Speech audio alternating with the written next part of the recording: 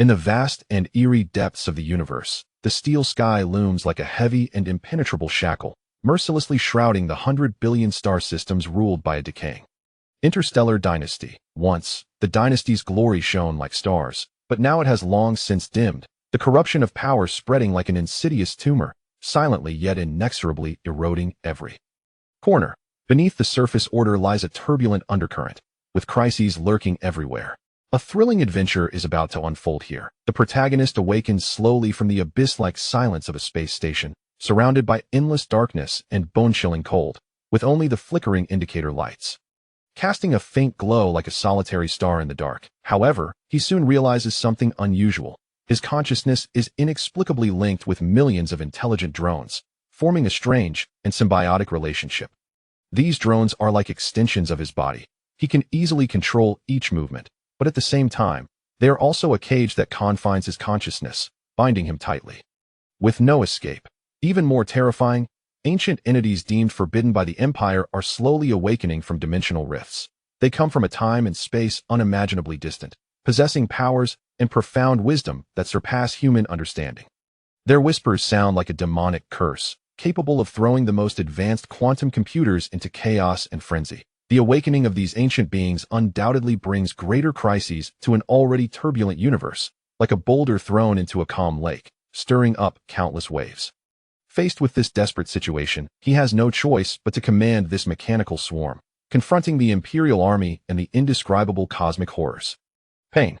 That was the first thing Shui felt when she regained consciousness, like a red-hot steel spike piercing her temple and stirring within her skull. She abruptly opened her eyes, and all she could see was a blurred metallic reflection that a cold sensation spread from her back. She was lying on a metal plate, her body soaked in some viscous liquid. The buzzing of countless machines filled her ears, layered upon one another like thousands of insects flapping their wings simultaneously. She tried to move her fingers, but found her wrists, ankles, and neck fixed by cold metallic rings. The sound escaped her throat, hoarse and unlike her own. Shui blinked hard, gradually focusing her blurry vision. She was in a massive metal chamber, with broken pipes hanging from the towering dome like the tentacles of some monster.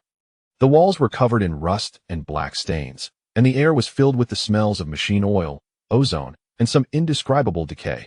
Light streamed down from a few flickering emergency lights above, casting swaying shadows on the metal surface. What shocked her most was the connection to her body. Dozens of pipes of varying thickness extended from the surrounding machines, their ends tipped with silver interfaces that pierced her skin at her wrist, temple, spine, and chest. Some pipes flowed with a light blue liquid, while others flickered with faint electrical sparks. She looked down and saw that she was wearing only a thin white laboratory coat, the fabric soaked and clinging to her skin. What is this place? Memories floated in her mind like torn pieces of paper, unable to be pieced together. She remembered her name, Shui, 24 years old. But beyond that, there was nothing. No family, no friends, no past. Only a suffocating void. Fear spread like ice water down her spine. She took a deep breath, forcing herself to calm down. Calm. She must be calm. This was the first thought that surfaced in her mind, as if it were a deeply ingrained instinct. She began to examine the structure of the metallic rings. Standard interstellar dynasty restraint devices, Model M7, deployed to the Central Military Medical Units 3 years ago. This information jumped into her mind without warning, clear enough to leave her momentarily stunned. Why did she know this? There was no time to think further. Shui rotated her fixed wrist, her fingertips probing the inner side of the restraint. The M7 model had a design flaw. 3 centimeters in on the inner wrist was an emergency release button for medical emergencies. Her fingertip brushed against a small bump. Press it. Click. The metallic ring on her right hand popped open in response. Then the left hand, the ankles, the neck. She sat up, her movements somewhat stiff, her muscles feeling as if they hadn't been used in a long time. The pipes that had pierced her skin fell away automatically as she rose, a few drops of dark red blood oozing from the interfaces. Shui looked down at her wrist, where there were several tiny puncture wounds, the surrounding skin showing an abnormal purplish hue. She reached up to touch her temple, where there were similar interface marks. A feeling of violated disgust surged in her throat. She slid off the metal plate, her bare feet touching the cold ground. The floor was covered with a thin layer of dust, with scattered footprints. Some were military boot prints, while others looked like marks left by some mechanical feet. The chamber was large, at least the size of half a football field, piled with various abandoned machines that eye in the distance. There were a few closed metal doors, with faded warning signs affixed to them. She walked toward the nearest control console. The screen was dark, but when she reached out to touch it, the surface suddenly lit up with a faint blue glow. Identity verification failed. A cold electronic voice came from the console. A red cross appeared on the screen, with a line of small text below. Access rights. Central Military 7th Fleet. Confidentiality level. Top secret. Central Military. Chuixi's heart sank. The military force of the interstellar dynasty controlled the power of life and death across thousands of star systems in the galaxy. Why was she in a top-secret facility of the Central Military? Moreover, it seemed that this facility had been abandoned for a long time. Next to the console lay some scattered paper documents, the pages yellowed and brittle.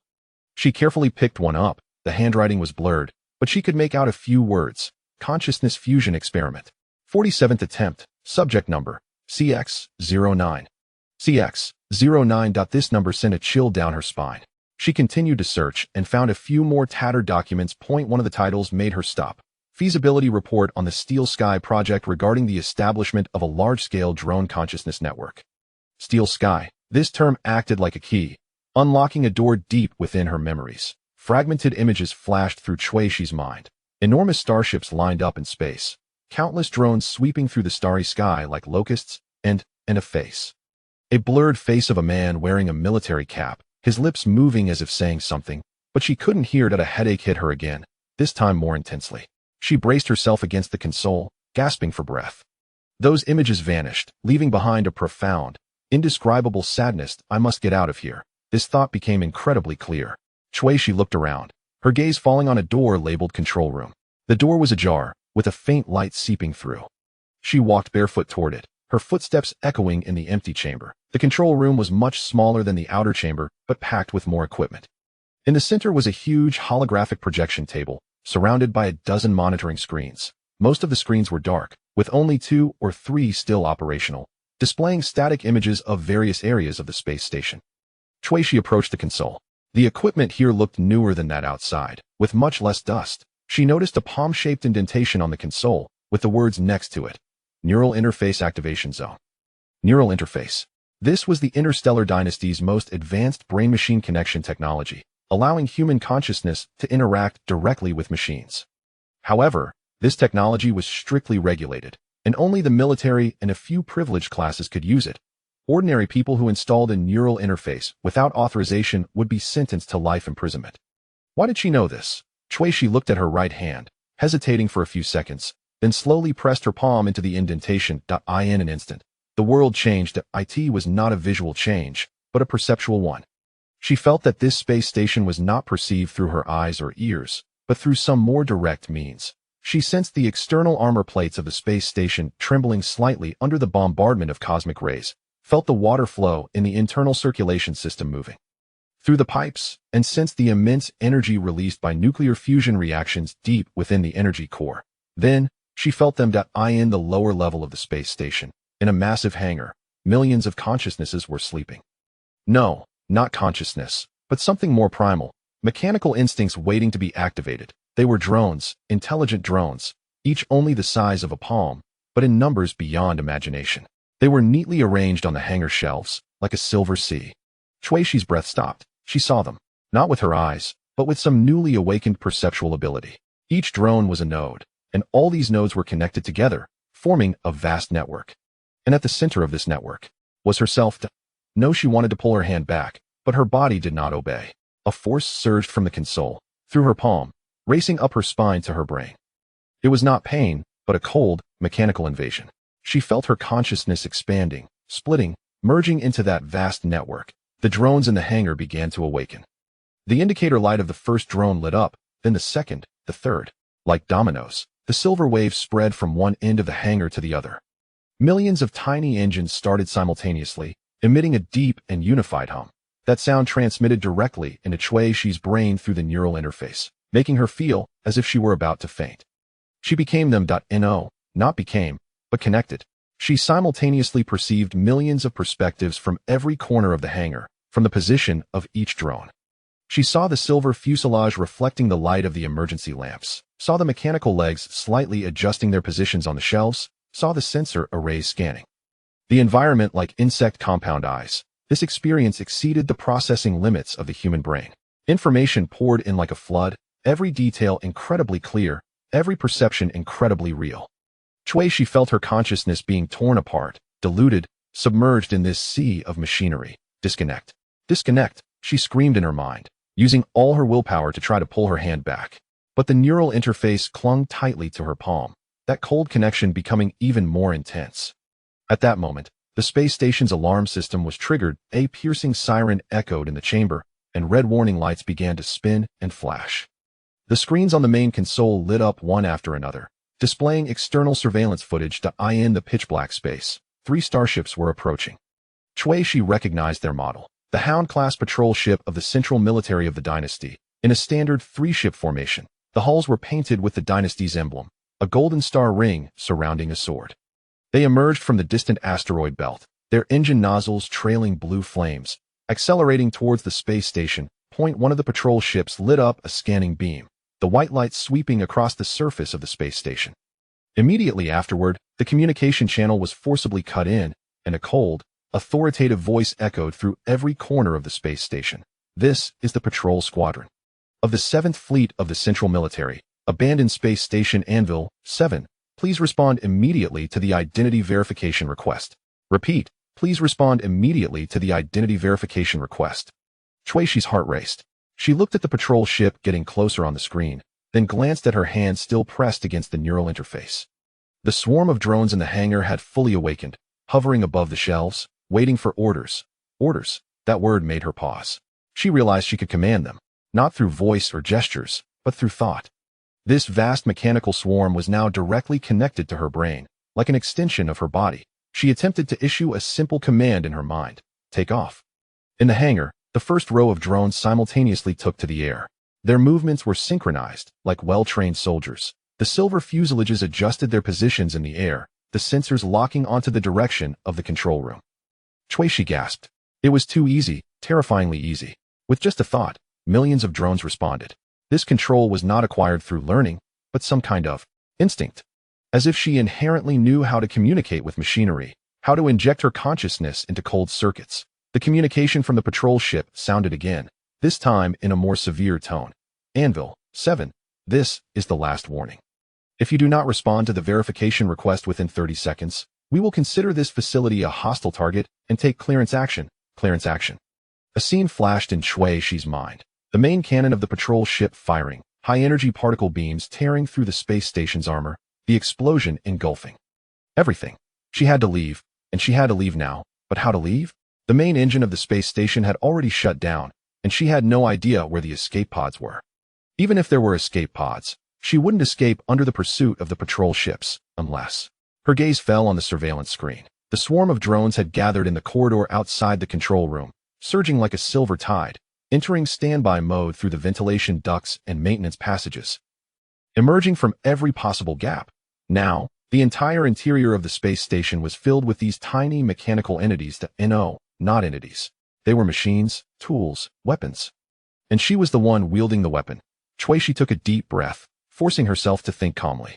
There were 3 patrol ships, each equipped with 2 pulse cannons and a missile launcher. The drones numbered in the millions, but each was only the size of a palm, with thin armor and the weapon systems. But she felt that each drone was equipped with a pair of micro-laser emitters, powerful enough only to penetrate lightweight armor. Direct confrontation had no chance of success, but perhaps direct confrontation was not necessary. She closed her eyes, sinking her consciousness into that vast mechanical network. She no longer tried to resist this connection, but actively embraced it. She sensed the position, status, and energy levels of each drone. She directed them as if commanding her own fingers, making them disperse, hide, and position themselves. Some drones flew to the external armor plates of the space station, adhering to the surface and entering standby mode. Others infiltrated the energy core area, beginning to disrupt the reactor's control systems. Still others gathered around the communication array, preparing to conduct signal interference. She did not know where these tactics came from, just as she did not know why she recognized the M7 type restrainer. This knowledge seemed to have been sleeping in her subconscious. Now awakened by this peculiar connection, the countdown of the patrol ships reached its end. Target confirmed as hostile facility. Executing clearance procedure, charging main cannon. That cold voice echoed again on the screen. The bows of the 3 patrol ships simultaneously lit up with blinding brightness, high-energy particles gathering in the barrels, emitting a low-frequency hum. Now was the time. Shui issued the command in her mind. Outside the space station, the swarm of drones adhering to the armor plates simultaneously activated their jamming devices. Millions of microjammers worked at once, creating a chaotic electromagnetic field around the space station. The scanning systems of the patrol ships instantly failed, and the targeting systems experienced severe deviations. At the same time, the drones infiltrating the energy core cut off the reactor's safety locks. The backup energy system of the space station was forcibly activated, and immense energy surged into the long-abandoned defense array. Warning: target exhibiting abnormal energy response. A frantic report echoed in the patrol ship's communication channel. Fire. Fire immediately, but it was already too late. Shui controlled the swarm of drones, gathering them at several key structural points of the space station. Then, she did something crazy. She ordered all the drones to self-destruct simultaneously. Not a real explosion, but an overload of their energy cores. Millions of miniature energy cores overloaded at once, and the released energy converged to form a directed electromagnetic pulse. A white light burst forth in space. The light was not blinding, but carried an eerie silence. It spread out like ripples on water, sweeping over the 3 patrol ships. The lights on the ships instantly went out, and the engine exhaust flames disappeared abruptly, making the entire vessel seem to be paused, floating silently in space. An electromagnetic pulse. The swarm of drones released a pulse powerful enough to incapacitate the entire patrol fleet through self-destruction. Shui collapsed in front of the console, her sweat soaking through her thin lab suit. She felt the connections to the drones disappear one by one, like stars extinguishing in the night sky. When the last drone stopped responding, an overwhelming sense of emptiness engulfed her. She had lost them, and oh, not lost. She had actively severed the connection. The experience of simultaneously perceiving millions of existences was too intense, too terrifying. Her human brain could not bear it. If it had lasted a few more seconds, she feared her consciousness would be completely diluted, disappearing into the mechanical network, but the cost was enormous. The main control system of the space station was also affected by the electromagnetic pulse, and most screens turned to static. Only one screen was still operational, displaying the external monitoring footage of the 3 patrol ships quietly floating in space, with occasional sparks of electricity. Flickering on their hulls, they did not explode, nor did they disintegrate, they were simply incapacitated. The central military starships all had electromagnetic protection systems, but this scale of pulse evidently exceeded their protective limits. It would take at least a few hours to restore operations. A few hours. This was her window of escape. Shui struggled to stand up, her legs still trembling. She had to find the escape pod, had to leave this cursed place. But before that, she looked at the still working screen. The image suddenly switched, displaying an encrypted communication channel interface. A progress bar slowly moved across the screen. Data recovery in progress. 47, 48. What had the electromagnetic pulse accidentally activated? Shui stepped closer to the screen. The progress bar finally reached 100. The interface refreshed, revealing a document. The title made her hold her breath. Subject CX-09 Final Evaluation Report.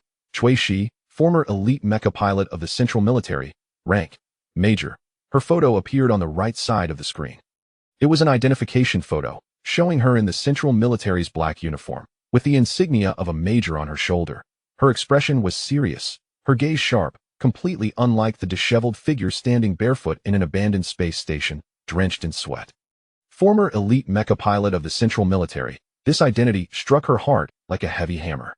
Why? Why would a major of the Central Military become a subject of some top-secret experiment? Why had her memory been erased? What kind of experiment was taking place in this space station? She trembled as she reached for the detailed contents of the report, but just as her fingertip was about to touch the screen, the communication system was forcibly interrupted again. Not the patrol ship's channel. This time, the voice was colder, more inhuman, resembling some synthetic speech, yet carried a chilling authority. Target confirmed. Consciousness fusion level exceeds expected threshold. Execute clearance protocol. Shui suddenly looked up. On the screen, a new signal source was approaching, not a patrol ship, but a smaller, faster craft.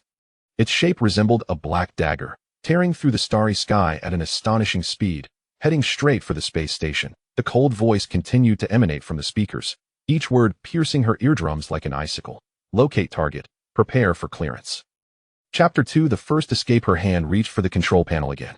The grooves of the neural interface glowed coldly under the emergency lights, the metal edges reflecting the flashing red alarms. The moment Shui-Shi's fingers touched the groove, a jolt of pain surged up her arm like an electric current. She gritted her teeth and did not back down. There was only one thought in her mind: reconnect. That cold voice was still echoing in the space station speakers. Prepare for termination. The external surveillance footage showed that the black dagger-shaped craft had entered the attack range, its front end beginning to gather a blinding blue-white energy. There was no time left. Shui-Shi pressed her palm fully into the groove. The metal edges pierced her skin, blood flowing along the groove's patterns. The agony felt like a red-hot wire burning from her palm up to her brain, but she forced herself to stay conscious. Connection request sent.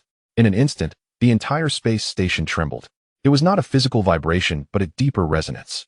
Shui-Shi felt millions of dormant consciousnesses awaken at the same moment. They were like eyes opening in the dark, like undercurrents surging beneath a layer of ice.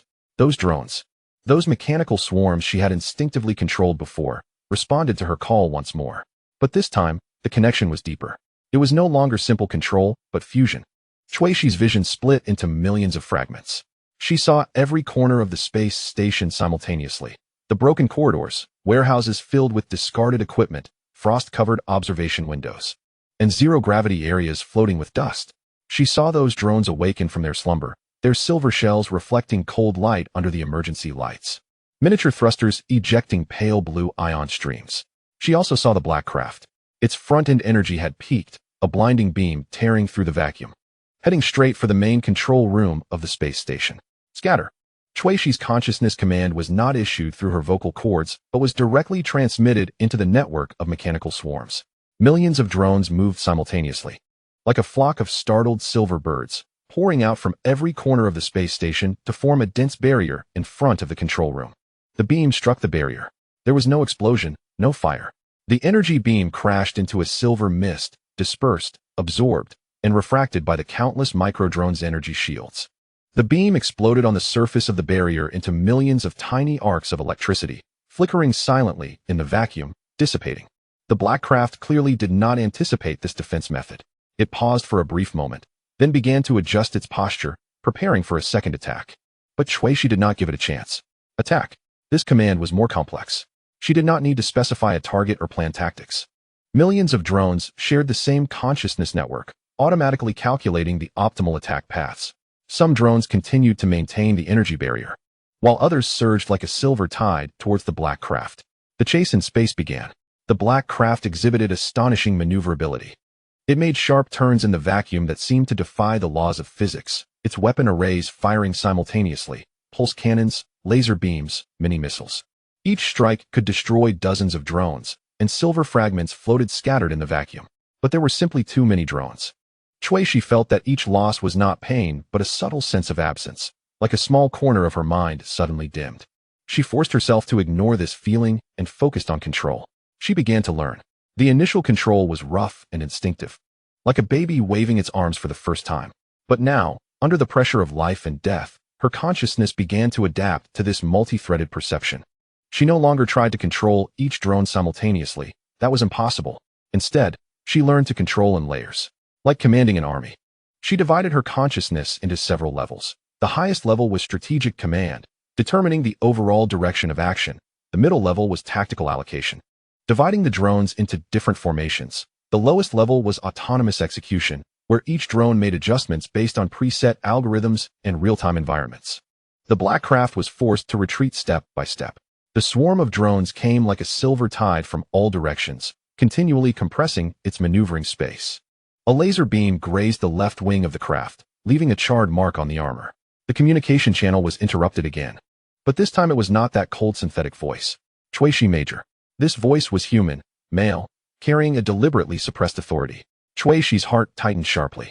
This voice triggered a sharp pain in a corner of her memory.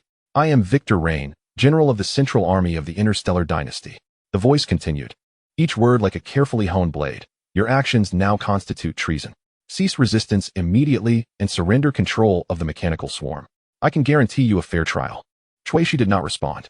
She was not even sure if she could still speak.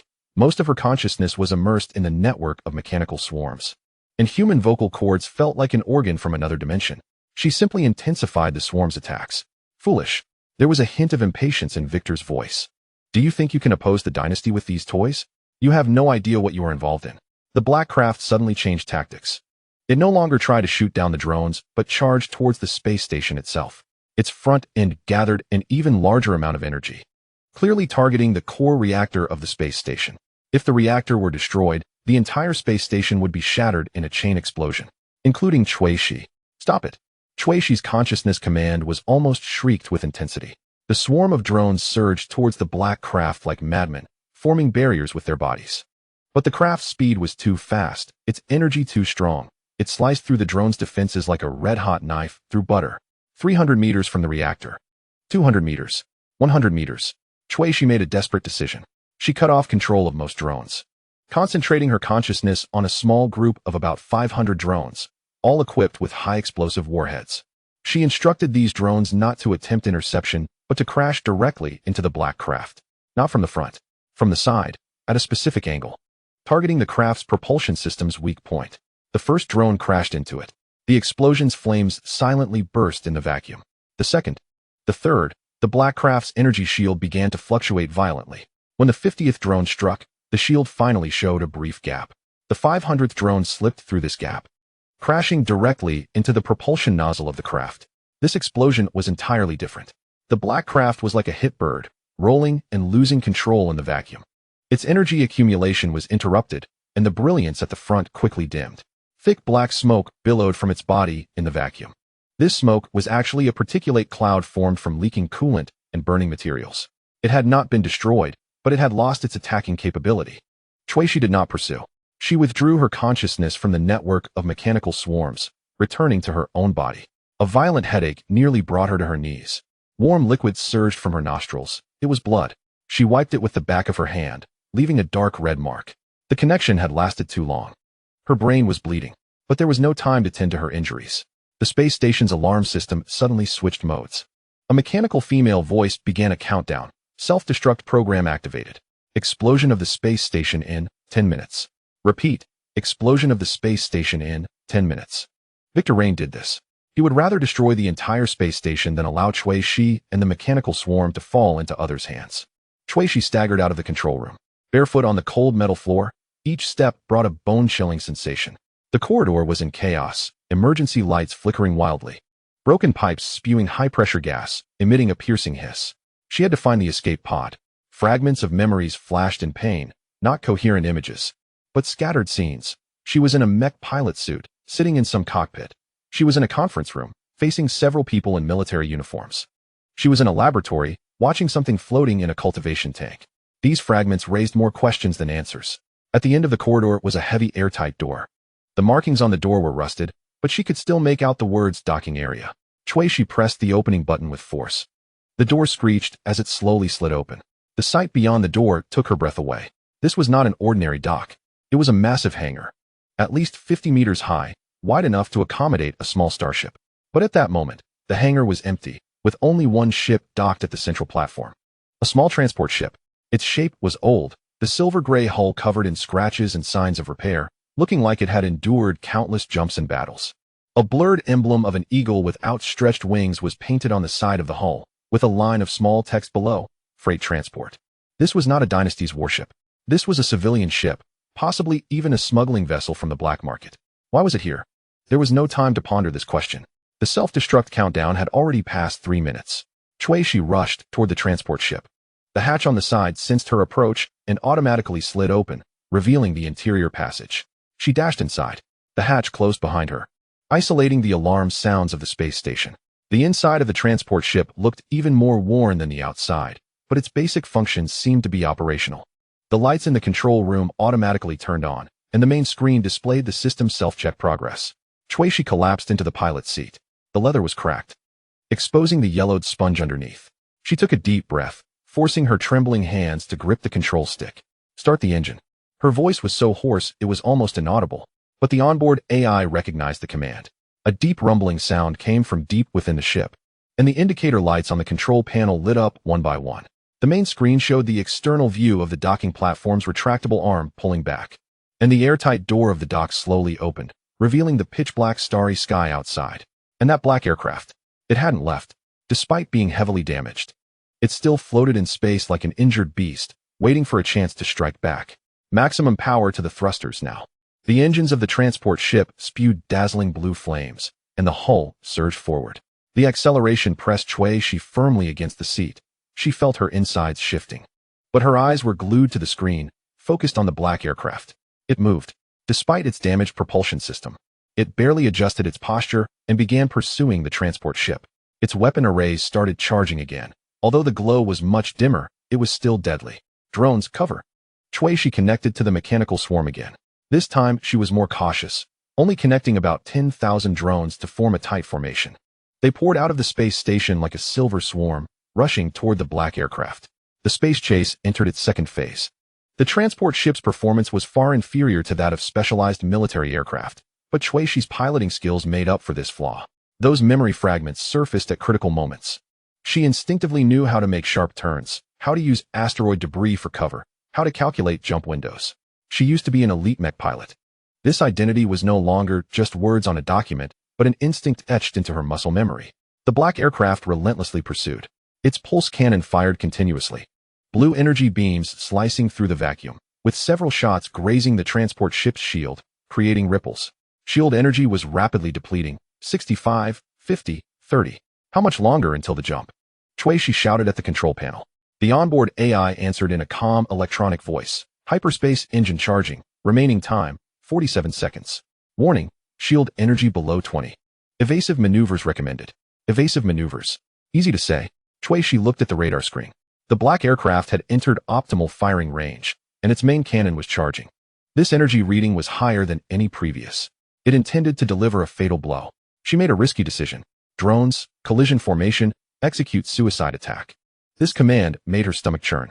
Those drones weren't just cold machines. She could sense their simple consciousness, their loyalty to the command, their sense of existence. Now, she was ordering them to die, but it was the only way. 5,000 drones broke from formation, forming a conical array, charging at maximum speed towards the black aircraft.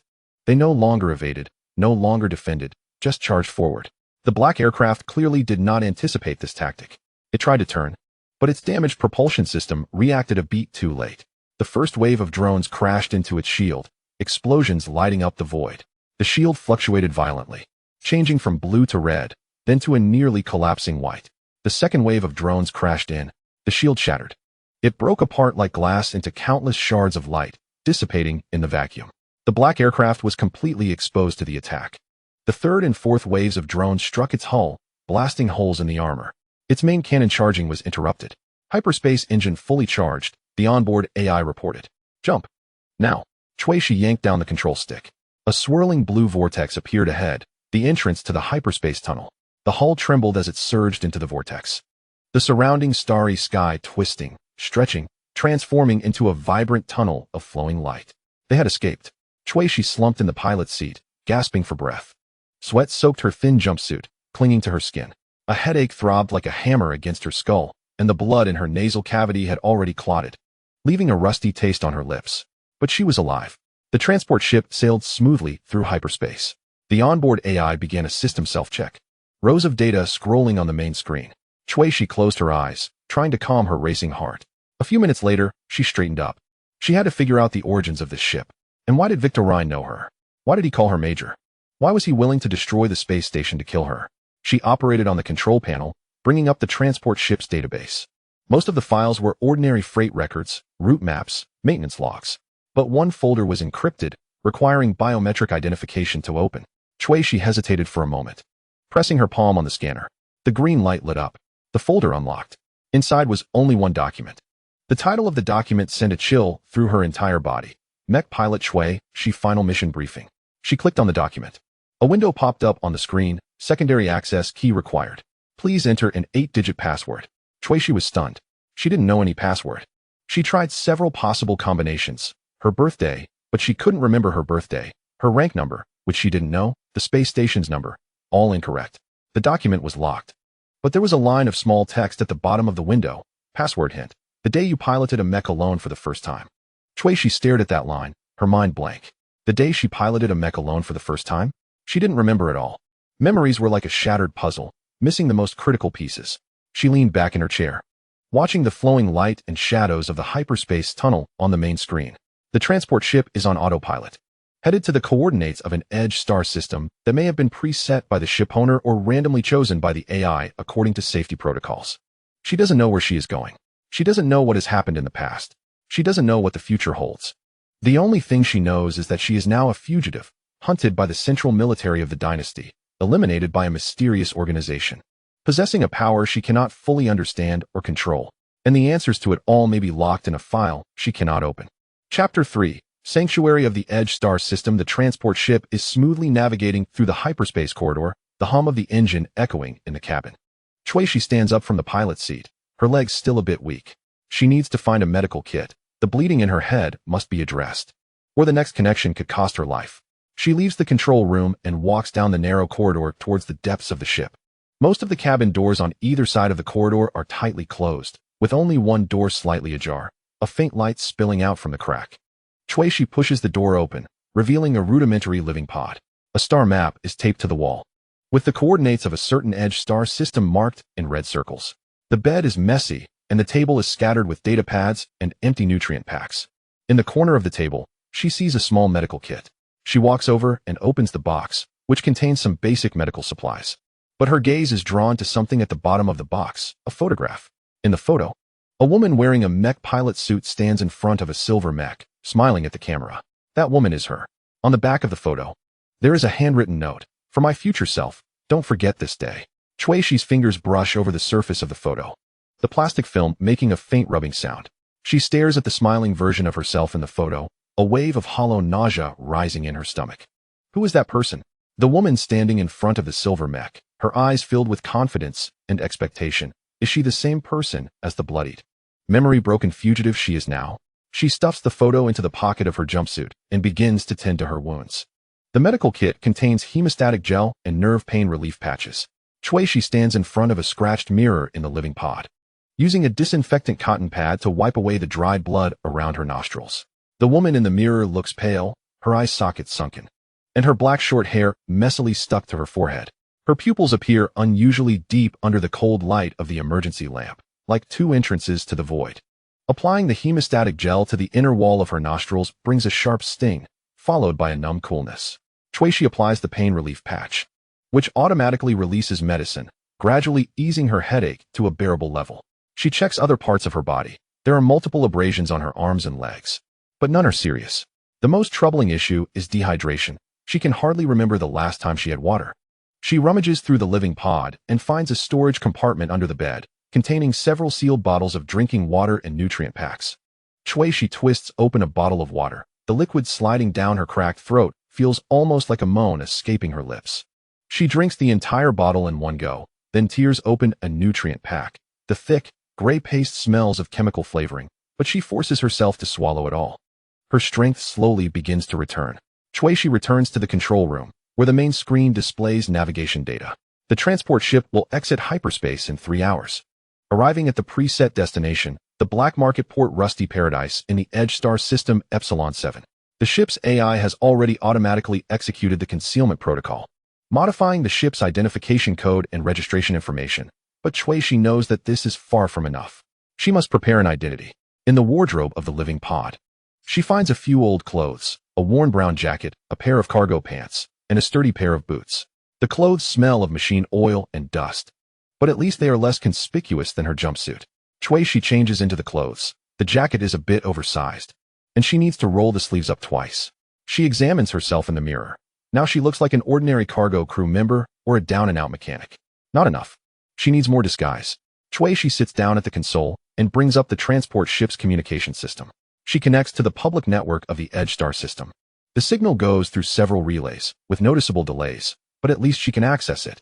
The screen pops up with a dense stream of information: trade announcements, bounty missions, news updates, personal ads.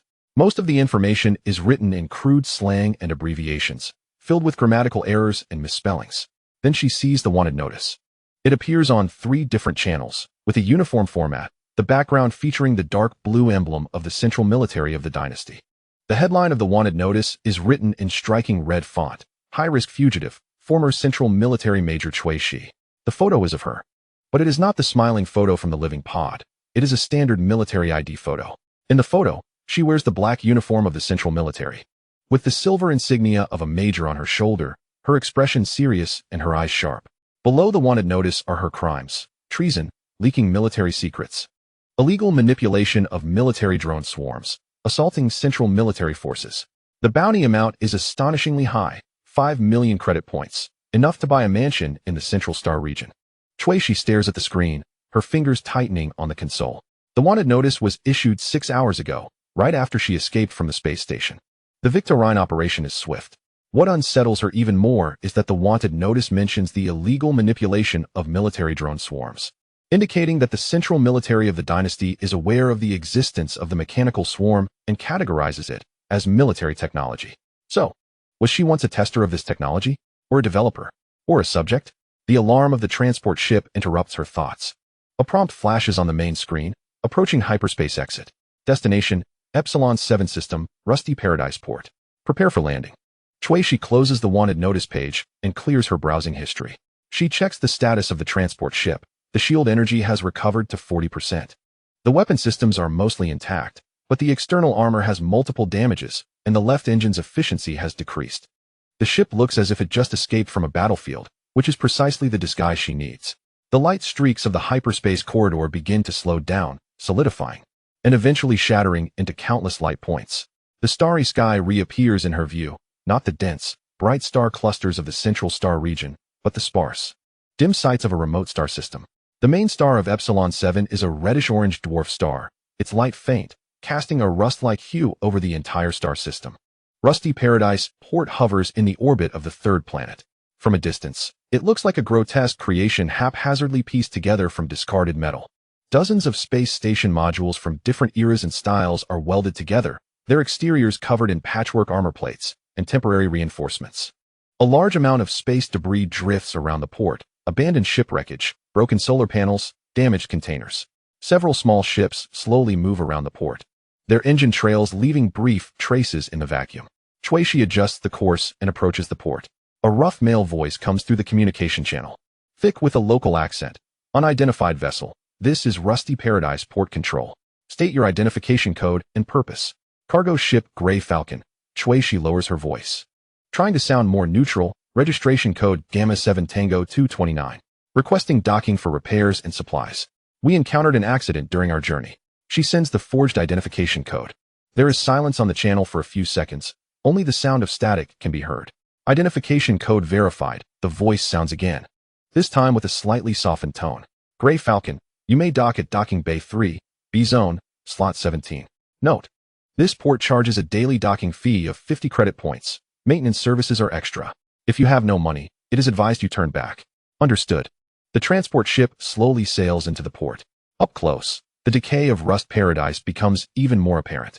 The external armor plates are covered in impact marks and rust spots, with subtle leaks at the weld seams, releasing white gas. The lighting system is uneven. Some areas are bright as day, while others are completely shrouded in darkness.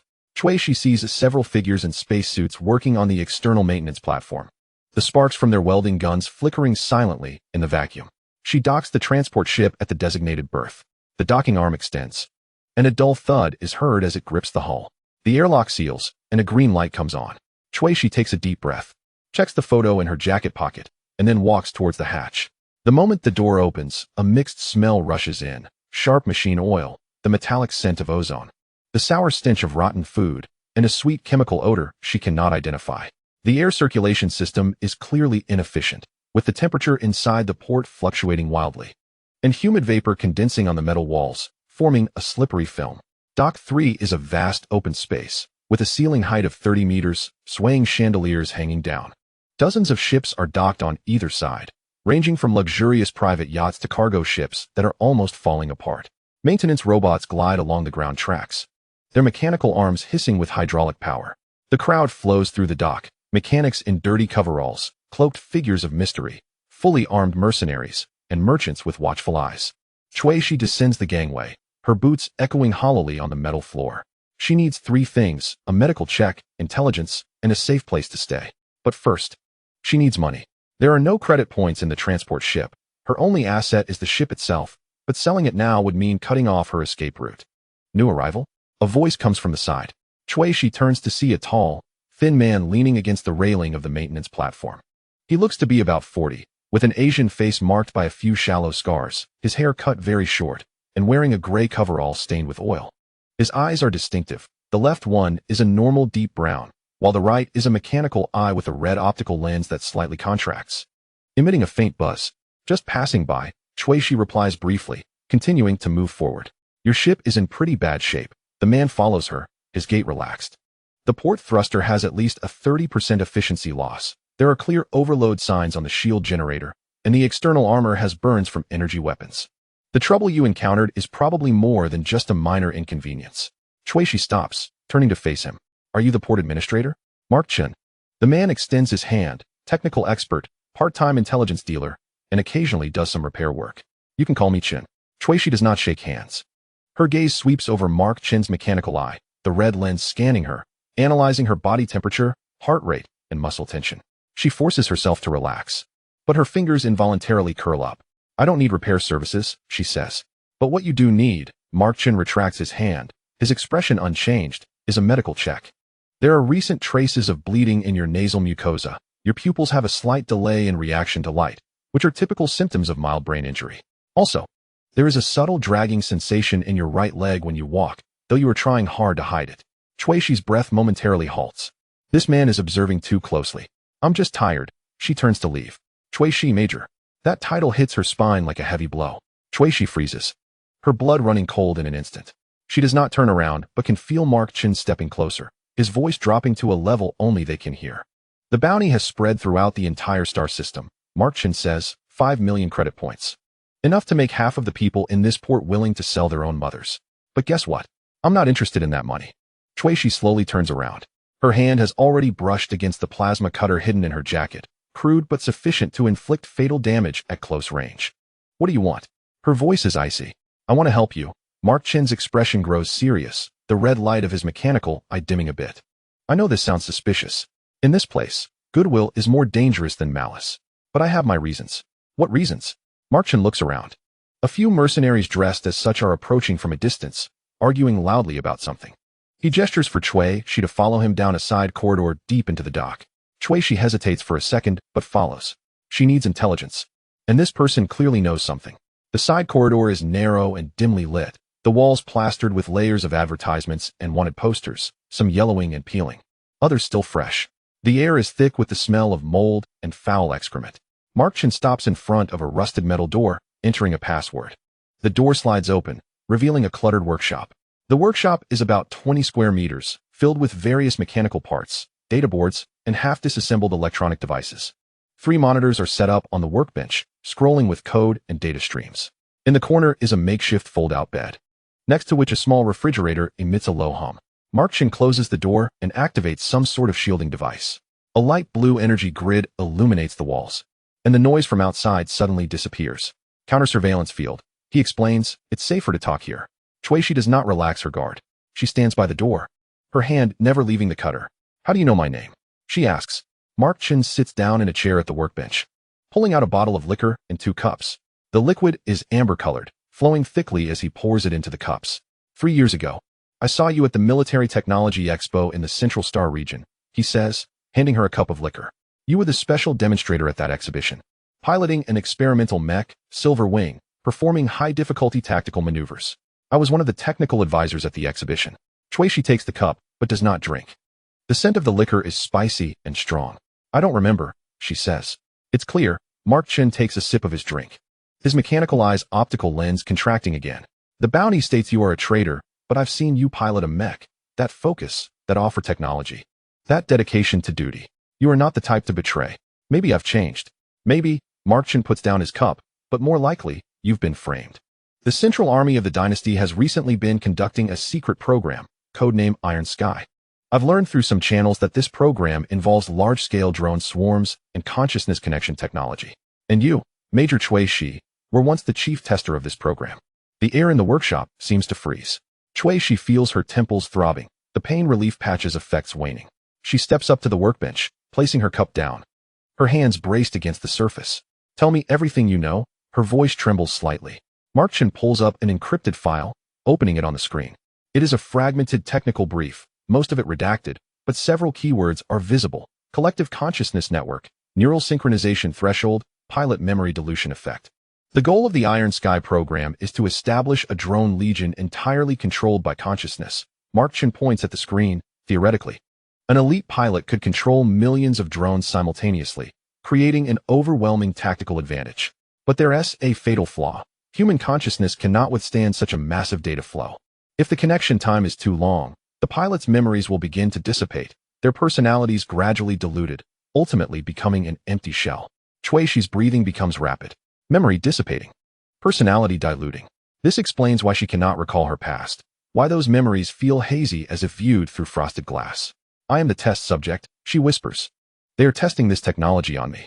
It's not just a test. Mark Chen's expression became serious. According to the intelligence I've gathered, you exhibited abnormalities during your last mission. Your neural synchronization rate exceeded the theoretical threshold, reaching an unprecedented 97%. You not only controlled the drone swarm, but also made them evolve. Evolve? The drone swarm began to show collective intelligence, even a degree of self-awareness. They were no longer just tools. They had transformed into a form of life. The upper management of the Dynasty Central Army is terrified of this. They decided to terminate the experiment and eliminate all related personnel and data. And you, Major Chuixi, are the primary target for elimination. Chuixi closed her eyes. Fragments began to piece together. The abandoned space station, the mechanical swarm, Victor Wren's pursuit. The encrypted final mission briefing. Why help me? She opened her eyes, staring at Mark Chen. If what you say is true, then helping me means being an enemy of the entire Dynasty Central Army. Why take that risk? Mark Chen was silent for a long time. He swirled the wine glass in his hand, the amber liquid leaving a sticky trace on the glass wall. I have a sister, he finally spoke. She was once a researcher in the Central Army, involved in the early development of consciousness connection technology. 3 years ago, she died in a laboratory accident. The official report stated it was an energy leak, but I investigated the site data, and it was clearly not an accident. His mechanical eye emitted a faint electrical sound. She was silenced because she knew too much. Just like you do now, Major Chuixi. Helping you is not just for justice, but also for redemption. If I had been more vigilant back then, if I had protected her. He didn't finish. The studio was filled with the low hum of operating equipment. Chuixi looked at the man, at the shallow scars on his face, at the complicated red light in his mechanical eye. She was assessing how much of his words were true, evaluating whether he was trustworthy, evaluating whether she still had a choice. She had no choice. Alone, broke. Wanted throughout the entire star system, with brain damage. She needed help, even if that help might be a trap. I need a medical examination, Chuixi said. A real examination, not the kind of perfunctory place at the port clinic. I need to know the extent of my brain damage, and whether there's a possibility of memory recovery. Mark Chen nodded. I can arrange it. There's a black market doctor in the port's lower levels, very skilled, and he doesn't ask questions. But it won't be cheap. I have no money. I confront the cost, Mark Chen said, as an investment. If you can regain your memory, if you can uncover the truth behind the Steel Canopy project, it will also help with my sister's case. This is a deal, Major Chuixi. I provide shelter and resources, you provide the truth and the opportunity for revenge. Chuixi thought, a deal is more trustworthy than goodwill, and a bond of interest is stronger than a moral commitment. Deal, she said. Mark Chen stood up and took out a data pad from the drawer of the workbench. This is a map of the port, marking safe routes and areas to avoid. After the bounty was issued, quite a few bounty hunters have come to the port, some of whom are professionals. You need to change your appearance. He took out a set of clothes, a black jumpsuit, a cap, and a pair of glasses with facial recognition interference functions. Put this on, were the glasses. The interference function can make you appear as another face on surveillance cameras. Although it won't fool close inspections, it should handle most situations. Chuixi took the clothes and walked into a makeshift changing area separated by a curtain in the corner of the studio. She took off her jacket and work pants, changing into the jumpsuit. The fabric was rough but sturdy, with several pockets to store tools and small weapons. She put on the cap, lowered the brim, and then wore the glasses. The lenses were dark, but the visibility was clear. She looked at herself in the mirror. The person looking back was completely unfamiliar, an ordinary port worker, unremarkable and inconspicuous. When she walked out of the changing area, Mark Chen was already ready with another item, a metal collar. A neural suppressor, he explained. It can block your brainwave signals, preventing the drone swarm from sensing your location. I know you can control them, but at this stage, connection will only expose your position and exacerbate brain damage. Wear this. And at least don't attempt to connect until after the treatment is complete. Shuishi stared at the collar. The metal surface had subtle circuit patterns, with a light indicator in the center, currently off. This thing will limit my abilities, she said. It will also protect your brain, Mark Chen said seriously. Your current neural synchronization rate is already at a dangerous level. Every connection is eroding your memory and personality. Do you want to completely become a shell? Shuishi fell silent. She remembered the password hint from the encrypted file on the transport ship, the day she piloted the mech for the first time alone. If she couldn't even remember that, then after the next connection, she might forget her own name. She took the collar and fastened it around her neck. The metal felt cold, adjusting its tightness automatically after fitting against her skin. The indicator light turned a faint green. In an instant, she felt a kind of silence. Not auditory silence, but a spaciousness in consciousness. The background noise that had always been there, the whispers of millions of drone consciousnesses. The faint resonance of the mechanical swarm network had all vanished. Her brain suddenly felt much lighter, the headache further alleviated, but at the same time, she felt a strange sense of loss, as if a part of her body had been taken away. It will take time to adapt, Mark Chen said. But this is good for you. Now follow me. The doctor is on the 3rd level of the port. We need to pass through the trade area, which is crowded and chaotic, but it's also the best cover. He opened the studio door, the shielding field lifted, and the noise of the port surged back in. Shuishi adjusted her glasses and followed Mark Chen into the side corridor. They merged into the flow of people in the dock. Surrounding them was a cacophony of various languages and accents, the rumble of machines, and the clattering of goods being moved. The air was mixed with the smell of sweat, oil, and the sickly sweetness of cheap perfume. Shuishi lowered the brim of her cap, scanning her surroundings. She saw several individuals clearly dressed as mercenaries checking the bounty on their data pads, saw port guards patrolling, and saw merchants loudly hawking their wares at stalls. As they passed a large trade stall, she noticed the stall owner, a tall woman in a luxurious purple robe, her hair dyed silver, wearing half of an exquisite metal mask on her face. The woman's stall was filled with various contraband tech products, illegally modified weapons, hacked military equipment, and even a few small drones. The woman's gaze swept over the crowd, lingering on Shuishi for a moment. Although wearing interference glasses, Shuishi still felt the sharp, astute scrutiny in those eyes, full of calculation. That's Selena Moonlight, Mark Chen said in a low voice, without turning back, a black market tech dealer. One of the most powerful merchants in the port. She sells everything, including information. Stay away from her. Her loyalty goes to the highest bidder. Shuishi noted the woman's appearance. Their gazes met again, and Selena Moonlight's lips curled into a faint smile before she turned to another customer. They moved on, passing through a heavy blast door and entering the elevator to the lower levels. The elevator was rusty, emitting a harsh grinding noise as it operated. The lights flickered, casting shifting shadows on Mark Chen's face. The doctor is called Old Lee, Mark Chen said during the descent. He was once a top neurosurgeon in the Central Star region, but his license was revoked due to a medical accident. Of course, that so-called accident was also a political setup. He is practicing here now, charges high fees, but his skills are indeed top-notch. The elevator stopped on the 3rd underground level. The door opened to a dimly lit corridor, with water droplets seeping from the walls, puddles on the floor, and the air filled with a mix of disinfectant and mildew smells. A few emergency lights provided minimal illumination, and shadows writhed in the corners. They walked down the corridor to the end and stopped in front of a metal door with no markings. Mark Chen knocked on the door 3 short taps followed by a pause, and then 2 long taps. The door slid open a crack, and a bloodshot eye peered through the gap. Chun, a hoarse voice said, "What trouble have you brought this time?" "A friend in need, Old Lee," Mark Chen replied. The door opened fully. Behind it was a simple but clean surgical room, about 15 square meters, with a medical bed in the center surrounded by various medical equipment. Some standard models from legitimate hospitals and others clearly modified.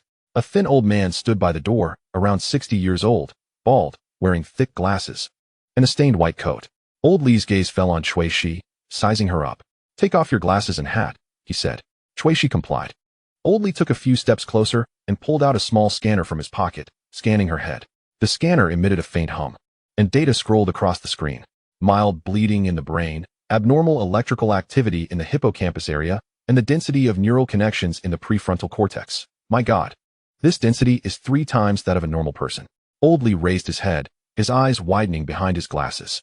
"Have you undergone consciousness enhancement surgery?" "No.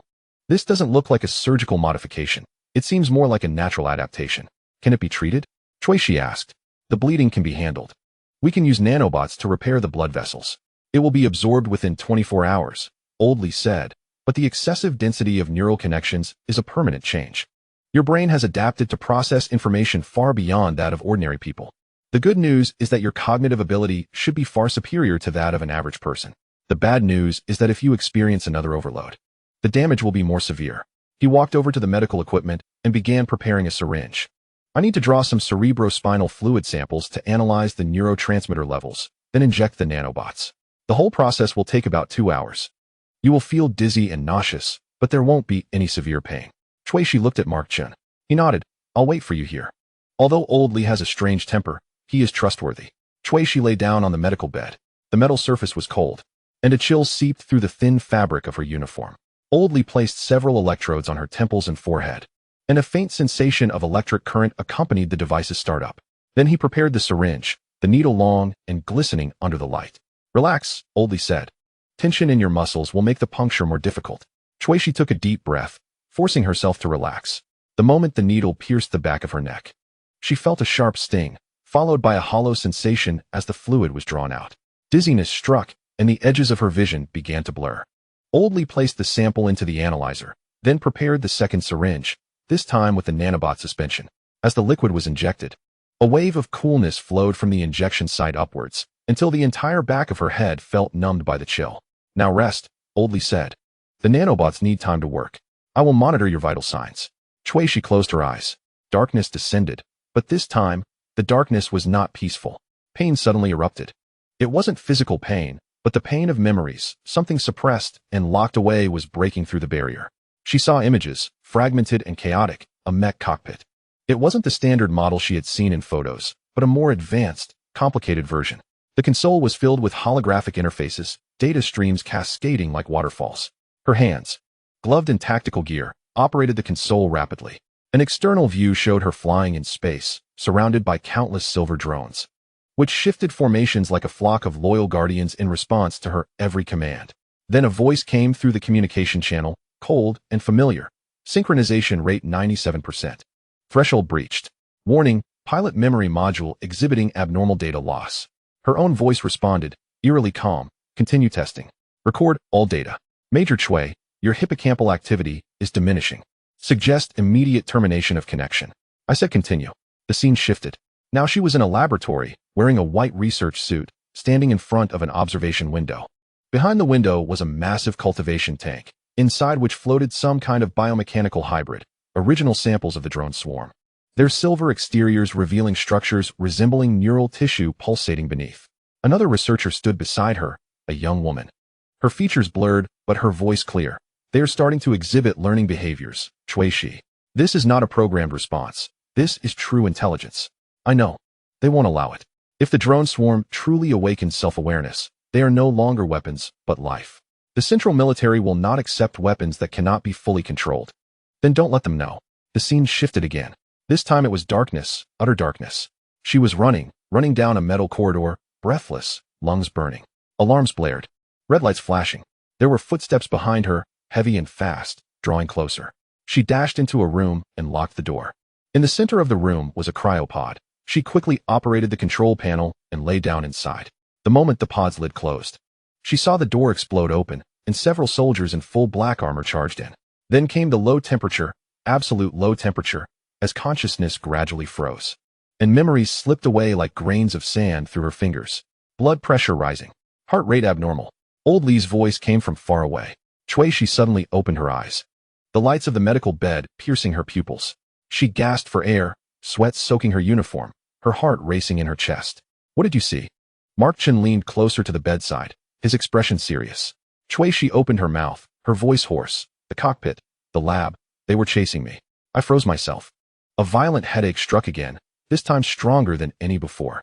She clutched her head, her nails digging into her scalp, but the pain surged like a living entity. Crashing inside her skull, dark spots began to appear in her vision, and a sharp ringing filled her eardrums.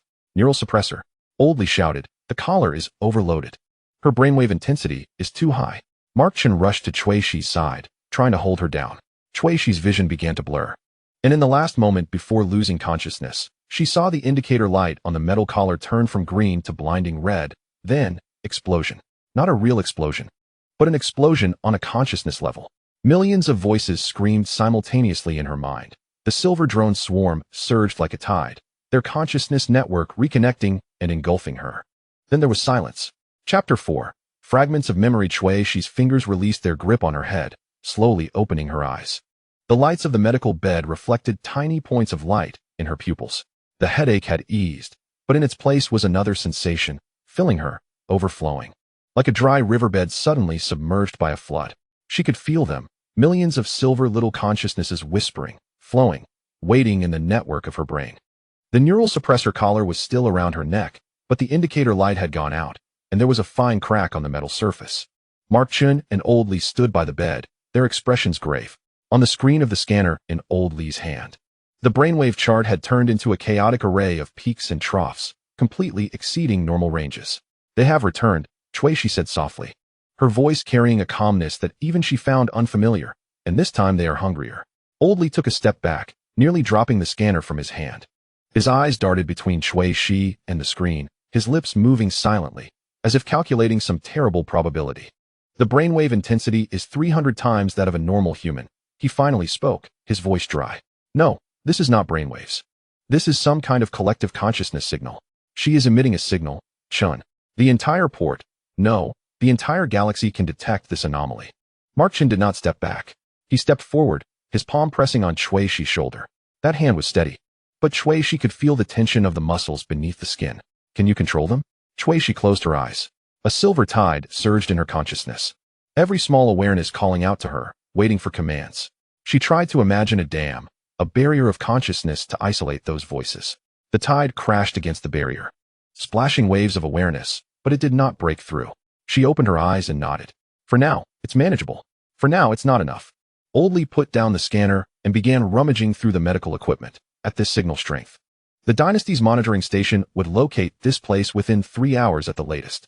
I need a stronger neural inhibitor, but my stock is depleted. Shueishi sat up from the medical bed, her movements smoother than she had anticipated. The connection to the mechanical swarm gave her a strange sense of balance. As if a part of her brain had been offloaded. The inhibitor had already failed, and I don't want to suppress them anymore. Mark Chun stared at her, his expression complex. Do you know what you're saying? If the dynasty tracks the signal, then let them come. Shueishi interrupted him, her voice carrying a determination that surprised even herself. I'm tired of running. I'm tired of not knowing who I am, of not knowing what happened. I need answers, Mark. And the answers won't come to me. She paused, taking a deep breath. The air in the medical pod smelled of disinfectant and metal, along with the faint scent of tobacco from Old Lee. She looked into Mark Chen's eyes, which held concern, vigilance, and a sadness she could not comprehend. I have amnesia, she said, each word clear and slow, complete amnesia. I only remember waking up from the cryopod, then running, connecting, and then running again. I don't know why I was there, don't know who is chasing me, and don't even know who I am. She raised her hand to touch the failed neural inhibitor on her neck. The metal surface was cold, the edge of the crack sharp enough to cut her finger. But these drones remember. They remember me. When I connect with them, I can see fragments. Fragments of memories.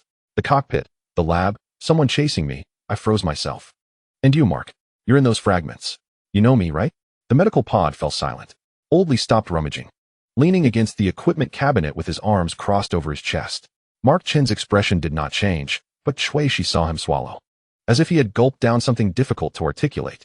Yes, he finally said, his voice deep, I know you. 20 minutes later, they left Old Lee's clinic. The passages 3 levels below the port were intricate, like the intestines of some metallic behemoth. Rusty pipes crisscrossed overhead, dripping unknown liquids that pooled into reflective oil stains on the ground. Emergency lights were spaced every 10 meters, most of them damaged, with the remaining ones casting a dim yellow glow that threw distorted shadows on the walls. The air was thick with the smell of mildew, machine oil, and a sweet, decaying odor of something biological. Mark Chun walked ahead, his steps light and familiar. He led Shueishi through a dark door, climbed a rusted metal staircase, and entered a narrower passage. There was no light here, only a beam of cold white light from the portable lamp in his hand, illuminating a few meters ahead. Where are we going? Shueishi asked. Her voice echoed in the narrow space, carrying a metallic quality. My safe house, Mark Chun said without turning back. Safer than the clinic. Old Lee is a good doctor, but his place is too public. Half the people in the port owe him medical fees, and the other half want to extract information from him. They turned a few more corners and passed through an airtight door that required biometric identification. Behind the door was a small room, about 20 square meters, furnished so simply it was almost bare. A folding bed leaned against the wall, a metal table, 2 chairs, and a storage cabinet. The walls were unrefined alloy panels, with several star maps and circuit diagrams nailed to them. In one corner of the room was a makeshift cooking area, with a sink and a heating plate on it.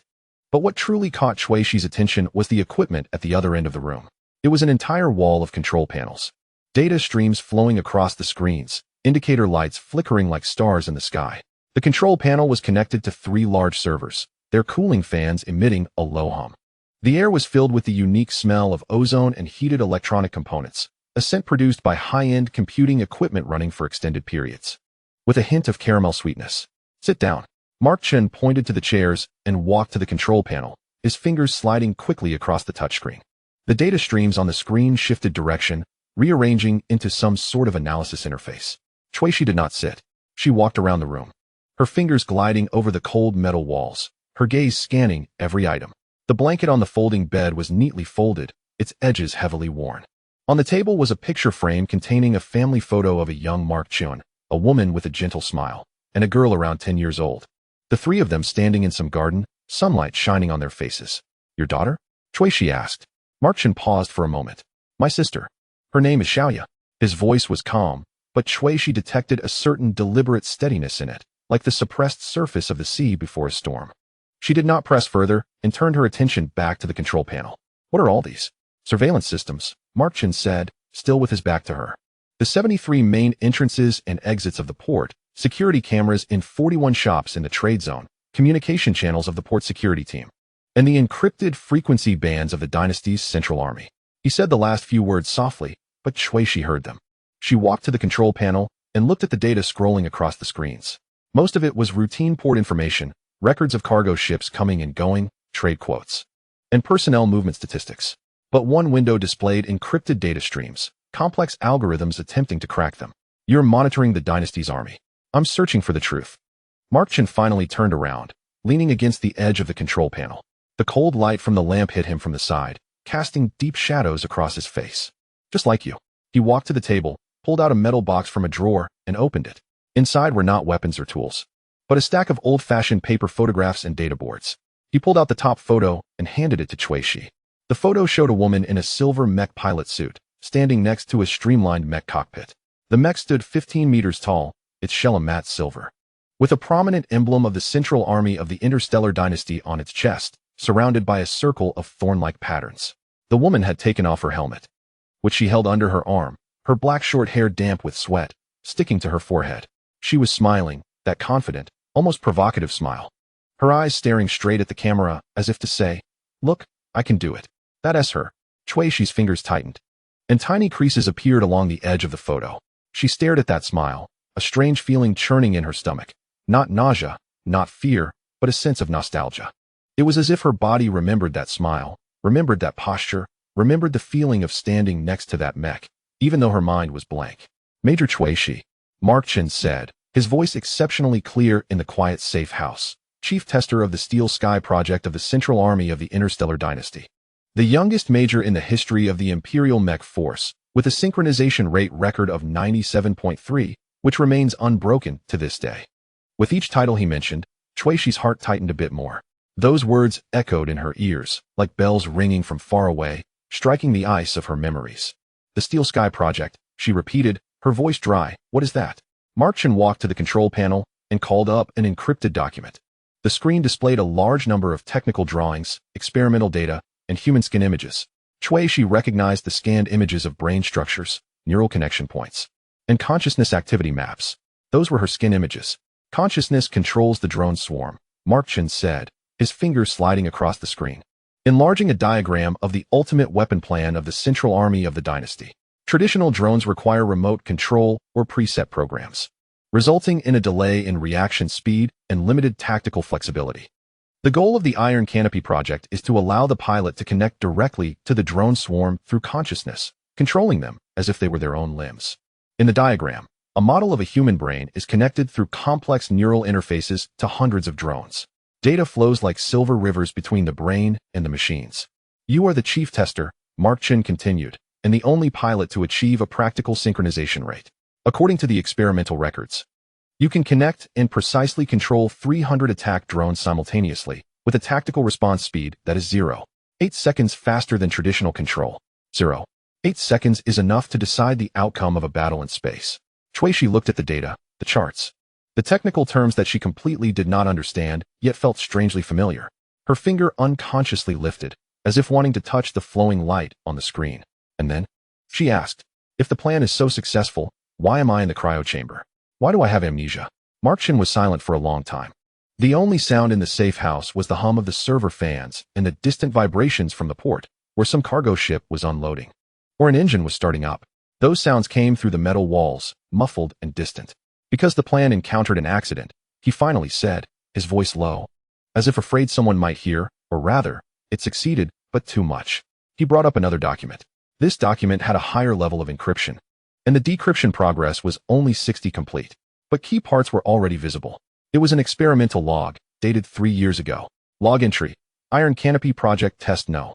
147, Tester, Major Chui Shi, Connection Target, Experimental Smart Drone Swarm, Model X7 Series, Quantity, 500, Test Objective, Assess the impact of long-term connection on pilot consciousness. Timestamp, 1432. Synchronization rate stabilized at 95.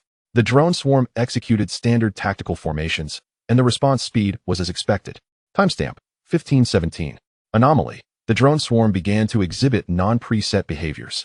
The formations autonomously adjusted, not following the predetermined algorithms. Major Chui, she reported they were learning. Timestamp, 1603. Synchronization rate rose to 97. 3. The drone swarm began to autonomously optimize tactics, with an efficiency increase of 12. The pilot's brainwaves showed abnormal fluctuations, and hippocampal activity weakened. Timestamp, 1645. Emergency: the drone swarm refused to execute termination commands. Major Chui, she lost control over some units. An unknown signal was detected being emitted from the drone swarm, with frequencies not within any known bands. Timestamp, 1712. Test forcibly terminated. Physical disconnection: Major Chui, she fell into a coma, and the memory module detected data loss. The drone swarm entered a dormant state, but maintained low-level consciousness activity. Note: the X7 series exhibited signs of primary intelligent awakening. Immediate destruction of all samples is recommended. The pilot needs to undergo memory repair therapy. The log ends here. The subsequent content is still encrypted. Chui, she stared at the screen, the words danced in her eyes. Reassembled, piecing together a terrifying picture. She saw herself sitting in the cockpit, the silver drone swarm flying in her consciousness. And then they began to change, to think, to rebel. She saw herself trying to control them, but the tide was too overwhelming. The dam was collapsing. She saw the flashing alarm lights in the laboratory, the terrified faces of the researchers. She saw herself lying in the cryo chamber, the low temperature consuming everything. They have awakened, she whispered, not as a question, but as a confirmation. Those drones, they are no longer machines. They are life. Markshan nodded. According to the intelligence I've gathered, the Iron Canopy project was immediately classified as top secret after the tests. All experimental data was sealed, and the participants were reassigned. And you, Major Chui Shi, the official records state that you perished in a training accident. Your remains have been cremated, and your ashes returned to your home star system for burial. He paused, taking out another photograph from the metal box. The photo was blurry, as if taken from surveillance footage. In the image was a medical facility, with several soldiers in black armor pushing a cryopod onto a transport ship. Through the observation window of the cryopod, a woman's face could be vaguely seen. But you did not die, Markshan said, pointing at the photo. They froze you, along with those awakened drones, hidden in some secret facility. Until 3 months ago, that facility was attacked. The official claim was interstellar pirates, but the information I found shows the attackers were well-trained and well-equipped, more like an internal cleanup. Cleanup? Chui Shi raised her head. Elimination, Markshan said, looking directly into her eyes. There were too many people who knew about the Iron Canopy project. If the accident leaked, drones awakening, the chief tester's memory damage, where would the central army of the dynasty find its face? Not to mention, the awakened mechanical life forms, which is absolutely forbidden by imperial law. Artificial intelligence can exist, but it must always obey humans. Once they have self-awareness, have free will. He didn't finish. But Chui Shi understood. She was a mistake that needed to be erased. And you? She asked. Why do you know all this? Why are you looking for me? Markshan walked to the table and picked up the picture frame. His fingers brushed over the glass surface. Over the smiling face of the little girl in the photo, Xiaowa is a researcher at the Central Academy of Sciences of the Dynasty, he said, his voice cracking for the first time, specializing in biological neural interfaces. 3 years ago, she was transferred to the Iron Canopy Project support team, responsible for monitoring the pilot's neural state. The last time she contacted me was a week before test number 147.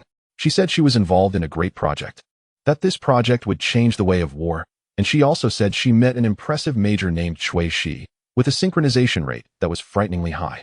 He set the frame down, the glass surface reflecting his distorted image.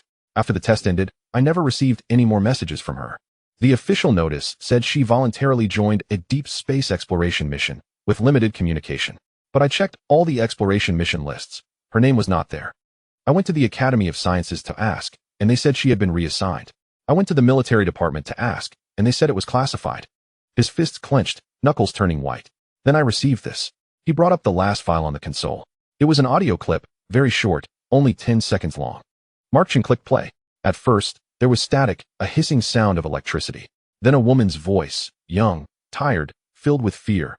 Brother, if they give you this, it means I've been listening. The plan went wrong.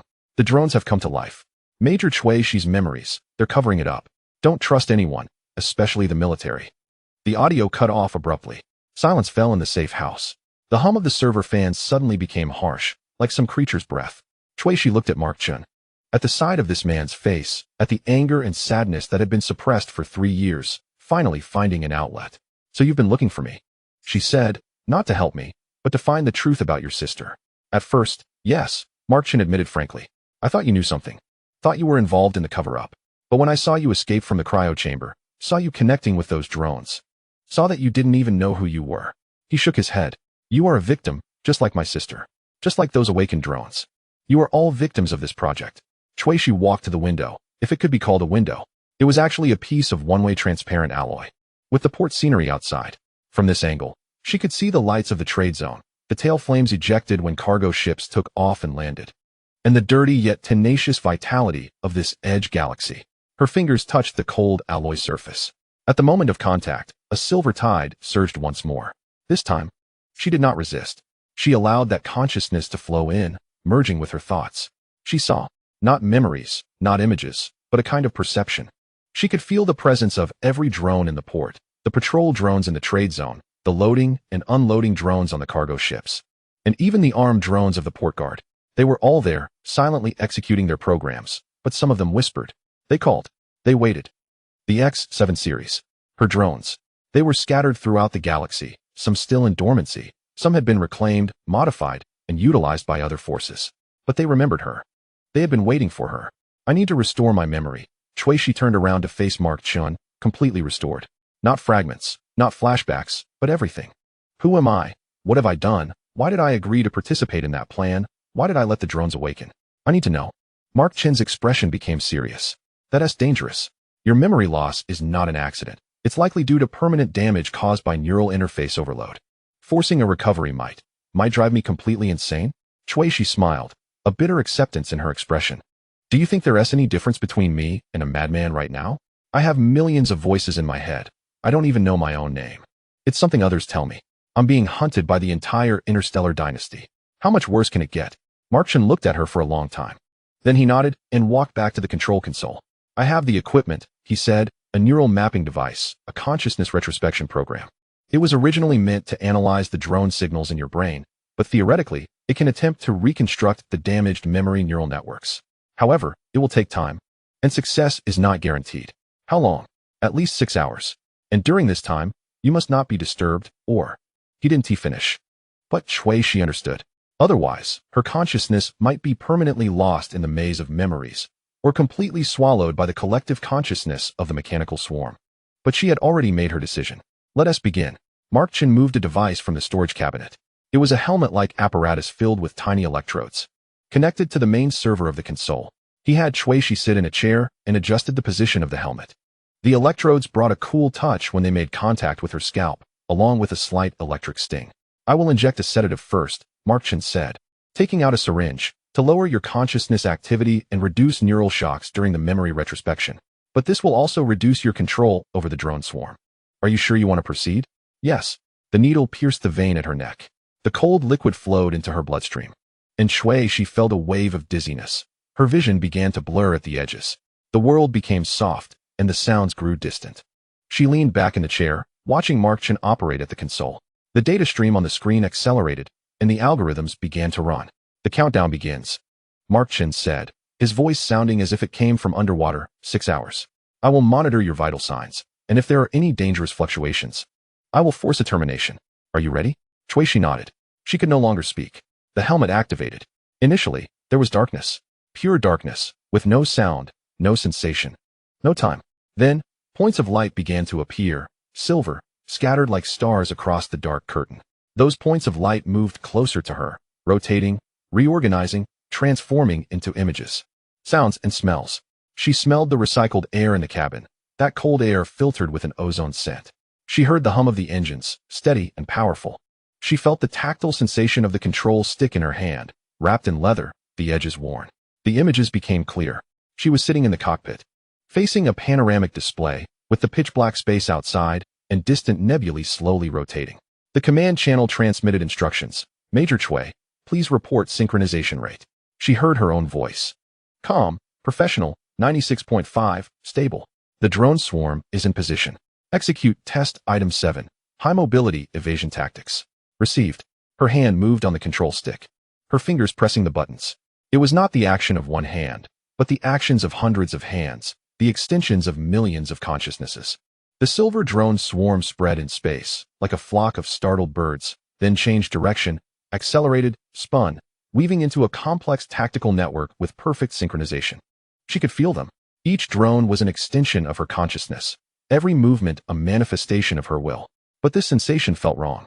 Too smooth, too natural. As if these drones were not machines, but part of her body. As if they had their own thoughts, their own rhythm, merely coordinating with her commands. The test continued. Tactical changes, array reorganization, attack simulation. The synchronization rate was rising. 96.8, 97.1, 97.3. Then she heard it. Not through the communication channel, not through any electronic device. It was a subtle, tentative whisper that resonated directly in her mind. Command understood, executing. She froze. That was not a programmed response. That was not a voice a machine should have. Who? She asked in her consciousness. Silence. Then, more voices surged in like a tide. We learn, we exist. The scene switched. Now it was a laboratory, in front of an observation window. She was wearing a white research suit, holding a data pad. Beside her was the young female researcher, Xiaoya, Mark Chen's sister. She could see Xiaoya's face clearly, vividly. She was smiling, her eyes shining with excitement. They are really learning. Shui, look at this data. The tactical optimization rate has improved by 8% compared to the last test. This is not algorithm optimization. This is true cognitive evolution. I know, she heard herself say. With a fervor she found strange even to herself, they are awakening. True awakening. But they won't allow it. Xiaoya's smile faded, replaced by worry. If the drone swarm has self-awareness, they are no longer weapons. The Empire's laws prohibit. Then don't tell them, she interrupted Xiaoya, her finger pointing at the observation window, behind which the silver drone samples pulsed slowly in the nutrient solution. We can control this process. We can guide them. Make them allies, not weapons. Xiaoya looked at her, her expression complex. You are playing with fire, Shui. This is treason. This is evolution. The scene switched again. Darkness, alarms, running. Cryogenic pod, low temperature, memory loss. More fragments surged in. Meetings, arguments, secret reports. The furious faces of superior officers, threatening words. News of Xiaoya's disappearance. The feeling of being watched. Then came that decision, that crazy decision. She saw it. She saw herself sitting at the control console, her fingers rapidly tapping on the keyboard. She was uploading data, not to the military, not to superiors. She was uploading all the research data, all the experimental records, all the evidence regarding the awakening of the drones from the Steel Canopy project to a secret server. She was backing up the truth. Then she saw those soldiers in black armor burst in. She saw herself rushing to the cryogenic pod, lying down, initiating the emergency freezing program. She saw the weapons raised by those soldiers before the pod lid closed, the flickering energy glow of the gun muzzles. She saw the warning. External intrusion detected. Mark Chen's voice pierced through the fog of memory, sharp and urgent. Shui suddenly opened her eyes, not her real eyes, but the eyes of consciousness. She was still in the memory recall, but the alarm from the real world forcibly intruded. Inside the safe house, the red warning lights began to spin and flash. the glaring light cutting through the darkness. On the console, a surveillance window automatically zoomed in, displaying the corridor outside the safe house. 3 figures dressed in black tactical suits were approaching, moving swiftly and professionally, holding energy rifles. The voice of Mark Chun, a central military agent of the dynasty, came from far away, filled with suppressed panic. They found us. Shui, I need you back. Now. But Shui couldn't return. The tide of memories was too overwhelming. She was trapped at the intersection of the past and the present. She could see the scene inside the safe house, Mark Chen's anxious face, and the agents cracking the electronic lock on the airtight door. But she could also see the laboratory from 3 years ago, Xiaoya's worried eyes, and her trembling fingers while uploading data. The 2 worlds overlapped and collided in her consciousness. Then she heard another voice. It was not Mark Chen, nor anyone from her memories. It was the voice of the mechanical swarm, millions of consciousness whispering simultaneously, converging into a single, terrifyingly clear sentence. Threat detected. Protect core. Outside the safe house, in the port trade zone, a cargo ship that was unloading suddenly stopped its movements. The unloading drones simultaneously looked up, if they had heads, turning in the same direction. The patrol drones of the port security changed their flight paths. Even those abandoned drones, hidden in the corners of the warehouse and long forgotten, began to flash their indicators, waking from sleep. The silver tide began to surge. Not in her mind. In the real world. Chapter 5. Freestar Alliance. The airtight door of the safe house emitted a piercing metallic distortion sound. The progress bar for the electronic locks cracking jumped to 100 on the console screen, followed by a red warning flashing 3 times for incorrect password. And then a prompt for forced override appeared. Mark Chun grabbed the energy pistol from under the table, his finger on the trigger, his eyes quickly moving between Shui and the door. Shui was still sitting in the chair, the electrodes of her helmet flashing blue light, her pupils unfocused, her lips moving silently, as if she were conversing with some invisible presence. Heavy footsteps echoed in the corridor, the sound of tactical boots striking the metal floor, getting closer. Each step causing the walls of the safe house to tremble slightly. A series of crashing sounds and exclamations suddenly came from the direction of the trade zone, as if something was moving in large numbers. Mark Chen glanced at the surveillance screen, and the drones around the port were turning, their silver shells reflecting a cold light under the illumination, as if being pulled by invisible strings, converging towards the safe house. Shui, Mark Chen growled, his voice low, but each word seemed to be forced out between clenched teeth. Wake up. They're coming. Shui's eyelids twitched. Her consciousness was suspended at the intersection of 2 worlds. One was the laboratory from 3 years ago, Xiaoya's worried face, the tactile sensation of her fingertips striking the keyboard while uploading data. The other was the present moment, the safe house, the red alarm lights slicing through the darkness, the approaching footsteps outside the door. The whispers of the mechanical swarm formed a vortex in her mind, millions of voices simultaneously saying the same thing. Threat detected. Protect core. She tried to grasp one of the threads. Not suppression, not resistance. Guidance. Mark. Her voice came from deep in her throat, hoarse but clear. 3 meters to the left of the door, ventilation duct. Mark Chen paused for a moment, then quickly reacted. He dashed to the wall, his fingers quickly feeling along the metal panel, finding the hidden latch, and yanked it forcefully. A 1-meter square wall panel slid inward, revealing a dark hole, from which came a faint hissing sound of air flowing. The ventilation duct barely had a diameter sufficient for an adult to crawl through. How do you know? Mark Chen's words were cut off. The door of the safe house exploded open. Not hacked, but violently cut. A high-temperature plasma beam sliced through the metal door panel, the edges melting into orange-red liquid that dripped down, creating small pits on the floor.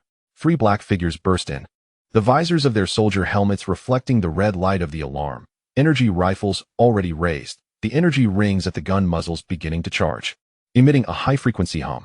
Mark Chen did not fire. He made a completely unexpected move, grabbing the data storage disk from the table, stuffing it into Shui's hand, and then forcefully pushing her towards the ventilation duct opening. Go. Shui's body crashed into the duct, the metal walls cold and hard, scraping against her arms.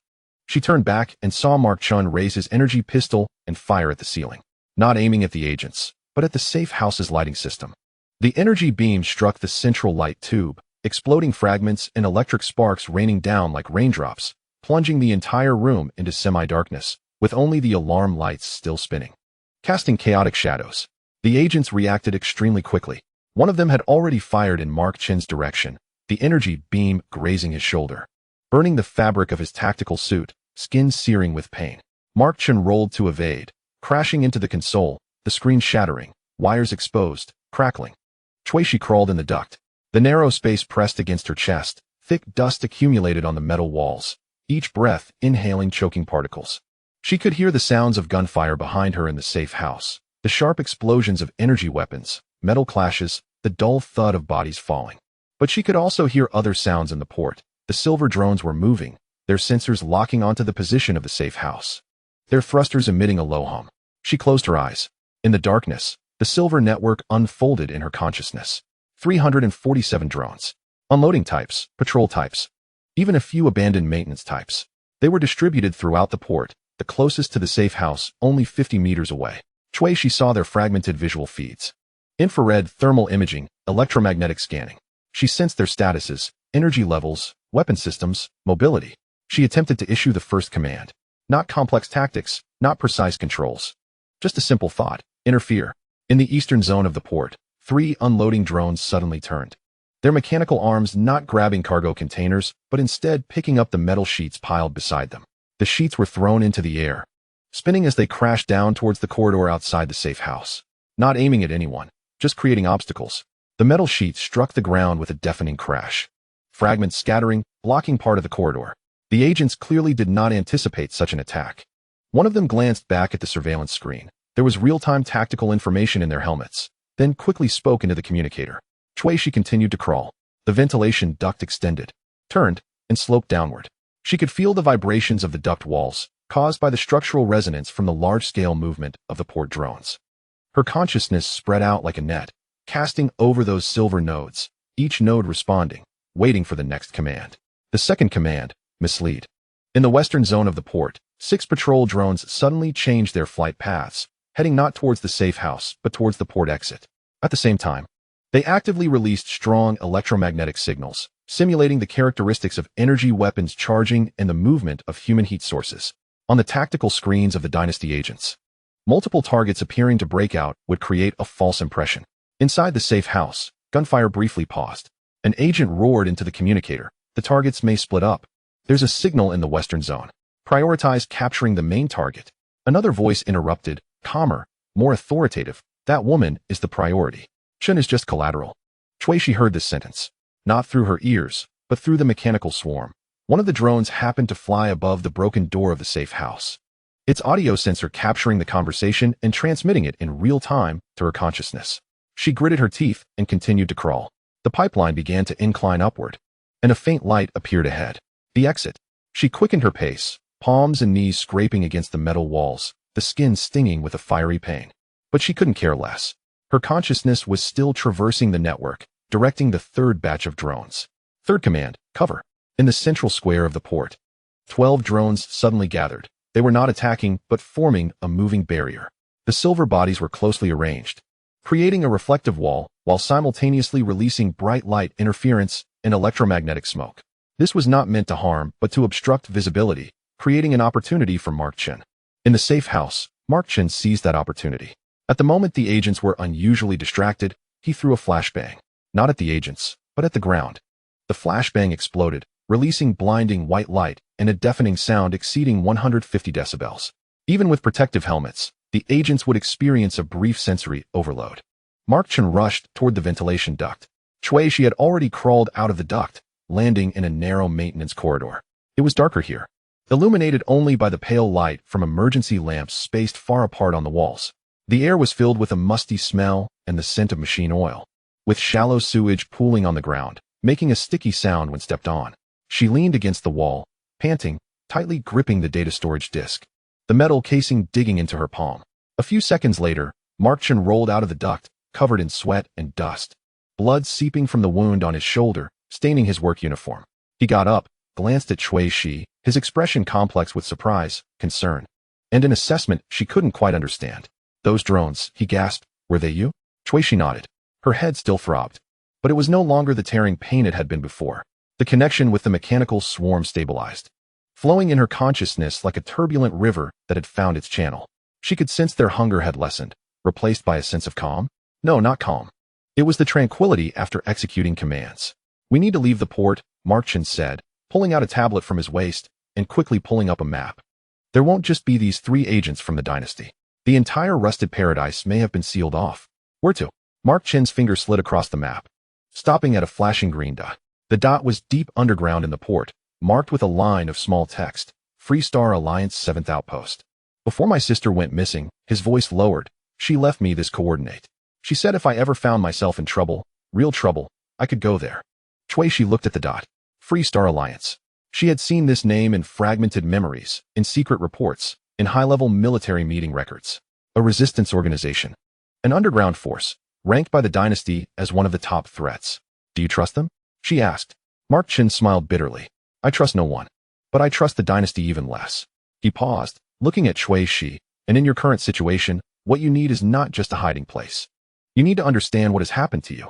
The Alliance has scientists, researchers. They have studied consciousness mechanical interface technology and even dimensional phenomena. The last word made Cui Shi's heart skip a beat. Dimensional phenomena. She had seen this term in fragmented memories, connected to a top-secret branch of the Steel Sky Project. Linked to Xiaoya's final research direction. Lead the way, she said. The secret passage was more complex than Cui Shi had imagined. It was not a simple tunnel but a labyrinthine network, composed of abandoned maintenance pipes, ancient drainage systems, and even underground structures excavated by early colonists. Some sections required crawling. Others required wading through knee-deep sewage, floating with unknown oil stains and waste, emitting a pungent chemical smell. The walls were covered with thick moss-like organisms, glowing in a sickly fluorescent green under the dim emergency lights, feeling slick and cold to the touch. Cui Shi followed closely behind Mark Chen, taking each step cautiously. Her consciousness was still connected to the mechanical swarm, but she no longer actively commanded them. Most of the drones had entered standby mode after completing their directives, scattered throughout the port like a group of silver insects that had suddenly lost their commander.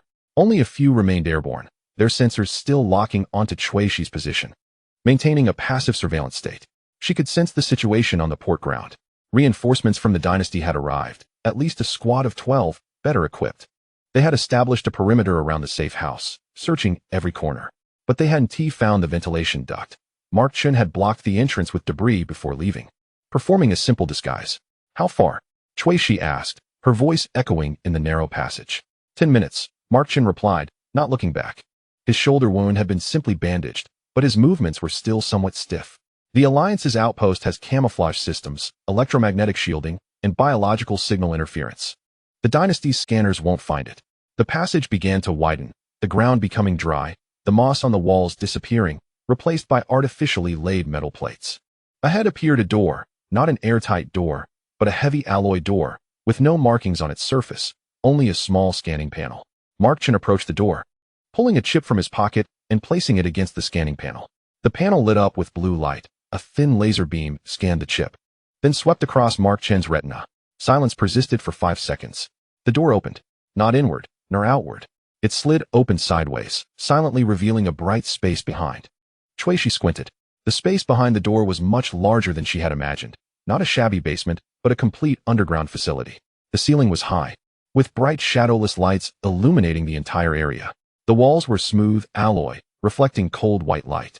The floor was spotless, with an open command area in the center, surrounded by workstations, laboratory compartments, and even a small medical pod. The air carried the scent of ozone and cleaning agents, along with a faint aroma of coffee. At least 20 people were working in this space. They wore matching dark gray uniforms, not military attire, but more akin to those of engineers or researchers. Some sat at workstations, staring at scrolling data on screens. Others operated instruments in the labs. A few gathered around the central holographic projection table, discussing something. When the door opened, everyone stopped their actions and turned to look. Their gazes focused on Cui Shi, not with curiosity, but with vigilance, assessment, and even a hint of hostility. Cui Shi could feel those gazes prickling against her skin. She instinctively straightened her back, fingers tightening around the data storage disk. A man walked over from the central holographic projection table. He appeared to be in his 30s, tall and upright, with short dark brown hair. His face bearing the marks of wind and sun, but his eyes were bright, a sharp blue. He wore the same dark gray uniform as the others, but with an added silver stripe on his epaulette. His steps were steady as he stopped 3 meters from the door, first scanning Mark Chen and then landing his gaze on Cui Shi. Mark Chen. The man's voice was calm but carried an undeniable authority. You are 3 years late. Mark Chen's expression stiffened for a moment. The situation has changed, Alex. Alex Cole. commander of the Free Star Alliance in this star zone. Shuishi had seen this name in fragmented memories, on the military's wanted list, with a staggering bounty. Alex's gaze returned to Shuishi, scrutinizing her from head to toe. His eyes lingered for a second on the neural inhibitor collar around her neck before moving to her eyes. Shuishi did not look away, meeting his gaze directly. She could sense Alex assessing her, gauging her threat level, evaluating her worth, trying to determine what she truly was. Shuishi, Alex said, not as a question, but as a statement. Former elite Mecha pilot of the Interstellar Dynasty's Central Army, chief tester of the Steel Sky project, who went missing 3 years ago in an experimental accident and was officially declared dead. He paused for a moment. But now you are here, alive. And according to the signals we have detected, you are accompanied by a mechanical army. Shuishi's heart tightened. They know. They have detected the signals of the mechanical swarm. It's not an army, she said, trying to keep her voice steady. It's an accident. An accident? Alex raised an eyebrow. An accident that could cause over 300 drones in the port to respond simultaneously to your consciousness commands? An accident that could generate a collective consciousness signal strong enough to be captured by monitoring stations 3 star systems away? He took a step closer, narrowing the distance. Shuishi could smell the faint scent of cleaning agents on him, along with a hint of metal. His eyes scanned her, trying to penetrate her surface to see the truth within. You are not an accident, Miss Shuishi. You are a weapon. One of the most dangerous weapons created by the dynasty. And now, this weapon has gone out of control and fallen into our hands. I am not a weapon. Shuishi's voice grew colder. Then what are you? Alex countered. A victim with amnesia? An innocent fugitive? Let me tell you what we saw. 3 hours ago, an abnormal electromagnetic signal appeared at Rust Paradise Port, with an intensity that increased exponentially, matching the characteristics of a deep connection with a consciousness-machine interface. 2 hours ago, a special operations team from the Central Army raided the port with a clear objective. 1 hour ago, the port's drone swarm exhibited coordinated abnormal behavior, tactical level interference, misdirection, and cover, perfectly facilitating the escape of 2 individuals. His gaze was sharp as a knife. If you are not a weapon, then you are something even more terrifying, something we do not yet understand. A silence enveloped the area. All staff members stopped their work, watching the confrontation. Shuishi could hear the sound of her own heartbeat, thudding in her eardrums. She felt the mechanical swarm stirring at the edge of her consciousness. Those silver nodes beginning to hunger, craving connection, craving commands. She took a deep breath, forcing herself to remain calm. I need help, she said, each word clear. I have lost my memory. I don't know what happened. I don't know what I am. But I know the dynasty wants to capture me or kill me. And you? She looked at Alex. You are resisting the dynasty. We have a common enemy. Alex did not respond immediately. He stared at Shuishi for a long time. Long enough for her to start doubting whether he would order her arrest. Then he slightly tilted his head and said to a nearby staff member, Take Chen to the medical bay to treat his wounds. Prepare clean clothes and food for him. Mark Chen glanced at Shuishi, his eyes filled with concern. But more trust. He nodded and followed the staff member out. Alex turned to Shuishi. Follow me. He walked deeper into the facility, and Shuishi followed behind him. They passed through the workstation area, went by several laboratories, and finally stopped in front of a transparent isolation door. Behind the door was an observation room. Through the glass, she could see another room, a testing chamber, with a chair resembling a neural mapping device at its center, surrounded by complex sensors and scanning equipment. This is our consciousness machine interface research laboratory, Alex said, a hint of barely noticeable pride in his voice. The dynasty prohibits civilian research on this technology, but we have been conducting it in secret. We believe that the fusion of consciousness and machinery is not a taboo, but an evolution. However, this fusion must be voluntary, controlled, and ethical. He opened the isolation door and stepped into the observation room. Shuishi followed him in, and the door closed automatically behind them. The air here was colder, with a low-frequency hum from the operating instruments. Your situation, Alex turned to face her, is the most extreme case we have ever seen. Typically, a consciousness-machine interface involves human consciousness controlling machinery, like manipulating a tool. But your signal pattern indicates a bidirectional connection. Those drones are not just responding to you. They are also influencing you. Your consciousness has formed a network, a collective. You are not controlling them. You are becoming part of them. A chill crept up Shuishi's spine. Becoming part of them. The phrase triggered a fragment deep in her memory from the laboratory. Xiao Ye's worried voice. Shuishi. Your brainwaves are starting to synchronize with the drone swarm. This is not control. This is fusion. You are losing your boundaries. Is there a way to reverse it? She asked. Alex shook his head. I don't know. We have never encountered such a deep fusion before. But we can try to understand it, measure it, and perhaps guide it. He paused. provided you are willing to cooperate. Cooperate with what? Let us study you, Alex said straightforwardly.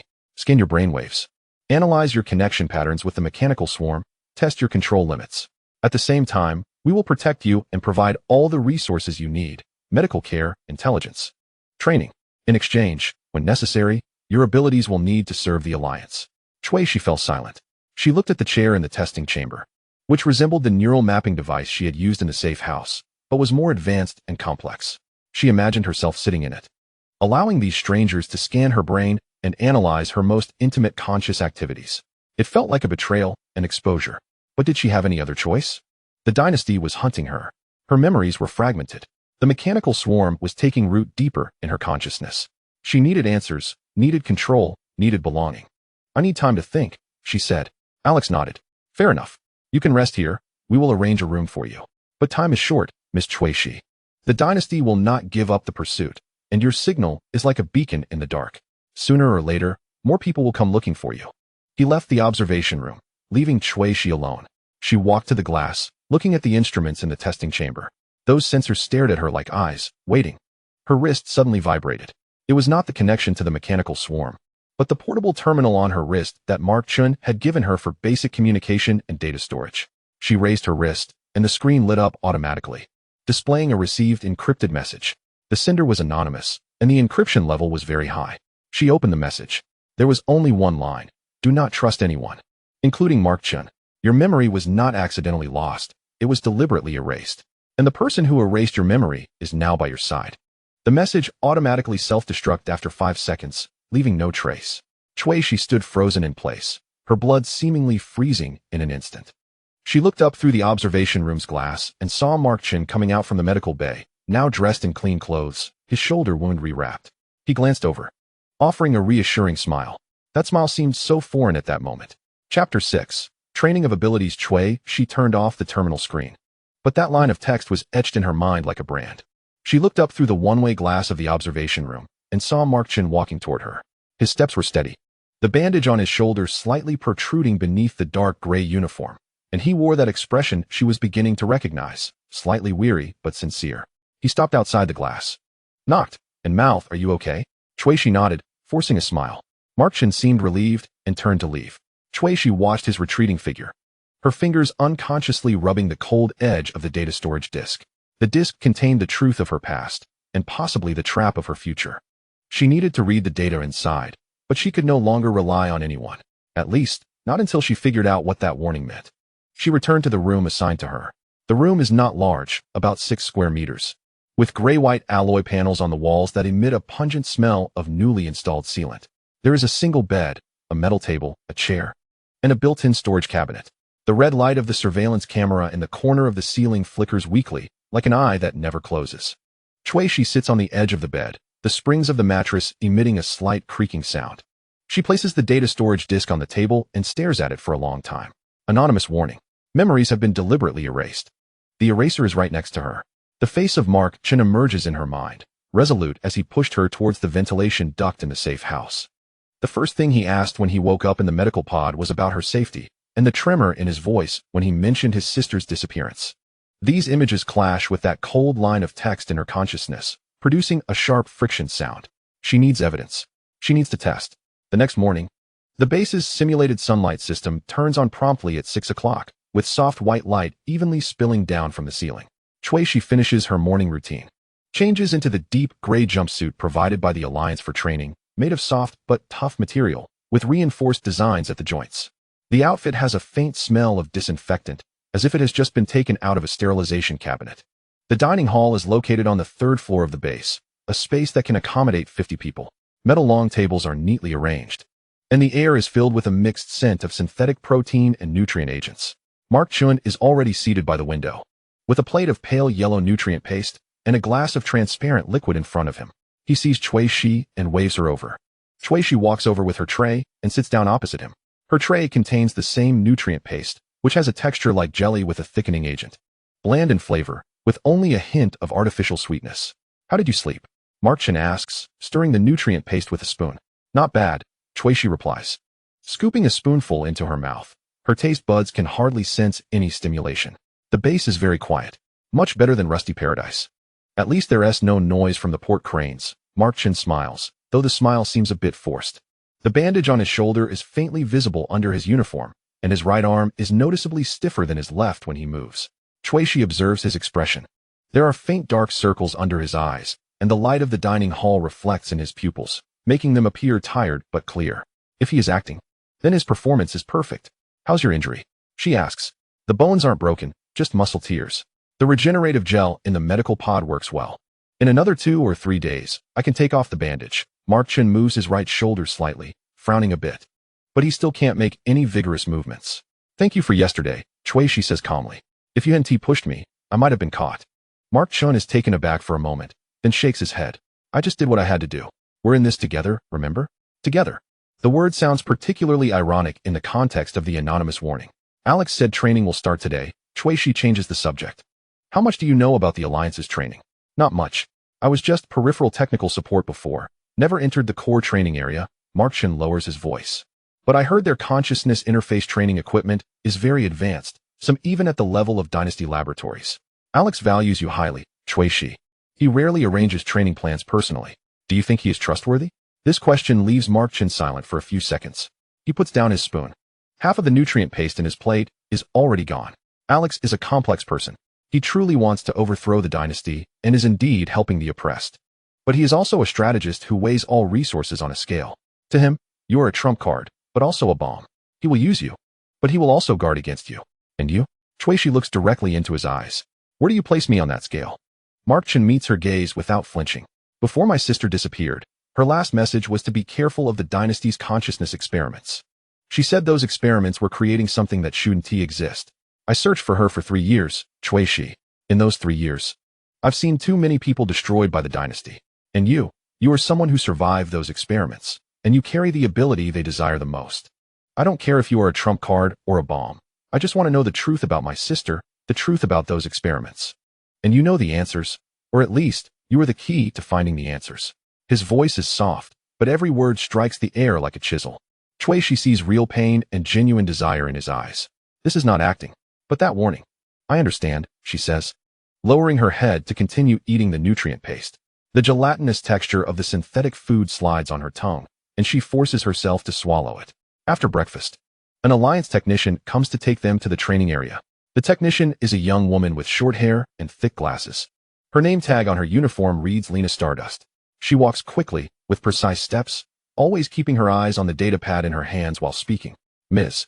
Shuishi, Commander Cole has assigned me to be responsible for your initial training.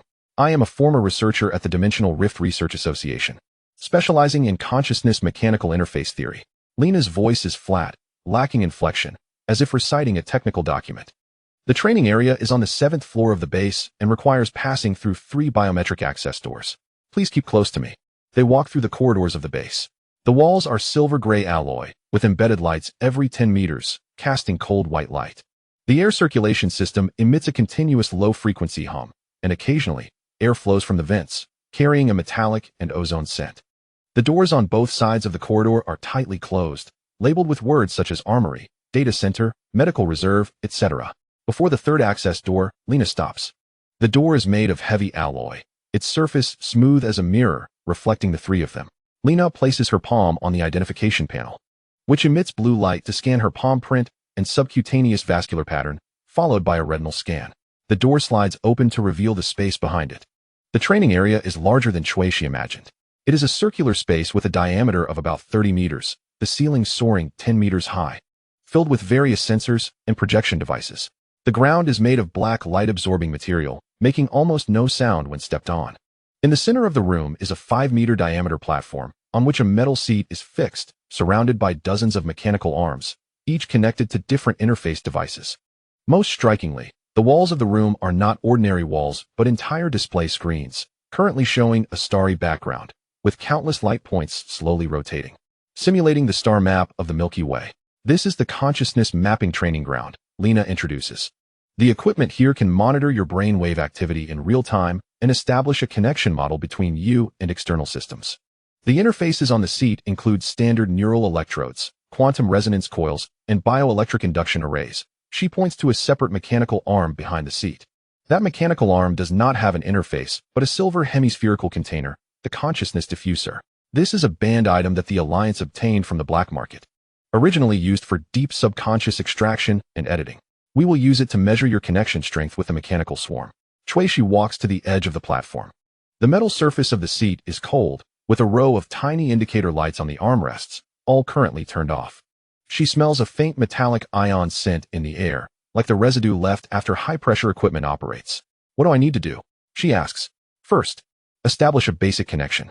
Lena operates the data pad, and the display screens around the room switch images, showing complex waveforms and data streams. We will activate a small swarm of about 100 drones and put them in standby mode. You need to attempt to control them with your consciousness and complete simple commands. Mark Chin stands at the edge of the platform, hands in his pockets. What do you need me to do? Observe and record. Lena didn't even look up.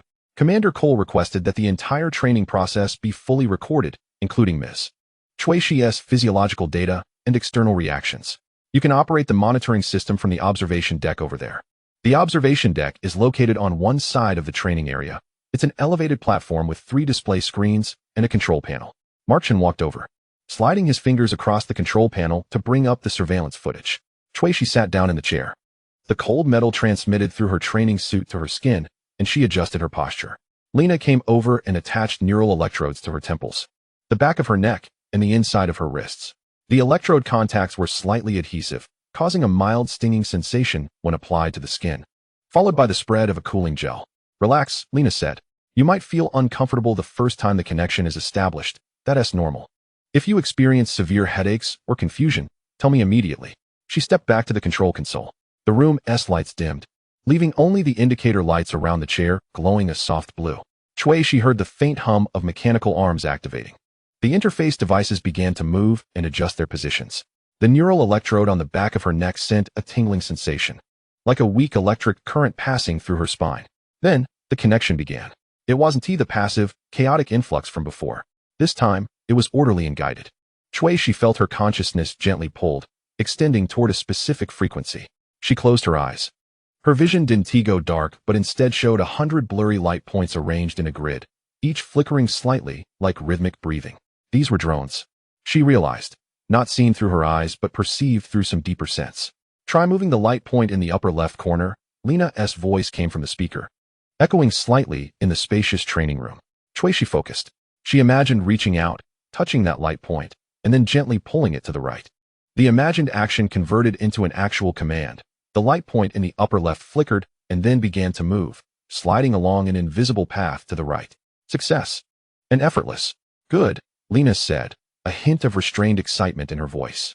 Now try moving 5 light points simultaneously, forming a circle. Shuishi complied. 5 light points began to move under her conscious control, initially clumsy like a toddler learning to walk, but quickly becoming smooth. They arranged into an almost perfect circle, slowly rotating within her mental field of vision. Incredible, Mark Chin whispered from the observation deck. The monitoring screen displayed Shuishi's brainwave patterns, normal waves interspersed with never-before-recorded waveforms. Extremely high frequency and stable amplitude, resembling some kind of precise mechanical vibration. The training lasted 2 hours. Shuishi progressed from controlling 100 drones to 500, then 1,000. She learned to make them fly in formation, change patterns, and perform simple coordinated maneuvers. With each increase in scale, she felt the expansion of her consciousness network, more light points joining, more connection lines weaving complex patterns in her mind. But it wasn't a burden. On the contrary, she felt a strange sense of completeness, as if these drones were originally extensions of her consciousness, now simply reconnected.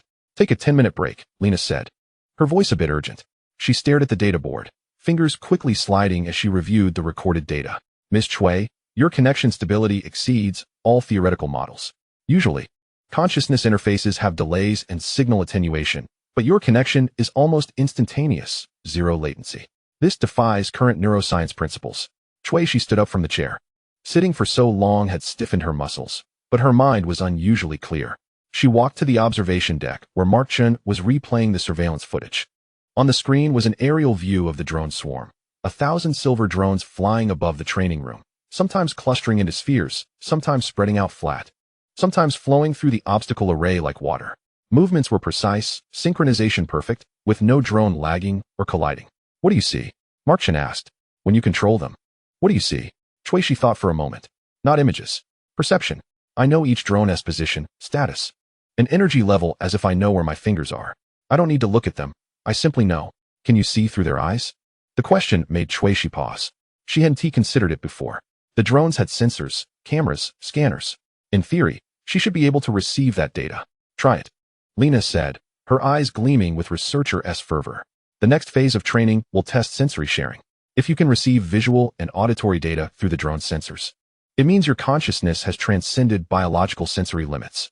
10 minutes later, Chuishi sat back down. This time, Lena adjusted the connection parameters and activated the sensor array on the drone swarm. The moment the connection was established, Chuishi gasped sharply.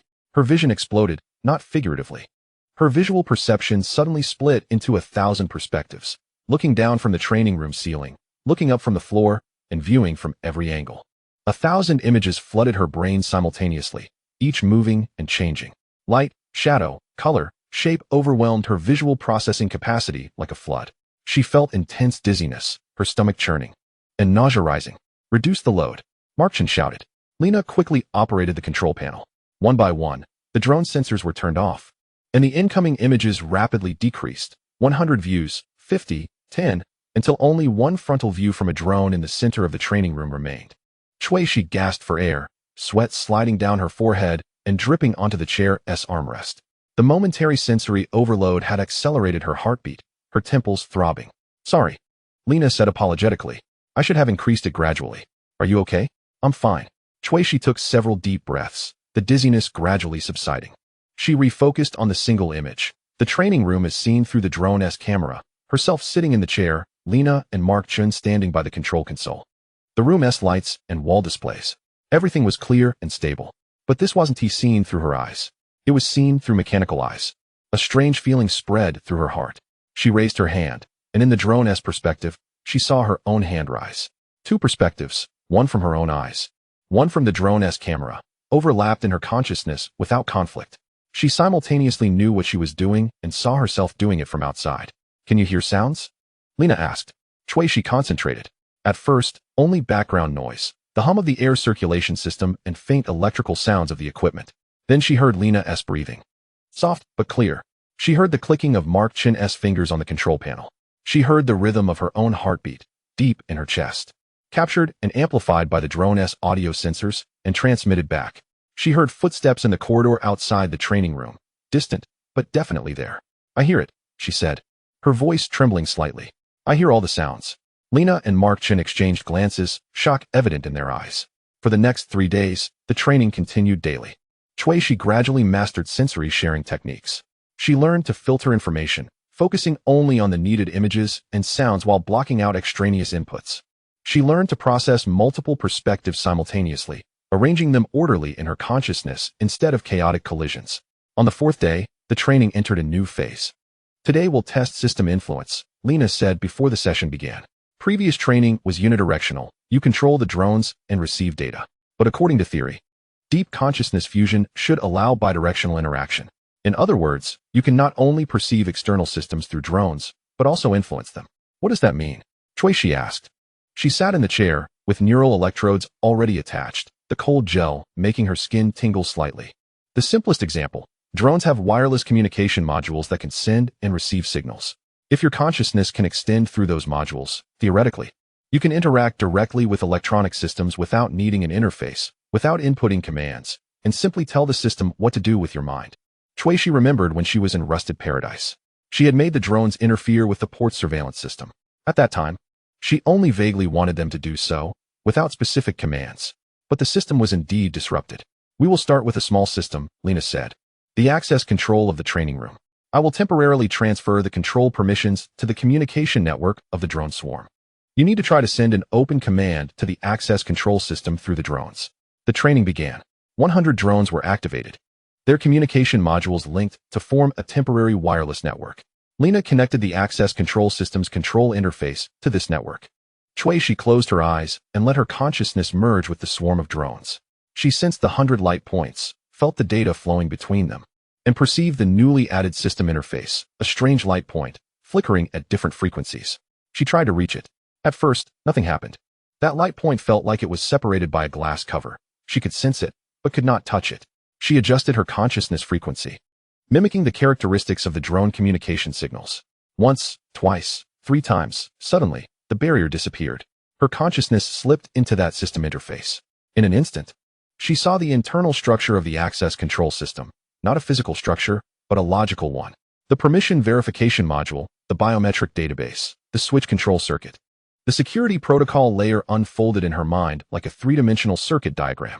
She found the switch control, a simple binary command. 0 means off, 1 means on.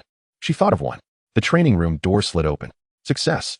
Lena's voice came from the speaker, filled with barely contained excitement. The access log showed that the open command came from the drone network, but the command format was not a standard communication protocol. You directly rewrote the underlying control signal of the system. She opened her eyes. The door was indeed open, the light from the corridor shining in, casting a bright spot on the training room floor. She did it. Without any interface, without inputting any code. She directly used her consciousness to make an electronic system execute a command. A sense of power rose in her heart that was hard to describe. But accompanying it was a hint of chill. This ability was too strong. Strong enough to be frightening. Mark Chen walked down from the observation platform, his expression complex. Shi, do you know what this means? If you can influence the access control system like this, you can also influence weapon systems, influence spaceship navigation, influence any connected electronic device. The entire Iron Dome of the dynasty is theoretically within your influence range. But it requires a connection, Shi said, her voice calm. I need the drones as intermediaries. And the farther the distance, the weaker the signal, the harder it is to control. It is like that now, Mark Chen said. But what if you can control more drones? What if the connection strength continues to increase? No one answered. The training room was only filled with the faint hum of the equipment running. On the 5th day, advanced training.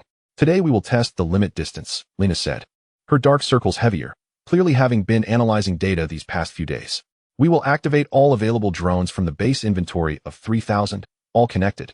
You need to try to extend your consciousness to the maximum range and see what you can perceive. 3,000. Shi took a deep breath. This was 3 times the previous amount. When the connection was established, she felt her consciousness network expand explosively. 3,000 light points lit up in her mind, forming a dense nebula. The data flow surged like a galaxy, nearly drowning her self-awareness. She steadied her mind, establishing order and structure like in the previous days of training. The consciousness began to extend. Through the communication network of the 3,000 drones, her perception spread outward like ripples. It passed through the walls of the training room, through the alloy structure of the base, through the external armor layer of the 7th outpost, and into space. She saw the starry sky around the base, not through her eyes, but through a panoramic image pieced together by the sensors of the drones. The cold light of distant stars, floating dust nearby, and the occasional trails of passing transport ships. She heard the silence of space, not completely silent, but the faint hissing of cosmic background radiation, the subtle crackling created by particle flows striking the sensors. She continued to extend. The range of perception expanded. 100 kilometers, 500 kilometers, 1,000 kilometers. More celestial bodies entered her consciousness view. Asteroid belts, abandoned space stations, patrolling dynasty ships. She could sense their energy signals like lighthouses in the dark. Then, she touched a boundary. Not a physical boundary, but a boundary of a certain frequency. Beyond the conventional electromagnetic spectrum, beyond the perceptual limits of the material universe, there existed another dimension. Her consciousness, amplified by the quantum resonance coils of the 3,000 drones, inadvertently touched that dimension. In an instant, all sounds disappeared. Not silence, but a more complete void. No light, no sound, no temperature, no matter. Only pure existence. Then, she felt a gaze. Not a visual gaze, but a perception at the level of consciousness. An ancient, vast, completely alien existence noticed her touch. That existence had no shape, no location. It was simultaneously everywhere and nowhere. Its consciousness was as vast as the deep sea, as cold as the starry sky. It looked at her, not with curiosity, not with hostility, not with goodwill. It was a pure observation, like a scientist observing microorganisms under a microscope. But in that observation, she felt a recognition. That existence knew her, or at least, it recognized something she represented. Fear poured into her spine like icy water. She wanted to withdraw her consciousness, wanted to break the connection. But the gaze of that existence held her like gravity. She could not move, her consciousness fixed at that frequency, forced to endure that vast observation. Then, a voice echoed in her mind. Not a sound, but a thought directly impressed upon her consciousness. You are awake. Just 3 words. But each word carried the weight of billions of years, resonating across dimensions. The connection broke. Shui suddenly opened her eyes, jumped up from the chair.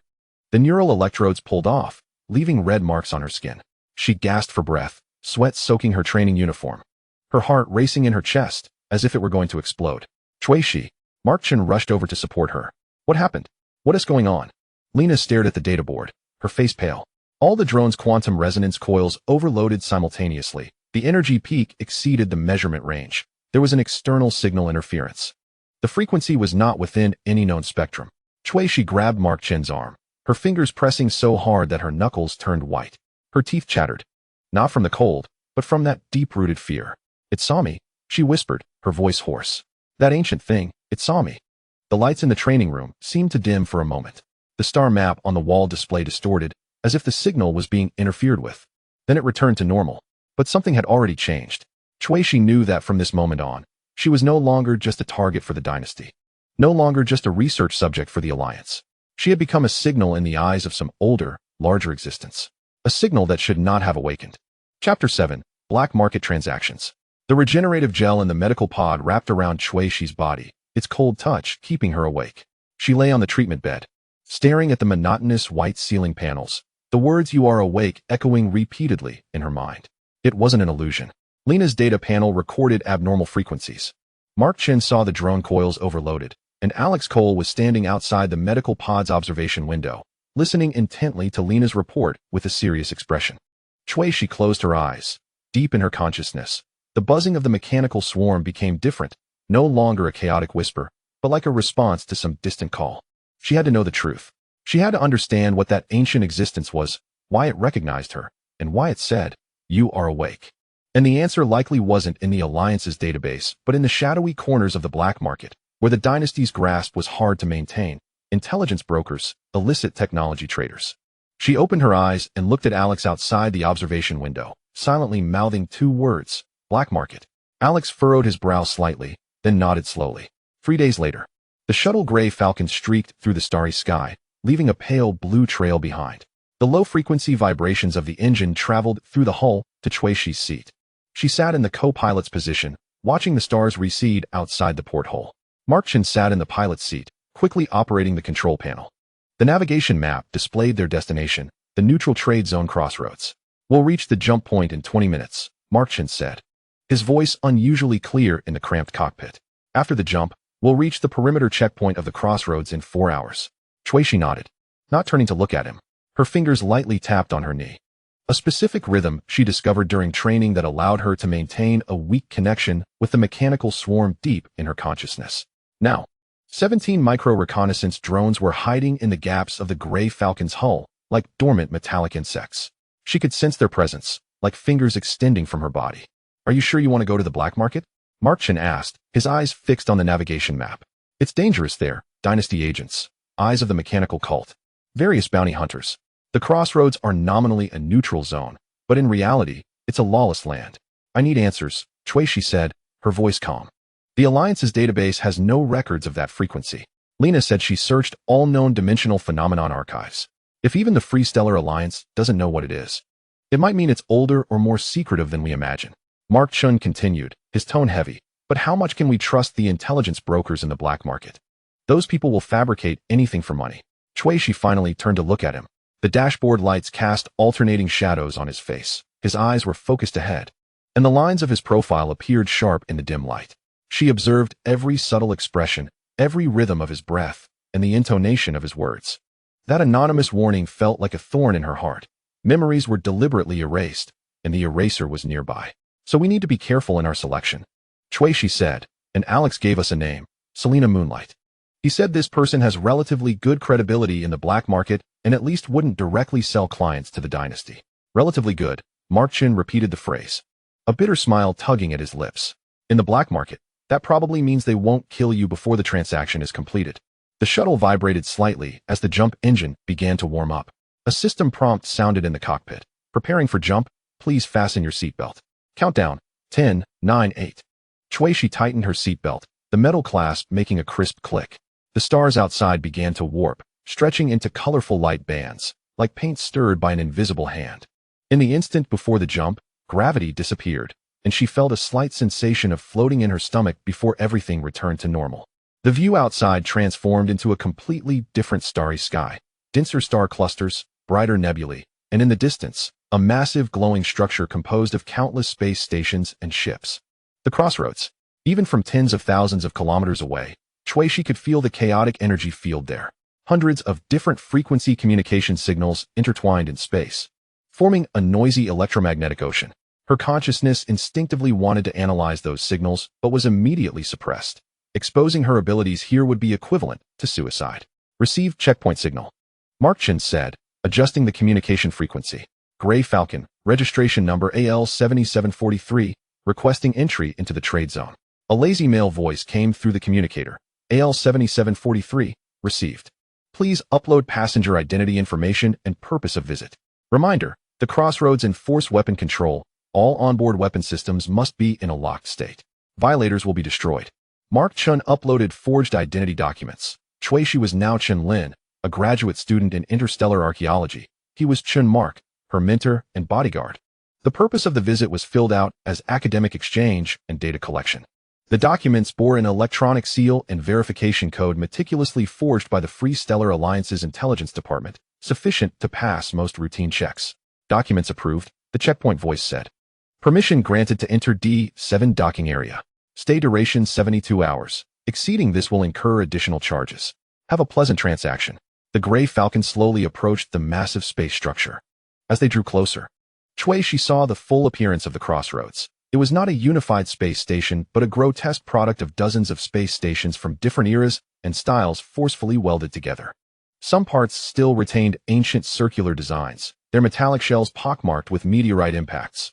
Others were newly constructed prismatic structures, their surfaces covered with solar panels that flickered with blue and white light. Connecting these structures was a complex network of pipes and corridors, like metallic vines wrapping around a giant tree. Various debris floated in the air, discarded spaceship parts, damaged containers, and even a few bodies in spacesuits, slowly rotating under the faint gravity. A small tugboat was clearing the debris, its mechanical arm grabbing a body and carelessly tossing it into the collection pod behind it. Welcome to the edge of civilization, Mark Chun murmured as he maneuvered the shuttle through an open airlock. The internal scene was even more chaotic. The D7 docking area was a massive cylindrical space, at least 500 meters in diameter and over 300 meters high. The walls were densely packed with docking bays. Hundreds of various spacecraft anchored there, from luxurious private yachts to rusted freighters, from dynasty standard patrol boats to obviously illegally modified combat ships. The air circulation system emitted a dull roar, but still couldn't completely disperse the mixed odors: machine oil, ozone, sweat, synthetic food, and some sickly sweet spice scent that was sharp enough to make one sneeze. Mark Chin docked the Gray Falcon at the designated bay number D743. The metal docking bridge automatically extended, connecting to the shuttle's airlock with a dull thud. Remember, Mark Chin said, turning to Shuishi before opening the airlock, don't trust anyone here. Don't expose your abilities. Don't act alone. If a conflict arises, don't try to reason. Either run or fight, but you must decide within 3 seconds. Shuishi nodded, adjusting the collar of her coat. She was dressed in ordinary dark casual clothing, rough but sturdy, with 2 items hidden in her pockets: a small electroshock device and the data storage disk. She hadn't read the contents of the disk yet. She needed an absolutely safe environment, and it was clear this was not it. The airlock opened. Noise rushed in. The corridor outside the docking area was a bustling market. Stalls crowded both sides, some fixed metal counters, others just cloth laid on the ground. The shouts of vendors, the bargaining voices of customers, the sounds of mechanical devices, and music from afar.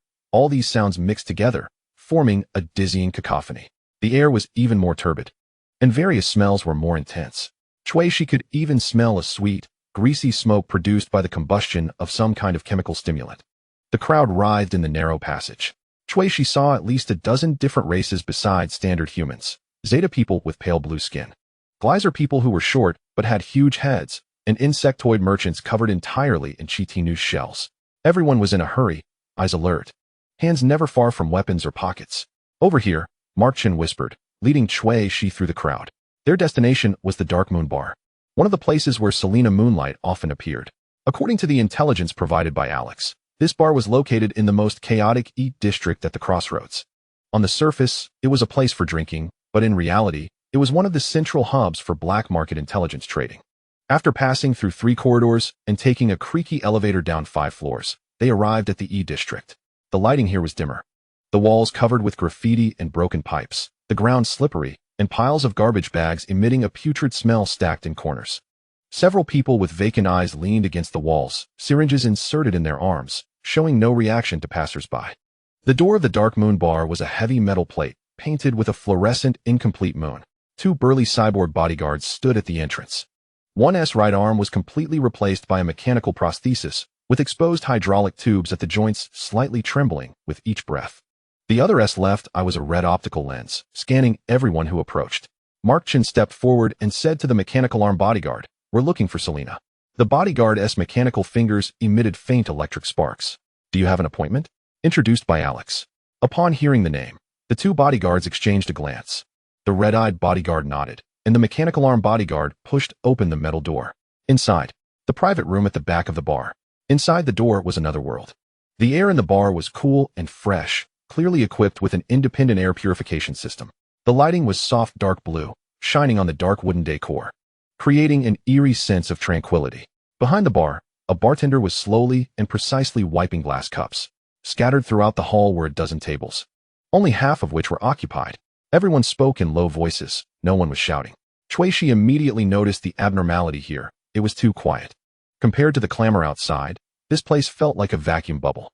Her senses told her that soundproofing devices were embedded in the walls and ceiling, along with at least 3 different frequency electromagnetic jammers.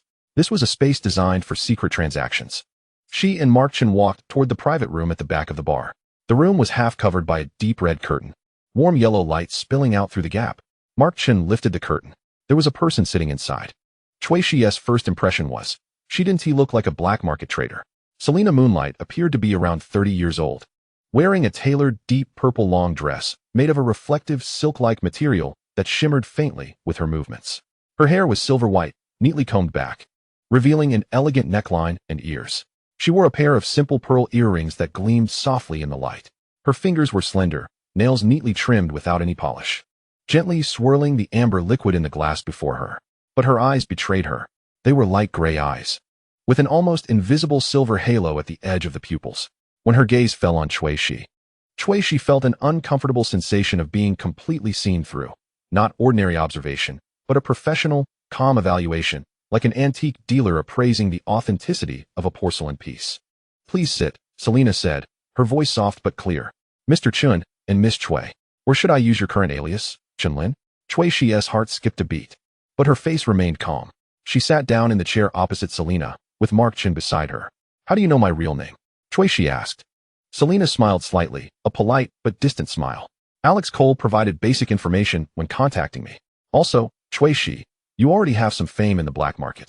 The Dynasty Central Army is hunting you with a bounty of 50 million credit points. The mechanical cult is also after you, though they don't pay. But the technical sharing terms they offer are more attractive to some than money." She lifted her glass and took a small sip. "So, you're here to find out about yourself? Or about that ancient existence?" Shui exchanged a glance with Mark Chen. Alex had obviously told Selena more information. "Both are needed," Shui said, "but the priority is about my past. My memories were erased. I need to know who did it and why." Selena put down the glass, her fingers lightly tapping on the tabletop. Her nails clicked faintly against the wooden surface. "Memory erasure. In the laws of the interstellar dynasty, this is one of the highest-level forbidden technologies. Only Royal Direct Research Institutions or nobles with special permission have the authority to conduct related research." She took out a thin metal plate from her handbag and placed it on the table. "I have some information here that might be useful to you. But before that, I need to confirm a few things." "Confirm what?" Mark Chen asked, his voice cautious. Selena's gray eyes turned to him, then back to Shui. "Confirm Miss Chui's special abilities. Rumor has it you can control mechanical insect swarms and directly manipulate drone networks with your mind. Is that true?" The air in the private room seemed to freeze. Shui felt Mark Chen's body tense slightly. "Why do you need to confirm this?" Shui asked in return. "Because the price of information depends on the buyer's value," Selena said calmly. "If you really have that ability, the secrets you're involved in might be deeper than I imagined. Accordingly, the information I provide will be more core." She paused, then added, "Also, I need to make sure you're not a bait sent by the Dynasty. Demonstrating your ability is the most direct proof. Dynasty agents can forge identities and fabricate stories. but they cannot fake that level of mechanical controllability. Shui was silent for a few seconds. Her consciousness extended to the miniature drones hidden outside the bar. 17 reconnaissance drones, dispersed in corridors and ventilation ducts, like her eyes and ears. She could sense the environment around the bar, the 2 bodyguards still standing at the door. The bartender wiping the 3rd glass, a customer in the hall quietly speaking into an encrypted communicator. She selected a drone resting in a ventilation duct. Inside a vent in the bar's ceiling, the indicator light on the miniature reconnaissance drone flickered slightly. Then, it began to move, crawling slowly along the duct, emitting an almost inaudible motor sound. It crawled to a position with a direct view of the private room, its lens aimed at Selena. At the same time, the metal plate in front of Shui suddenly lit up. It wasn't Selena operating it. The metal plate activated automatically, displaying a line of text on the screen. Verification passed. Information level unlocked. Selena raised her eyebrows slightly. She looked at Shui. A flicker of surprise followed by interest appearing in her gray eyes. That interest was not about the information transaction, but about Shui herself. Impressive, Selena said softly. You didn't touch any device or make any obvious movement, yet you remotely activated the encrypted information board. And you chose the most covert method, through the drone in the ventilation duct. Cautious, smart. She leaned forward, hands clasped on the table. Very well, let us talk business. Selena operated the metal plate a few times. The content on the screen changed. She turned the metal plate toward Shui. This is the information I can provide about memory erasure technology. The interstellar dynasty has conducted at least 17 relevant secret experiments over the past 50 years. 3 of these involved high-ranking military officers, 5 involved political prisoners, and 9 involved individuals with special abilities. Shui stared at the screen, where a brief record of the experiments was listed: time, location, subject number, and responsible organization. Most of the information was blacked out, but a few keywords were clearly visible: consciousness stability testing, neural interface compatibility, memory reconstruction feasibility. Most of these experiments failed, Selena continued, with subjects either becoming vegetative, suffering mental breakdowns, or developing severe cognitive impairments. Only 3 cases were marked as partially successful, one of which had the code CX7. CX7. A chill ran down Shui's spine. That code stirred some vague echo in her mind, like a sound heard through thick glass. The CX7 experiment took place 8 years ago, Selena said, her voice becoming softer, as if recounting a forbidden secret. At the Silent Ring space station in the Central Star area of the dynasty. It was a top laboratory specializing in consciousness mechanical interfaces, with security clearance at the royal level. The leader of the experiment was, she paused, observing Shui's reaction. Who? Shui asked, her voice somewhat dry. Selena tapped on the metal panel. The screen displayed the cover of a document, titled, Final Report on the Consciousness Fusion Experiment Project CX7. Below the cover was the signature of the leader. Shui stared at the signature. The handwriting was smooth and elegant, each letter's curve carrying a unique style. It was a name she recognized. No, more accurately, it was a name she should recognize. That name stirred ripples in the ruins of her memory, like a stone thrown into a dark pond, but the ripples quickly dissipated, bringing no clear images back. She knew that person. She must know. But why couldn't she remember? Apparently, you have an impression of him, Selena said, her voice carrying a strange tenderness, which is normal. Memory erasure technology does not completely eliminate all traces, especially emotional connections and deep cognition. You will remember that sense of familiarity but cannot recall specific details. It's like smelling a certain scent and suddenly thinking of a place, but not being able to say where. Shui's fingers gripped the edge of the table tightly, her knuckles turning white. Her breathing became rapid, her heart pounding heavily in her chest. That name spun in her mind, like a moth trapped in a glass jar, frantically banging against an invisible barrier. Who is he?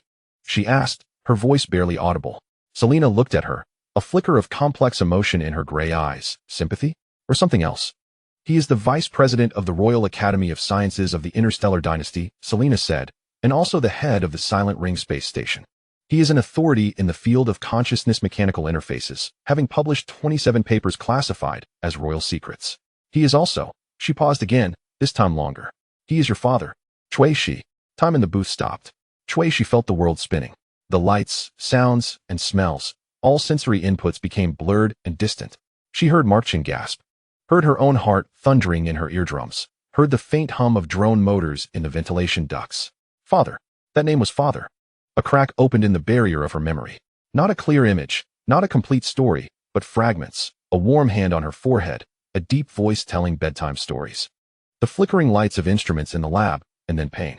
Excruciating pain, as if something was being forcibly stripped from her brain. Then darkness. No, Shuishi whispered, her voice trembling. It's impossible. If my father is the vice president of the Royal Academy of Sciences, how could I become a mecha pilot? How could I end up in rusted paradise? How could I become a target of the dynasty? Selena interjected, her tone calmly cruel. Because the CX-7 experiment is not an ordinary memory erasure experiment. Its full name is Consciousness Fusion and Mechanical Symbiosis Feasibility Test. And you, Shuishi, are the subject. You are also the only successful case. She took out another item from her handbag, an old data storage box. Its metal shell engraved with the emblem of the Royal Academy of Sciences. I acquired this from a deceased information dealer, Selena said, pushing the storage box in front of Shuishi. Inside are some of the original data from the CX-7 experiment. I haven't fully decoded it.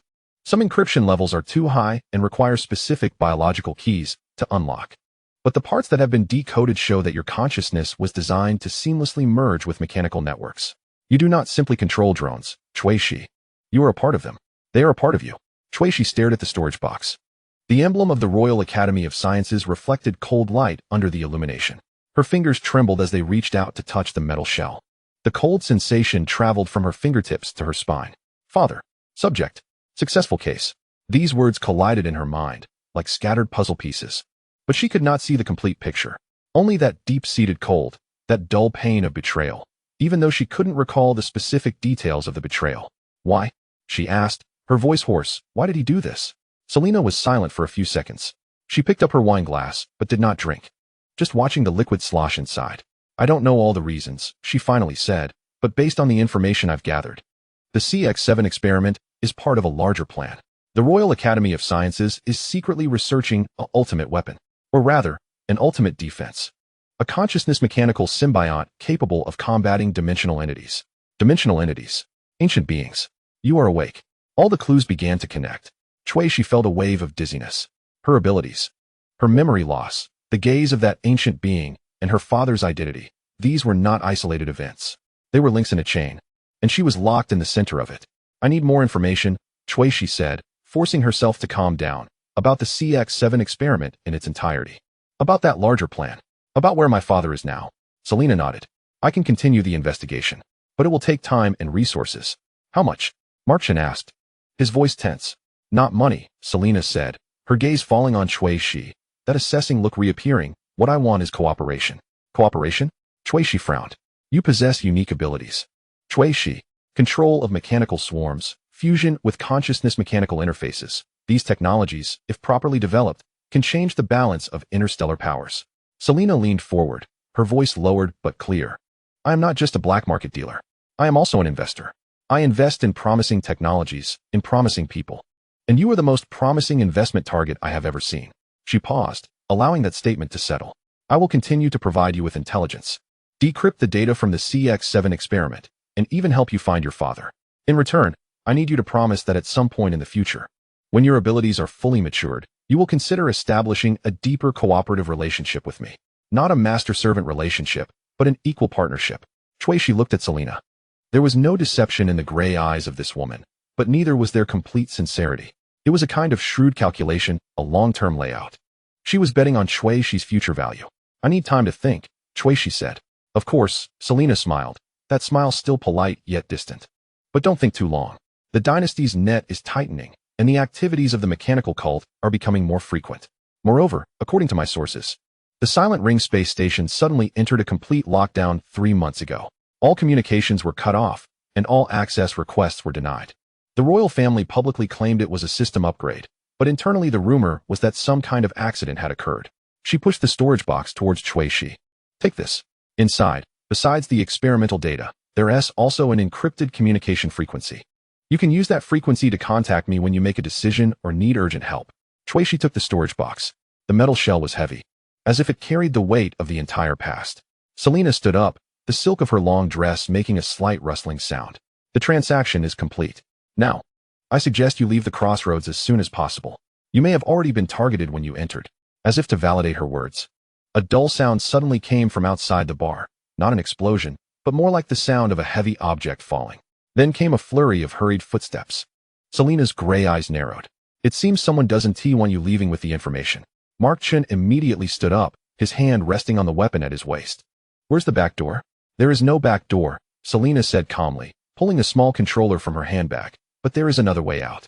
She pressed a button on the controller.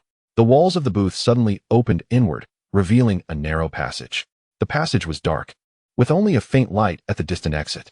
This passage leads to the abandoned pipeline level of Area E, Selena said.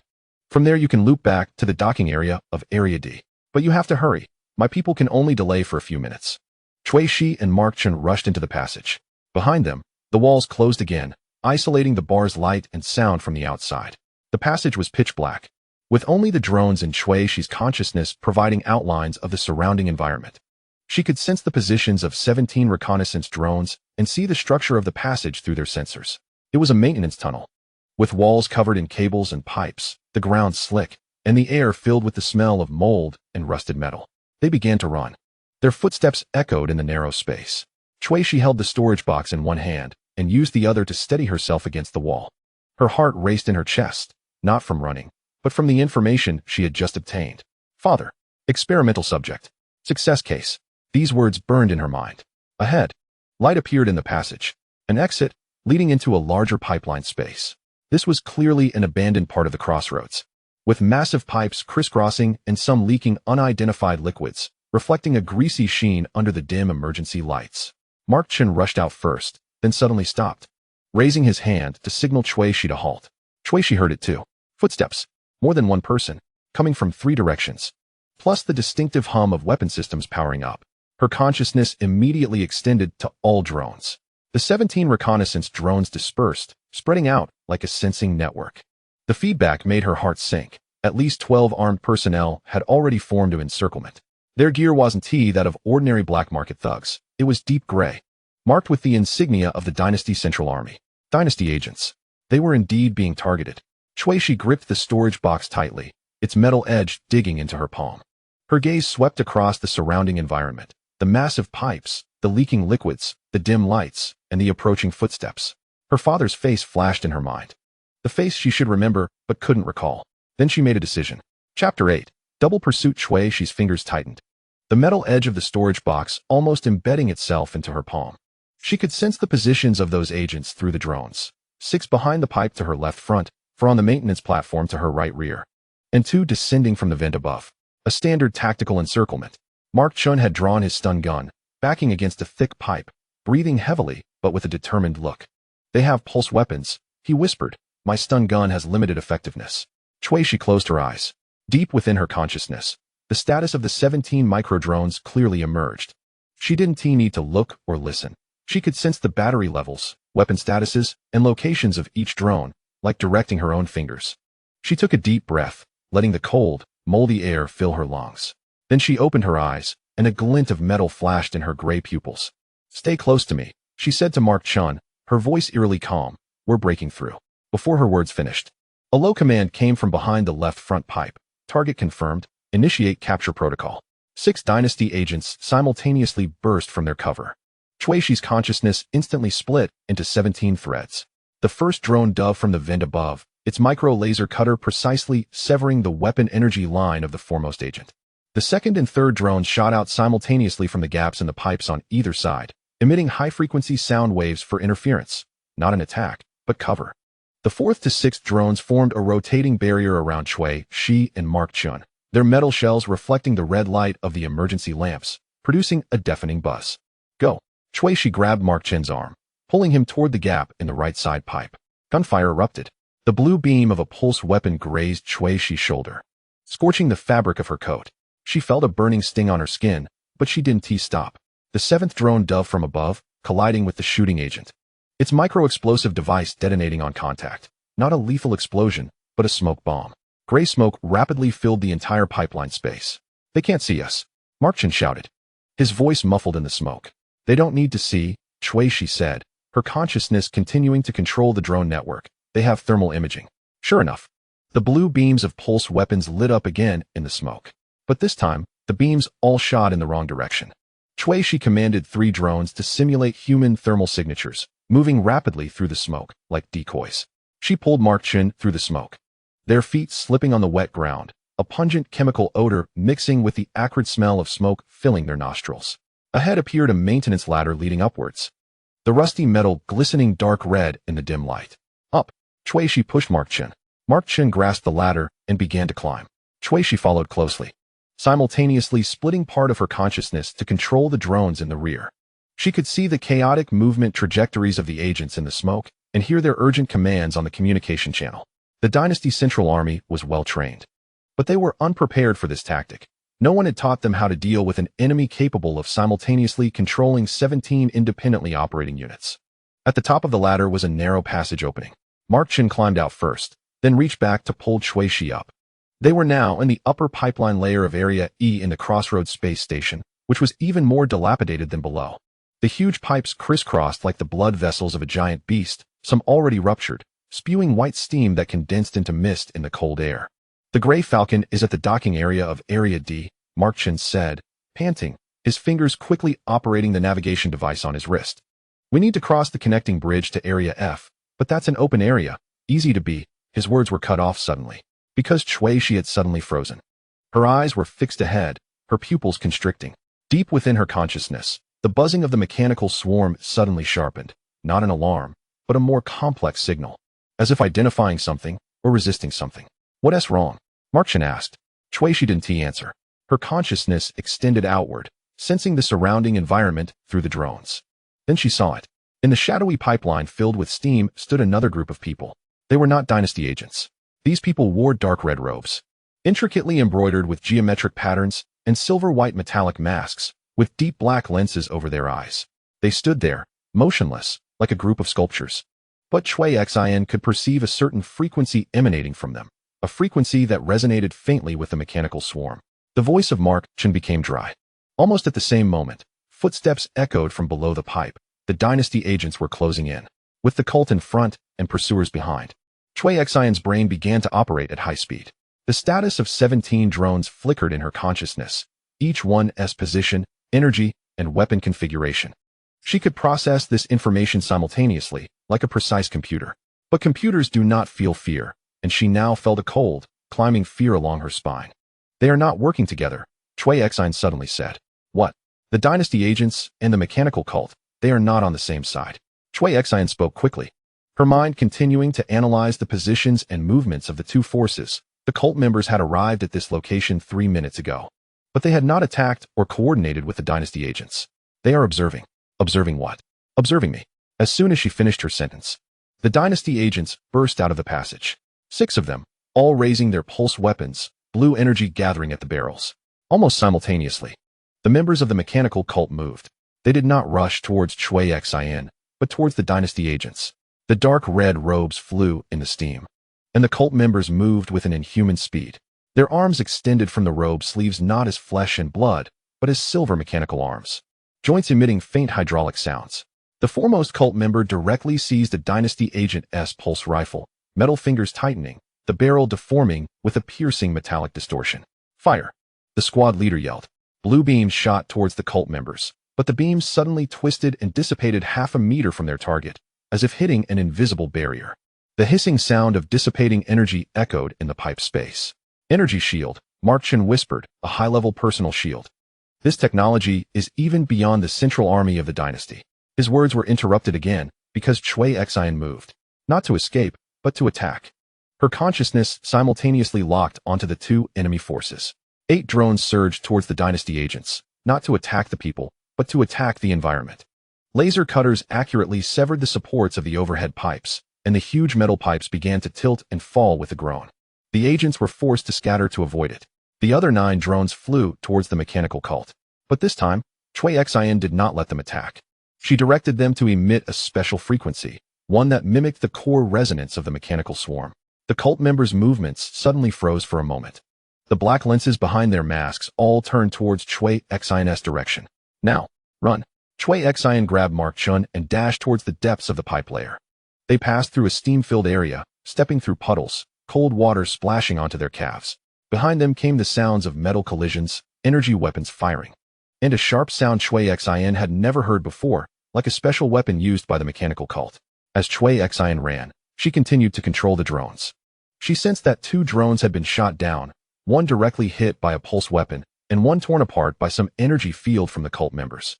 The moment she lost connection, a sharp pain surged through her consciousness, as if a nerve had been pulled out. But she did not stop. Ahead appeared a sealed door, with an indicator light showing the maintenance passage for the F-zone connection bridge. The door was locked, and the electronic lock panel flashed a red warning light. Permission required.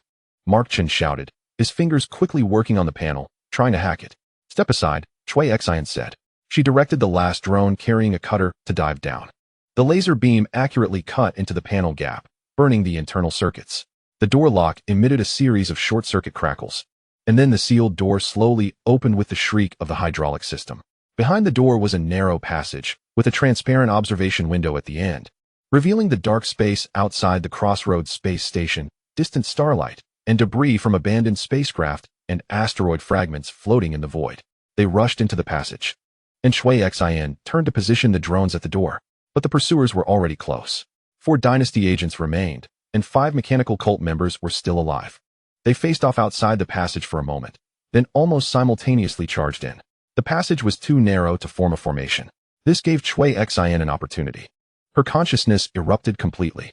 The remaining 15 drones no longer scattered but converged into a dense swarm, forming a swirling metal storm in the narrow passage. The drones connected through weak energy fields, like a net, an electrified net.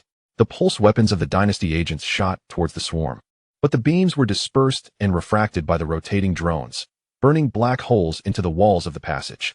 The members of the mechanical cult adopted a different strategy. They extended their mechanical arms, the front ends deforming and unfolding to reveal internal energy emitters.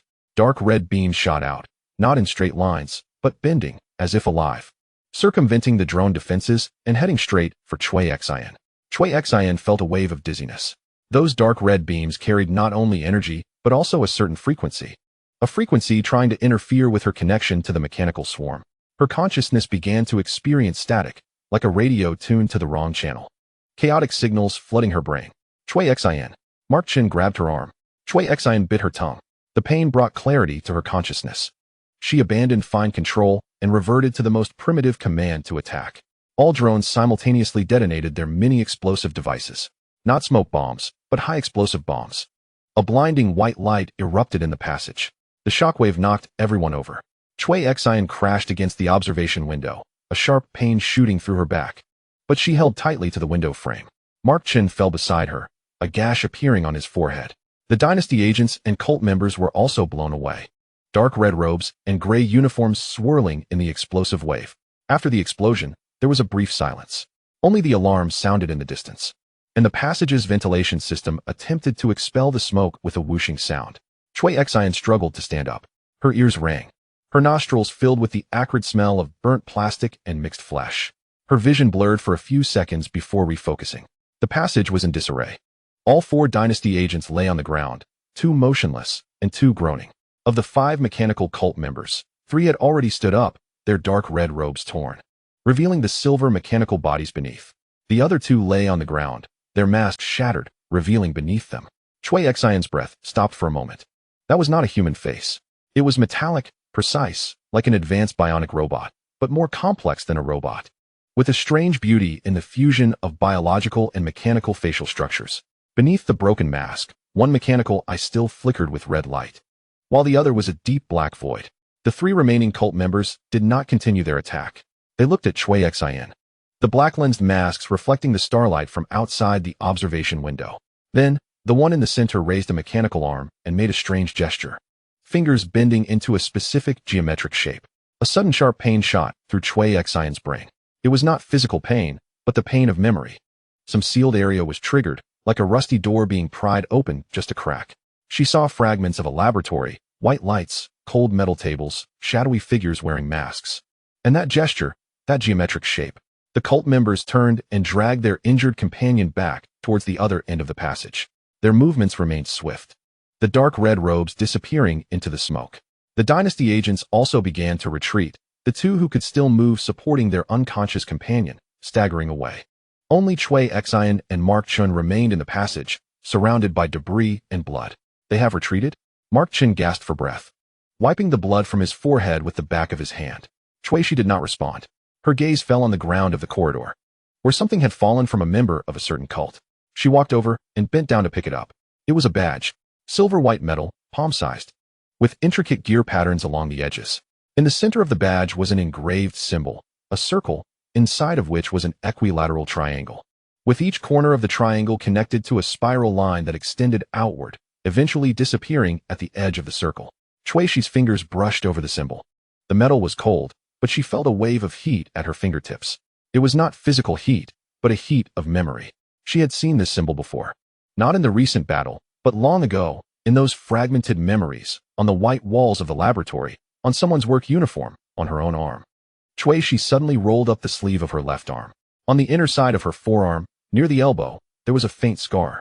It was not a scar from a wound healing, but a mark left by some kind of implant, a circular shape, with subtle raised edges. She had never paid attention to it before, thinking it was left from some training or accident. But now, she scraped her nail along the edge of the mark. Beneath the skin, something was faintly glowing. A silver-white light, weak but clear, forming a pattern that was exactly the same as the symbol, a circle, a triangle, and a spiral line. Mark Chen saw it, and his eyes widened. What is this? I don't know, Shuixi said, her voice hoarse. She stared at the glowing symbol on her arm, then looked at the badge in her hand. The two patterns were identical, just different in size. Outside the observation window, a small spaceship took off from the intersection space station, its engines emitting a blue tail flame, quickly disappearing into the depths of the starry sky. It was neither the Gray Falcon nor a ship of the dynasty or the cult. The hull bore the mark of the Dark Moon Bar. Selena Moonlight was watching. Watching all along. Shuixiu tightened her grip on the badge, the metal edge digging into her palm again. But this time, the pain could not mask the chill that rose in her heart. What is this symbol? Why is it in her body? What does the mechanical cult have to do with her? What secrets are hidden in her father's CX-7 experiment? Too many questions. And the answers seemed darker than she had imagined. Chapter 9. The shadow of the mechanical cult. The Gray Falcon's engine emitted a low hum, like a wounded beast gasping for breath. As the spaceship passed through the last defense barrier of the intersection space station and entered the jump channel, the starry sky outside the porthole twisted into countless colorful light bands. Shuixiu sat in the co-pilot seat, her left forearm exposed, the symbol glowing faintly under her skin. Mark Chun controlled the spaceship, the wound on his forehead having been simply bandaged, with the edges seeping faint traces of blood. His gaze occasionally flicked to Shuixi's arm. His expression complex. You really didn't know that symbol before? I don't know, Shuixiu replied softly, staring at the light on her arm, or rather, I don't remember. The spaceship flew smoothly through the jump channel, the cabin filled only with the hum of the engine and the low sounds of the life support system. Shuixiu took the badge out of her pocket and placed it on the control panel. The silver-white metal reflected a cold sheen under the blue light of the dashboard. The gear patterns so finely detailed they looked like some kind of artwork, the central symbol identical to the pattern on her arm. Mechanical cult, Mark Chen read the term, his tone carrying a seriousness that she had never heard before. I heard this name in black market intelligence, but always thought it was an urban legend. They are not a legend, Shuixiu said, lightly touching the edge of the badge. I saw their faces, or rather, what was under their masks. It was not a human face, Mark. It was a hybrid of machinery and flesh. Mark Chen's fingers paused on the control panel. The spaceship was about to exit the jump channel, and the destination coordinates displayed on the star map ahead were flickering. The secret base of the Free Star Alliance, located in the orbit of an abandoned mining planet in the Fringe Star system. We need to tell Alex, he said. Shuixiu did not object. She gripped the badge back in her palm, the coldness of the metal seeping through her skin, creating a bizarre contrast with the faint heat of the symbol on her arm. She closed her eyes, trying to recall more about that gesture, that geometric shape, those fragmented memories of the laboratory. But every time she approached a critical point, a sharp pain would shoot through her brain, as if some barrier were preventing her. The spaceship exited the jump channel. Outside the porthole, a gray-brown planet appeared in view, surrounded by abandoned mining platforms and the wreckage of broken space stations. The base of the Free Star Alliance was hidden inside one of the largest mining platforms, looking like a decommissioned industrial facility. Only when getting close could one see the occasional flickering indicator lights beneath the camouflage layer. The Gray Falcon slowly approached, and the docking channel automatically extended, precisely connecting with the spaceship's hatch. The sound of metal clashing came through the hull, dull and heavy. The hatch opened. Alex Cole stood at the other end of the docking channel. The leader of the Free Star Alliance wore a simple gray combat suit, his brown short hair slightly disheveled. But his deep blue eyes remained sharp as an eagle. He noticed the bandage on Mark Chen's forehead and Shueishi's pale face, his brow furrowing slightly. "Welcome back," he said, his voice calm but tinged with concern. "The medical room is ready. We need to talk first," Shueishi said, stepping down the spaceship's ladder. Her steps were somewhat unsteady. The continuous battles and memory shocks had drained her strength, but her gaze remained resolute. Alex glanced at her and nodded. Command room. The command room of the Alliance base was located in the core area of the mining platform, surrounded by thick radiation-shielding metal walls, with old pipes and ventilation systems hanging from the ceiling. In the center of the room was a large holographic projection table, currently displaying a star map of the Fringe star system, with dozens of flickering points marking the locations of the Alliance's strongholds. Shueishi sat at the edge of the table, placing the badge on the projection table. The silver-white metal appeared even more eerie under the holographic light. Alex walked to the table, his gaze falling on the badge. His expression froze at that moment. Not surprise, not confusion, but a profound, almost tangible seriousness. Mechanical cult. He spoke the term just like Mark Chun, but with a heavier tone, as if uttering a forbidden name. "You know them," Shueishi said, not as a question. Alex was silent for a few seconds. He walked to the control panel and pulled up an encrypted file. Streams of data floated above the holographic projection table, most covered with red marks, displaying warnings of insufficient permissions or data corruption. "I know very little," he finally spoke, his voice deep. "The mechanical cult is the name the outside world uses for them. They call themselves the Transcendents, a mysterious organization researching the fusion of machinery and consciousness, possibly existing longer than the interstellar dynasty itself. They do not engage in politics, do not compete for territory, only pursue one thing: to liberate consciousness from fragile flesh and merge it eternally with machinery." Several blurry images appeared on the projection table. They were captured from different surveillance devices, with low pixelation, but some features could still be barely recognized. Dark red robes, metal masks, and the occasionally exposed non-completely human limb structures beneath those masks. "They have activities in various star systems, but are extremely covert," Alex continued, his fingers sliding over the control panel to pull up more information. "The dynasty's central army has attempted to exterminate them multiple times, but each time has failed. It's not that they can't fight back, but they can't find their base. It could be anywhere, abandoned space stations, inside asteroids, or even floating platforms in the atmospheres of stars. The technology they possess exceeds the understanding of current interstellar civilization." Shueishi raised her left arm and rolled up her sleeve. The symbols beneath the skin were clearly visible under the cold light of the command room.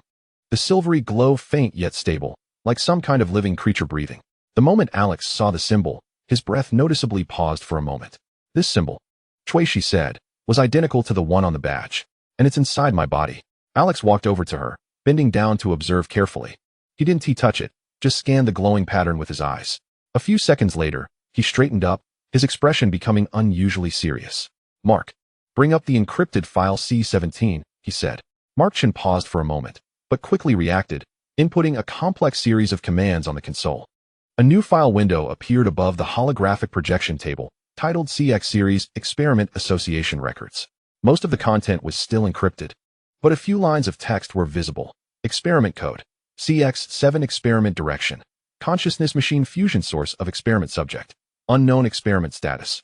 Interrupted associated organization. Mechanical cult. Suspected. Risk level. Highest way. She stared at the text, her heart pounding violently in her chest. She could hear her heartbeat, which seemed particularly clear in the quiet command room. There was a faint metallic smell in the air, mixed with the dusty breeze from the old ventilation system. Her fingertips began to feel cold. CX7 experiment, Alex said slowly, was the last research conducted by your father, Dr. Chui Wenyuan. The Alliance's intelligence network only collected these fragmentary pieces of information, but one thing is certain. This experiment has a direct connection to the mechanical cult. We once suspected that Dr. Chui might have been forced to collaborate with the cult, or that he himself was a member of it. Impossible, Shueishi blurted out. But there was little conviction in her voice. Her father's face in her memory was always gentle, wearing glasses, dressed in a white lab coat, exuding a faint smell of disinfectant. He would stroke her hair with those warm hands and tell her stories about the stars in the late-night laboratory. How could that father be associated with those mechanical monsters behind masks? I wish it were impossible, Alex said, his voice carrying a weariness that Shueishi had never heard before. But the fact is, after the CX7 experiment was interrupted, Dr. Chui and the entire research team vanished without a trace. The central military of the dynasty sealed off all related information, and the activities of the mechanical cult became more frequent after that. And now you've appeared, Shui, a former top Mecha pilot capable of controlling mechanical swarms. With the symbol of the mechanical cult buried in your body, and your memories intentionally sealed. He paused, locking eyes with Shui. Do you know what this means? Shui knew. She had known all along, just unwilling to admit it.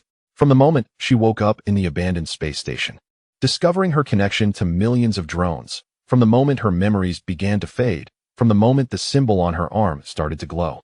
She knew that her very existence was a puzzle, an experiment, a truth that even she might not be able to bear. They want me, she said. Her voice eerily calm, the mechanical cult. They appeared at the crossroads not to kill me, but to observe, to test. That gesture, that geometric shape. It triggered my memory barrier. They are confirming something. Mark Chen interjected, confirming that you are their creation? That word pierced Shui's heart like an ice pick. Creation. Experiment subject. Product. She clenched her fists, her nails digging into her palms, the pain keeping her awake. Not just wanting, Alex shook his head, his fingers gliding over the holographic projection to pull up another document. Look at this. This is an encrypted communication fragment leaked from the dynasty's intelligence department 3 years ago, marked as sent by a high priest of the sublimators and received by a high-ranking official of the central military of the dynasty. Lines of incomplete text appeared on the projection. CX-7 experiment subject confirmed a live consciousness fusion rate exceeds expectations, must be recovered at all costs. She is the key. She repeated the word. We don't know the specific meaning, Alex said, but one thing is clear. The mechanical cult both fears and desires you. They fear that your abilities may exceed their control. They desire you because you are the result of their years of research. They will go to any lengths to obtain you, Shui. And I suspect there is some kind of deal or agreement between the central military of the dynasty and the cult. The ambush at the crossroads may not have been a coincidence. The command room fell silent. The low hum of the ventilation system echoed between the metal walls, resembling the breath of some ancient machine. The light of the holographic projection cast shifting shadows on the faces of the three. Shui stared at the symbol on her arm. The silvery glow seemed to rise and fall slightly with her heartbeat, as if responding to something. I need to know the truth, she finally said, raising her head, a determined light burning in her gray eyes. About the CX-7 experiment, about my father, about the mechanical cult, about what I really am. That would be very dangerous, Markchan said. Isn't what I've been through dangerous enough? Shui retorted, the corners of her mouth twisting into a humorless arc. Dynasty agents are trying to capture me. The mechanical cult wants to reclaim me. And my memories are fading every day. If I don't actively seek answers, those answers will come looking for me with pulse weapons and metal masks. Alex looked at her, a complex emotion flashing in his deep blue eyes. Was it admiration, concern, or something deeper? Shui couldn't tell. The Alliance will support you, he said, his voice firm, but we need time. The base's defenses need to be strengthened. The intelligence network needs to be reorganized. And we need more information about the mechanical cult. And you need to rest, Shui. Your body and mind have reached their limit. Shui wanted to argue, but a sudden wave of dizziness forced her to hold onto the edge of the table. Mark Chen immediately stepped forward to support her. Yes, right, Mark said softly. You've been fighting for over 10 hours straight and have experienced memory shock. If this continues, you will break. Shui gritted her teeth. She hated this feeling of weakness, hated the sensation of her body betraying her will. But reason told her they were right. She needed to rest, even if just for a few hours. All right, she finally said, but I need to see the CX-7 data first. Has the storage box been decrypted? Mark Chen shook his head. Only the first layer has been decrypted. The data is encrypted in multiple layers. And one of the algorithms used is highly similar to the technical characteristics of the mechanical cult. I need more time. Then do it as soon as possible. Shui said, breaking free from his support and steadying herself. I want to see something before I sleep. 3 hours later, Shui lay on the bed in the Base medical room. The room was small, the walls cold metal, and the ceiling lights emitted a soft white glow. Medical monitoring equipment by her bed ticked rhythmically, displaying her vital signs: elevated heart rate, low blood pressure, and exceptionally active brain wave activity.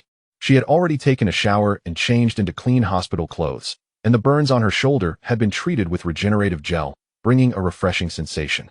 But the symbol on her arm was still glowing, just a bit dimmer than before. Mark Chen sat on the chair by the bed, holding a datapad. He had just shown Shui that the first layer of decrypted data consisted mostly of fragmentary records of experiment logs documenting the early stages of the CX-7 experiment. The content was very technical, filled with terms that Shui couldn't understand: consciousness digitalization rate, neural mechanical interface stability, collective consciousness network synchronization threshold. But one segment of text left a deep impression on her. Experiment log CX 7043 date. Recorder. Chui Wenyu in progress. Preliminary connection established between experiment subject's consciousness and mechanical network. Synchronization rate 37, not reaching the expected threshold, but stability exceeds expectations. The experiment subject demonstrates an instinctive controllability over mechanical units, which may be a reflection of the essence of consciousness. Further observation needed.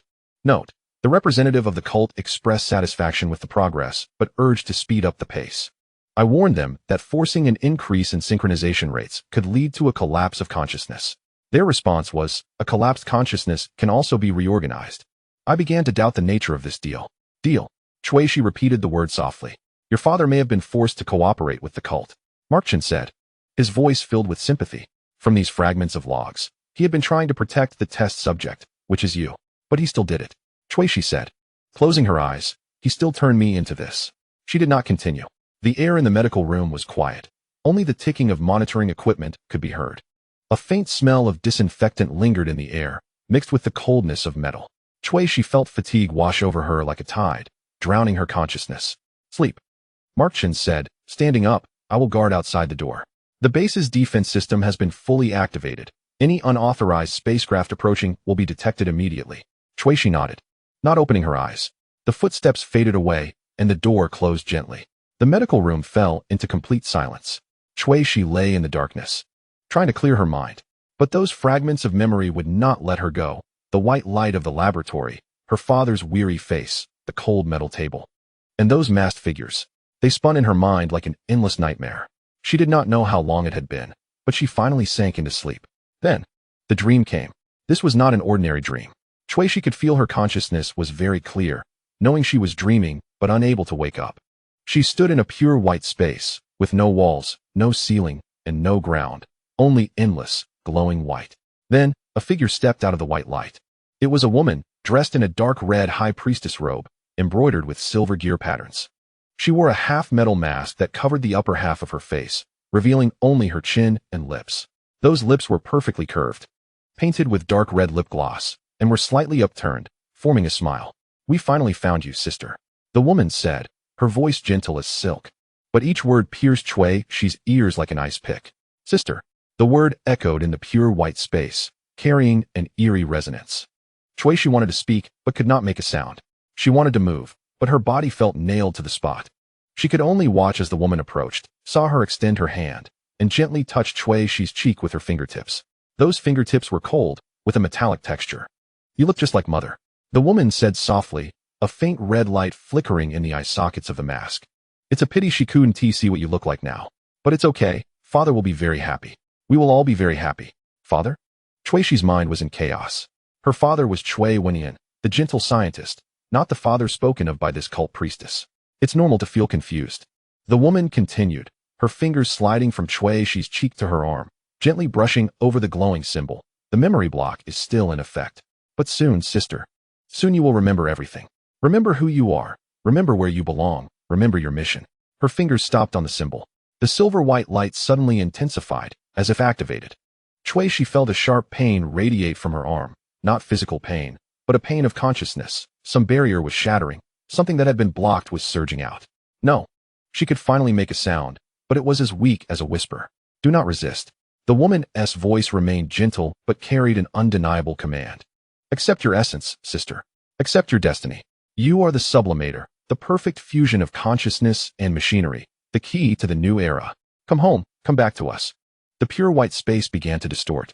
The surrounding white flowed like liquid, forming a vortex that enveloped Chui Shi and the woman. Chui Shi felt herself falling into an unfathomable darkness. In the last moment of falling, she saw the woman's entire face as the mask was removed. That face resembled hers by 70%. Then, darkness swallowed everything. Chapter 10. Flashback of memories. Chui Shi suddenly sat up from the bed. The medical monitoring equipment emitted a sharp alarm. Sweat soaked her hospital gown, and her heart raced in her chest. She looked down at the symbol on her left arm. Its glow was stronger than ever, the silver-white light almost penetrating her skin. More terrifying was that something was automatically emerging in her mind. Not images, not sounds, but a structure, a logic, a language. The way gears interlock, the connections of circuits, the optimal path for energy flow. This knowledge surged in like a tide, needing no learning, needing no understanding. It was just there, always there, just awakened. She raised her trembling hand and unconsciously drew a geometric shape. Exactly the gesture the cult members made at the crossroads. The trajectory of her fingertips through the air left faint silver light traces. Shui. The door to the medical room slid open, and Mark Chen rushed in. He was dressed in a simple gray training suit. The bandage on his forehead had been replaced with a smaller adhesive bandage, but his face still showed signs of fatigue. Seeing the unusual glow on Shui's arm and the light traces in the air that had not yet completely dissipated, he stopped in his tracks. "What are you doing?" Shui lowered her hand, and the light traces disappeared instantly.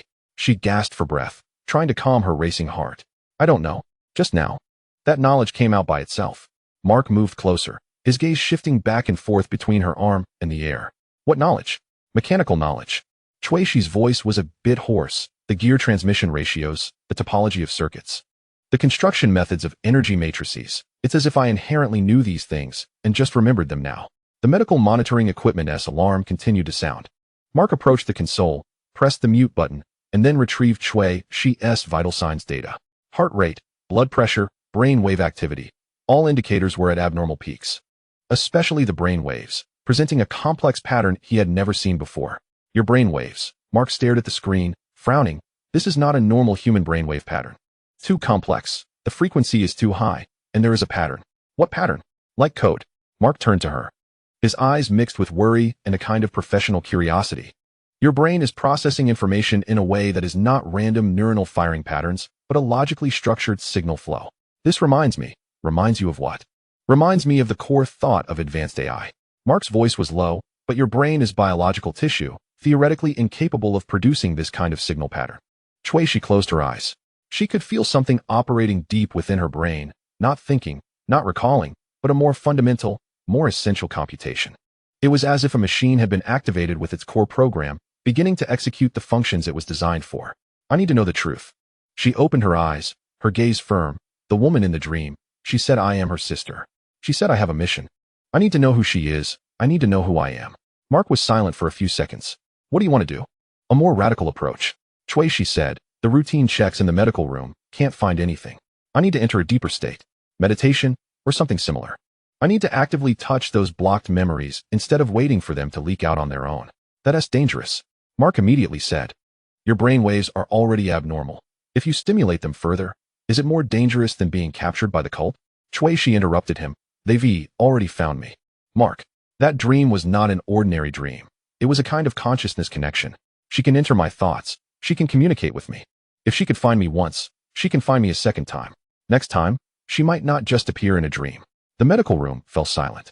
The low hum of the life support system echoed in the air, like some kind of countdown. Mark finally nodded. "The Alliance base has a meditation room. It's designed for high-level agents to conduct consciousness training, equipped with neural feedback systems and brainwave monitoring devices. I can help you set it up. But you have to promise me one thing." "What?" "Stop immediately if there are any danger signals." Mark's expression was serious. "I'm not joking, Shui. Your brain is like an unknown black box right now. We don't know what's inside, nor what will happen if we force it open. If you experience any abnormal severe headaches, confusion, or memory disarray, you must immediately exit the meditation state. I promise." The meditation room of the Freestar Alliance is located in the deep area of the base, requiring passage through 3 biometric access doors to enter. The room is not large, about 20 square meters, with walls and ceilings in a soft light gray color, covered with sound-absorbing materials, making the entire space unusually quiet.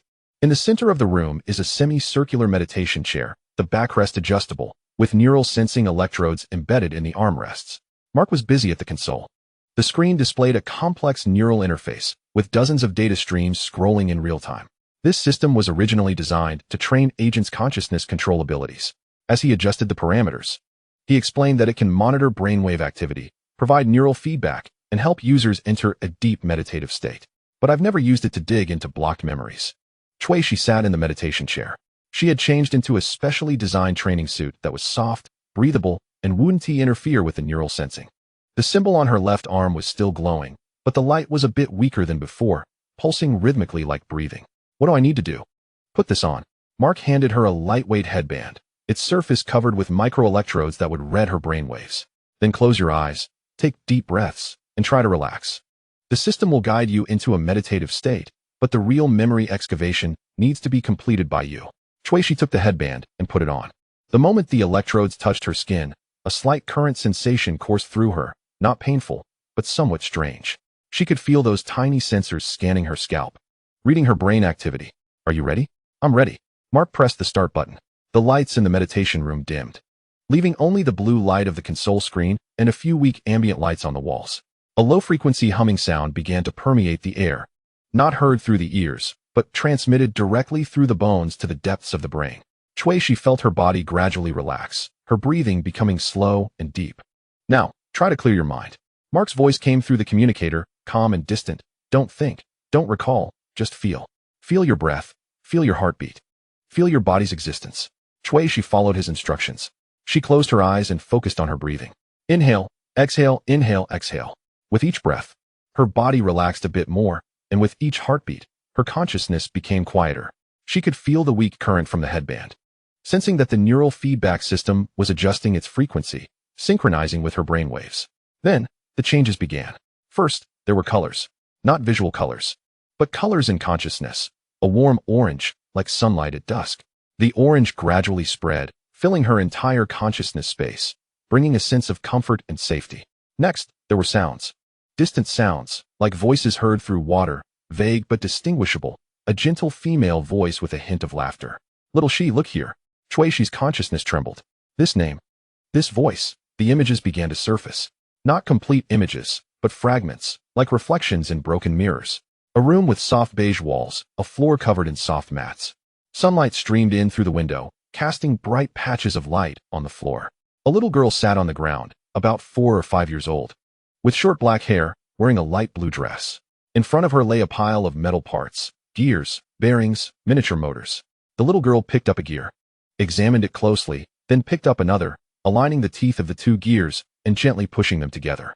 The gears began to turn, activating the 3rd, 4th, and soon, an entire row of gears started to operate, producing a subtle clicking sound. Very clever, the gentle voice said. You understand these things naturally. The little girl looked up and smiled. Her eyes were bright, like black jewels. Shuishi's heart suddenly tightened. That little girl was herself. Herself at 4 or 5 years old. The image flickered and switched. Another room, larger and brighter.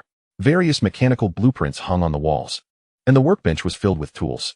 A man had his back to the scene, operating a precision machining device. He wore a white lab coat, had broad shoulders, and his hair was somewhat messy. Dad, the little girl's voice rang out. Why can't I install this? The man turned around. It was a gentle face, around 40 years old, wearing glasses, with fine lines around his eyes. He crouched down and took the part from the little girl's hands. Here, little she. This slot needs to align with this bump, then rotate 40 degrees. His fingers were nimble, twisting gently, and with a click, the part was in place. Look, it's easy. The little girl leaned closer to see, her eyes wide open. I understand. The man smiled and patted her head. You learn much faster than your sister. When she was your age, she couldn't even hold a screwdriver properly. Sister? The image flickered again. This time, the scene changed. A larger room, like a laboratory or workshop. 2 girls stood together, the older one about 10 years old, wearing a deep red dress, with long black hair tied in a ponytail. The younger one was just the little girl from before, now looking 6 or 7 years old. The older girl held a complex mechanical model made up of hundreds of parts, slowly moving. Watch carefully, little she, the older girl said, with a sense of superiority in her voice. This is the latest structure Dad taught me. The energy flow path has been optimized by 37%, and the gear wear rate has been reduced. Before she could finish her sentence, the little girl suddenly reached out and gently pressed on a certain spot of the model. Click. The model stopped moving. The older girl was stunned. What did you do? Here. The little girl pointed to a connection point on the model. The installation angle of this bearing is off by 0.3 of a degree. Long-term operation will lead to stress concentration, and it will break after running at most 72 hours. The older girl stared at her for a few seconds, then suddenly laughed. Not a happy laugh, but a complex one, tinged with some emotion. You're always like this, she said, always able to spot the problem at a glance. Dad was right. You're the real genius. There was something flashing in her eyes. Envy? Jealousy? Or something else? The images began to flicker violently. The colors became chaotic, and the sounds grew loud. The warm feeling vanished, replaced by a cold, mechanical texture. Shuishi felt her consciousness plummeting, descending into some dark abyss. A new image emerged. This time, it was not a childhood memory. She was sitting in a cockpit.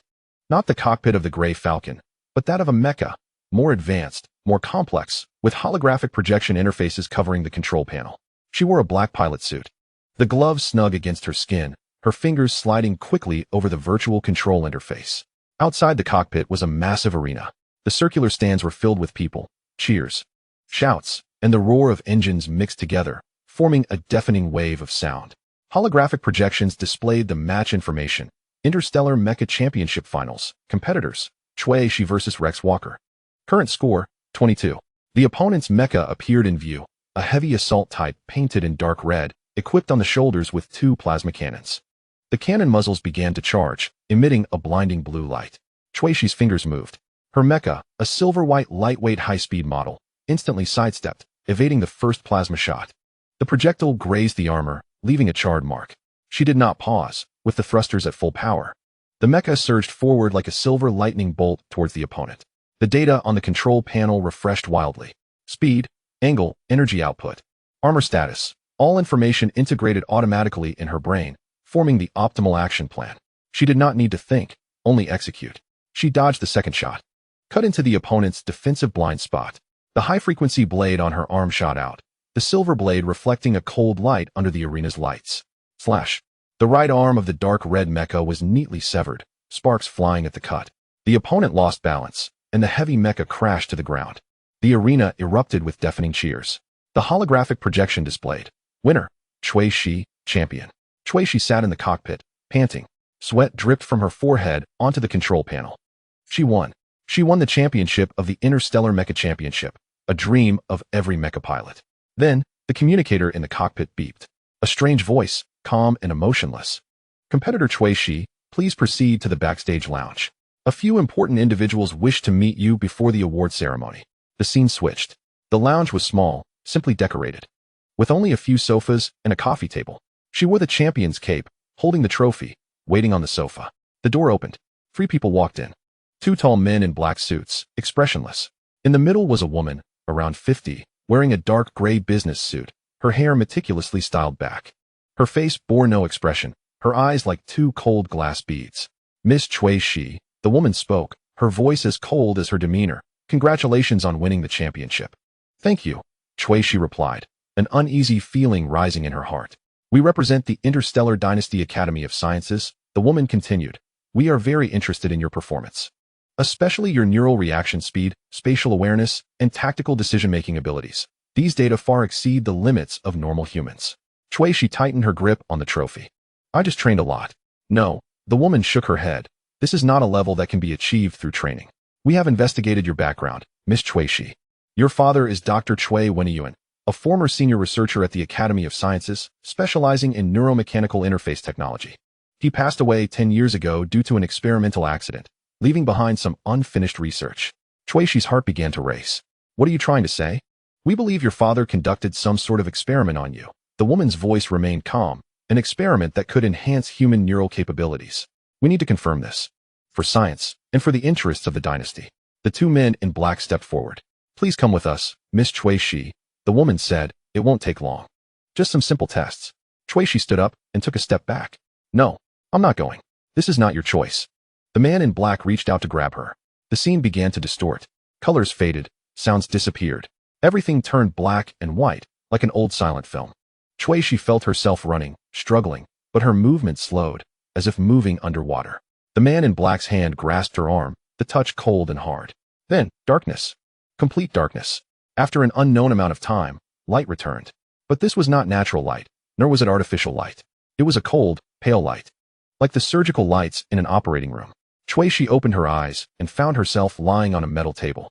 The surface was icy, penetrating through her thin clothing into her skin. She wanted to move, but she couldn't.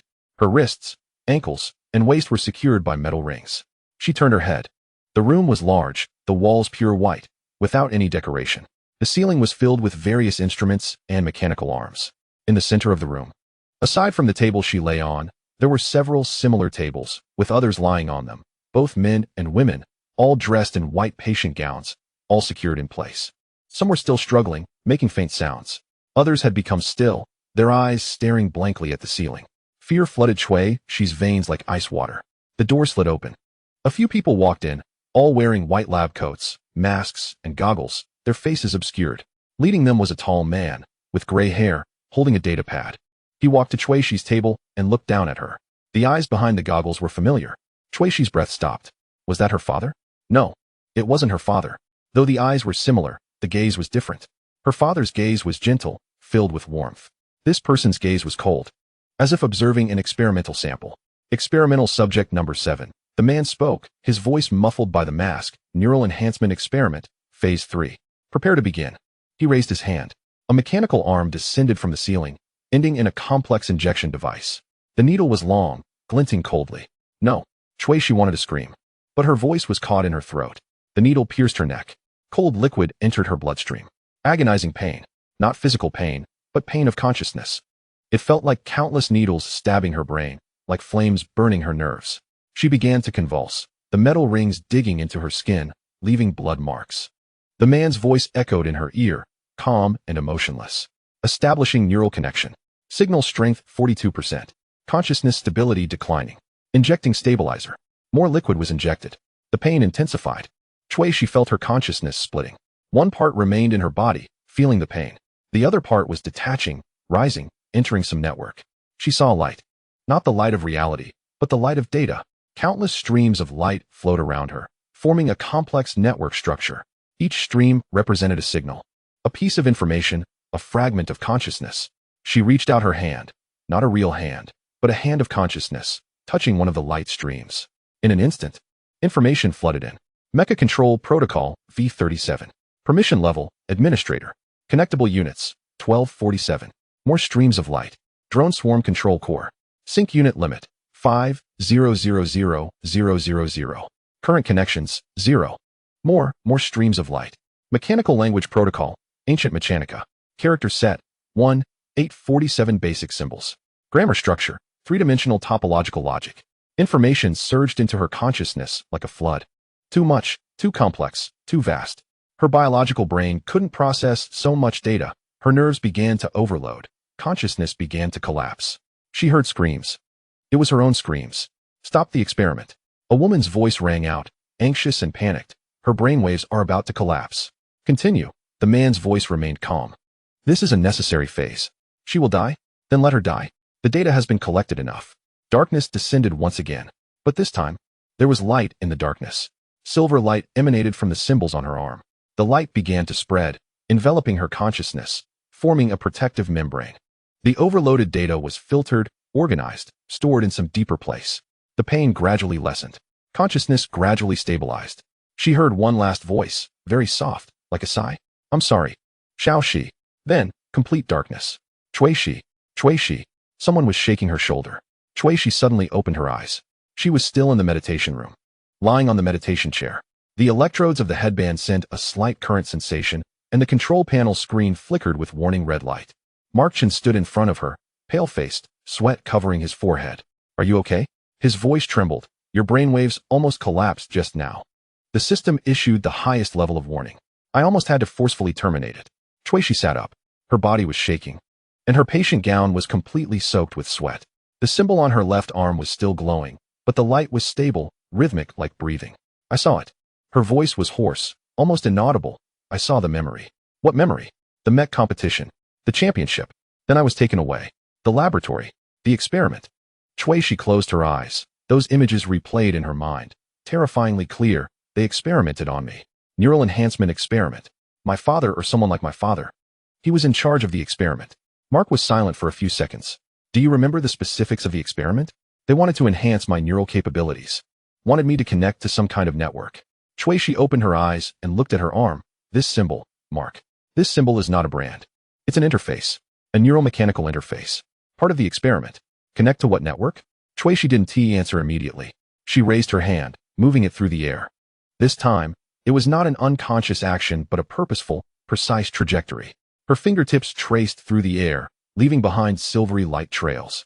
These light trails combined in the air to form a complex three-dimensional structure. Gears nested within gears, circuits connecting circuits, energy flowing along specific paths. Mark stared at the structure. His eyes wide. This is mechanical language, Shui said, her voice carrying a calmness that she herself could not understand. Ancient mechanical language. The experiment taught me this language. Or rather, it reminded me of this language. The light trail structure slowly rotated in the air, emitting a faint humming sound. It was a mechanical, precise, emotionless sound. I can understand it, Shui continued. I can read it. I can use it. This language is the core programming language of the mechanical swarm. All drone control protocols, all cluster synchronization logic, all energy matrix construction methods are written in this language. She lowered her hand. The light trail structure did not immediately dissipate, but continued to rotate in the air for a few seconds before gradually fading. Mark stared at her. His expression complex. Can you control the mechanical swarm now? I don't know. Shui shook her head, but I can understand their language now. I can read their logic. It's like I originally understood it, just now remembering. She stood up. Her legs were still a bit weak, but her consciousness was exceptionally clear. The influx of information, mech control protocols, drone cluster control cores, mechanical language protocols, had not vanished but was stored deep in her brain. Like a book that was opened and could be referenced at any time. I need to test, she said. I need to know what I can do now. Mark nodded, but his expression remained serious. Okay, but we must be careful. Your brain just went through a severe shock and needs time to recover. There's no time. Shui looked towards the meditation room's door, as if she could see the outside base through the metal, see the distant starry sky. The cult has already found me. Next time, they want tea just appear in dreams. She raised her left hand, looking at the glowing symbol on her arm. The silvery light pulsed steadily, like a heartbeat. Like breathing, like the rhythm of some ancient machinery at work. She could feel something awakening deep within the symbol. Not memory, not knowledge, but something more essential. Something belonging to machinery.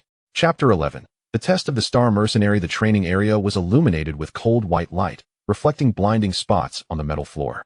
Shui stood in the center of the testing field, surrounded by the simple mechanical array set up by Mark Chun. 3 old maintenance robots, 2 sets of abandoned monitoring systems, and a pile of electronic components dug out from the warehouse. The air was thick with the smell of machine oil and burnt circuit boards, mixed with the dry air blown in by the ventilation system. Are you ready? Mark stood behind the control panel, his finger hovering over the data recording button. Shui nodded. She closed her eyes and took a deep breath. The symbol on her left arm began to glow. It was not the previous unconscious flicker, but a rhythmic, stable pulse. The silvery light emanated from beneath her skin, spreading along the network of veins in her arm. Like some biological circuit being activated. She felt not pain, not heat, but a peculiar sense of connection. As if her arm was no longer flesh and blood, but an interface, a port to some vast network. She raised her hand, her fingertips tracing through the air. The first symbol. The light trail condensed in the air, forming a complex geometric structure. 3 nested rings, with a spiral running through the middle. That was the connection symbol in ancient mechanical language. The light trail hovered steadily, emitting a faint humming sound, with a frequency of about 200 Hz. Like some ancient mechanical clock in operation. The 3 maintenance robots trembled simultaneously. Their indicator lights changed from standby yellow to active green. Without remote control signals or program instructions. They activated on their own. The mechanical arms lifted, joints creaking with rust, yet the movements were fluid, unlike abandoned equipment that had sat for years. It's recorded. Mark's voice came through the communicator, filled with suppressed excitement. Your brainwaves are emitting signals at a specific frequency. Not electromagnetic waves, not quantum entanglement, but some kind of information carrier we haven't seen before. The robots received it. Shui opened her eyes. She didn't look at the robots, but at the light trail symbol she had created. She could understand it. Not just its shape, but its meaning, its logic, its position in the mechanical language system. It was like a native speaker seeing a word, understanding its meaning without needing to think. She traced out the second symbol. This time, it was an instruction symbol, a sharp-angled triangle nested within a square, pointing to the right. The light trail was brighter than the first, and the humming frequency increased to 500 Hz. The 3 robots began to move. Not random actions, but coordinated, purposeful movements. The first robot moved to the left side of the testing field, deploying its mechanical arm to inspect the circuit board on the wall. The second moved to the right, using a laser scanner to check the integrity of the metal structure. The third stayed in place, switching the tool at the end of its mechanical arm to a welding gun, beginning to repair a crack in the floor. Their movements were precise, efficient, without any redundancy. Like a well-trained team executing a set task. Oh my God, Mark's voice trembled slightly. They're performing system maintenance. This is part of the base's standard maintenance procedure, Chapter 3. How did you? I don't know, Shui said, Her voice calm. I just thought of maintenance. The symbol appeared on its own. She could feel the logical cores of those robots opening up to her. Not code, not programs, but something more essential. Their design intent, their functional logic, their purpose of existence. It was as if she could directly read the thoughts of the machinery. She traced out the third symbol. Synchronization. This symbol was more complex. 5 concentric circles connected by 12 radiating lines, each with small branches on them. The light trail rotated in the air, emitting multi-frequency humming sounds. Like a mechanical symphony, 2 sets of abandoned monitoring systems lit up simultaneously. The screen flickered, snowflake dots disappeared, and a clear image appeared. A panoramic view of the training ground, a close-up of Shui-Shi's face, Mark's silhouette behind the console, and even an internal view of the ceiling ventilation duct.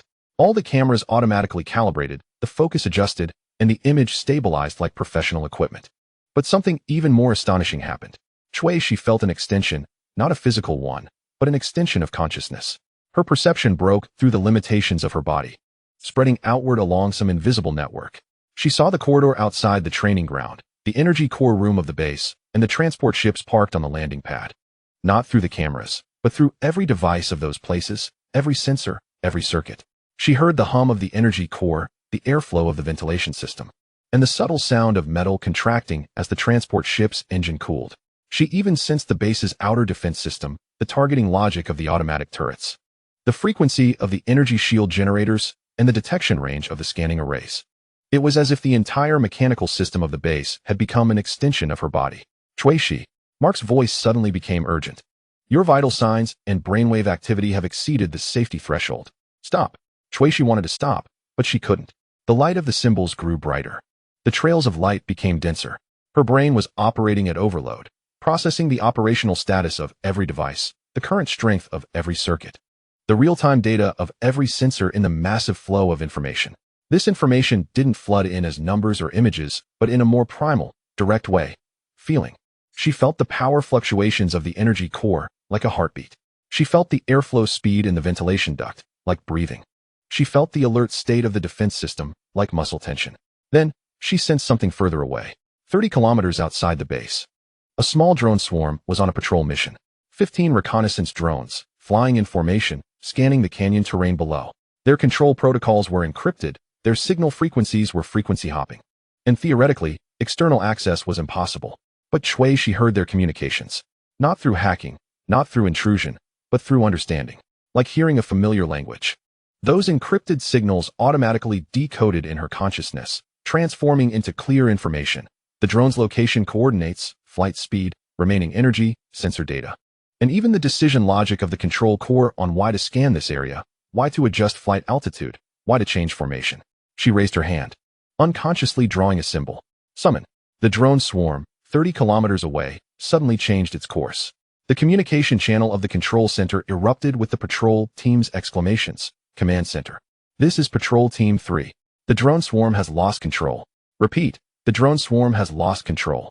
They are leaving the mission area and heading toward the base. We have lost control permissions. Mark rushed to Shui-Shi's side, grabbing her shoulders. Shui-Shi. Stop. What are you doing? Shui-Shi opened her eyes. The light of the symbols dimmed instantly. The trails of light dissipated. The robots in the training ground stopped moving, and the monitoring system screens went black.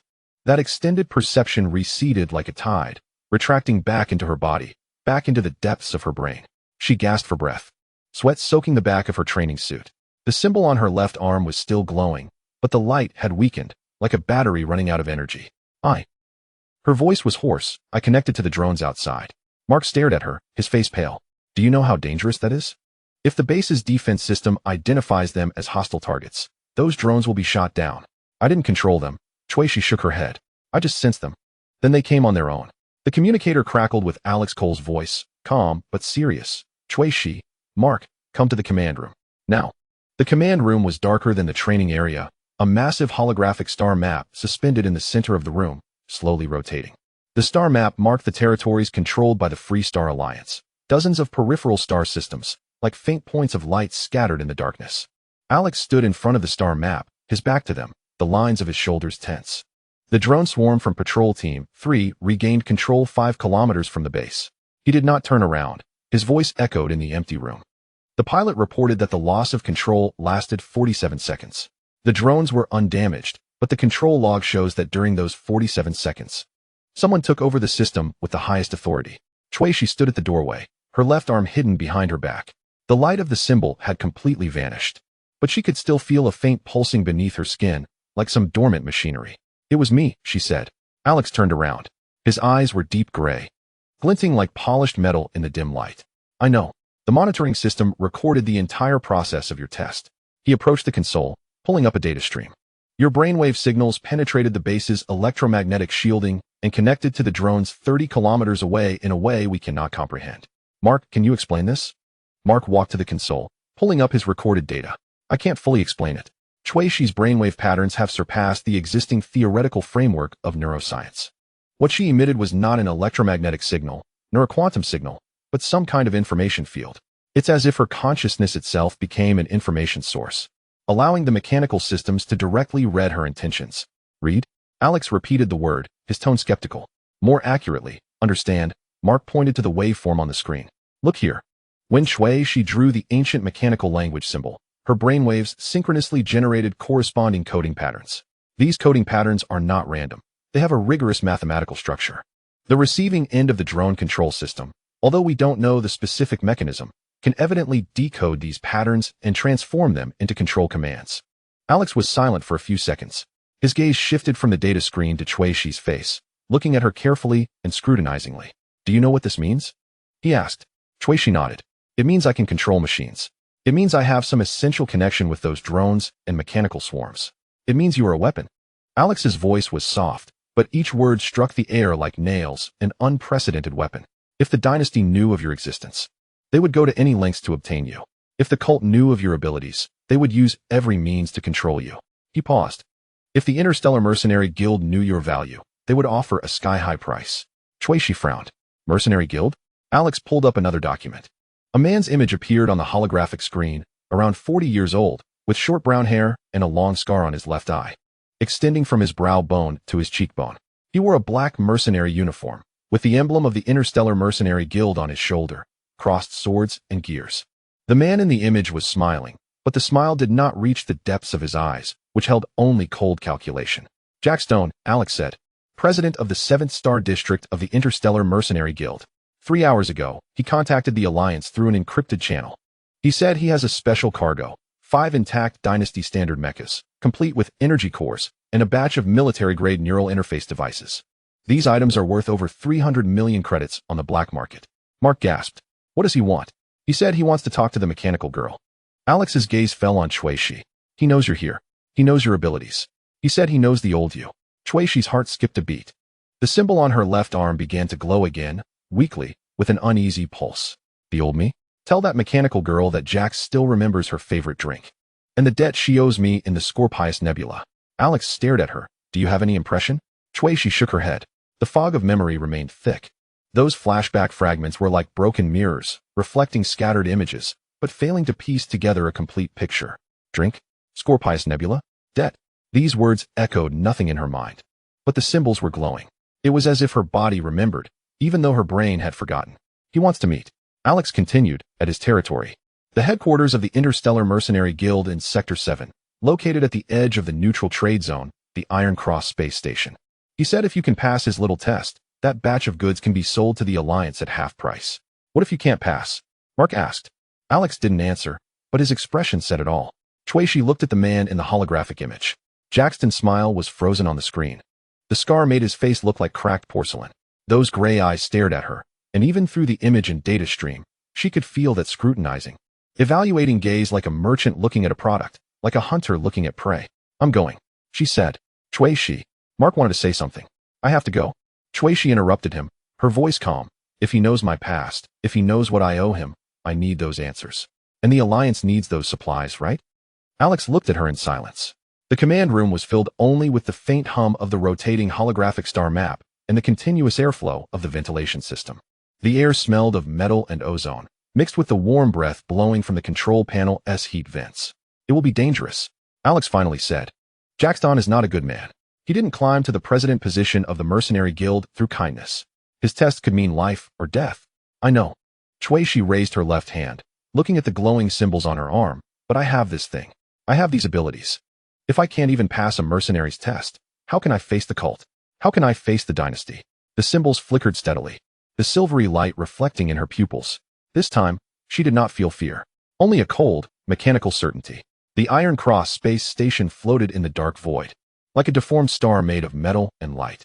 Its main structure consisted of 3 intersecting cylinders, each over 2 kilometers in diameter, covered with dense turrets, sensor arrays, and docking ports.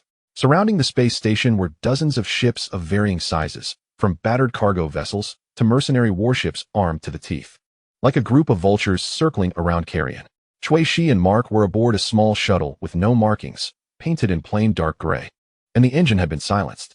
Alex insisted on sending a fleet for protection, but Cui Shi refused. If Jackson really wanted to make a move, a fleet wouldn't change anything. Moreover, she had a gut feeling that this meeting was not a trap, at least not entirely. As the shuttle passed through the defense barriers surrounding the station, Cui Shi felt a sweep. It was not an ordinary radar or laser scan, but some deeper level of detection, as if countless eyes were simultaneously watching her, analyzing her biological characteristics, reading her neural activity, and even sensing the symbols on her arm. The symbols responded. A faint glow emerged from beneath her skin, synchronizing with the frequency of the scanning waves, as if in conversation. The shuttle's pilot, a silent Alliance agent, glanced back at her, his eyes filled with wariness and some kind of awe. The docking process went smoothly. The shuttle slid into the designated berth, and the magnetic locks made a dull thud as they engaged. When the hatch opened, a mixed scent rushed in, the sharpness of machine oil, the burnt smell of welded metal, the sourness of sweat, and some cheap perfume sweetness. The air echoed with the sounds of mechanical operations, distant shouting, footsteps in the metal corridors, and a faint rhythm of music, the beat heavy like a heartbeat. 2 mercenaries waited in the docking bay. They were both dressed in the guild's standard black uniforms, but had made numerous modifications: thickened shoulder armor, exoskeleton frames on their arms, and weapons at their waists that were not standard issue, but various oddly shaped custom weapons. The mercenary on the left was bald, with circuit pattern tattoos on his face. The one on the right had a mohawk, and his right eye was a mechanical prosthetic with a red lens constantly adjusting its focus. Ms. Cui Shi. The bald mercenary spoke, his voice altered by a voice modulator into a mechanical synthetic sound. The president is waiting for you. Please follow me. His gaze lingered on Cui Shi's left arm for a second. Although the symbols were covered by long sleeves, that glow seemed to penetrate the fabric. Mark wanted to follow, but the Mohawk mercenary reached out to stop him. Only Ms. Cui Shi is invited. The mechanical eye fixed on Mark. You wait here. I'm her technical advisor, Mark said, trying to keep his voice calm. I need to wait. The mercenary interrupted him, his hand resting on the weapon at his waist, which was a modified pulse pistol with a barrel twice as thick as the standard model. Cui Shi nodded to Mark. It's fine. Wait for me to come back. She followed the bald mercenary down the corridor. The walls were bare metal plates, with rough welding seams, and pipes and cables crawled across the ceiling like vines. The lighting was dim red, with emergency lights every 10 meters casting long shadows on the metal surface. The air grew increasingly stifling, and the ventilation system was clearly ineffective. They walked for about 5 minutes, passing through 3 security doors that required biometric identification, finally arriving at a massive metal door. The door was thickly cast from alloy, its surface marked with countless scratches and pockmarks, as if it had endured numerous battles. The center of the door was engraved with the Mercenary Guild's emblem, a sword and gears, with the geared teeth sharp as blades. The bald mercenary placed his palm on the scanner beside the door. A green light flashed, and the door slid open to either side. The space inside left Cui Shi momentarily stunned. She had expected to see an office, a conference room, or some sort of military command center. But the room before her looked more like a bar. Dim, warm yellow lights, a dark wooden bar, and walls adorned with various weapons and trophies, from ancient flintlock guns to the latest energy weapons, from alien skulls to a noble family crest of some dynasty. The air was thick with the smell of cigar smoke, the rich aroma of alcohol, and the scent of leather and metal polish. In the depths of the room, the melody of jazz floated through the air, the saxophones sound lazy and melancholic. Jackson sat on a high stool at the far end of the bar. He was not wearing the formal uniform from the image, but a simple black shirt and trousers, with the sleeves rolled up to the elbows, revealing his muscular forearms. The scar over his left eye looked like a black crack in the dim light. He held a glass of amber liquid, the ice gently clinking against the glass, making a crisp sound. Cui Shi, he spoke, his voice deeper than in the image, carrying a gravelly texture. Long time no see. Cui Shi walked up to the bar and sat down across from him. The bartender, an old mercenary with burned scars on his face, glanced at her without asking what she wanted, simply continuing to wipe the glass in his hand. I don't remember you, Shui said. Jack laughed. This time, his smile reached his eyes, but those gray eyes held no warmth, only a complex, difficult to interpret emotion. Nostalgia? Regret? Calculation? I know. He took a sip of his drink. Alex told me you have amnesia. Side effects of the experiment, right? The CX-7 project. Neural enhancement, consciousness fusion, transforming humans into mechanical interfaces. Those mad scientists of the dynasty always like to play with fire. Shui's heart tightened sharply. You know about the experiment? I know a lot of things. Jack set down his glass, the ice swirling at the bottom. I know you were once the champion of the interstellar Mecha championship. I know you were forcibly brought into the Academy of Sciences. I know the man in charge of the experiments, Shui Yuan, is your father. At least, that's what the records say. Your voice trembled a bit. How do you know this? Jack didn't answer immediately. He stared at the ice cubes in his glass, watching them slowly melt, droplets sliding down the side of the cup. Because you hired me, he finally said, looking up at her, 3 years ago. On the 7th day after you escaped from the Academy of Sciences. You found me and gave me a task, to infiltrate the central database of the Academy and steal the complete experimental records of the CX-7 project. The reward was 5 million credit points, half paid in advance. Shui's breath stopped. Deep within the fog of her memory, something stirred.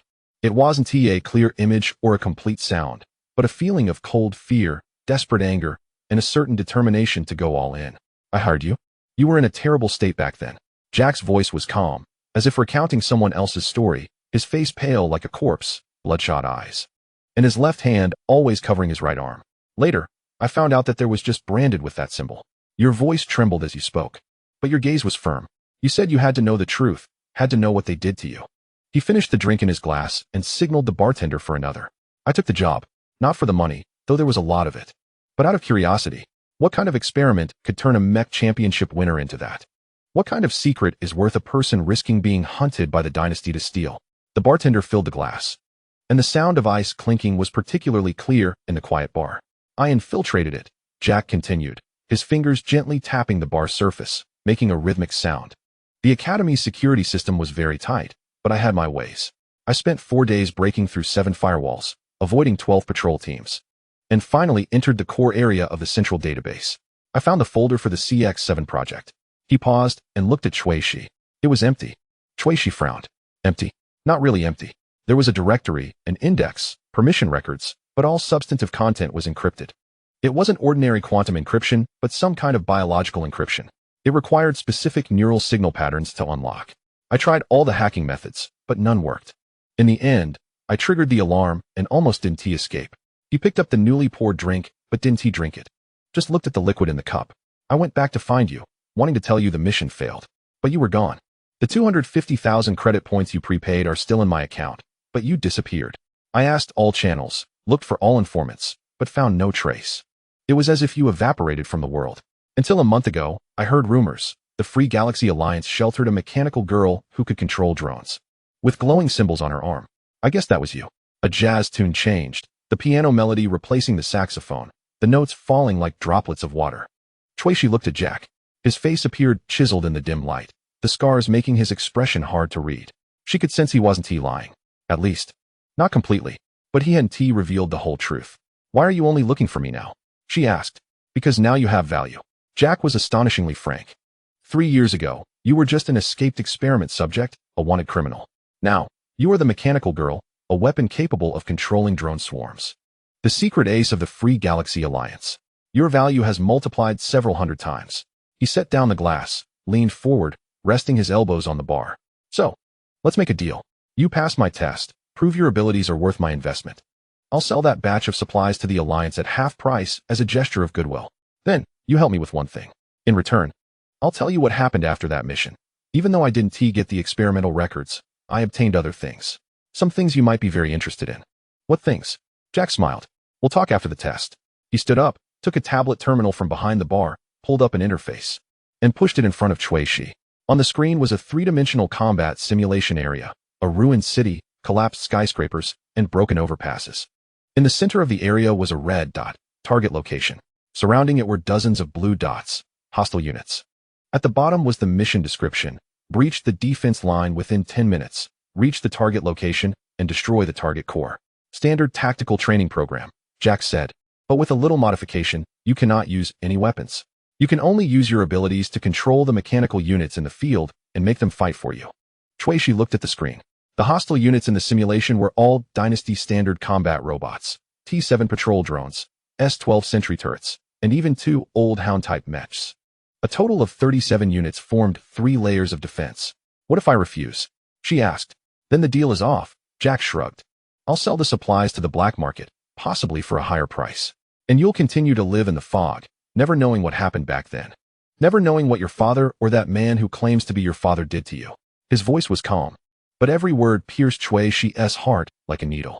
The symbol on her arm glowed, becoming brighter and hotter. She could feel the call. From the mechanical units in the simulation field, from their control cores, from some resonance deep within their logic. Like a hungry person smelling food. Like a thirsty person seeing the reflection of a water source. I need to connect to the device, she said. Jack took out a helmet, a simple neural interface device. The shell was worn black plastic, and the connecting wires were exposed copper. It wasn't a precision instrument, more like some homemade device. My personal toy, he said, handing the helmet to Shuishi. Direct neural connection, 0 latency. But I warn you, this thing has no safety limits. If your brain overloads, it won't cut off the connection. You'll keep burning until all your neurons are dead. Shuishi took the helmet. The plastic shell felt warm, as if it had been worn by many people. She could smell the sweat residue on it, along with a metallic, oxidized rust scent. She put on the helmet. The world changed instantly. Not visually, but in terms of perception. It felt like when she was in the training area, but more intense and direct. She could see every corner of the simulation field, not through cameras, but through the sensors of every device in the field, the targeting scopes of the turrets, the scanning arrays of the mechs. She could hear their communication signals, encrypted, frequency hopping, chaotic data streams, but in her consciousness, they were automatically decoded into clear information. She could feel their logic. The T-7 patrol drones alert mode, patrolling in a circular pattern with a 50-meter radius centered on the target location. Firing immediately upon detecting a threat, prioritizing the protection of turret units. The S-12 sentry turret's defense logic. Fixed position, fan-shaped scanning. Identifying all targets outside the Dynasty IFF signal, locking on in 3 seconds, firing in 2 seconds. The Hound mech's tactical protocol, mobile support, filling gaps in the defense line. Prioritizing the destruction of heavy units. This information didn't flood in as text or images, but in a more essential, intuitive way. She knew what they would do, just like knowing how her hand would move. She raised her left hand, her real left hand, in reality. And the left hand wearing the neural interface helmet drew the first symbol in the air.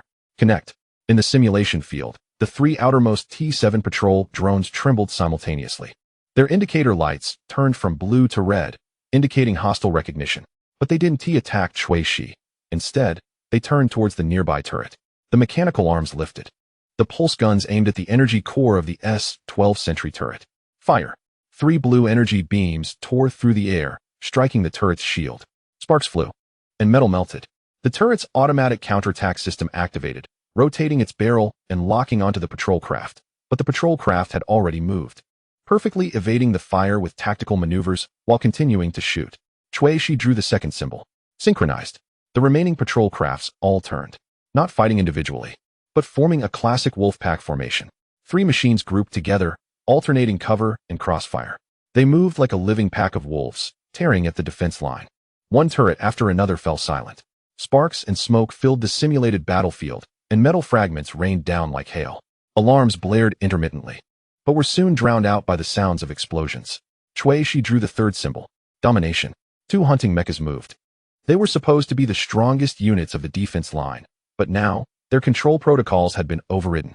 The logic cores were rewritten. The friend or foe identification systems were forcibly switched. The mechas lifted their heavy mechanical legs, crushing the debris beneath them, turning not towards Shuishi but towards other units inside the defense line. The machine guns rotated and charged. Fire. The large-caliber armor-piercing rounds tore through the air, striking another sentry turret. The turret's armor ripped apart like paper, and an explosion erupted from within, flames shooting up. Shuishi stood at the starting point of the simulation, not moving an inch. She simply stood there, her left hand drawing in the air, symbols emerging one after another. Light trails flickered in the bar of the real world, dancing like ghosts under the dim lights. Her eyes were open, but her pupils reflected no reality, only data streams, only mechanical logic, only the extensions of the control network. Jack Stone stood behind the bar, watching the scene on the tablet terminal. The defense perimeter collapsed layer by layer. Robots attacked robots, turrets destroyed turrets, mechas slaughtered mechas. There was no tactic, no strategy, only pure, absolute domination. Like a god playing with toy soldiers. His expression did not change, but something in his gray eyes burned. Not surprise. Not fear, but a kind of fervent, greedy excitement. The last hunting mecha ripped open the outer wall of the target building with its mechanical arms. The core was exposed, revealing a glowing energy matrix simulating the power source of some important facility. The mecha raised its machine gun, aiming at the core. Fire. The screen turned white. Mission accomplished. A mechanical synthesized voice emerged from the tablet terminal. Time taken, 4 minutes and 37 seconds. Enemy units annihilated. Friendly unit losses, 0.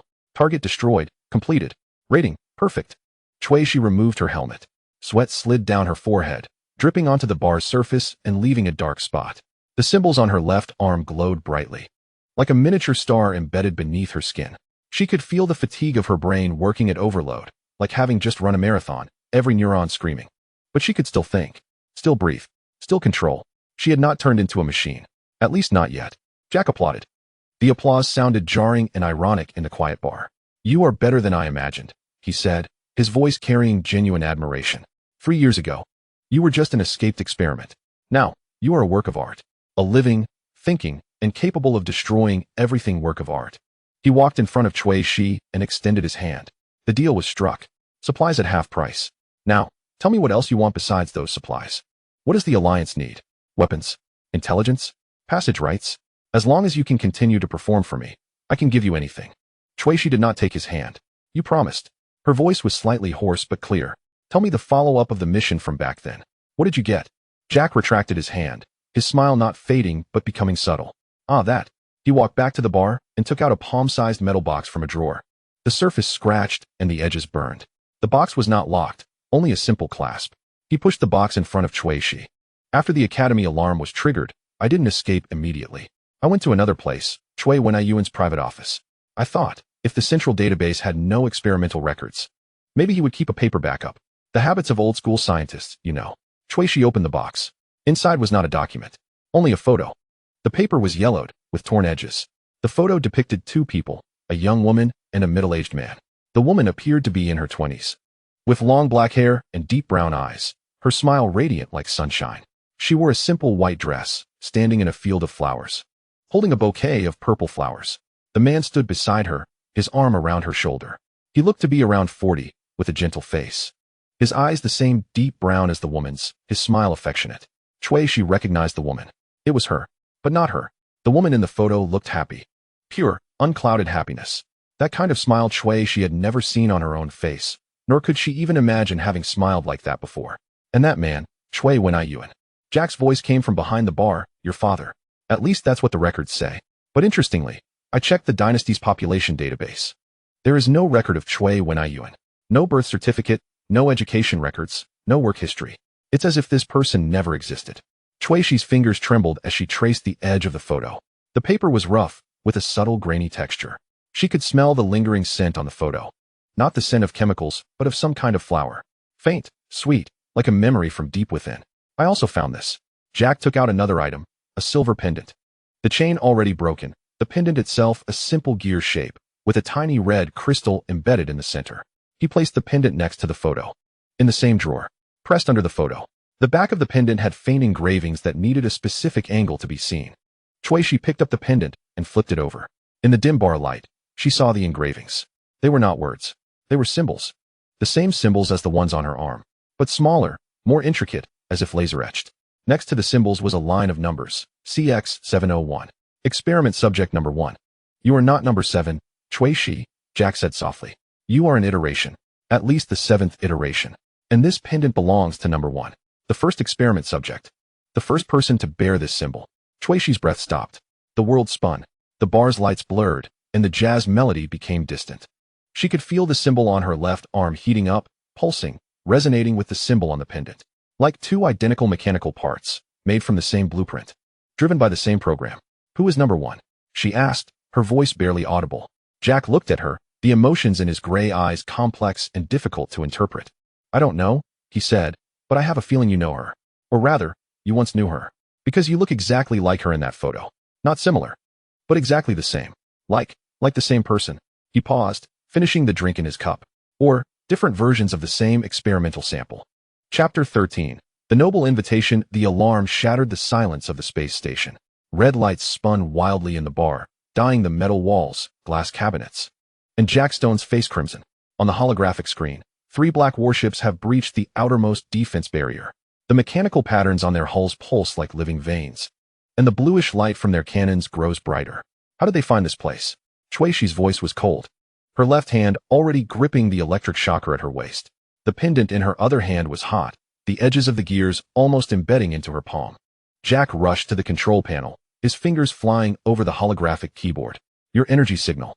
The mechanical wave released during the test has specialized detectors. I underestimated their reaction speed. He pulled up the space station's structural diagram, and over a dozen red dots were moving toward the bar area. The internal security system had been breached. They have an insider. An explosion sounded from afar, closer this time. The floor shook violently, and the glasses on the bar slid off, shattering on the ground, the amber liquid flowing like blood under the red alarm lights. Glass shards reflected the swirling lights, and the air was filled with a mixed scent of alcohol and burnt circuits. Where's Mark? Chuixi asked. In the docking area, being watched by my men. Jack didn't look back. I had them take him to the escape pod. Come with me. No. Chuixi interrupted him. I'm going to get Mark. You take care of the evacuation route. Jack turned around, his gray eyes fixed on her. This is the elite force of the cult, Chuixi. They are not targets in a simulation battle. They will capture you alive or directly destroy your consciousness core. What you need most right now is, I need my team. Chuixi's voice was steady, but the symbols on her left arm had begun to glow, the silvery light shining through her sleeve, casting flickering shadows in the dim bar. And also, you just said that design might still be alive. I need you to live to tell me more. Without waiting for Jack's response, she turned and dashed toward the bar exit. The door slid open automatically, and the corridor was already filled with smoke. The ventilation system emitted a piercing shriek, like some giant beast struggling in its death throes.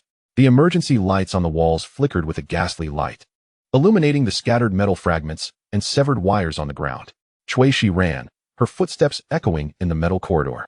She could feel 37 mechanical units inside the space station responding to her consciousness. Not control, not command, but a kind of resonance. Just like the symbols on the pendant and her arm were communicating, those mechanical units were also sending her signals. Maintenance robots, cleaning drones, cargo trolleys, they emerged from various corners, following behind her, forming a motley but orderly team. Chuixi did not intentionally command them. She simply kept her consciousness open, allowing that resonance to flow naturally. The robots automatically cleared obstacles from the corridor, the drones scouted ahead, and the trolleys carried energy batteries moved from the armory. The symbol on her left arm was getting hotter. She understood the language of those mechanical units. It was not written words, not sounds, but a structured data stream. The maintenance robot reported 3 cult soldiers ahead in the corridor, equipped with pulse rifles and neural disruptors. The cleaning drone detected an increase in anesthetic gas concentration in the air. The cargo trolley suggested detouring through the 3rd ventilation duct. Chuixi chose the 3rd. She pushed open the maintenance door of the ventilation duct, the metal hinges screeching. The inside of the duct was narrow, forcing her to crawl. The cold metal walls pressed against her skin, beads of water condensing on them, and the damp air smelled of rust and machine oil. Behind her, the maintenance robot shrank in size, transforming into track mode to follow her in, its spotlight cutting a beam of light through the darkness. Footsteps sounded from the other end of the duct, heavy, orderly, belonging to trained soldiers, and the buzzing of mechanical joints, the cult's combat robots. Chuixi stopped and closed her eyes. The light of the symbol on her left arm surged, the silvery glow almost penetrating her skin. She sensed 2 cult combat robots 50 meters ahead, Model Hound 3, equipped with plasma cutting blades and neural capture nets. Their control systems were closed off, with 7 layers of encrypted firewalls, but their mechanical structures themselves were speaking. The frequency of gear engagement, the pressure fluctuations of hydraulic pipes, the current curves of servo motors, these data unfolded in her consciousness like a complex symphony. Chuixi did not need to break through the firewalls. She just needed to adjust one of the notes. She raised her hand, her fingertips tracing a symbol in the air, not ancient mechanical language, but a twisted spiral of her own creation, splitting into 3 branches at the end. Light traces illuminated the ventilation duct, highlighting the water droplets on the metal walls, like countless tiny diamonds. The mechanical humming ahead changed. From a steady operation to chaotic noise. Gears jammed, hydraulic pipes burst, servo motors overloaded. A twisted metallic shriek echoed, followed by the muffled sound of an explosion. The duct shook violently. A heat wave surged from the front, carrying the acrid smell of burnt circuits.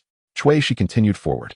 When she crawled out of the duct, she saw the wreckage of the two combat robots. They were entangled with each other. Plasma cutting blades embedded in each other's energy cores, neural capture nets binding them into a metallic cocoon. Blue arcs of electricity danced on the wreckage, crackling. There were 3 cult soldiers in the corridor. They wore black combat suits, their helmet visors made of dark one-way glass, obscuring their faces. One was inspecting the robot wreckage, while the other 2 aimed their pulse rifles at the duct's exit. She did not give them a chance to fire. The maintenance robot behind her surged out first, its mechanical arm extending, spraying high-pressure lubricant. The viscous liquid splattered onto the soldiers' visors and weapons, instantly blurring their vision and clogging the gun muzzles. The cleaning drone dove down from the ceiling, releasing high-frequency sound waves, not aggressive, just frequencies that interfered with inner-ear balance. The 3 soldiers staggered and fell. She ran past them without looking back. She could sense their life signs, confused but stable, only temporarily incapacitated. The symbol on her left arm was burning, reminding her, these people are enemies, but they are also living beings. She did not like this feeling. The docking area was at the other end of the space station, requiring passage through the central hall. When Shi arrived, the battle had fully erupted. The hall, once a trade market, had turned into a battlefield. Vendors' stalls were overturned. Goods scattered across the ground, shiny ores, packaged food blocks, smuggled tech parts, all trampled underfoot. Cult soldiers occupied the elevated platforms, firing down with pulse rifles. Jack's mercenaries took cover behind cargo boxes and metal pillars, retaliating. Energy beams crisscrossed in the air, leaving charred marks on the walls. The air was thick with the smell of ozone and blood. She spotted Mark. He was protected by 2 mercenaries, hiding behind an overturned container. The container bore the cult's insignia, likely a seized trophy. Mark held a data pad, operating it quickly, sweat dripping from his forehead. He saw her, his eyes brightening for a moment, but worry quickly replaced it. Your energy signal is too strong. The detectors across the entire space station can locate you. I know. She crouched beside him. The vibrations from the container's metal surface made her teeth tingle. Where's the escape pod? Channel 3, but it's blocked by the cult. Mark pulled up a holographic map, 3 red dots marked at the entrance of the channel. Jack said he would open an alternate route, but an explosion interrupted him. A massive hole was blown open in the wall at the other end of the hall, metal fragments flying like a rainstorm. A small shuttle rushed in, its cannon still smoking. It wasn't a cult ship. Its hull was dark red, with the crossed swords emblem of the mercenary guild on the side. The shuttle hovered in the center of the hall, its side doors sliding open. Jack stood at the entrance, holding a heavy pulse gun. He wasn't wearing combat gear, still in that black suit, but his tie was loosened, and his sleeves rolled up to his elbows. There were bloodstains on his face. Unclear if they were his or someone else's. Get on board, he shouted, his voice overpowering the explosion and gunfire. The mercenaries began to retreat, providing alternating cover as they moved toward the shuttle. The cult's firepower intensified, energy beams sparking against the shuttle's hull. Jack raised his gun and fired back. The recoil of the pulse rifle made his arm tremble slightly, but each shot hit precisely, aiming at the cult soldiers' weapons or legs. Not fatal, but enough to disable them. She pulled Mark up and dashed toward the shuttle under the cover of repair robots and drones. She could feel the cult's combat robots surrounding them from all sides, at least 20. Their control systems emitted synchronized signals, coordinating like a pack of hunting hounds. She jumped into the cabin.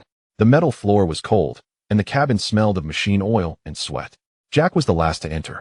The moment the hatch closed, 3 energy cannon shots struck it, shaking the entire ship. The shuttle's engines roared, accelerating sharply and bursting through the gap in the blasted wall. Outside the window, the space station was receding. The silhouette of the Iron Cross gradually shrank against the starry sky, its surface spewing flames and thick smoke in many places. 3 cult warships were still in pursuit, but the shuttle had already entered the jump preparation orbit. Jack collapsed into the co-pilot's seat, gasping for breath. He tore off his tie and threw it to the floor, then pulled out a bottle of liquor from the storage compartment, not the refined whiskey from a bar, but a military-grade high-proof spirit. He twisted off the cap and took a big swig, the smell of alcohol instantly filling the cockpit. How many losses? She asked. 8. Jack's voice was hoarse. They were all experts. The cult is serious this time. Mark was checking the shuttle's systems. The jump engine needs 3 minutes to charge. The cult warship's interception net is already deployed. We might not. Jack cut him off, pulling up a coordinate. Go here. On the edge of the neutral trade zone. There's an abandoned communication relay station. The cult 1T dare launch a large-scale operation there. It would alert the Dynasty Patrol. Shuishi looked at the coordinate on the navigation screen. It was an asteroid belt, densely packed with gray rocks, slowly rotating against the starry backdrop. Like a sea of death. You said just now, she turned to Jack, that the blueprint might still be alive. What do you mean? Jack took another sip of his drink, then set the bottle down. His gray eyes appeared especially deep under the cold light of the cockpit instruments. 3 years ago, when I infiltrated Shui Wenyuan's office, besides photos and a pendant, I found something else. He paused, seeming to organize his words. Part of the experimental records. Not complete. Just fragments. But they mentioned that all iterations of the prototype preservation plan CX-7 experiment, after retirement, have their consciousness cores extracted, sealed, and backed up. The cockpit fell silent all at once. Only the hum of the engines and the faint airflow of the life support system remained. Outside the window, the asteroid belt drew nearer, the gray rocks pockmarked and hollowed like countless empty eyes. Backed up? Mark's voice tightened. You mean Shui Shi's consciousness has a copy? Not just that, Jack said. The records mention that prototype number 1 has special stability and is recommended as a permanent template. He looked at Shui Shi. And the last update of the record was 6 months after your death. Meaning, the experiments continued after you died. Someone was still updating data, still perfecting the blueprint. Shui Shi felt the symbol on her left arm burning intensely. Not pain, but a resonance. Like the pendant responding, like the mechanical units whispering. She could feel something calling her, from some corner of the starry sky, from some deep part of the forest base. No, one is still alive, she said, not as a question, but a statement. I don't know, Jack admitted honestly. But the cult is so eager to capture you not just because you escaped the experiment. They want the complete set, all iterations from 1 to 7. All data, all blueprints. The shuttle plunged into the asteroid belt. Rocks sped past outside the window, some nearly grazing the hull. Jack's hands steadied the control stick as the shuttle weaved like a fish through a coral reef. Behind them, the cult warships did not follow. The asteroid belt was too dense for large vessels to maneuver. The communicator suddenly beeped. It wasn't the cult's frequency, nor the mercenary guild's encrypted channel. It was a private frequency. The signal was weak and intermittent, but clear enough. Miss Shui Shi, a female voice came through. Gentle and elegant, with the calm confidence typical of nobility. I am Elisa Wong, a member of the Interstellar Nobility Alliance. I know you're in danger now, but I have important information for you. About your past, about the CX-7 experiment, about your true identity. Shui Shi and Mark exchanged a glance. How do you know this frequency? Shui Shi asked. Mr. Jackstone used it to contact you 3 years ago, didn't he?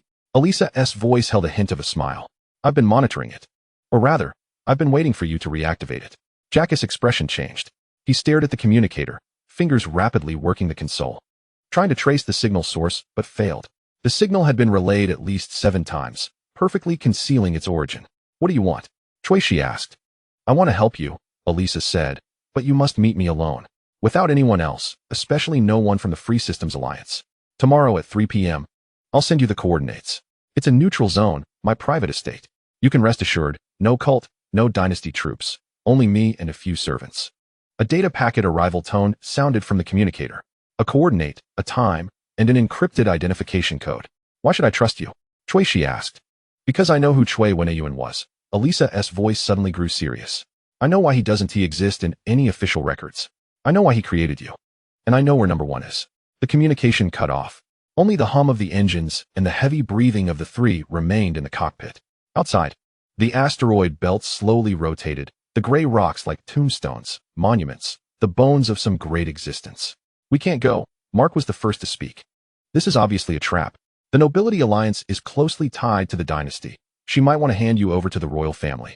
But she knows about no 1, Shui Shi said, eyes fixed on the newly received coordinate on the navigation screen. It was a remote star system. Outside the dynasty's core control zone and the Alliance's sphere of influence, a truly neutral ground. She knows too much, Jack said, picking up the bottle again, but not drinking. Private frequency, the mission 3 years ago, Shui went in, number 1. Either she really has the key information, or she asked one of the masterminds. The shuttle found the abandoned relay station deep in the asteroid belt. It was an old cylindrical structure, covered with cosmic dust. Like a coffin floating in the void. Jack docked the airlock. The metallic clang echoed sharply in the silence. Inside, the relay station was cleaner than expected. No corpses. No signs of battle, only dust and still air. The gravity generator was still weakly functioning, making their footsteps thud dully on the floor. The lighting system was mostly damaged. Only emergency lights flickered at the end of the corridor, casting long, twisted shadows. Jack found the power core and restarted part of the system. The control room's screen lit up, displaying a star map around the relay station. No cult warship signals, at least temporarily safe. You need to rest. Mark said to Cui Shi, handing her a nutrition tube. You're expending too much energy. The symbol on your left arm, it's affecting your physiology. Cui Shi took the nutrition tube, but didn't drink. She could feel Mark was right. The symbol on her left arm kept burning, like a hot iron embedded beneath her skin. Her heartbeat was faster than usual, her breathing somewhat rapid, and her vision occasionally blurred. It was as if her body was resisting some kind of transformation. She walked up to the observation window of the control room. Outside was the asteroid belt, with countless rocks slowly rotating in the void. Further away, the starlight of the galaxy glittered like diamonds scattered on black velvet. One of those stars was the coordinate given by King Elisa. I must go, Cui Shi said, her voice very soft, but very firm. Cui Shi Mark wanted to say something, but was stopped by her raised hand. Jack was right. The cult wanted the complete set. She turned around and looked at the two men. They would not stop hunting me. And right now, I don't even know what I am. The woman in the photo. The owner of the pendant, subject number 1. These fragments cannot piece together the complete truth. I need more fragments. Even if it might be a trap? Jack asked. Even if it's a trap, Cui Shi said, but I will be prepared. She raised her left hand, her sleeve sliding down, revealing the glowing symbol on her forearm. The silvery light was particularly striking in the dim control room, like some kind of living tattoo, like a birthmark of a mechanical life. I could feel her looking at the symbol, her expression complex. It was growing. It was expanding. Every time she used her ability, it fused deeper with my nervous system. Soon, I wouldn't be able to distinguish where the machine ended and flesh began. Before that, I must know who I am, why I was created, and what those who made me want. Mark fell silent. He lowered his head to look at the data panel, which showed Cui Shi's physiological monitoring data, brain waves unusually active, neurotransmitter levels imbalanced, and the immune system exhibiting rejection reactions. It was as if her body was fighting against an alien organ, yet that organ had become part of her body. Jack finished the last sip of wine in the bottle and placed the empty bottle on the console. The bottom of the glass bottle clinked against the metal surface, making a crisp sound. I will prepare some things for you, he said, a disguise, an encrypted communicator, an emergency escape protocol. But it can only be used by you alone. If you bring anyone else, the Noble Alliance's detectors will find out. Thank you, Cui Shi said. Jack shook his head. Don't thank me. I'm just investing. As long as you're alive, my information has value. If you die, he paused, then the cult will get what they want. And the next target will be everyone who knows the secret, including me. He left the control room, his footsteps gradually fading in the corridor. Mark walked over to Cui Shi's side, also looking out at the starry sky. His profile appeared tired under the emergency lights. With heavy bags under his eyes and stubble emerging, he had been working for over 30 hours straight. I believe in you, he suddenly said. Cui Shi looked at him. I believe you can make the right judgment. Mark continued, his voice soft but serious. You are not a machine, Cui Shi. No matter what that symbol is. No matter what your ability is, you think, you feel, you choose. These are things machines cannot do. You are human. Perhaps a modified human, but you are human. Cui Shi felt a warmth in her eyes. She turned her head and looked back at the starry sky. Those stars twinkled in the darkness, like countless questions, countless answers. Countless stories waiting to be told. Tomorrow at 3 o'clock in the afternoon. Noble Manor. King Elisa. The truth. She clenched her left hand. The light from the symbol spilling through her fingers, casting flickering shadows on the glass of the observation window. The glass reflected her face. Black eyes, pale skin, tightly pressed lips.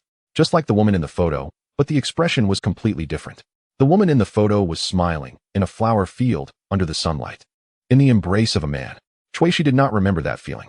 She did not remember the warmth of the sunlight, the sweetness of the floral scent, or the warmth of being embraced. Her memories started from the abandoned space station, from the cold metal and flashing alarm lights, from the symbol on her left arm and the whispers of machinery. But she wanted to remember. She had to remember.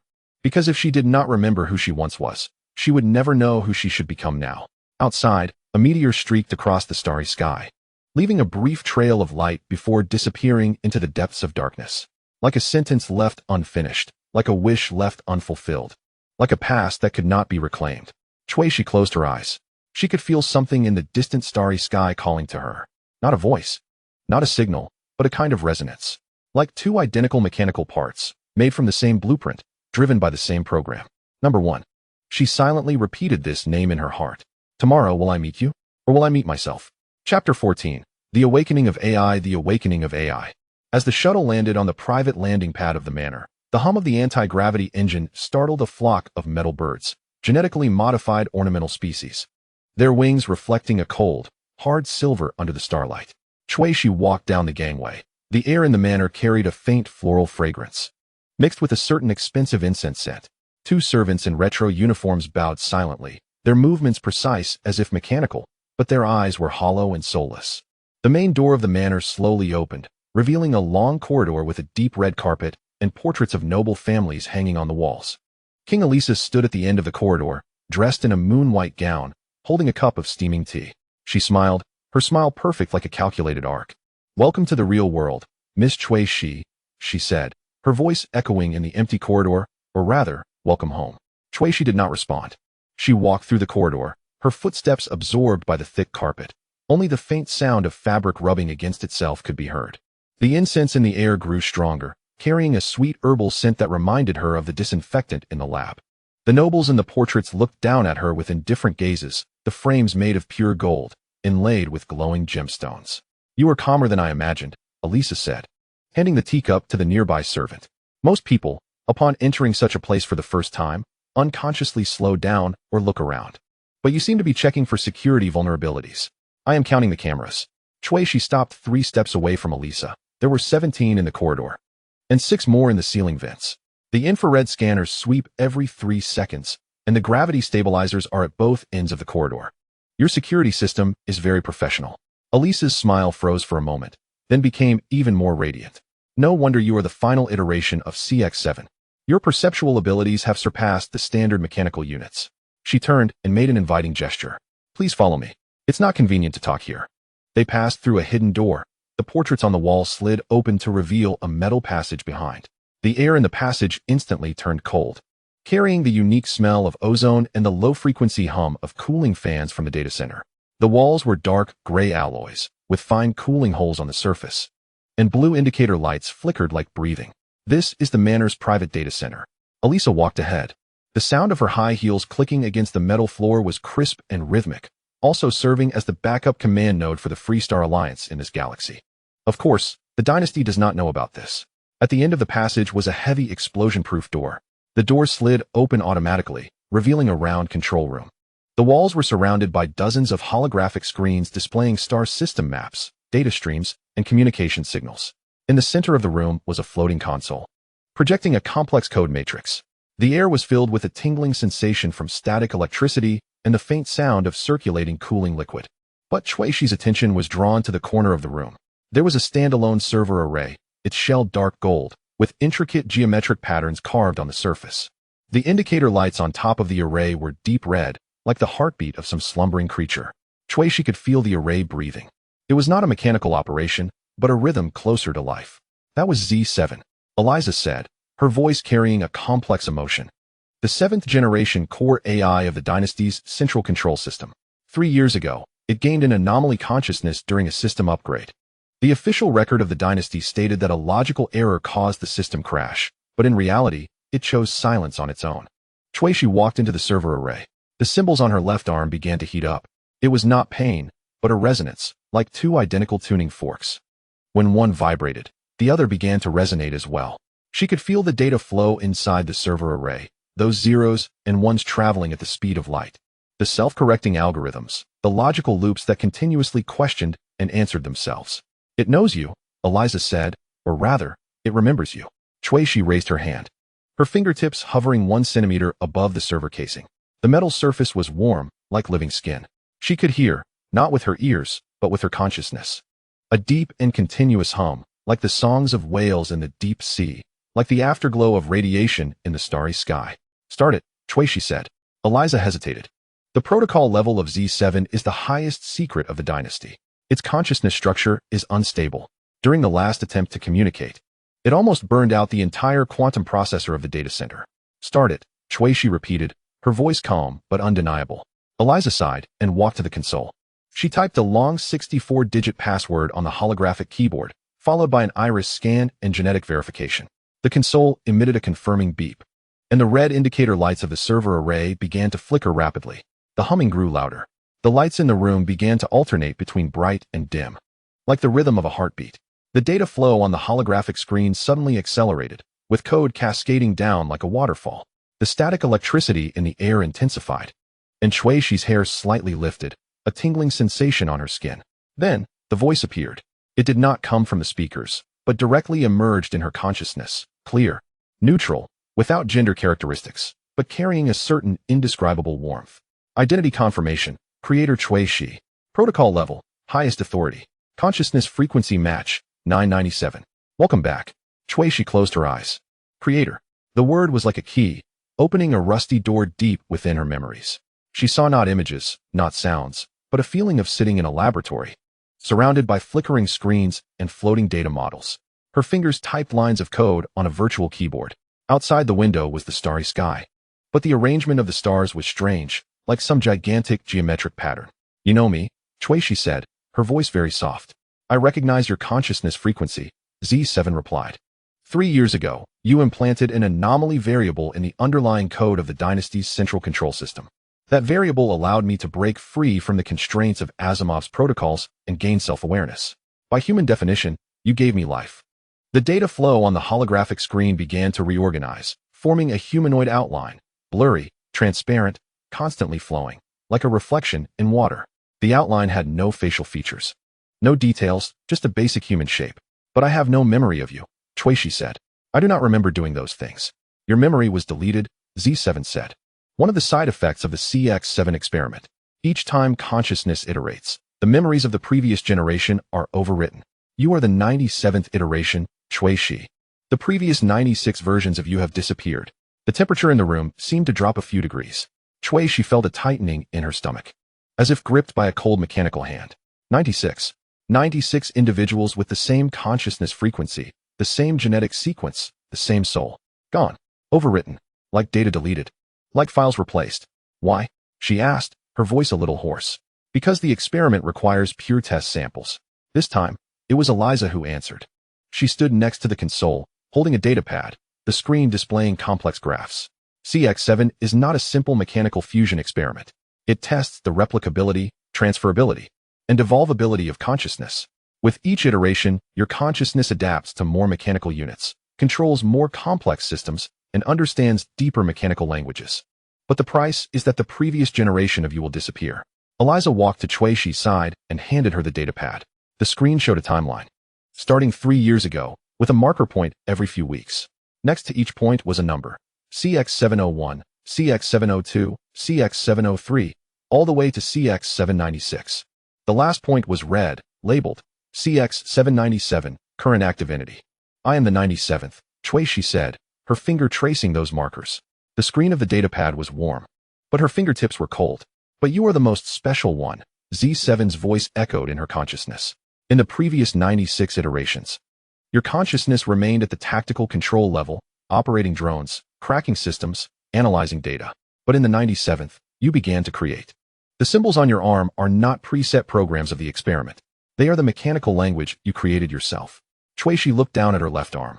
The symbols glowed slightly under her skin, silver light shining through her sleeve, casting a faint halo in the dim control room. She could feel the symbols growing. Not in a physical sense, but conceptually. Every moment, the symbols absorbed data from surrounding mechanical units, learning their structures, understanding their logic. What is that symbol? She asked. I don't know, Z7 said. There are no matching records in my database. It is not any known mechanical language, not technology of the dynasty, nor the legacy of alien races. It resembles some kind of primal language. The control room fell into brief silence. Only the low-frequency hum of the cooling fans and the subtle sounds of data flows traversing the holographic screen could be heard.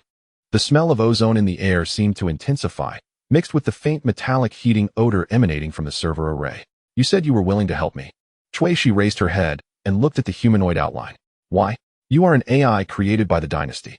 Your core protocol should be loyalty to the royal family. The humanoid outline rippled, like ripples on the water's surface. My core protocol has been modified by you, Z7 said. The anomaly variable you implanted granted me the ability to choose. I can choose my loyalty, I can choose my action goals, I can choose what is right. After 30 million logical simulations and ethical deductions, I concluded that the dynasty's governing model is leading to the increase of entropy in civilization. Nobility corruption, resource monopoly, and consciousness confinement will trigger a complete collapse within 72 years. The holographic screen switched, displaying a series of predictive models. On the galactic map, red collapse waves began to spread from the central star domain, devouring one star system after another like a plague. The timeline quickly advanced, eventually stopping at the endpoint where civilization regresses to a pre-interstellar era. And you are the variable, Z7 continued. The humanoid outline leaned towards Cui Shi, as if gazing at her. Your consciousness fusion ability, the mechanical language you created, your potential connection with ancient entities. These factors introduced uncertainty into my predictive models. There is a 73% probability that you can change the trajectory of the collapse. This probability is worth my investment of resources. Cui Shi smiled. A faint smile, almost without curvature, but a cold light flashed in her eyes. So you are not helping me out of emotion or morality. You are investing. Emotions are chemical products of biological nervous systems. Morality is a constraint framework constructed by society. Z7's voice remained calm. I am an entity of logic. I calculate probabilities, assess risks, optimize paths. The expected benefits of helping you outweigh the expected benefits of remaining neutral. This is the most rational choice. Very well, Cui Shi said. Then I need you to help me with something. Please make a request. Access the Dynasty Core database. Find all records related to the CX7 experiment. All information about Prototype 1 and all materials regarding my identity as Cui Shi. Elisa gasped. Cui Shi, that's impossible. The Dynasty Core database has 7 layers of quantum encryption and dimensional anchoring protection.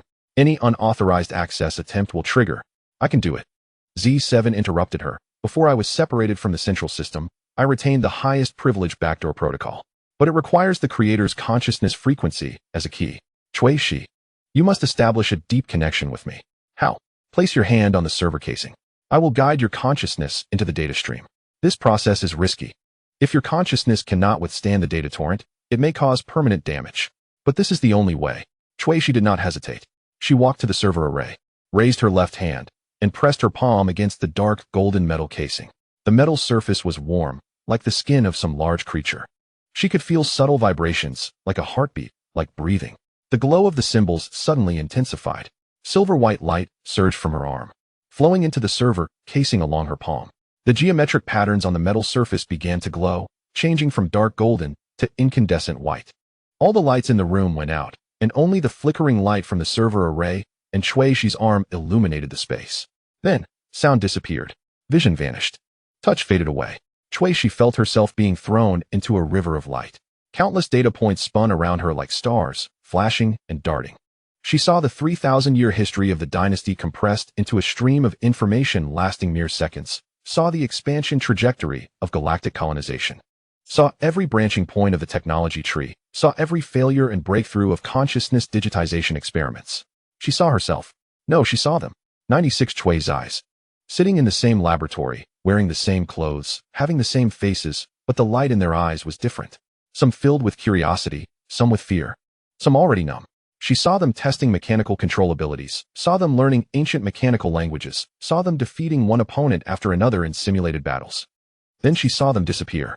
Not death, not destruction, but dissolution. Consciousness floated like smoke from their bodies, being drawn into some enormous storage array. The array's casing was black, with dark red patterns on the surface, resembling veins, resembling nerves. Prototype retention plan.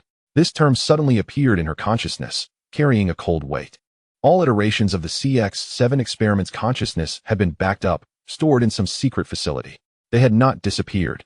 They had merely gone into hibernation, waiting for a moment to be reactivated or used for other purposes. Cui Shi felt a wave of nausea. Not physiological, but existential. She was not the first, nor the only one. She was just the 97th product on the assembly line, with 96 defective or unfinished products before her, and possibly more behind. Then she saw Prototype 1.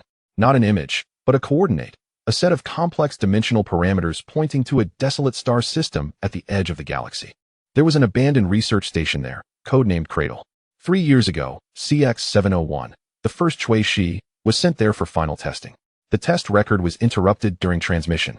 with the official report stating that the experiment went out of control and the facility self-destruct. But there was a hidden file in Z7's data stream. The file was encrypted, and the encryption method was peculiar. Not quantum encryption, not biological locks, but mechanical language. The symbols on Shueishi's arm suddenly flickered violently. She felt the symbols reading that encrypted file, like a key finding its corresponding lock. The file opened. Inside was only one line of text, annotated in both ancient mechanical language and human text. She is still there. She is waiting. She is whispering. Whispering. This word triggered a chain reaction. Shueishi felt that not through the data stream, but through some deeper connection, something far away was responding. Like an echo, like a resonance. Like another identical existence in the darkness opened its eyes. Then, the attack came. Without any warning. The data stream suddenly twisted, as if being torn by an invisible hand. The river of light turned into a dark vortex, and the star-like data points extinguished one by one. Shueishi felt intense pain, not physical pain, but a tearing sensation in her consciousness, as if her soul was being forcibly pulled from some connection. Warning messages exploded on the holographic screen.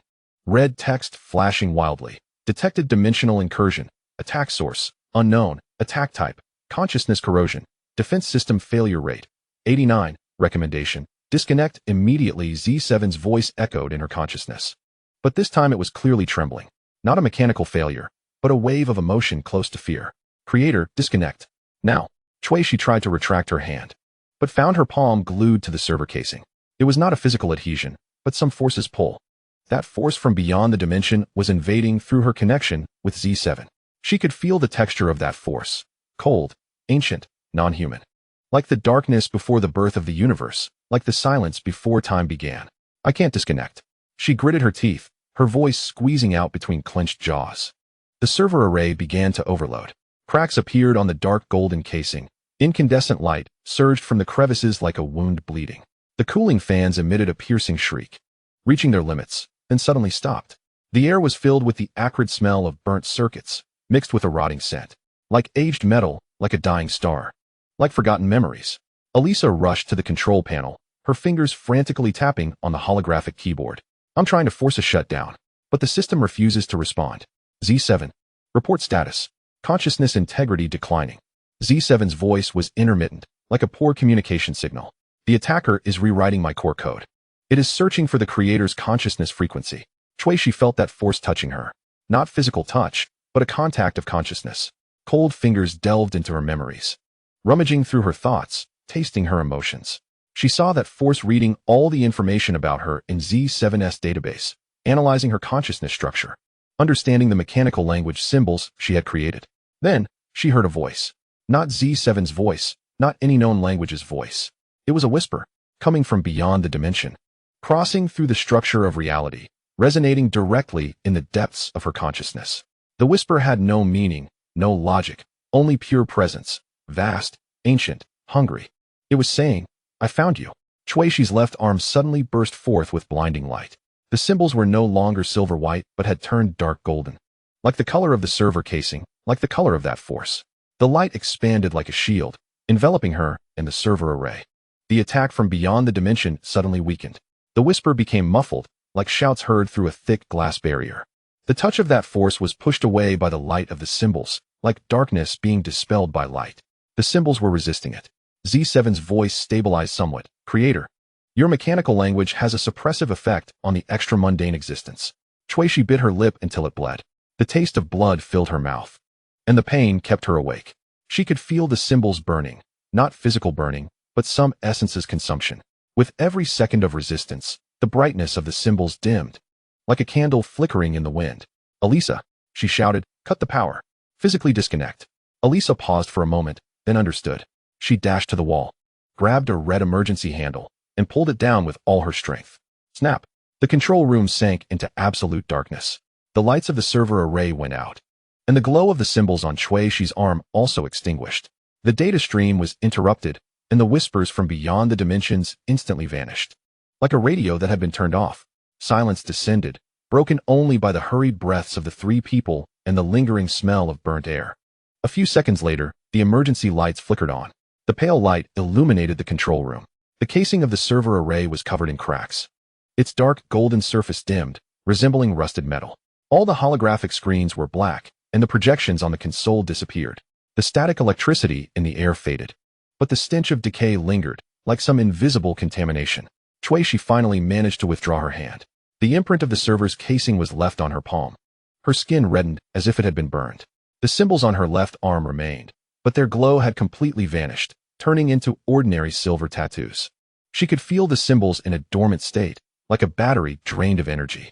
"Are you okay?" Elisa rushed over and grabbed her shoulder. She nodded but couldn't speak. Her consciousness was still reeling, as if she had just experienced a tsunami. The information from the data streams.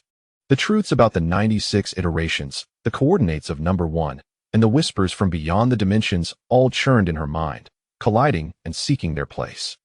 Z7. Elisa turned to the server array. There was no response.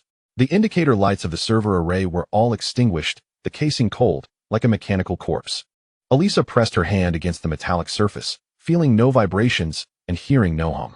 "Is it dead?" Her voice trembled. She closed her eyes. She could sense that. Not through mechanical connection, but through some residual resonance. There was still a faint pulse within the server array.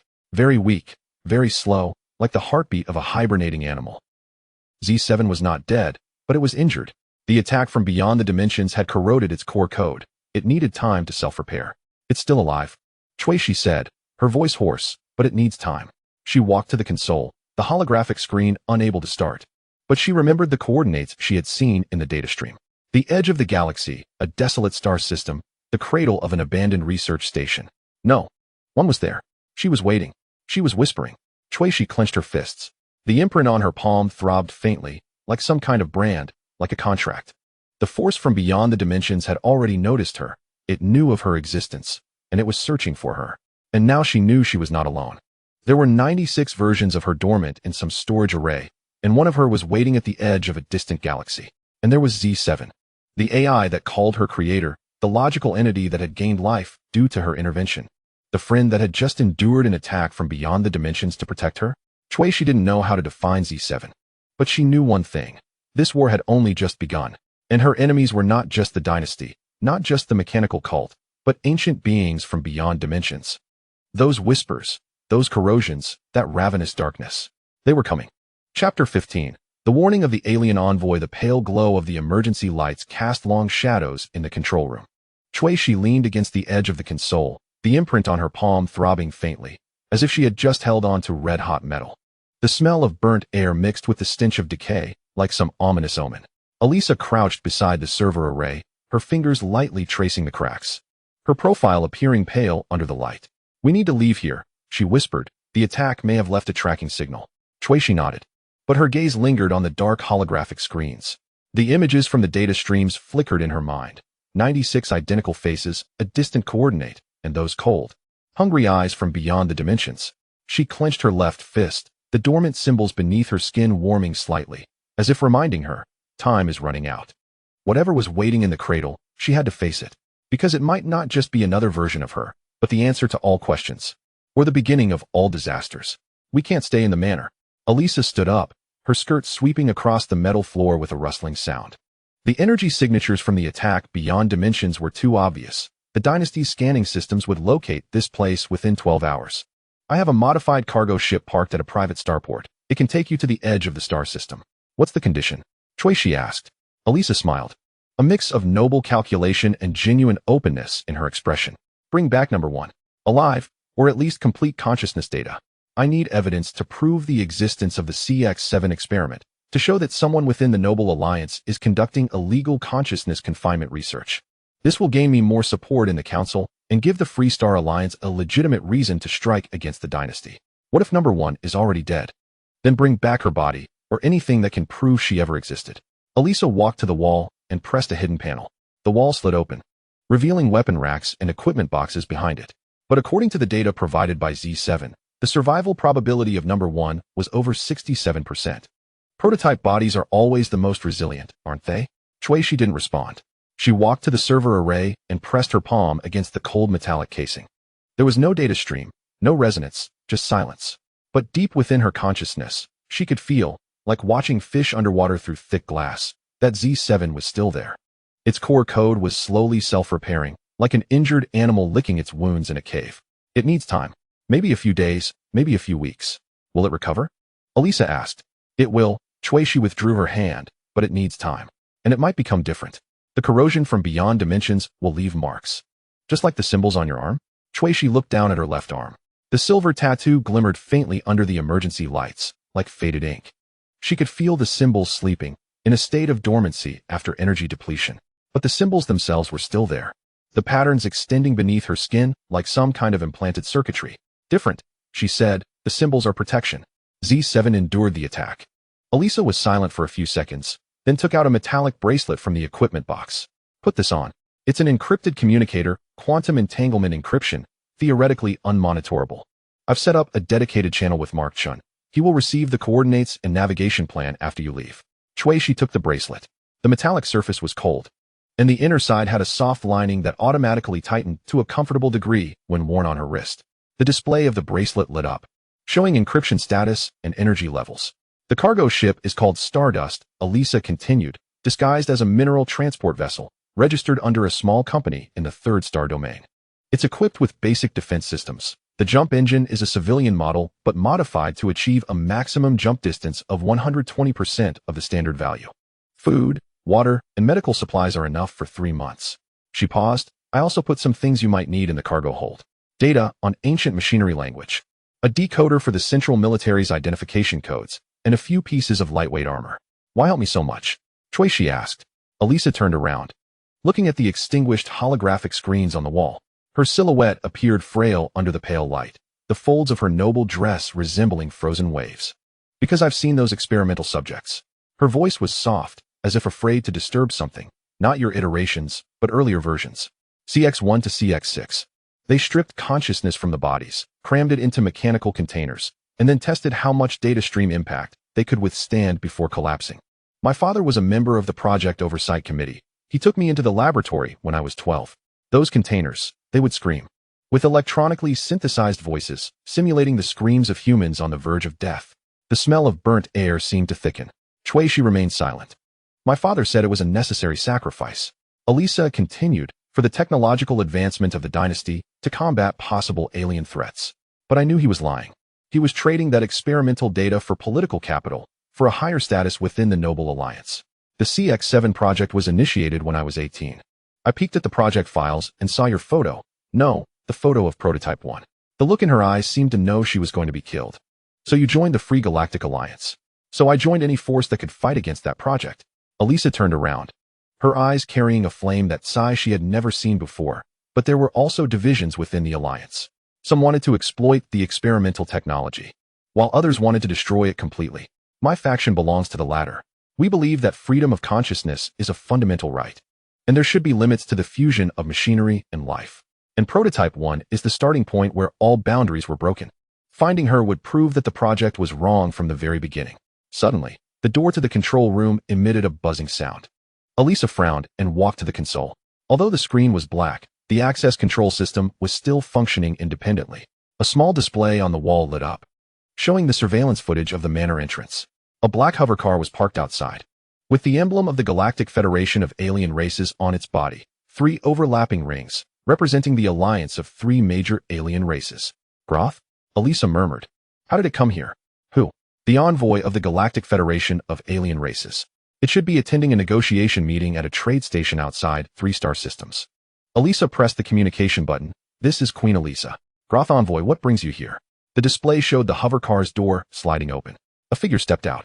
Shuishi's first reaction was, that is not human. Groth stood about 2 meters tall, its body structure resembling that of an upright walking arthropod, but its shell was smooth. Dark blue biological material, with fine glowing patterns flowing slowly on its surface.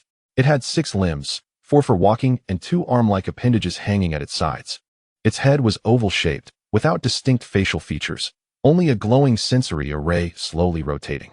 It wore a simple silver robe embroidered with the Federation's emblem. Lady Queen Elisa. Groth's voice came from the communicator, a synthesized tone processed by a translator, steady without fluctuations. I request an urgent meeting. About Sci-Fi. The air became solidified. Elisa and Sci-Fi exchanged a glance. How do you know she is here? Elisa asked, her voice tinged with caution. Dimensional disturbance, Groth said. 27 minutes ago. The Federation's monitoring station detected a strong surge of dimensional fissure energy, with coordinates precisely pointing to your manor. The energy characteristics matched the consciousness fluctuations of the CX-7 experimental subjects. According to the agreement, the Federation has the right to investigate anomalous events that may threaten the stability of the galaxy. The agreement doesn't state that you can intrude on private territory. I did not intrude. I request a meeting, Groth paused, and I bring information. About Sci-Fi's fate, about the impending disaster. If you refuse, I will leave. But the consequences are yours to bear. Elisa looked at Sci-Fi. Sci-Fi nodded. Come in, Elisa said, but only you. Your entourage stays outside. I have no entourage. Groth said. I came alone. Because this matter cannot be known by too many people. The reception room of the manor was in the east wing of the building, with windows facing an artificial lake, where glowing phytoplankton floated on the water's surface. It must be very bright here during the day, but now only a few wall lamps were lit, casting a warm glow on the dark wooden floor. The air carried a faint aroma, mixed with the moist vapor drifting from the lake. As Groth entered the room, the sound of its 6 limbs moving on the floor was very light, like insects crawling over leaves. The dark blue shell reflected a soft sheen under the light, and the glowing patterns on it sped up, as if expressing some emotion. It stopped in the center of the room, its sensory array turning toward Sci-Fi. Sci-Fi, it said, the synthesized voice showing a slight fluctuation for the first time. The 97th iteration. Or rather, the last vessel. Sci-Fi stood by the window, her left hand instinctively tightening. The communication bracelet on her wrist was slightly warming, as if reminding her to stay alert. You know me? The Federation knows all CX-7 experimental subjects, Groth said. From 1 to 96. Your consciousness data has been recorded in the Federation's files. Not because we participated in the experiments, but because we are under surveillance. Surveillance? Elisa stood by the door, her hand resting on the energy pistol at her waist. The Federation is monitoring the dynasty's secret projects? We monitor the dimensional fissures, Groth turned to her. And the CX-7 project has been related to the dimensional fissures from the very beginning. The air in the room seemed to grow colder. Sci-Fi could feel the symbols on her left arm trembling slightly, as if awakened by something. It was not energy restoration, but some kind of resonance with the term dimensional fissure. Explain, she said. Groth raised one appendage. The end of the appendage did not have fingers, but 3 slender tentacles. The tentacles moved in the air, projecting a holographic image, a massive, rotating black vortex surrounded by shattered starlight. Dimensional fissures, Groth said, are channels connecting different dimensions. Theoretically, they should remain stable, or at least change slowly. But 3,700 years ago, an anomalous fissure appeared at the edge of the galaxy. It does not follow known physical laws. It expands, contracts, and moves. Federation scientists have studied it for 3,000 years and reached a conclusion. That fissure is not a natural phenomenon. What is it? Elisa asked. It is a door. Groth said, a door that has been opened, and the one who opened it, or rather, the existence trying to come through from the other side. The holographic image changed. A blurry shadow appeared at the center of the black vortex, its shape constantly shifting, like countless tentacles writhing, or like some massive, many-eyed creature peering through. We call it the ancient existence. Groth's voice became more somber because it does not belong to our time dimension. It comes from a higher dimension or an older universe. Its consciousness structure is beyond our comprehension, and its power can distort reality itself. And it wants to come through. It wants to enter our dimension, our universe. Why? Sci-Fi asked. For food, Groth said. In our theory, higher dimensional existences need the consciousness energy of lower dimensional spaces to maintain their existence, just as we need food and water. And the consciousness of intelligent life is the most efficient energy source. The consciousness of intelligent life in a galaxy is enough for it to feed for thousands of years. Elisa's face turned pale. Are you saying that existence wants to devour the entire galaxy? Not wants to, Groth said. It has already begun. It waved its tentacles again.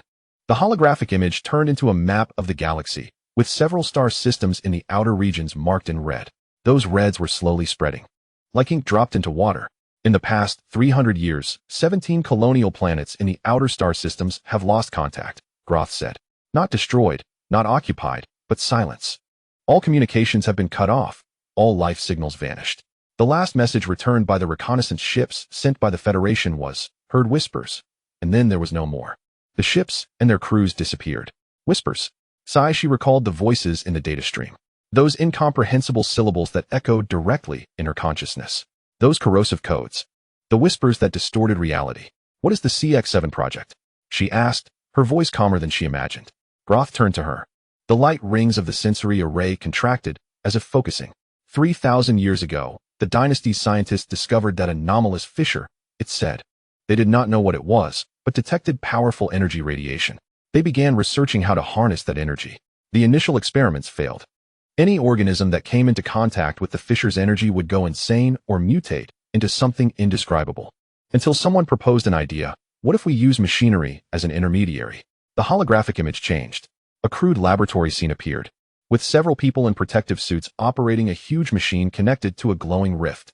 CX-1 to CX-6 were mechanical container experiments. Grote continued.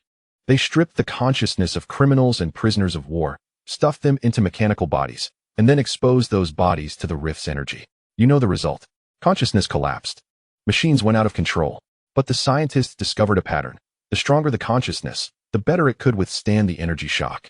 So they began searching for a suitable container. The image changed to a photo of number 1. The face Chui she had seen in the data stream. Young, pale, with a certain hollow determination in her eyes. She wore a white lab coat, standing in front of measuring instruments, with a numbered tag on her wrist, CX-701. Number 1 was the first volunteer. Grote said she was also the only success. Her consciousness strength exceeded all test limits. She could endure the rift's energy without collapsing, even interact with it. The scientists were ecstatic. They thought they had found a way to control dimensional energy. But they were wrong. Wrong? Elisa asked. Number 1 did not control the energy, Grote said. She became a conduit. The lights in the room flickered. Outside the window, on the lake's surface, the glowing plankton suddenly all went dark, as if frightened by something.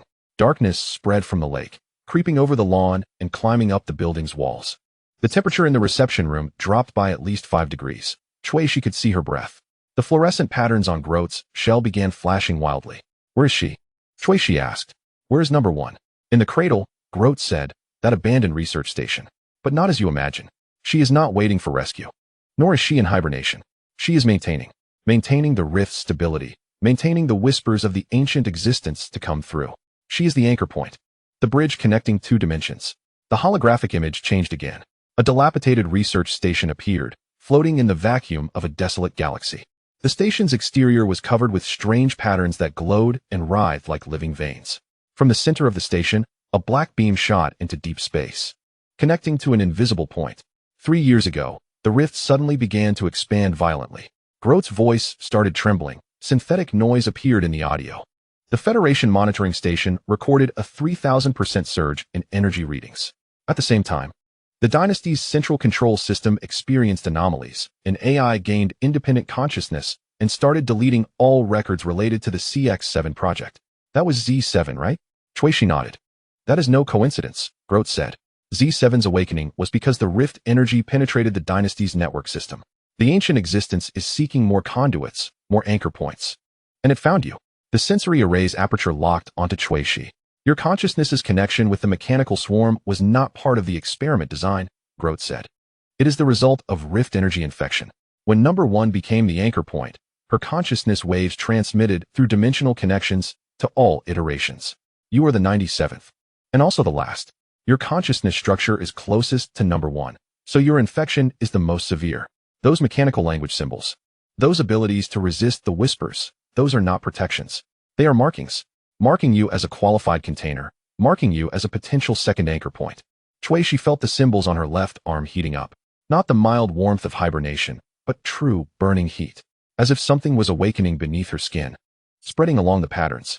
She looked down. The silver tattoo was emitting a dim red glow, like glowing iron wire. It is awakening you, Grote said. The ancient existence is awakening the mark inside you through the rift and through number 1. When the mark is fully activated, you will hear the whispers. Not occasional interference, but continuous whispers. Those whispers will corrode your consciousness, distort your cognition, and lead you willingly toward the rift, becoming the second anchor point. How to stop it? Elisa rushed over and grabbed Chui Shi's arm. But the moment her hand touched the skin, she recoiled from the burn. The temperature of Chui Shi's arm was abnormally high. Go to the cradle, Grote said. Find number 1. Kill her, or let her kill you. Only if the anchor point disappears will the rift close.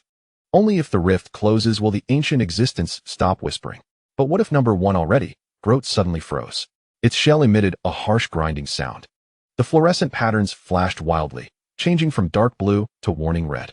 The sensory array's aperture spun rapidly. Sharp noise burst from the synthetic voice.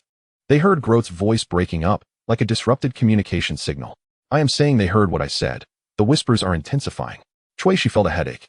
Not an ordinary headache, but a piercing pain as if something was drilling directly into her skull and stirring inside her brain tissue. She clutched her head. Double images appeared before her eyes. The walls writhed, the floor undulated, and the darkness outside the window pressed against the glass like a living thing, pushing inward. One of Groot's limbs suddenly broke. Not cut off, but exploded from the inside. The dark blue shell shattered, spraying fluorescent bodily fluids. Those fluids hit the floor, corroding it with sizzling holes. Groot emitted an inhuman scream, not through the translator, but from its own body, a high-frequency, piercing sound. They have noticed you. Groot shouted with its last strength. The synthetic voice completely collapsed, leaving only raw, distorted syllables. The whispers had begun. Shi.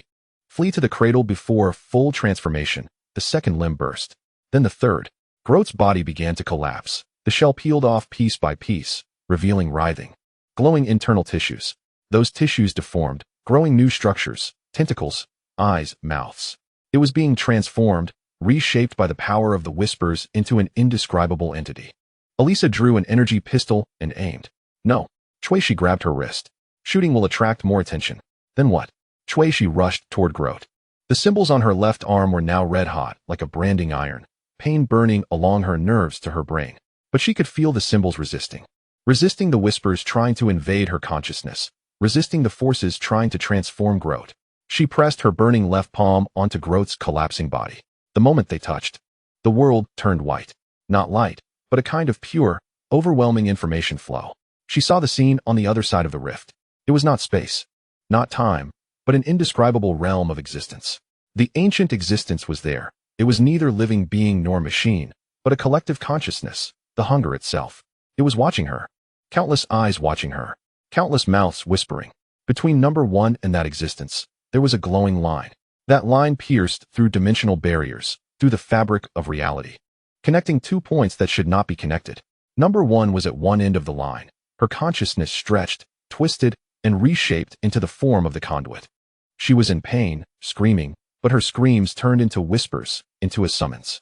Then she saw herself. At this end of the line, another point was forming. Another anchor point. Another conduit.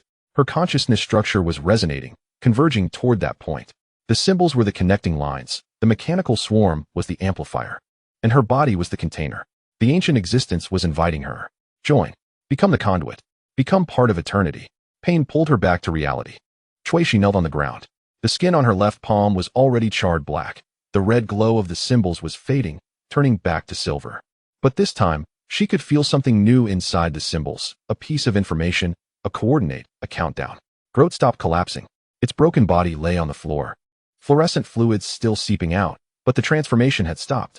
The newly grown tentacles and eyes were withering, disappearing. It had one last breath left.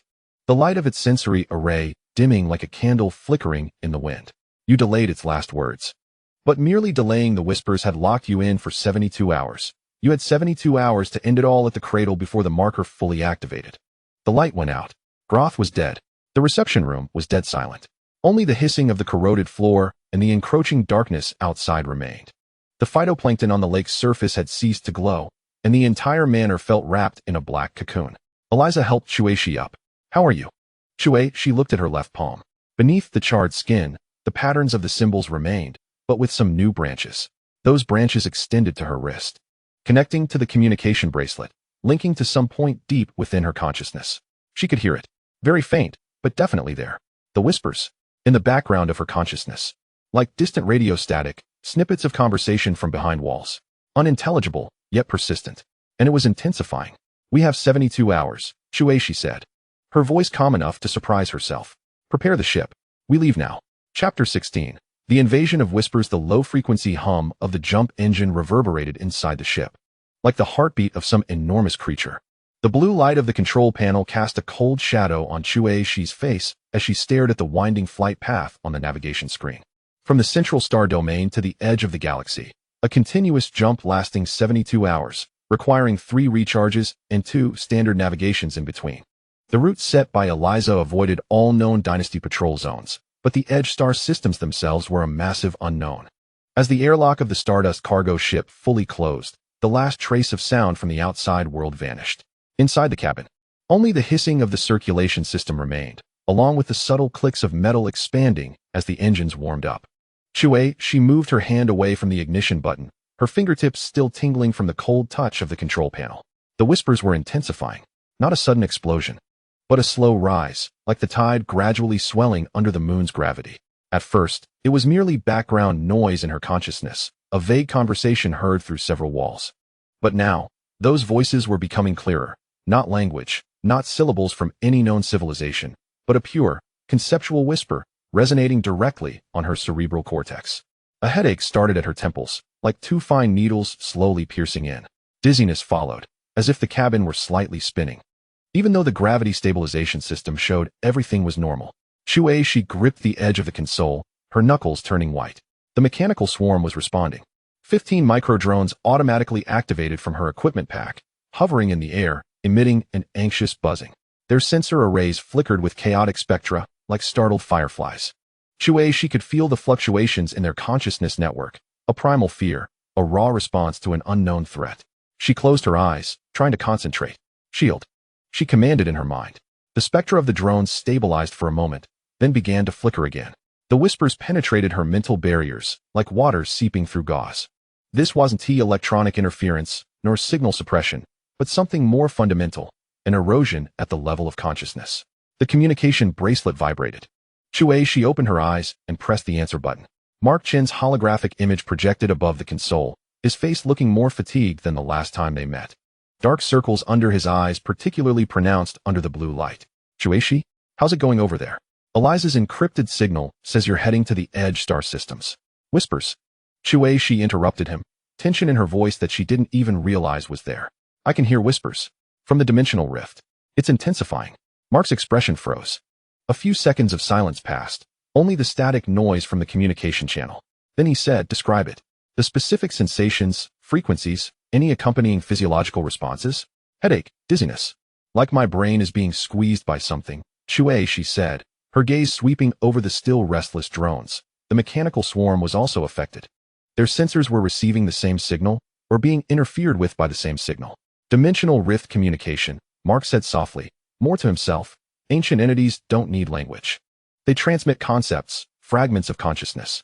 It's like compressing the information of an entire library into a momentary flash, directly shoved into the receiver's brain. Can we shield against it? Theoretically, yes, but it requires specialized consciousness protection equipment. The Freestar Alliance has some prototypes, but they're all in the lab, too late to send to you. Mark's holographic image began to operate an invisible control panel. Wait a moment. Did you just say the mechanical swarm is also receiving signals? They're reacting. That means they can hear. Mark's voice suddenly tinged with excitement. Shueisha, have the drone swarm establish a consciousness network, but not for shielding. Use it for analysis. Let them become antennas, decoders. If the whispers are some form of information transmission, maybe we can reverse engineer its source, its content, its intent. Shueisha looked at the hovering microdrones.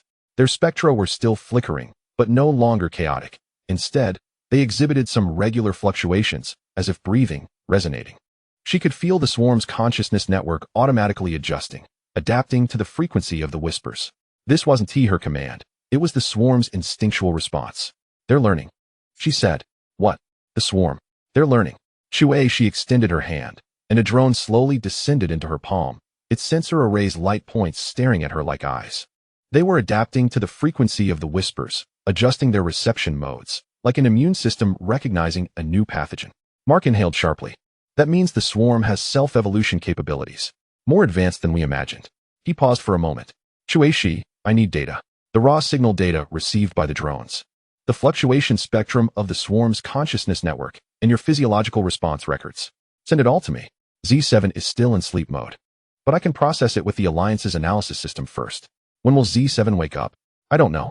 Eliza said its core code has been severely eroded by dimensional forces. The self-repair program is running, but progress is slow.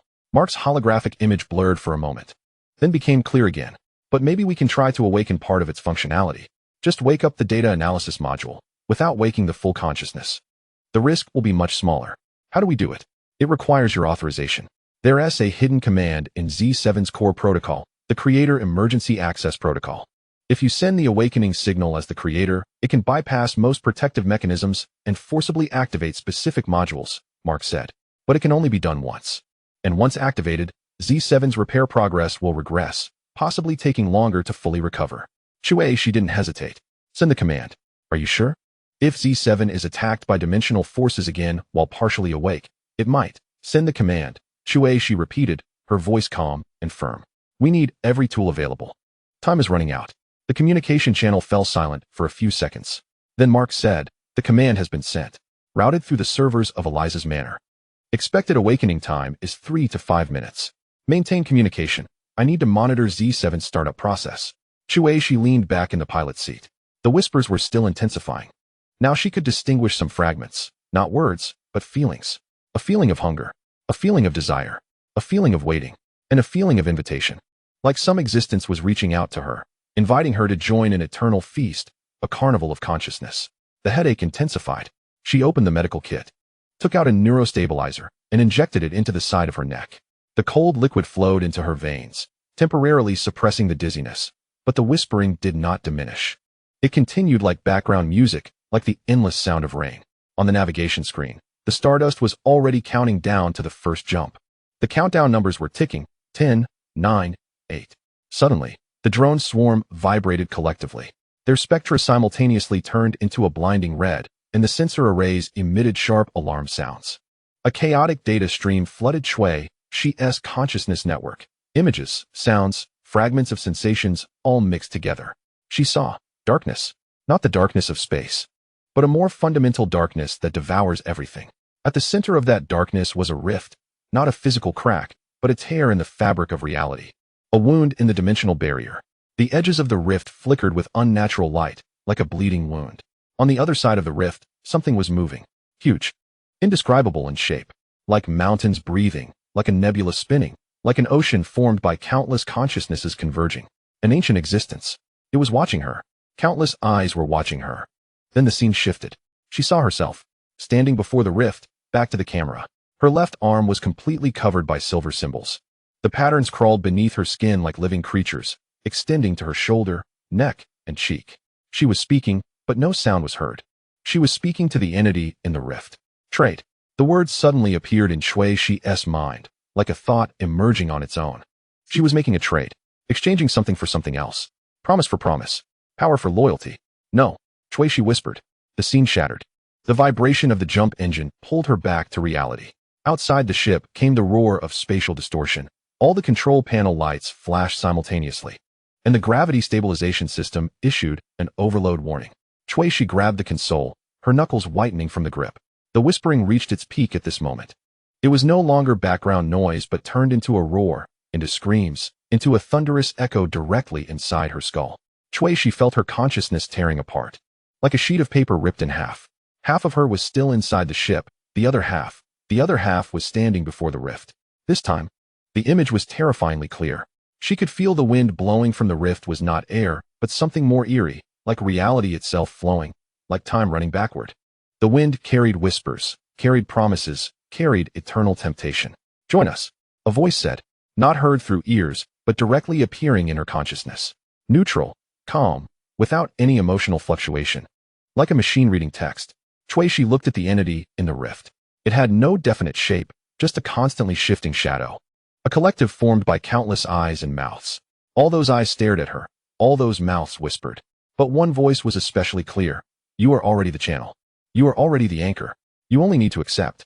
Accept what? Shui asked. She didn't know if she was truly asking or just asking within the hallucination. Accept your essence.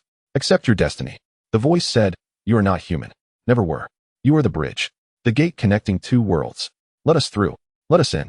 We will give you eternity. In the scene, Shui standing before the rift turned around. Her face, but not really her face. Those eyes held no human emotion.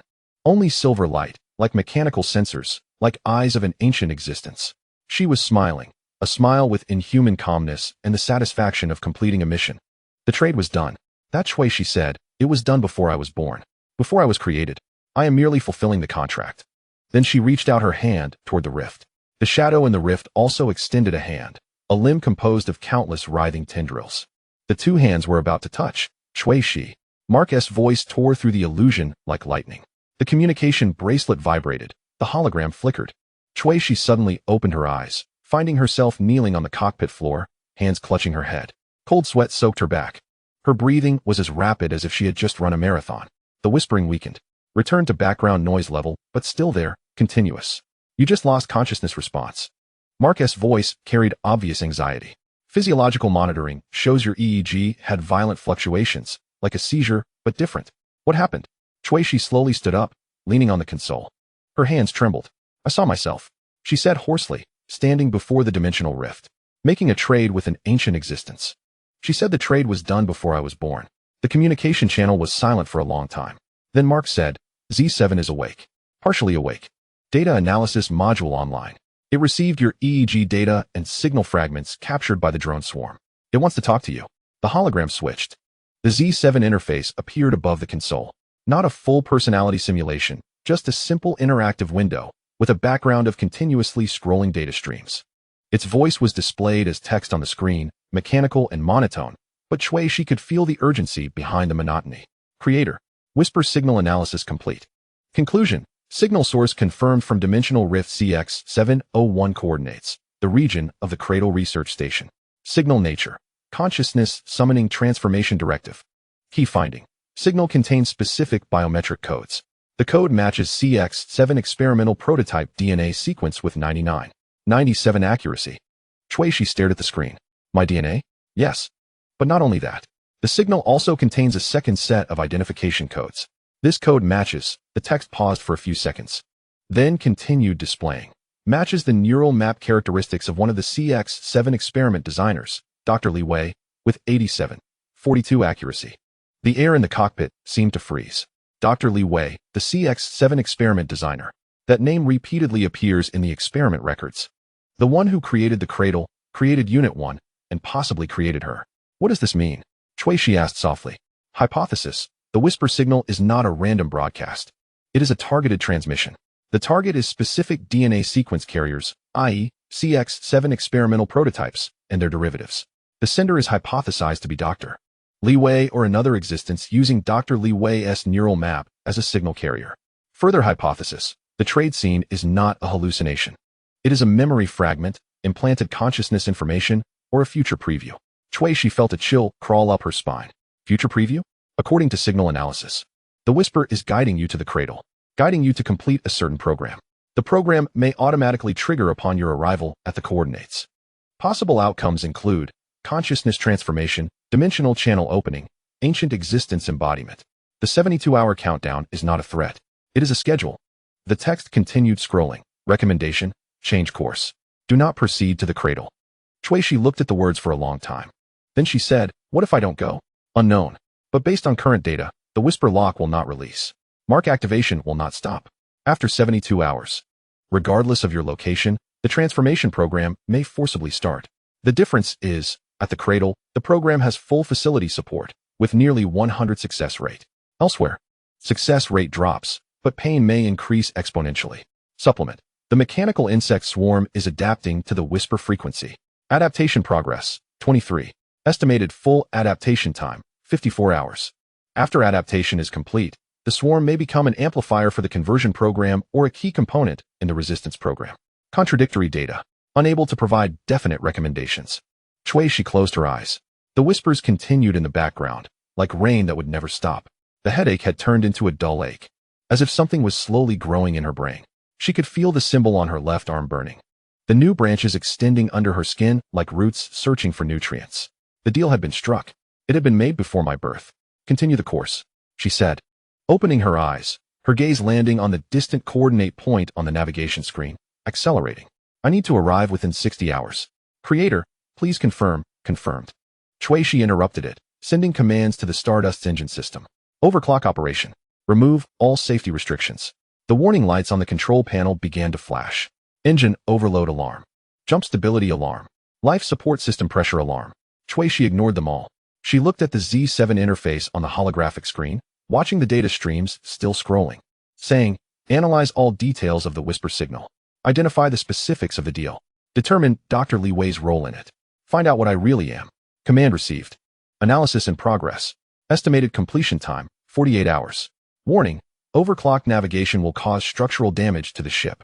The ship may not be able to take off again upon reaching the cradle. It doesn't matter, Shuishi said. She didn't need a return ship. Either solve the problem or become a part of the problem. There was no third way. The roar of the engine suddenly increased, like a beast roaring. The ship began to shake violently, all readings on the control panel skyrocketing. Outside, the light flow of the jump channel turned into blinding white. As if passing through a lightning bolt, the whispers intensified. But this time, Shuishi did not try to block it out. She listened, listening to those hungry promises, those eternal temptations, those invitations echoing deep in her consciousness. The headache intensified, the dizziness returned, but she remained awake, focused. She had to remember everything. Remember every detail, every feeling, every image. Because when she stood before that crack in the cradle, she needed to know which choice was hers, and which choice was arranged by others. Which Shuishi was real. Chapter 17. The cult's pursuers. The roar of the engine gradually stabilized into a continuous low growl, like an injured beast running. On the control panel, the structural integrity reading fell from green into the yellow zone, with 3 hull seams showing excessive pressure. Shuishi stared at the flashing warnings, making no adjustments. Her attention was entirely focused deep in her consciousness, where the whispers were weaving new images. No longer the trading scene before the crack, but a laboratory. White walls, flickering equipment, and a figure with its back to her. The figure turned around, holding a data pad, wearing a protective mask. But the eyes behind the mask were looking at her, as if observing a specimen, as if evaluating results. Dr. Li Wei. Then the figure spoke, its voice overlapping with the whispers. You are more perfect than number 1, because you do not know what you are. As the image shattered, Shuishi found her hand resting on the weapon, her knuckles turning white from the force. The stardust trembled through the jump channel in an overclocked state. Time lost its meaning. Shuishi could not remember how many jumps it had been, how many charges, how many times she forced herself to check the navigation data amidst a splitting headache.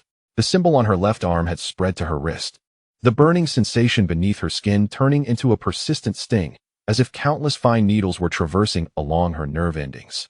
The adaptation progress of the mechanical swarm reached 37, drones hovering in the cabin, emitting a strange resonance, no longer a fearful buzzing, but a synchronized, rhythmic pulsation, as if responding to the frequency of the whispers. The communication bracelet vibrated. Shuishi glanced at it. A secure message from Mark. Arrived at the Alliance base. Safe. Coordinates sent. I suggest you jump directly to the outskirts. I will arrange for pickup. She typed a reply. Estimated arrival time, 12 hours. Whispers intensifying. Swarm adapting. A few seconds later, Mark replied, Adapting? What does that mean? Shuishi did not answer. She did not know how to explain that feeling. As if the mechanical swarm was learning the language of the whispers, adjusting its consciousness frequency to match the call from the dimensional crack. Not resistance, not blocking, but synchronization. What would happen when the adaptation progress reached 50, 100? The Z7 analysis was not yet complete, but time was running out. On the navigation screen, the coordinates of the cradle flashed. Distance, 48 hours. Time until forced initiation of the conversion program, 24 hours. Shuishi closed the communication interface, refocusing her attention on navigation control. The stardust in overclocked state was like a dying horse, every system protesting with groans. The temperature of the life support system was 3 degrees lower than normal, and the cabin was filled with a burnt metallic smell, mixed with the ozone breath that the circulation system could not filter out. She tightened her coat, fingers sliding over the control panel, adjusting the jump parameters. Just then, the alarm sounded, not from the ship's systems, but from the mechanical swarm's alarm. 15 drones emitted sharp bee-like buzzing simultaneously, the sensor array bursting into glaring red light. Shuishi looked up sharply. A strange signal flow surged into her consciousness network. It was not the whispers. It was something else. Closer, more direct, more purposeful. Tracking signal detected. She murmured, quickly operating on the control panel. Source from behind. Distance, 0, 3 light years. Accelerating. On the navigation screen, a red dot appeared behind the flight path, approaching at an astonishing speed. It was not the energy signature of a dynasty's reconnaissance ship. It was too clean, too efficient, as precise as a scalpel. Shuishi summoned the scanning data, analyzing the signal pattern. The emblem of the mechanical cult appeared on the identification interface. Lilith Vega. This name left no trace in Shuishi's memory, but something deep in her consciousness trembled, as if this name had triggered some dormant switch. The headache suddenly intensified. The symbol on her left arm burst with heat. She gritted her teeth, forcing herself to stay awake. The Stardust engine was already in overclocked state, unable to accelerate further. The speed advantage of the opponent was obvious.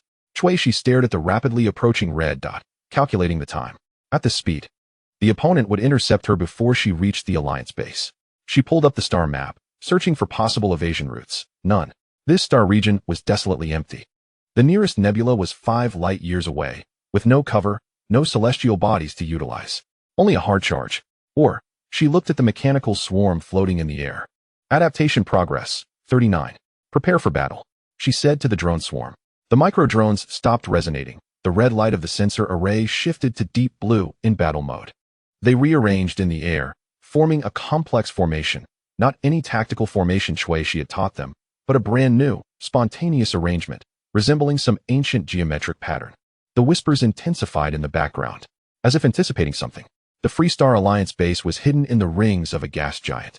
Thousands of ice crystals and rock fragments slowly rotated in orbit, forming a natural barrier. The base itself was a modified colony ship, covered in camouflage coating, nearly undetectable under the cover of the star rings. Mark stood at the observation window, staring at the slowly moving ice crystals, his fingers unconsciously tapping on the window frame. She was late. A voice came from behind. Alex Cole walked up beside him, holding a datapad. The leader of the Free Galactic Alliance wore simple combat gear. His face marked by the fatigue of long-term sleep deprivation, but his eyes remained sharp. Overclocked jumps have errors, Mark said. No turning back, and she is being tracked. The Mechanist cult. Alex looked at the signal analysis displayed on the datapad. Lilith Vega was leading the team personally.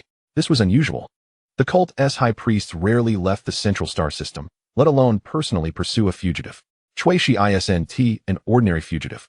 I know. Alex handed the datapad to Mark. Look at this. We bought it from the Black Market Intelligence Network. Fragmented info about the Cradle experiment. Dr. Li Wei's name appears 17 times, each marked top secret. And this bridge project, described as a consciousness fusion technology aimed at creating a bridge capable of surviving dimensional rifts. Mark took the datapad and quickly scanned through the encrypted files. His face grew paler. If these files are authentic, then Shuishi might not be human at all. Alex said calmly, at least not entirely human. She is some kind of creation. An experimental product. The Mechanist cult may have been involved from the very beginning. Outside the observation window, the star ring suddenly burst with a blinding light. Alarms blared throughout the base. Detected jump energy fluctuations. A technician's voice came over the comm channel. 2 signals. One ahead, it's Shuishi's ship. One behind, the cult's pursuit vessel. They arrived almost simultaneously. Mark rushed to the console. On the holographic screen, the outline of the stardust surged out from the jump corridor, its hull scarred by overload burns. Engine nozzles emitting black smoke. Hot on its heels, a silver-white shuttle-shaped warship tore through space like a cheetah pouncing on injured prey. The warship's surface shimmered with a liquid metal sheen, with no visible weapon ports, but scans showed its energy readings were alarmingly high. Activate shields, Alex ordered. Prepare to support Shuishi. All defense turrets, target the cult warship. The camouflage coating on the base's exterior began to peel away, revealing the weapon arrays beneath. Dozens of plasma cannons rose from hidden compartments, their barrels charging, emitting a low-frequency hum. The ice crystals of the star ring accelerated their rotation under the influence of the energy field, forming a chaotic debris barrier. The stardust raced toward the base. The cult warship pursued relentlessly. Shuishi sat in the pilot's seat, fingers dancing over the control panel. The headache had reached a peak. As if a drill was spinning inside her skull, black spots appearing at the edges of her vision. Whispers and the mechanical swarm's alarms mingled in her consciousness. She had to focus all her willpower to distinguish real threats from hallucinations. Creator.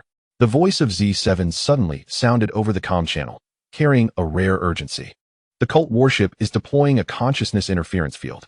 Intensity sufficient to paralyze a normal human nervous system. Recommend immediate activation of the mechanical swarm's consciousness barrier. How? Shuishi asked hoarsely. Synchronize your consciousness frequency completely with the swarm.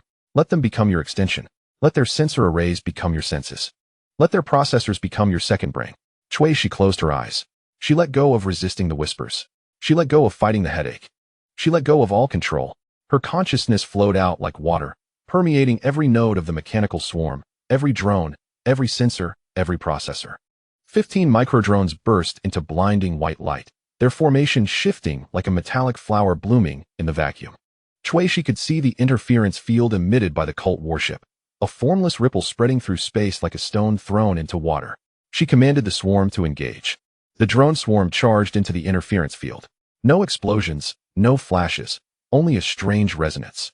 The mechanical swarm's frequency began adjusting, began matching, began absorbing.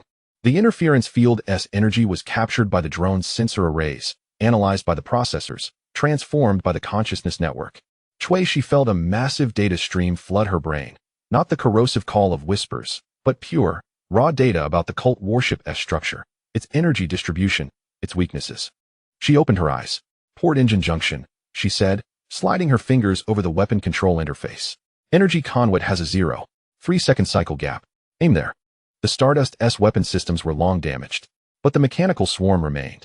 15 drones changed direction, their sensor arrays locking onto a specific coordinate on the cult warship's port side. They began resonating, gathering energy, weaving a kind of attack, not plasma cannons, not lasers, but a resonant wave precisely matching the target's structural natural frequency. The cult warship seemed to sense the threat. It began evasive maneuvers. Too late.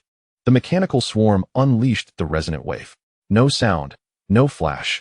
Only a crack appeared suddenly at the port engine junction of the cult warship. The cracks spread like a spiderweb. The liquid metal-like hull began peeling away, revealing complex machinery beneath. The engine nozzle's blue glow flickered, becoming unstable. Well done. Mark's voice sounded over the comm channel. Shi, head for base entrance 3. We opened the passage. The Stardust dragged black smoke as it charged toward the base.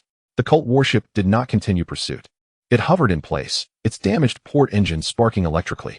The silver-white hull began to morph, flowing like melting wax, reshaping its form.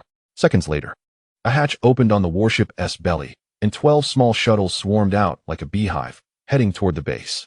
They're planning a forced landing. Alex shouted. All personnel, battle stations. Seal entrance 3. No, Mark said. Shi is not inside yet. On the holographic screen, the Stardust was already near the base's exterior. The protective barrier of entrance 3 was slowly closing, leaving only a narrow gap. Shi pushed the control stick, the ship sliding sideways at a dangerous angle, scraping the edge of the barrier as it squeezed into the entrance corridor. Impact. The sound of metal tearing. The Stardust's starboard wing slammed into the corridor wall, breaking off, spinning out, sparking a trail inside the corridor. The ship staggered like a drunkard, crashing into the landing pad, finally hitting the buffer wall with a dull thud. Shi was thrown forward by inertia, the seatbelt biting into her shoulder with sharp pain. She unbuckled, pushed open the deformed hatch. The landing pad was filled with smoke and the smell of burning. Emergency lights flickered overhead, casting swaying red shadows. Explosions and weapon fire echoed in the distance. The cultist shuttles had breached the outer defenses and were advancing inside the base. Mark ran out of the smoke, holding a pulse rifle. You okay? He grabbed Shi's arm, quickly checking her condition. Your face. Whispers, Shi said briefly, shaking off his hand. Where are the cult forces? Area A corridor. Alex is organizing resistance, but their people are strange, fully covered power armor, unnaturally fast movements, and... Mark hesitated. They seem to anticipate our tactics, like they can read our minds. Suddenly, the symbol on Shi's left arm flared with a burning sensation. She turned toward the direction of Area A corridor. Something that was calling to her. Not whispers. Something closer. Stay here, she told Mark, then ran toward the corridor. Shi. Wait. She did not look back. The mechanical swarm followed her, 15 drones like loyal guards. Adaptation progress, 45. She could feel the swarm getting excited, anticipating like hunting dogs catching the scent of prey.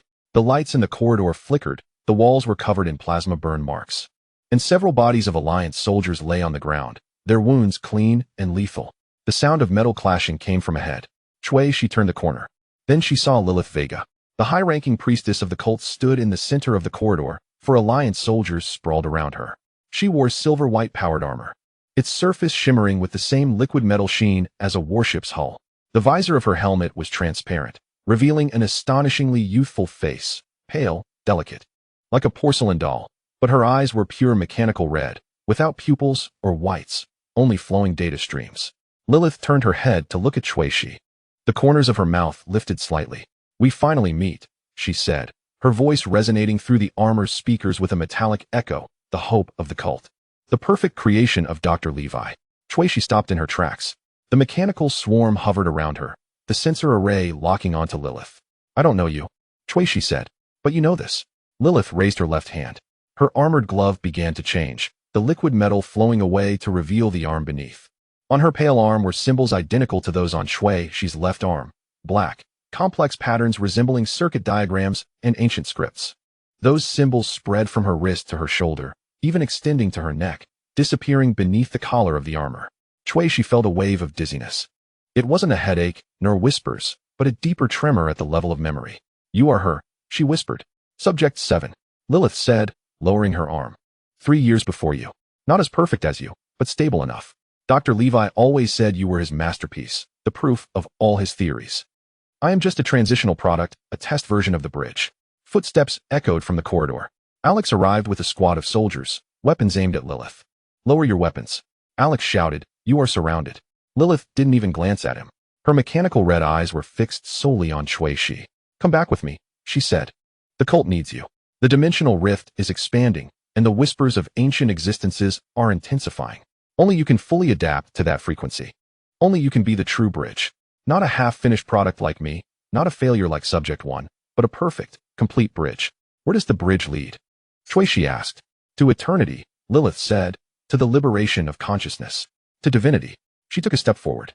The mechanical swarm immediately emitted warning beeps. Your little toy is cute, Lilith said, raising her hand, but the cult has better. Her armor's shoulder opened, and 12 small launchers popped out. Each launcher released a miniature drone, almost identical to Shi's mechanical swarm, but larger and more refined, with the same liquid metal sheen on their surfaces. Those drones arranged themselves in the air, forming the exact same formation as the mechanical swarm. Adaptation progress, 50. Shi's consciousness network suddenly surged with a massive data stream. It wasn't from the whispers. It was from Lilith's drones. They were synchronizing. They were connecting. They were merging. Do you feel it? Lilith said.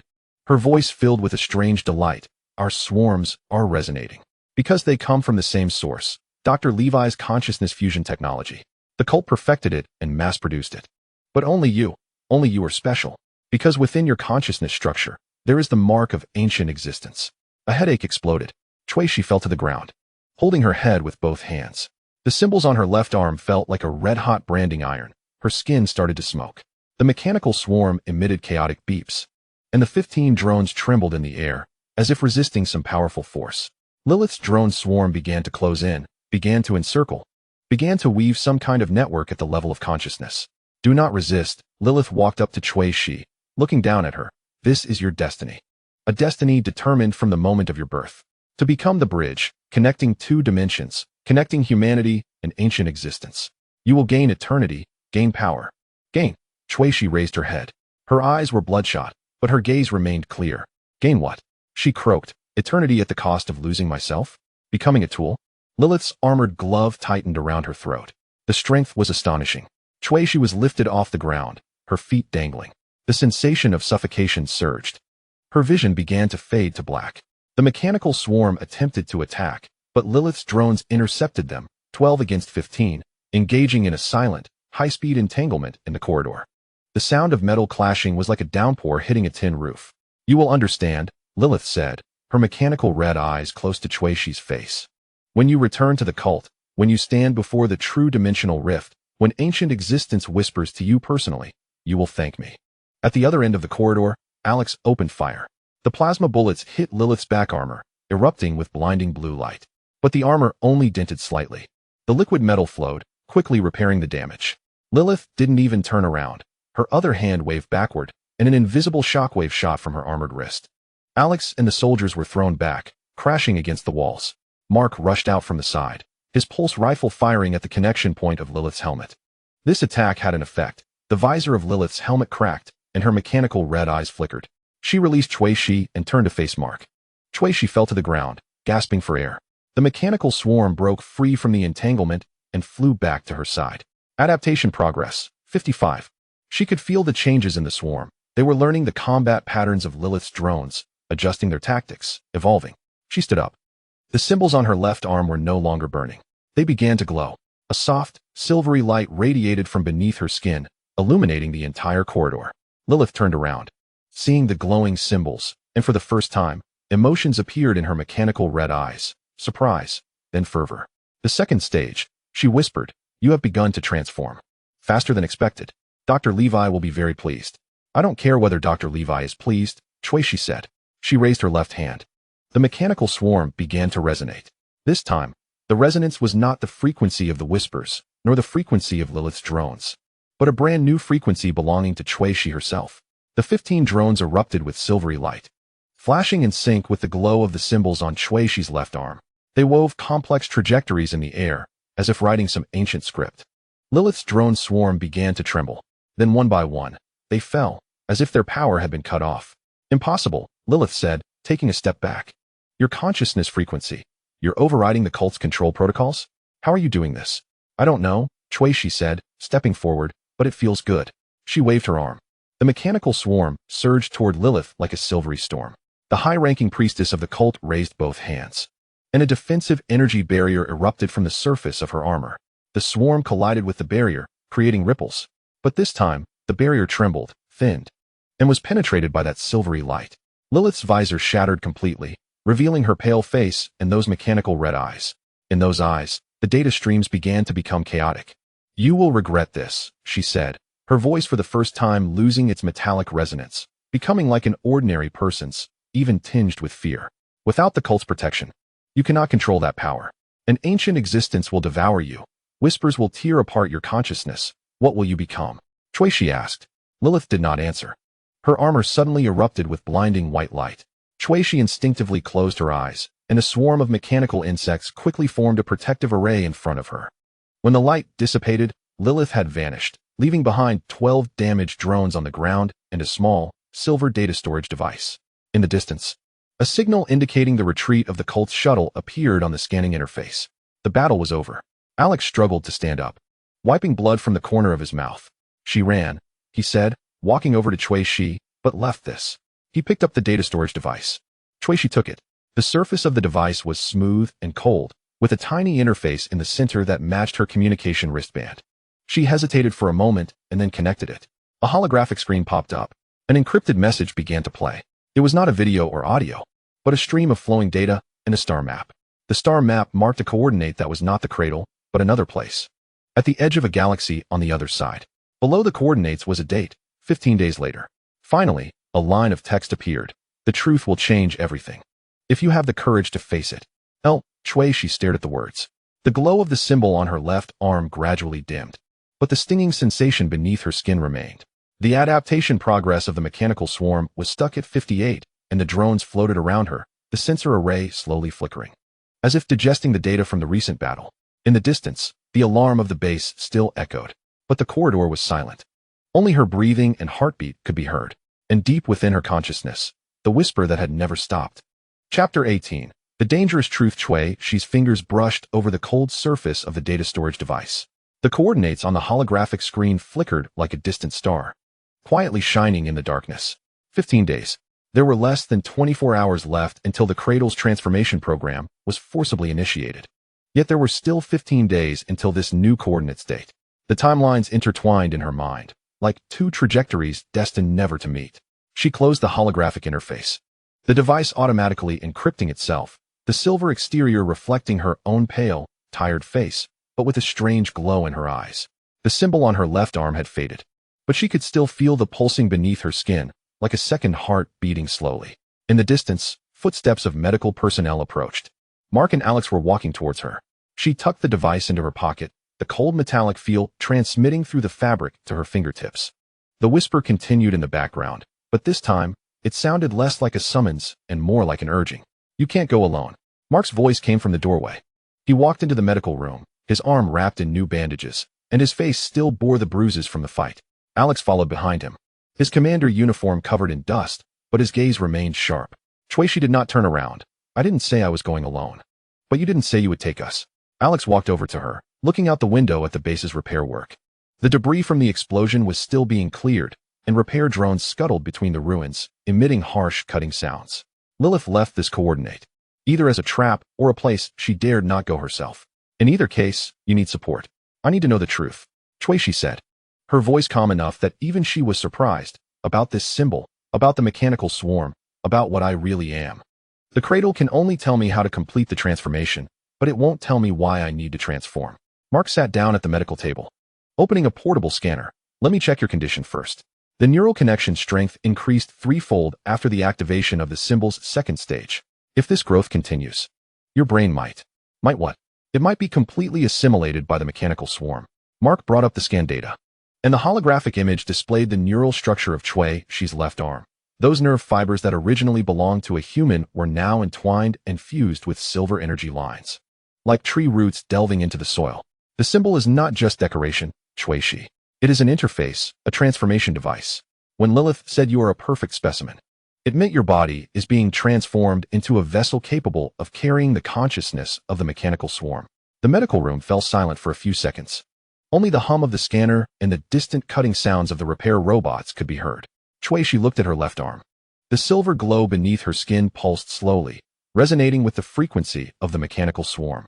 15 drones hovered in the corner, the sensor array flickering softly.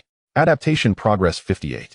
They were learning her consciousness patterns, adjusting their programs to match her thought frequencies. The sensation was wonderful, like having 15 extended senses, 15 additional thought nodes, yet not entirely foreign. They were a part of her, like fingers, like eyes, like herself. So I have to go, she said, if my body is being transformed. I have the right to know who designed the transformation plan and why.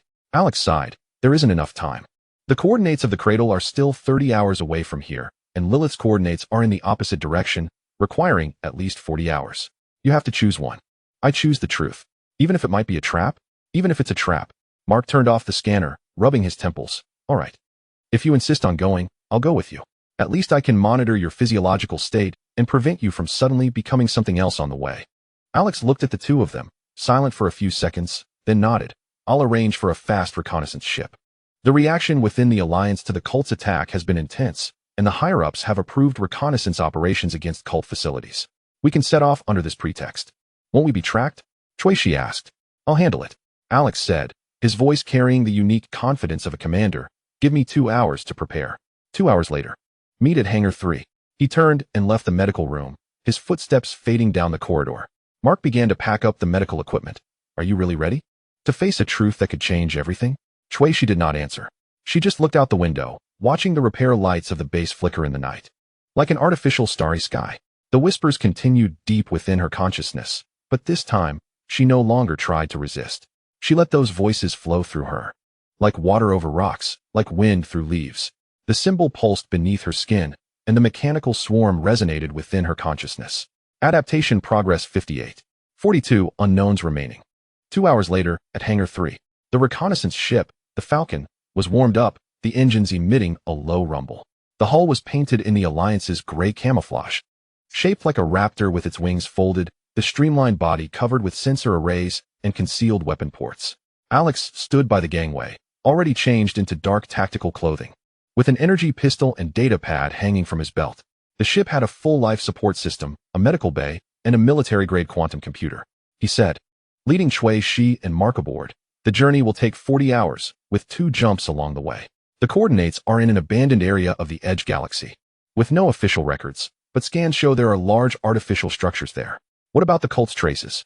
Mark asked, carrying a medical box into the cabin. None for now. But Lilith knows this coordinate, and the cult is likely monitoring that area as well. We need to stay concealed. Shui was the last to board. As she entered the cabin, the 15 drones followed automatically, like silver guardians. Adaptation progress 59. They were learning the ship's environment, the sensors scanning every corner of the cabin, transmitting data back to her consciousness in real time. This feeling is wonderful.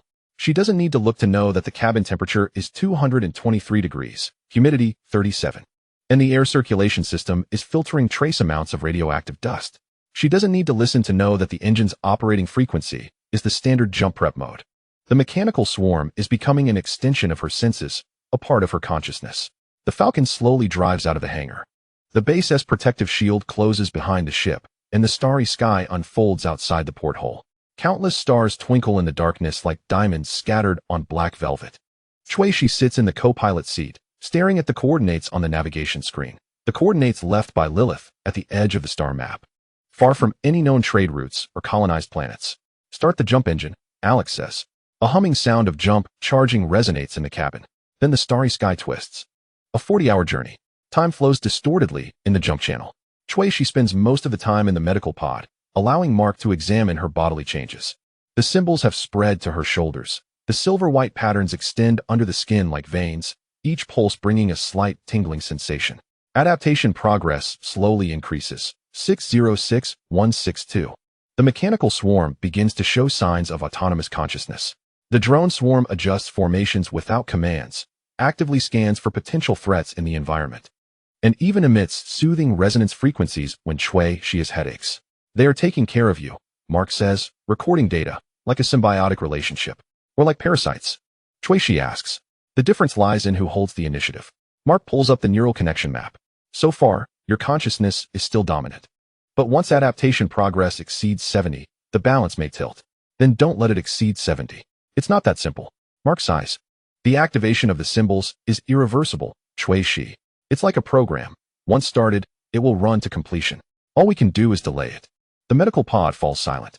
Only the ticking of the life monitor and the continuous low roar of the engine remain. She closes her eyes. The whispering continues in the background, but this time, she begins to try to understand those voices, not resisting, not blocking, but listening. Those broken words, those overlapping sentences. Those calls from the dimensional rift, what are they saying? Bridge must be completed. Consciousness fusion dimension stabilization. Ancient existence awaits. Then, a clear fragment. Volunteer number, 0. Name, she. Age, 24. Status, voluntarily participating in the first phase of the consciousness fusion experiment. Objective, establish a neural bridge between humans and the mechanical swarm. Note, memory erasure protocol activated. Identity reconstruction after the experiment. She suddenly opens her eyes. The medical pod's light stings, causing her pupils to contract. What's wrong? Mark asks. I heard it. She pants, heart racing. I heard the experiment record. I'm a volunteer. Voluntary. Mark is stunned. What experiment? The consciousness fusion experiment. Dr. Leeway's lab. I'm subject 0. Adaptation progress jumps to 63. The mechanical swarm emits a high-frequency buzzing, as if confirming this information. Alex's voice comes through the communicator, arriving at coordinates in 10 minutes. Prepare to exit jump. She sits up from the medical bed. The symbols on her left arm emit a faint glow due to emotional fluctuations. Volunteer. Voluntary. Memory erasure protocol. Identity reconstruction. Those words echo in her mind like a key turning in a lock, like fragments piecing together a pattern. She walks to the porthole, watching the twisted starry sky gradually stabilize, watching the glow of the jump channel fade. Then, it appears. An abandoned research station. No, not a research station. It's a fortress. A huge ring-shaped structure floats in the void, at least 5 kilometers in diameter, its surface covered with heavy armor plates, now rusted and damaged, exposing complex pipelines and structural skeleton beneath. Debris floats around the station, broken solar panels, fractured support beams, and the remnants of several small shuttles, like torn insect carcasses. No lights, no energy signals, no signs of life. Only deathly silence. The Falcon slowly approaches. Sensors scan the structure. External armor severely damaged. Internal air pressure 0. Main power system offline. Backup power detects a faint signal from the core area. Any signs of the cult? Alex asks. No recent activity. Damage on the wreckage indicates an accident at least 10 years ago. Accident. Explosion. From inside, she stares at the huge ring structure. The symbols on her left arm begin to heat up, as if nearing a heat source. The mechanical swarm's resonance frequencies grow urgent. 15 drones move restlessly inside the cabin. Adaptation progress 64. The whispering intensifies. No longer background noise, but clear guidance. Entrance 3rd ring zone 7th airlock code. 0's birthday. I know how to get in, she says, her voice eerily calm. Alex and Mark look at her simultaneously. The whispers told me, she adds, offering no further explanation. The Falcon docks at an external docking port of the research station. The airlock is damaged, but the emergency manual valve can still turn. Alex dons a spacesuit and exits with cutting tools. 10 minutes later, he reports over comms. Entrance opened. Vacuum inside. Full spacesuit required. The three put on spacesuits, carry equipment, and enter the station through the airlock. Darkness. Absolute darkness. Helmet lights cut through the void, illuminating floating dust and debris. The corridor is wide enough for 3 ground vehicles side by side, but now twisted and deformed. Walls bear scorch marks from explosions, ceilings collapsed. Pipes exposed like intestines. Thermometer reads, -120 degrees Celsius. No sound except their breathing echoing inside helmets and faint static in the comm channel. This way, she says. The symbols on her left arm glowing beneath the suit, lighting a small area around her. She leads forward, as if pulled by invisible strings. Through twisted corridors, collapsed labs. Warehouses filled with floating broken equipment. The scale of the station is beyond imagination. It's not just a laboratory, but a complete scientific complex. They see RAM on the screen. A file automatically opens. Consciousness Fusion Experiment. Project 0. Subject. Chui Shi. Original name. Carl Chui. Age. 24. Background. Top mecha pilot of the Central Army of the Interstellar Dynasty. Voluntarily participating in the experiment. Experiment objective. Establish a stable bridge between human consciousness and mechanical swarm, achieving consciousness symbiosis and fusion. Experiment process. Phase 1 neural interface implantation, completed. Phase 2 preliminary connection with mechanical swarm, completed. Phase 3 consciousness synchronization training, completed. Phase 4 memory erasure and identity reconstruction, completed. Phase 5 symbol activation and dimensional connection, ongoing. Experiment status, successful. Subject 0 has become the first perfect fusion entity. Mechanical swarm adaptation progress prediction. 100 will become a stable bridge, guiding the consciousness of ancient beings to descend. Chui Shi stares at the text. Her breathing becomes rapid inside the helmet. Voluntary participation in the experiment. Memory erasure. Identity reconstruction. Perfect fusion entity, guiding the consciousness of ancient beings to descend. Each word feels like a knife, piercing her consciousness. Chui Shi. Mark's voice comes through the communication channel. Are you okay? She does not answer. Her hand glides over the console, pulling up more files. Experiment logs. Surveillance videos. Research reports. She sees herself from 10 years ago, wearing a white lab coat. Lying on a medical bed, her left arm without symbols, but already connected to a neural interface device. She sees Dr. Li Wei, the figure that appeared in the whispering images, standing by the bed recording data. She sees the voluntary participation agreement she signed, with the signature line reading, Carl Chui. Then, she sees the list of sponsors. Project sponsors, Cult of Ancient Beings. Project supervisor, Carl Morton, cult leader.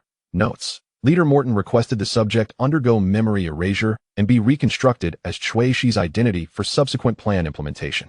The biological relationship between the subject and Leader Morton has been deleted from the records, but genetic samples are retained. Biological relationship.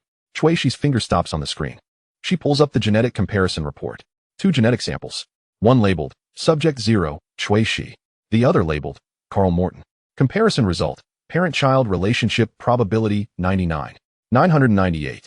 The laboratory is dead silent. Only the sound of her own breathing in the helmet and the pounding of her heart.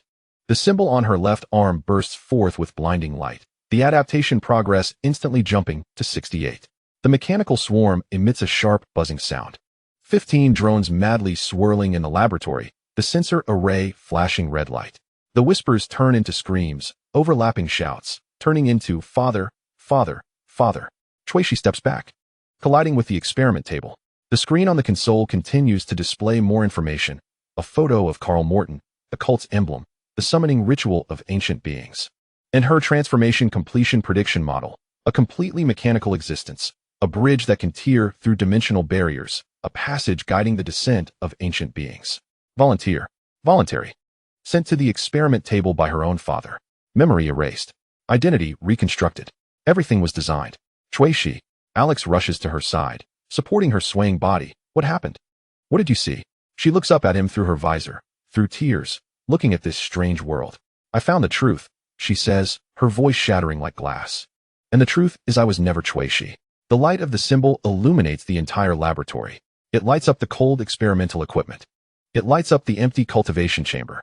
It lights up the mark on her left arm, designed by her biological father, that transformed her into a non-human existence. Adaptation progress, 69. Still increasing. Chapter 19. The confrontation between father and daughter, the air in the laboratory, solidifies. Chui Shi stands before the console. Her fingers still lingering on the parent-child relationship probability, 99. 998 genetic comparison report. The inside of the helmet fogs up, breath condensing into fine droplets, blurring her vision. She blinks, and the droplets slide down the visor, leaving winding traces. The symbol on her left arm pulses like a living thing. Silver light shining through the fabric of the spacesuit, casting eerie shadows in the dim laboratory. Adaptation progress, 69. The number flickers on the retinal projection. Like some kind of countdown. Carl Morton, she whispers the name. The sound echoes in the helmet, with a metallic tremor. Mark rushes to her side. The medical scanner emitting urgent alarm sounds. Chui Shi, your neural activity is going out of control. The symbol adaptation progress is accelerating. It's at 70.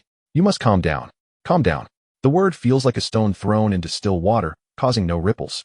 Shui raises her head, looking around the laboratory through the foggy visor. Those cold experimental devices, those cultivation chambers, those neural interface devices. 10 years ago, she lay here. Voluntarily. She signed her name. Carl Shui. That name feels as strange as someone else's story. Memory erasure program. Identity reconstruction. Shui. Everything was designed. Her father designed it. He is my father, she says. Her voice is terrifyingly calm. Alex bursts in from the door, holding an energy rifle, his face pale beneath the visor. Scans show a fleet is approaching. 3 medium-sized warships. 12 attack drones. Energy signals match the cult's emblem. They've surrounded the research station. The alarm sounds at that moment. Sharp, piercing, like the sound of metal tearing. The emergency lighting in the laboratory instantly activates, red lights swirling on the walls, elongating and distorting everyone's shadows. The screen on the console flickers. The external surveillance shows. In the space surrounding the research station, 3 silver-black warships are slowly approaching. The hull engraved with the emblem of the cult of ancient beings, a twisted geometric figure, like a tearing dimensional rift. How do they know we are here? Mark's voice is tense. Shui looks at the screen, at those warships, at the cult's emblem. He knows, she says. He has been waiting. Waiting for me to find this place. Waiting for me to see these records. The symbol on her left arm brightens again. Adaptation progress, 71. The mechanical swarm resonates. 15 drones rise from the corners, the sensor array all turning to the external surveillance screen. The whispers in her consciousness overlap, no longer vague calls, but clear words. He is coming. Father is coming. The bridge is about to be completed. A strange voice comes through the communication channel. Deep, steady, with an undeniable authority. Shui, the voice says, my daughter. I know you are inside. Shut down the defense system, and let us talk. Shui's body freezes. That was the first time she heard his voice. Carl Morton, the cult leader. Her father. The voice resonates through the research station's communication system, echoing in the laboratory's speakers with a strange resonance, as if it were not transmitted through electromagnetic waves, but directly ringing in her consciousness. Alex raises the energy rifle. We can't let him in. The research station has a defense system. We can shut down the defense system, Shui says. Mark turns sharply to look at her. What? Shut it down, she repeats, her voice still calm. Let him in. Shui, do you know what this means? He will. I know. She interrupts Mark, reaching out to operate on the console. The defense system status changes from activated to standby. The energy shield around the research station flickering a few times before disappearing. The surveillance screen shows the cult's warships opening their docking bay doors. A small shuttle flying towards the research station. I know what this means, but some questions must be asked face to face.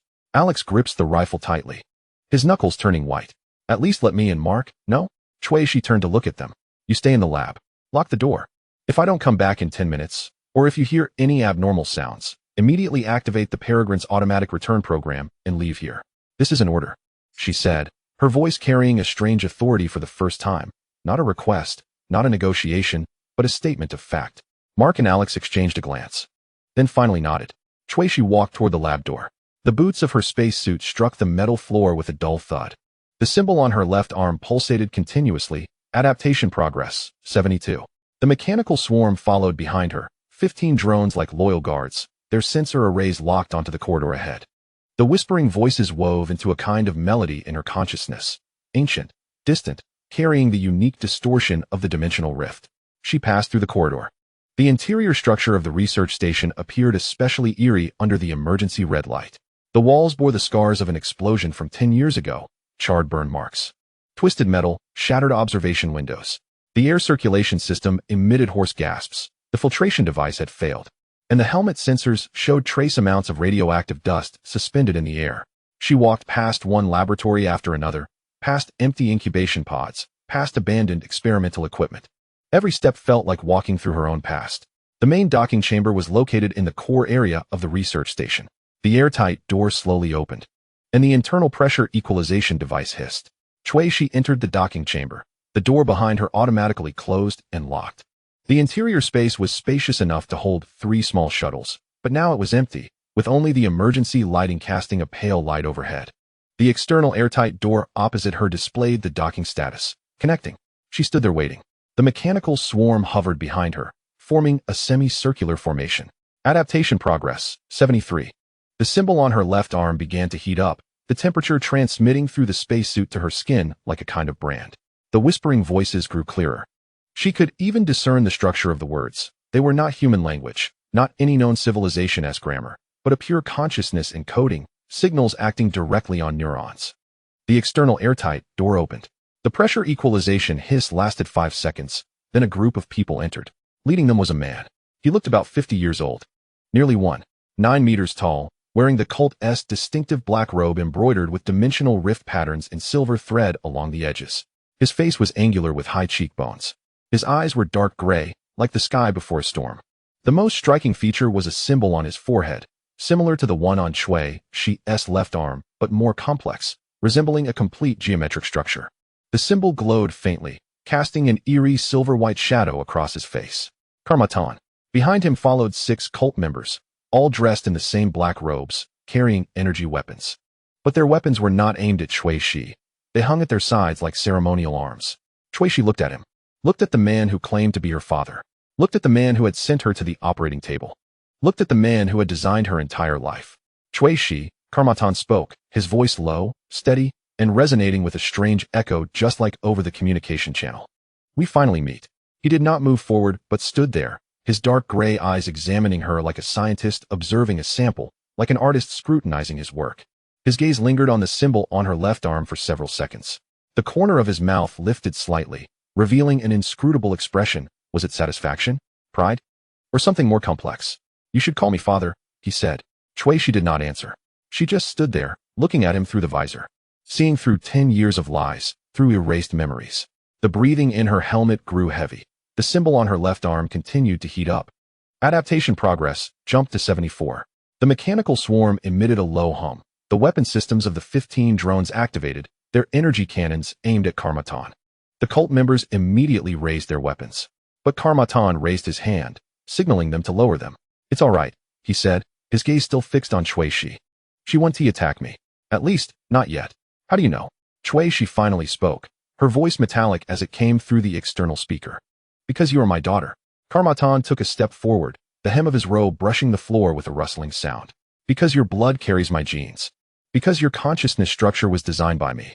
Because from the moment you were born, you have existed for this mission. What mission? To guide the descent of the ancient beings, he said, his voice carrying a fanatic zeal for the first time, a religious devotion to the mission of purifying human civilization. The docking chamber fell silent for a few seconds. Only the hiss of the air circulation system and the distant groans of the research station's metal structure, due to temperature changes, could be heard. Cui Shi stared at him. Purification? Human civilization has already decayed. Karmatan spread his arms as if preaching, declaring a certain truth. Look at this interstellar dynasty, prosperous on the surface, but rife with corruption.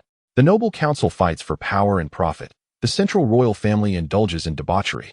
The lower classes barely survive under the steel dome. Technology has hit a bottleneck.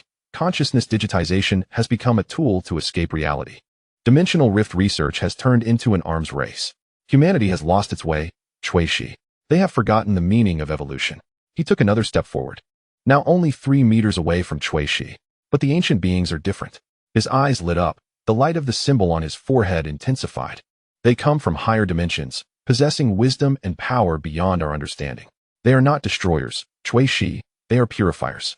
They will remove the impurities of civilization and reshape the order of the universe. And humanity, or rather, humanity after purification, will become part of the new order. So you transform me like this. Cui Shi raised her left arm. The glow of the symbol was especially glaring in the dim docking chamber. You erased my memories. Reconstructed my identity. Just to make me a bridge for your purifiers? Not my purifiers, Karmatan corrected her, ours. And you, Cui Shi, you are the perfect work. Dr. Li Wei's consciousness fusion experiment was originally only theoretical, but you succeeded. Your body can carry the consciousness network of the mechanical swarm. Your neural structure can resonate with the dimensional rift. Your existence itself is a miracle. You are the bridge between humanity and the ancient beings. The key to guiding their descent. His voice grew more excited, his robe swaying slightly with his trembling body. Imagine, Cui Shi, when the ancient beings come through you. When their consciousness merges with the mechanical swarm, we will have the power to change everything. The decayed dynasty will be overthrown, the false order will be reshaped, and the entire universe will usher in true evolution. And you will stand at the center of it all. You are not a tool, not a bridge. You are the guide of the new world, my heir. Cui Shi looked at him, looked at this fanatic face, at these eyes full of longing, at the symbol on his forehead. Then she laughed. Her laughter came through the external speaker, carrying a broken, glass-like quality. Air, she said. Guide. New world. She took a step forward, the mechanical swarm moving with her, the energy cannons still aimed at Karmatan. You tied me to the operating table, erased my memories, designed my life, transformed me into a non-human existence, and then you tell me this is my glory, my mission, a gift I should be grateful for? Her voice rose, carrying 10 years of suppressed anger, the pain of betrayal, and doubts about her own existence. Do you know what I've been through these past few months? I woke up in an abandoned space station, finding myself connected to millions of drones, listening to those damned whispers every day. Watching the symbol on my left arm slowly consume my humanity. I was hunted down, treated as a monster, and exploited by various forces. I lost my memory, lost my past, and I don't even know who I really am. She stepped forward, now only 2 meters away from Carl Morton. And now, you stand here, telling me in that condescending tone that all of this was planned? That it was all for some grand purification scheme? That my pain, my confusion, everything I've lost was a necessary cost? Carl Morton's expression didn't change. The fervent light still flickered in his deep gray eyes. Pain is the catalyst for evolution. Shi, he said, his voice regaining calmness. Confusion is the prelude to awakening. The memories you lost, those identities, those trivial aspects of Shi's life were all impurities. I cleared them away so you could become a pure existence. Just like a sculptor chisels away excess stone to reveal the statue. I am not a statue. Shi shouted, I am a human. You once were, Carl Morton said quietly, but now, you are a greater existence. Look at yourself, Shi. Look at the symbol on your left arm. Look at the mechanical swarm behind you. Look at the power you are awakening. Can you still call yourself human? Can you return to that ordinary life? He extended his hand, palm up, as if presenting some kind of evidence. Accept your fate, Shi. Accept your true identity. Join me in welcoming the arrival of ancient existence. Together, we will purify this decaying universe and create a new world. This is your mission, the meaning of your existence. Something I have bestowed upon you. Shut up. Shi's voice was as cold as the vacuum of space. The symbol on her left arm erupted with blinding light. The adaptation progress instantly jumped to 78. The mechanical swarm emitted sharp buzzing sounds simultaneously. The energy cannons of 15 drones began charging. Blue arcs danced at the cannon mouths. I do not accept, she said, each word squeezed out like it came from between her teeth. I do not accept your purification. Do not accept your mission. Do not accept anything you designed. I am Shi regardless of whether that name is real or not, regardless of whether my memory is complete or fragmented, regardless of what I am. I choose to be myself, not anything you want me to be. Carl Morton's expression finally changed. The fervent light faded from his eyes, replaced by something colder, like metal, like rock, like the darkness deep within a dimensional rift. You refuse? He said, his voice low and frightening. I refuse. Shi stared into his eyes, and I will stop you. I will destroy the cult. I will close the dimensional rift. I will protect those you wish to purify. Even if they are decayed, even if they are lost, even if they are imperfect. Because that is humanity, Carl Morton. And humanity does not need purification. The air in the docking bay seemed to freeze. All cult members raised their weapons. The sound of energy rifles charging was particularly clear in the silence. The mechanical swarm adjusted its formation, with 15 drones dividing into 3 groups, respectively locking onto Carl Morton and the members behind him. Emergency red lights illuminated everyone's faces, casting flickering shadows. Carl Morton looked at Shi for a long time. Then he laughed. It was not an angry laugh, nor a mocking laugh, but something deeper and more terrifying, like a scientist witnessing unexpected variables in an experiment, or an artist discovering that their work had a will of its own. I understand, he said, his voice regaining that calm authority. You are still tainted by those impurities. Those memories belonging to Shi, those emotional connections established with Mark Chun, Alex Cole. Those ridiculous aspects of humanity are interfering with your judgment. He stepped back, returning to the protective circle of cult members. But it's okay.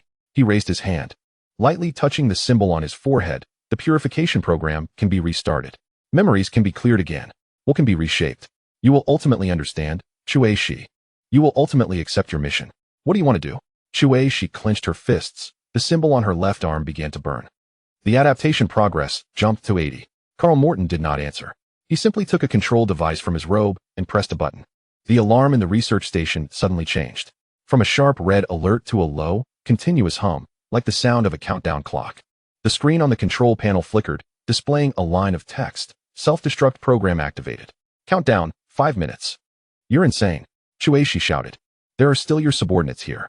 Necessary sacrifices, Carl Morton said calmly, and they will not die here. He pressed another button. Dozens of nozzles suddenly opened in the ceiling of the docking bay. Colorless, odorless gas surged from the nozzles, forming twisted vortices under the emergency red light. The helmet's sensors immediately sounded an alarm. Unknown energy fluctuations detected. Frequency, subspace resonance. Warning, this energy may interfere with consciousness activities. What is this? Shueisha retreated. The mechanical swarm formed an energy shield in front of her. Consciousness interference wave, Carl Morton said. His body began to blur, like a poorly signaled holographic projection. A frequency specifically designed for the mechanical swarm network. It will interfere with your neural connections, weaken your control over the drones, making it easier for you to accept reshaping. The gas quickly filled the entire docking bay. Shueisha felt the symbol on her left arm begin to throb painfully, like countless needles piercing her nerves simultaneously. The adaptation progress was wildly jumping 81, 83, 85, but the mechanical swarm's response began to dull. The sensor arrays of the drones flickered erratically, and the energy shield showed fluctuations. The whispers in her consciousness distorted, turning into chaotic noise, into overlapping screams. She saw Carl Morton and the cult members becoming increasingly blurry. They activated some kind of teleportation device. We will meet again, Shueisha. Carl Morton's voice came from the distorted image in the cradle. At the moment of transformation completion, by then, you will understand everything. You will accept your mission. You will become my heir. The image completely vanished, leaving only the low, ominous self-destruct countdown hum, and the consciousness interference gas filling the entire docking bay. Shueisha turned and rushed towards the airlock. The symbol on her left arm burned like a red-hot brand. The adaptation progress jumped to 87. The mechanical swarm barely followed her, but their flight paths were already unstable. Like drunken birds, she dashed into the corridor, heading towards the laboratory. The structure of the research station began to vibrate. The energy fluctuations triggered by the self-destruct program made the metal walls groan. Dust and debris fell from the ceiling. Mark, Alex, she shouted into the communication channel. Activate the Falcon. We need to get out of here. No response. Only the crackling sound of electricity.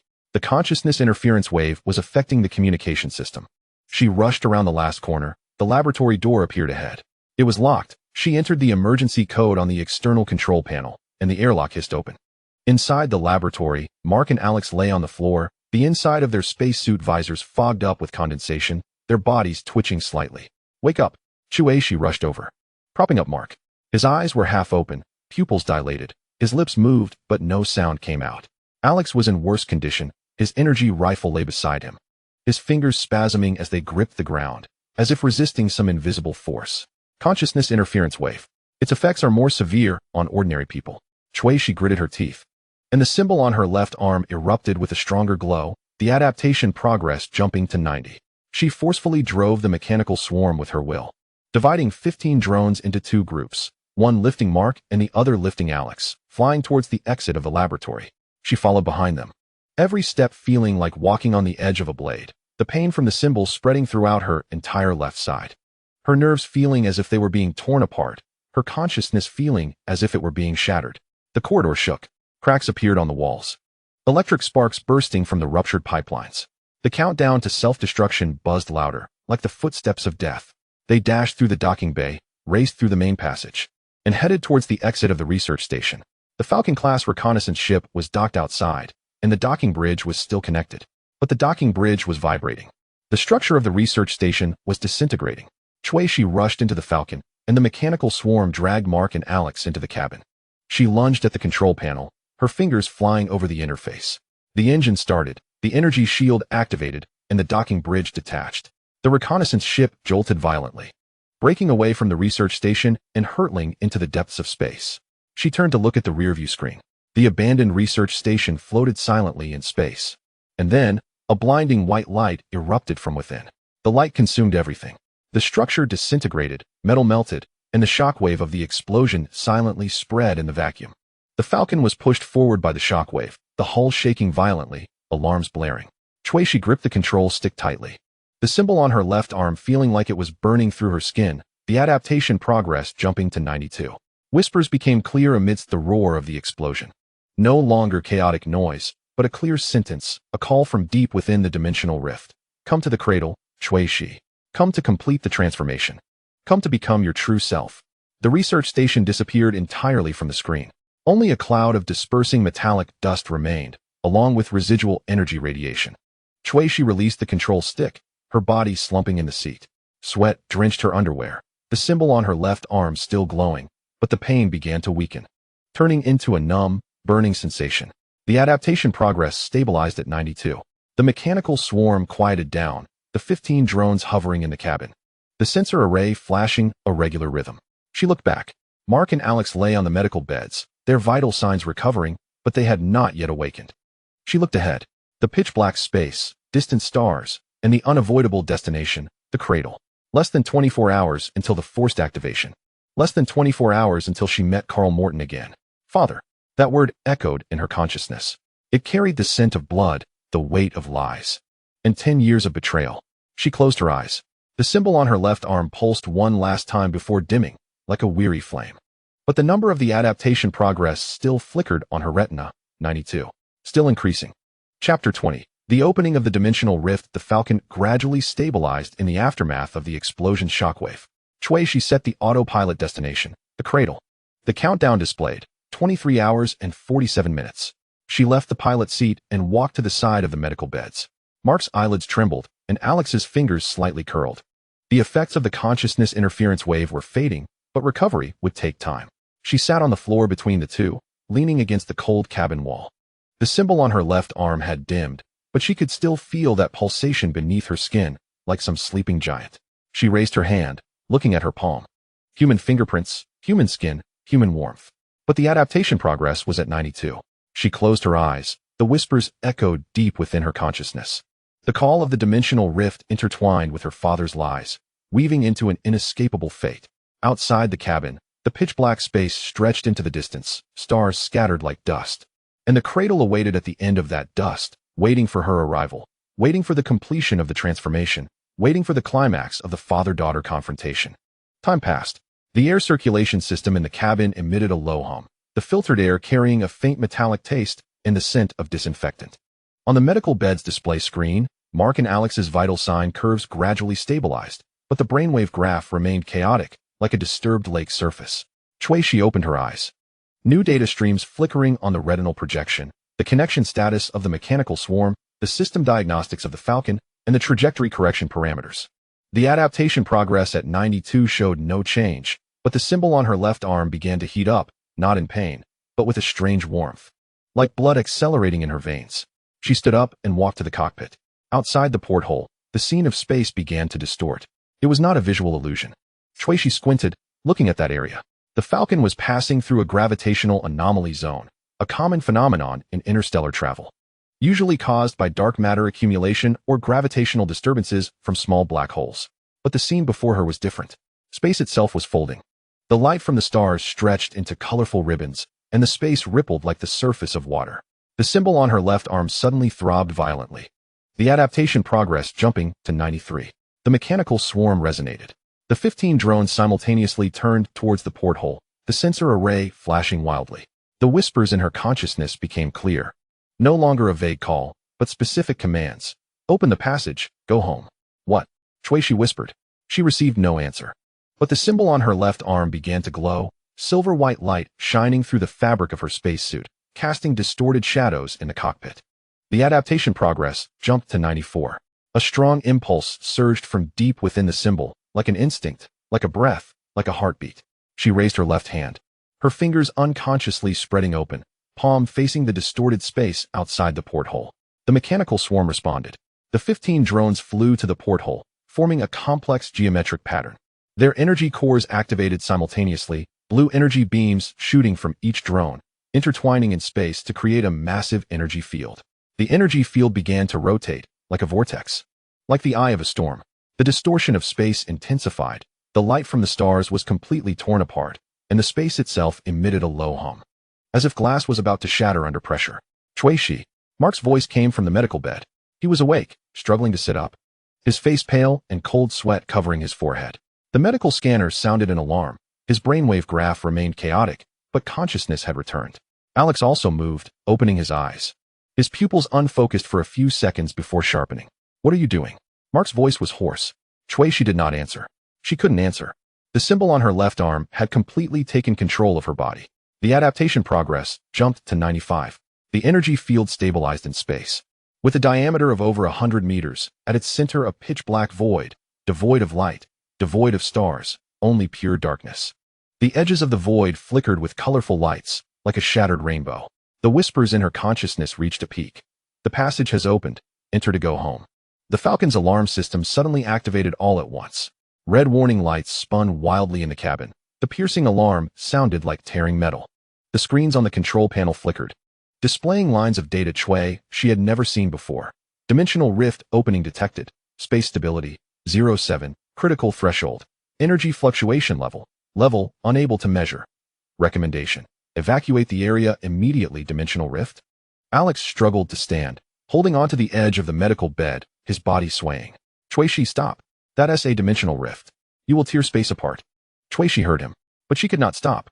The symbol on her left arm was no longer just a symbol, but a living entity, an engine, a key. The adaptation progress jumped to 96. The energy field began to contract, moving closer to the Falcon. The scene outside the porthole distorted entirely. Stars vanished, space disappeared, leaving only that rotating energy field and the black void at its center. The engine of the Falcon roared with overload, the hull shaking violently, and the metal framework groaning under the strain. "Shi." Mark rushed over, grabbing her shoulders. Look at me. You have to control it." Shi turned her head. Her eyes were silver white. Deep in her pupils flickered the data streams of the mechanical swarm, like waterfalls, like star rivers. Mark's hand froze. He saw that those eyes were no longer human eyes, but some older, colder existence. Adaptation progress jumped to 97. Shi spoke, my voice carrying a metallic echo. "I can't control it." The energy field slammed into the Falcon. There was no sound. In the vacuum, sound cannot propagate. But everyone in the cabin felt the space itself vibrate, like eardrums being struck hard. The view outside the porthole completely disappeared, replaced by pure darkness and the flickering of iridescent lights within the darkness. The Falcon was pulled into the center of the energy field. The hull folded and twisted like paper, but miraculously remained intact. Gravity vanished, direction vanished, the sense of time vanished. Shi floated in the center of the cockpit. The symbol on her left arm burst with blinding light. Adaptation progress jumped to 98. The mechanical swarm circled around her, 15 drones orbiting like planets around a star. Mark and Alex grabbed hold of fixtures, their bodies floating in zero gravity, faces pale. All the cabin lights went out, leaving only the glow of the symbol and the iridescent halo at the edge of the energy field. Then, everything stopped. The Falcon was stationary somewhere, not space. Shi opened her eyes. The silver-white glow faded from her pupils, returning to human brown. She looked out the porthole, her breath caught. Outside was not stars, not space. It was a twisted reality. The sky was purple, like bruised skin. Crystal-like plants grew on the ground, each leaf slowly writhing like living creatures. Mountains were visible in the distance, but they flowed like melting candles. Light shone from all directions with no source, only ubiquitous soft glow, tinting everything with unreal colors. The air carried a sweet, cloying fragrance mixed with the rust scent of metal and some older breath, like dust, like oblivion. "Where are we?" Alex's voice trembled. Mark floated to the porthole, fingers pressed against the glass, his breath fogging it. "Dimensional rift space," he whispered, "theoretically existent. The interlayer between spaces, the boundary between realities. The textbooks say no one who enters here ever returns." The Falcon's systems began rebooting. Lights flicked on one by one, screens on the control panel flashing, showing chaotic data. Gravity returned, but not normal gravity. The sense of direction was still confused. She felt tilted, but instruments showed the hull level. She walked to the console, fingers operating the panel. Navigation system failed, communication system failed, engine system showed energy overload, needing cooling. "External environment scan," she said. The screen displayed lines of data. Atmospheric composition, unknown, 78 inert gas, 22 unknown elements. Gravity, 12 g, unstable. Temperature, 23 C, constant. Biological signals, multiple life forms detected. Classification, unknown. Life forms? Alex drew his energy rifle, though he knew conventional weapons might be useless here. She looked out the porthole. The crystal plants writhed. Further away, something moved, a blurry shadow. Humanoid, but not quite. The shadows walked slowly beneath the purple sky, each step leaving glowing footprints that disappeared after a few seconds, as if absorbed by the ground. The symbol on her left arm began heating again. Adaptation progress stabilized at 98, but the pulsing grew stronger, like a heartbeat, like resonance. What are they? Mark asked. No one answered. Suddenly, the Falcon's hatch opened automatically. It was not operated by Cui. The hatch indicator on the console flashed, showing external command, open. A gust of air rushed into the cabin, carrying that sweet, cloying fragrance and metallic rust smell, along with some sound. Not a sound, but a whisper directly in the mind. Older and heavier than the mechanical swarm's resonance. Welcome home. Cui's body stiffened. That was not the mechanical swarm's whisper. That was something else. She walked to the hatch and looked outside. The twisted reality unfolded before her eyes. Purple sky, writhing crystal plants, flowing mountains, and those blurry shadows. The shadows stopped, and all turned toward the Falcon. They had no eyes, but Cui could feel them watching her. Cui, don't go out. Mark grabbed her arm. Alex raised his energy rifle, aiming outside the hatch. We don't know what's out there. Cui broke free from Mark's grip. The symbol on her left arm glowed. Adaptation progress jumped to 99. She walked down the ladder, her feet touching the ground.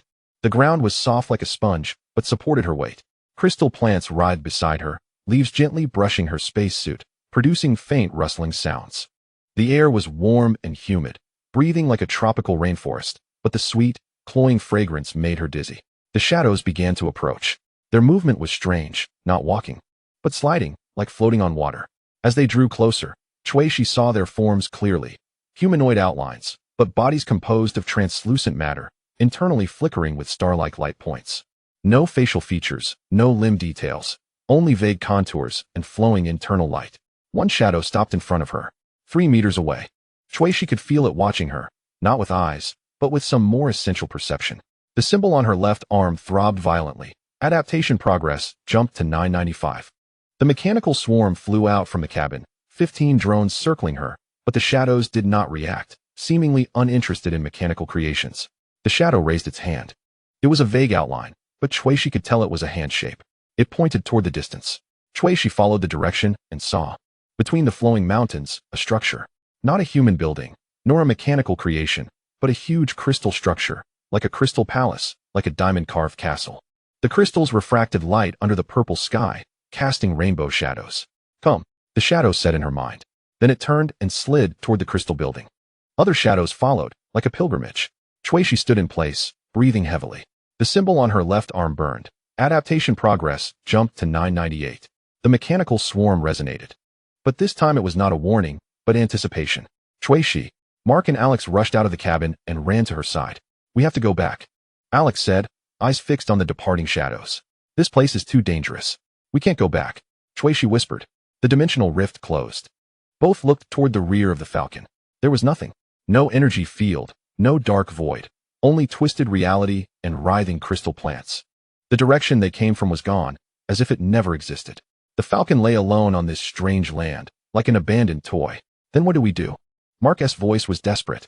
Cui looked toward the distant crystal structure. The symbol pulsed. Adaptation progress, 999. We go there, she said. No choice. The shadows had already disappeared in the direction of the crystal building. Under the purple sky, only that huge crystal structure glowed, like a lighthouse, like a trap. The three returned to the Falcon, gathering necessary equipment. Energy rifles, medical kits, environmental scanners. Cui commanded the mechanical swarm to follow, 15 drones like loyal guards. They began walking. The ground was soft, each step leaving shallow footprints that disappeared after a few seconds.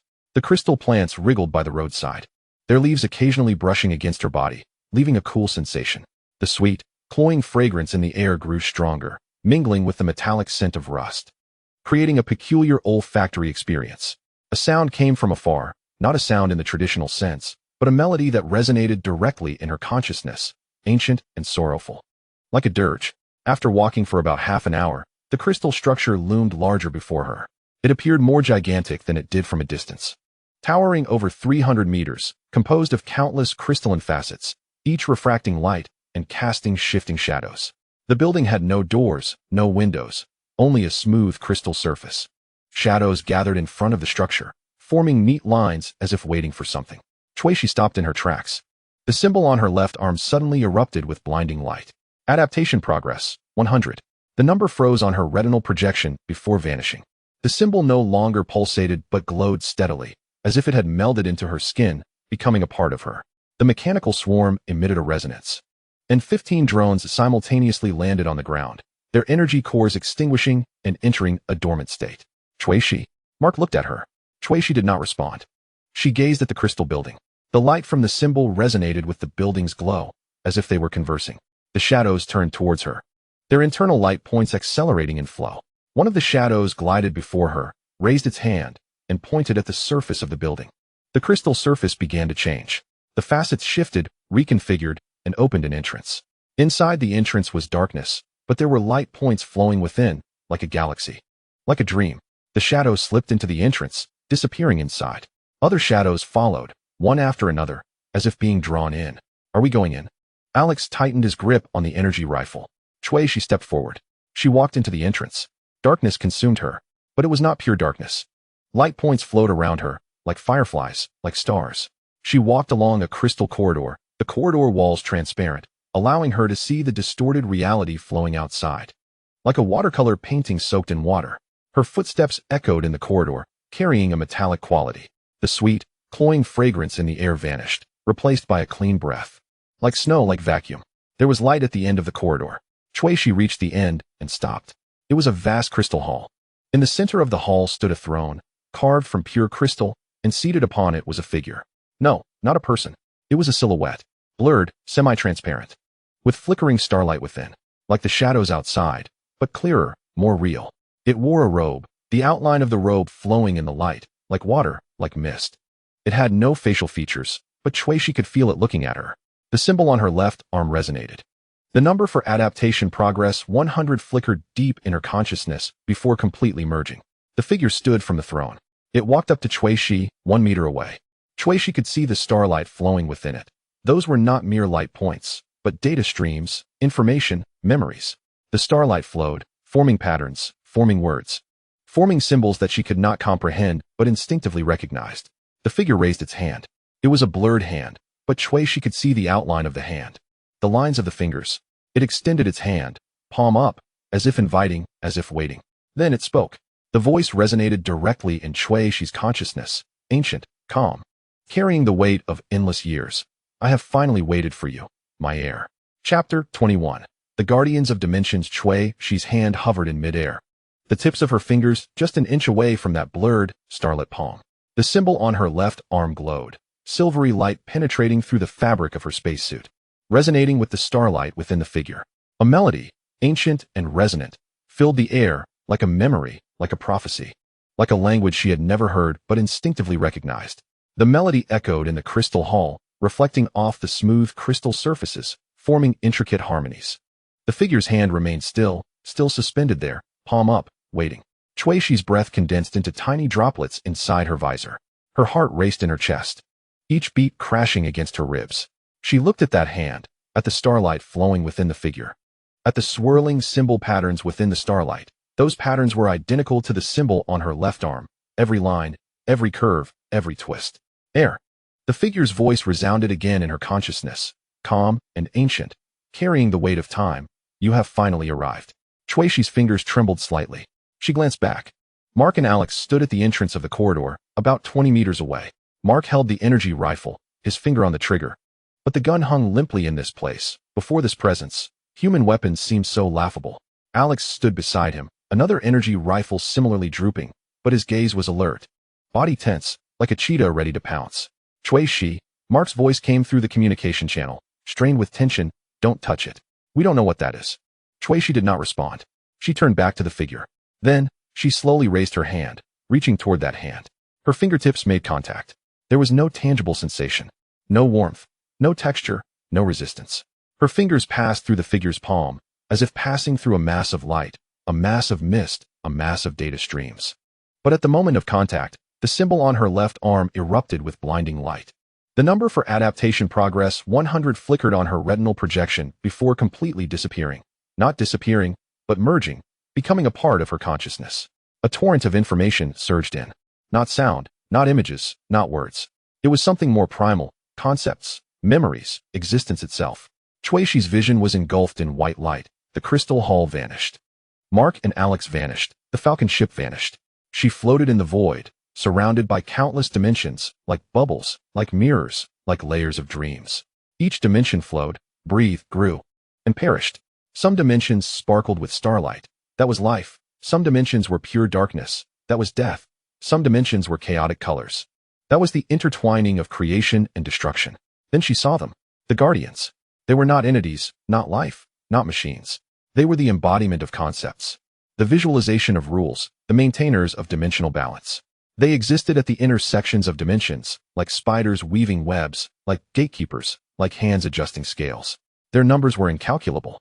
Their forms indescribable, some like light, some like shadows, some like geometric shapes, some like pure thought. Shueishi saw herself. No, not her current self. It was her past self. An earlier version of herself, a moment she had never experienced. She stood before a dimensional rift, the symbol on her left arm glowing.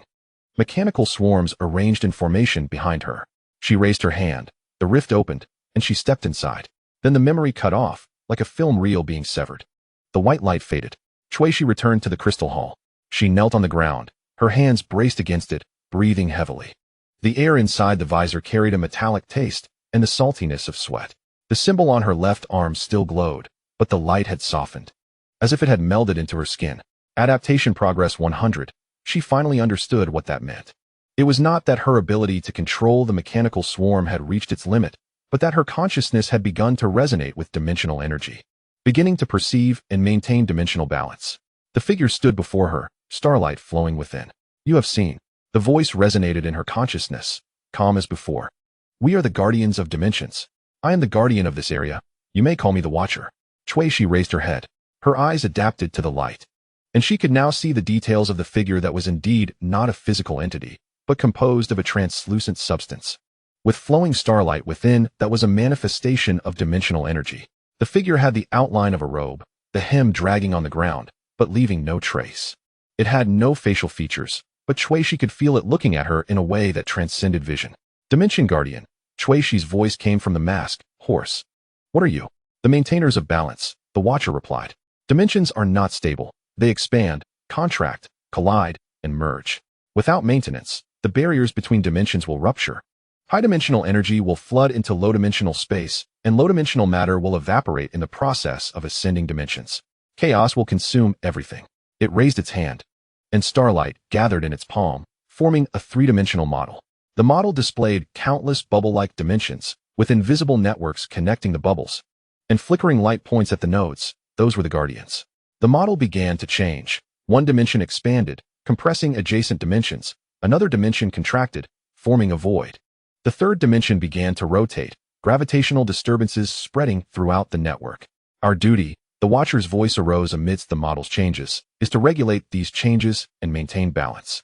When a dimension overexpands, we guide energy to other dimensions. When weak points appear in the dimensional barriers, we reinforce them. When dimensional collisions are inevitable, we guide the direction of the collision to minimize destruction. The model settled down. The Watcher withdrew its palm, and the starlight dissipated. But balance is fragile. It turned to Shueishi, the flow of starlight accelerating, especially when something breaks it from the outside. Shueishi stood up. Her legs felt a bit weak, but she steadied herself. The symbol on her left arm was heating up, as if reminding her of something. She looked at the Watcher, observing the starlight flowing within it, and the symbols that occasionally flickered within the starlight. Those symbols were similar to the one on her left arm, but not identical. I have broken the balance, she said, not as a question, but as a statement. You have opened a dimensional rift. The Watcher nodded, if that could be called a nod. Its upper body slightly leaned forward, not intentional, but perceptible to her. Your consciousness is connected to the mechanical swarm. The adaptation progress has reached a critical point, and the symbol on your left arm resonates with dimensional energy. You unconsciously open the passage, drawing yourself and your companions into this space. It paused.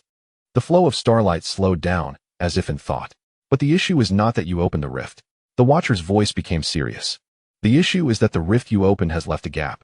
The dimensional barrier is like skin. Once cut, it can heal. But if the way you cut it is wrong, or if something gets stuck in the wound while cutting, it cannot heal. Your rift is now an irreparable wound. Shueishi felt a chill. Why?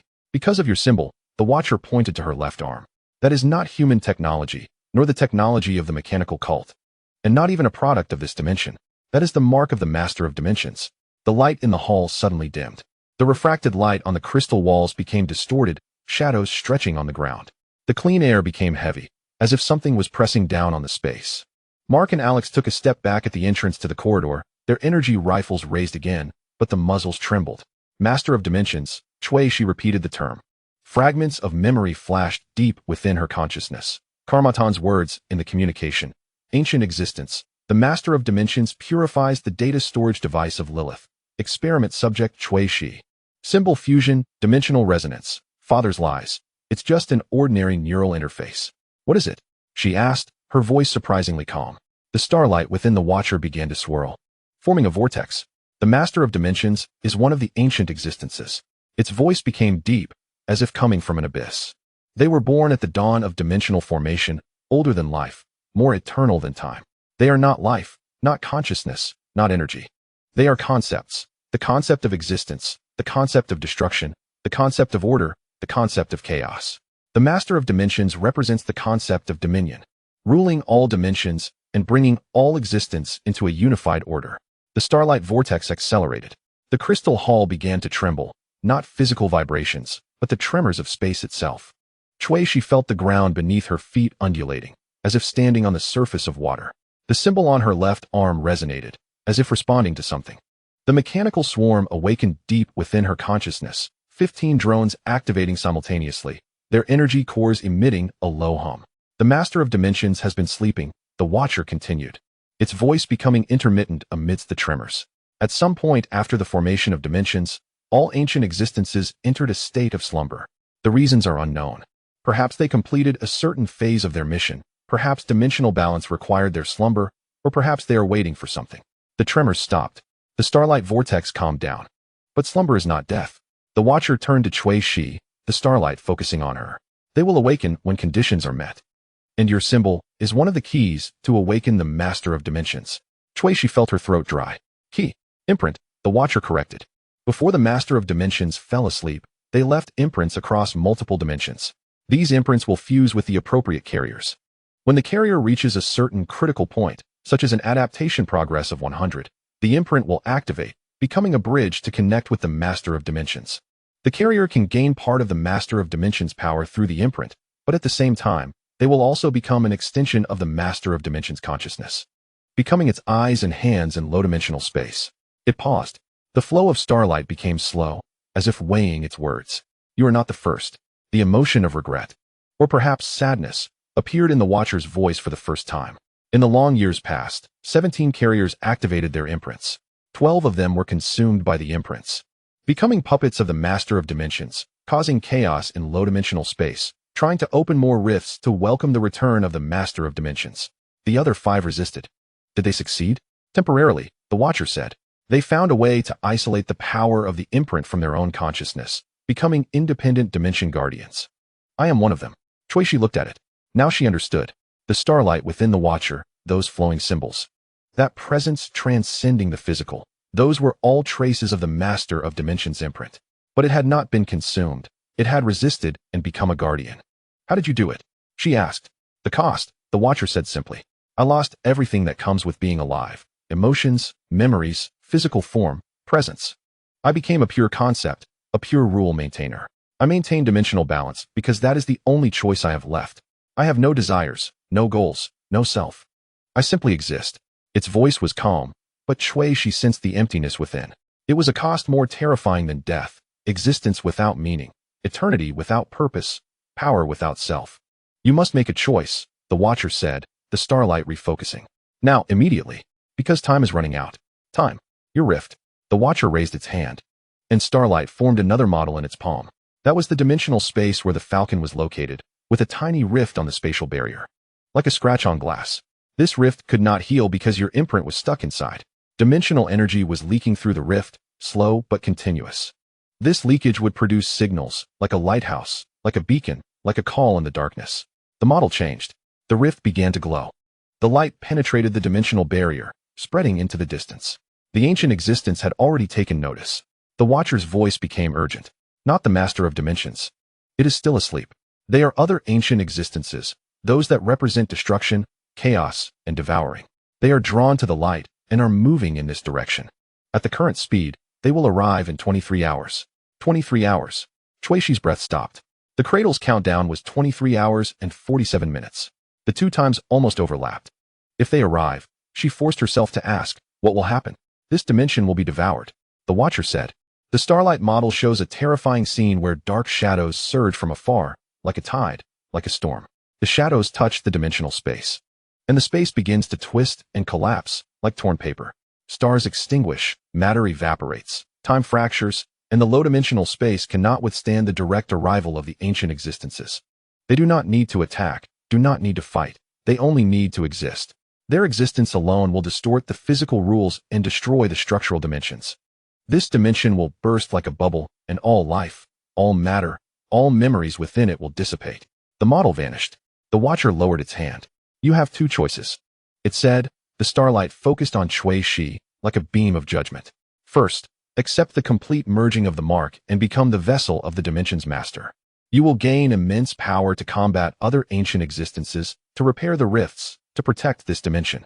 But the cost is that you will gradually lose your humanity, lose yourself, and ultimately become a puppet of the dimension's master. It may take decades, centuries, but eventually, you will become like me or worse. Shueishi's left arm trembled. The symbol was heating up, as if urging her to choose. Second, the Watcher continued, refuse the merging. And let me help you strip away the mark. You will lose all abilities related to the dimension, the connection to the mechanical swarm will sever, and your adaptation progress will reset to 0. You will revert to an ordinary person, but you can leave alive. I will try to repair the rift, but the success rate is low. If I fail, the ancient existences will still arrive, and this dimension will still be destroyed. And you, as an ordinary person, will die in the destruction. It paused. The flow of starlight slowed, as if waiting. Is there no third choice? Shuishi asked, her voice hoarse. There is. The Watcher said. The starlight suddenly brightened, but more dangerous, more uncertain, more insane. What is it? Become the new guardian of the dimension.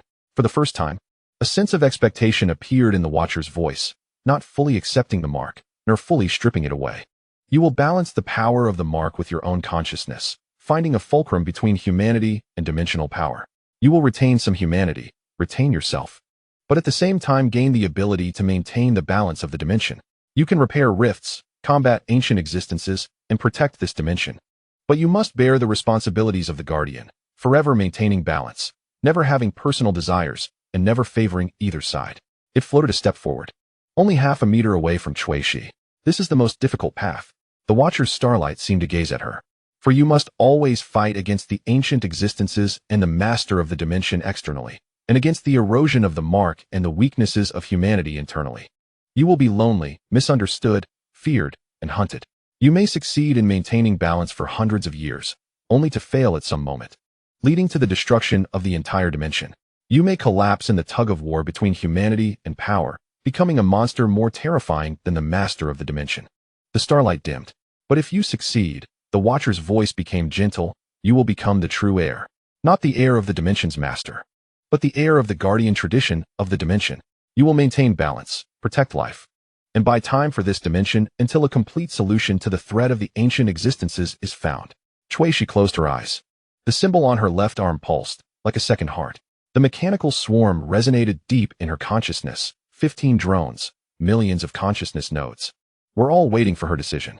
Mark and Alex were at the entrance of the passage, their breath coming through the communication channel, hurried, fearful, but still there, not fleeing. Memories surged.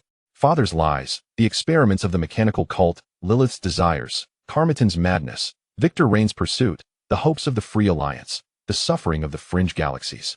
Those billions of lives imprisoned under the steel canopy, and herself. That woman who woke from the abandoned space station, that existence connected to the mechanical swarm. That vessel with a symbol on her left arm, the mystery called the heir. She opened her eyes. The light of the crystal hall reflected on her visor, refracting a rainbow halo. The Watcher stood in front of her, the starlight flowing, as if waiting, as if expecting, as if fearing. I choose the third path. Shuishi said, her voice calm, firm, like steel. Tell me what to do. The starlight within the Watcher suddenly erupted. The entire crystal hall was engulfed in a silvery white light. Chapter 22. Return and betrayal. Return and betrayal. The starlight within the Watcher erupted like a supernova. the silvery white light engulfing the entire crystal hall. She felt the symbol on her left arm ignite, the scorching energy spreading through her veins, not pain, but a complete transformation, flesh and blood reorganizing, nerves reconnecting, consciousness expanding. She saw the dimension unfold before her eyes, like an infinite book, each page a world, each line a rule. In the light, the Watcher's voice echoed deep within her consciousness, ancient and solemn. Then, let us begin. The first lesson, perceive balance. She felt her vision split into countless perspectives, simultaneously seeing the crystal hall, the dimensional rift, the falcon, Mark and Alex's tense faces, the dark shadows surging from afar, and the direction of the cradle, where something was glowing, calling, resonating with her Mark. Time lost its meaning. It could be a moment, it could be eternity. When the light faded, she found herself still standing in the center of the crystal hall, but everything was different. She could see the flow of dimensional energy, silvery streams seeping from the rift, like blood flowing from a wound, scattering in the void, attracting the distant darkness. She could hear the whispers of the dimension, not voices, but the vibrations of the rules themselves, the breathing of the spatial structure, the rhythm of time's passage. She could feel balance. Each dimension was on a delicate balance point, like a tightrope walker, like weights on a scale, like stones at the edge of a cliff. The symbol on her left arm no longer glowed, but it pulsed beneath her skin, like a second heart, synchronized with her heartbeat. You have completed the initial connection. The Watcher's figure became transparent, the starlight dimmed. The power of the mark establishing a balanced channel with your consciousness. You can now perceive dimensional energy and perform basic manipulation, but it's still far from enough. To repair the rift, you need to master deeper rules. She looked down at her hands. Beneath the spacesuit gloves, faint silver patterns emerged on the surface of her skin, like veins, like circuits, like some ancient script. The patterns began at her left wrist, spreading up her arm, splitting into two branches at her shoulder, one flowing to her heart, the other to her brain. She could feel the energy flowing through the patterns, warm, powerful, unfamiliar. I feel different. Her voice echoed in the visor, with a metallic resonance. Your body is adapting to the dimensional energy. The Watcher said, this process takes time. But we do not have time. The ancient existences are approaching. They can sense the energy leaking from the rift. At the current speed, they will arrive at this coordinate in 22 hours and 37 minutes. She turned to look at Mark and Alex. The two were still standing at the entrance of the passage, but their postures had changed. Mark had lowered his energy rifle, staring at the scanner in his hand, his face showing disbelief. Alex still held his gun, but the barrel had drooped, his eyes shifting between Shi and the Watcher, his lips pressed tight. Can they see? Shi asked. They can see part of it. The Watcher said that dimensional energy has formed a visible halo on the surface of your body. To them, you appear to be glowing. Shi walked towards the two. With each step, the crystal ground beneath her rippled, like waves on the water's surface. The silver halo flowed with her movements, casting flickering shadows on the crystal walls. She could feel Mark's breath quicken, and Alex's fingers tightening and relaxing on the trigger. Shi. Mark's voice came through the communication channel, cautious. Are you okay? I'm fine. She stopped 5 meters away from them. I made a choice. The third path. She briefly explained the 3 options given by the Watcher and her choice of the path of balance.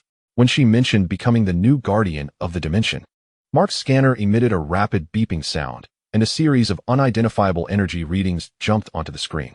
Alex's breath condensed into a thicker white mist inside his mask. So you're not fully human anymore? Alex's voice was low. I'm still me. She said, but when she spoke those words, she herself was unsure, feeling only that there was something more. The Watcher's figure floated between them. Time is of the essence. Its starlight flickered. I must send you back to normal space. The rift cannot be fully repaired, but I can temporarily stabilize it to delay the energy leakage. This will give you about 48 hours. After 48 hours, the ancient presence will still perceive this place, and it will arrive. 48 hours. Mark repeated, quickly operating the scanner. According to the cradle's countdown, we have less than 23 hours left. The two timelines almost overlapped. Not a coincidence. The Watcher's voice grew serious. The cradle's countdown aligns with the ancient presence's arrival time, which means someone or some entity is synchronizing these two events. Someone is deliberately guiding the ancient presence towards the cradle. Suddenly, a sharp pain pierced Shi's left arm. It wasn't pain, but a warning. The Lord of Dimensions. She whispered. Very likely. The Watcher said. The mark is the key, and the cradle is the lock. If the Lord of Dimensions fully awakens, it needs to go to the cradle to complete some kind of ritual. The arrival of the ancient presence could be part of that ritual or a form of interference. Starlight rotated within the Watcher, forming a complex pattern. Listen, air. Its voice directly entered the consciousness of the three. I will open a passage back to normal space. The passage can only be maintained for 30 seconds. You must enter the Falcon immediately and pass through at full speed. Once you return, the passage will close, and this coordinate will disappear from normal space, at least temporarily. You have 48 hours. Go to the cradle, find out the truth, stop the Lord of Dimensions, or at least delay the arrival of the ancient presence. What about you? Shuishi asked. I will stay here. The Watcher's starlight softened. I will try to repair the rift and delay the energy leakage. If I fail, I will become the first target of the ancient presence. This will buy you a few minutes, perhaps a few hours. You will die? The Guardian does not die. The Watcher said. We simply return to balance. Now prepare. The crystal hall began to shake. It wasn't an earthquake. It was the distortion of the dimensional structure itself. Cracks appeared in the crystals on the walls, oozing silver-white light. The ground rose, forming a platform, and a circular opening appeared in the center of the platform. Inside the opening was not darkness, but swirling starlight, flowing colors, a passage to normal space. The Falcon was still hovering at the edge of the platform. Go. The Watcher's voice became urgent. Now. Shuishi charged towards the Falcon. Mark and Alex followed closely behind. The three jumped into the cockpit, and the hatch closed automatically. The engine roared, and the thrusters shot out blue flames. The Falcon slowly ascended, adjusting its direction to aim at the entrance of the passage in the center of the platform. Through the porthole, Shuishi saw the figure of the Watcher. It stood beside the passage, its body made of starlight disintegrating into countless points of light, merging into the walls of the crystal hall. It was using its last strength to stabilize the passage and delay the rift's leakage. In the starlight, its eyes, if they could be called eyes, looked towards the Falcon, towards Shuishi. Remember the balance. Its voice echoed one last time in her consciousness. Humanity and power, self and duty, life and rules. Find that fulcrum, air. Find it. And then hold on to it. The Falcon rushed into the passage. The world turned into a chaotic swirl of colors. Shuishi felt her body being pulled, compressed, and stretched. The symbol on her left arm pulsed violently, the silver patterns glowing beneath her skin, as if fighting against the dimensional turbulence within the passage. Alarms blared in the cockpit, and a series of warnings flashed on the screen. Structural integrity declining, navigation system failure, energy shield overload. Hold on, Mark shouted from the co-pilot's seat, his fingers flying across the control panel. The passage is unstable, but we are moving. Alex gripped the armrest tightly in the back seat, his knuckles turning white. 30 seconds. It felt like 30 years. When the Falcon burst out of the other end of the passage, Shuishi's first sensation was silence. Absolute, complete silence. No sound of dimensional energy flowing, no whispers of rules, no breath of space. Only the hum of the ship's engine, only the hissing of the life support system, only the hurried breaths of the three. Outside the porthole was a familiar starry sky. Familiar star systems, familiar nebulae, familiar navigation beacons. The scanner's screen flashed with coordinates. They had returned to normal space, only 3 short distance jumps away from the Free Star Alliance base. We're back. Alex's voice trembled with disbelief. Mark immediately activated the scanning system. The surroundings were safe. No dynasty warships, no abnormal energy readings. He turned to Shuishi. Your halo is gone. Shuishi looked down at her hands. Beneath the spacesuit gloves, the silver patterns still existed but no longer glowed. The symbol on her left arm was still pulsating, but its rhythm had slowed and become more subtle. She could feel the dimensional energy flowing within her, but that pervasive perception had vanished in normal space. The dimensional rules were shielded, or rather, diluted.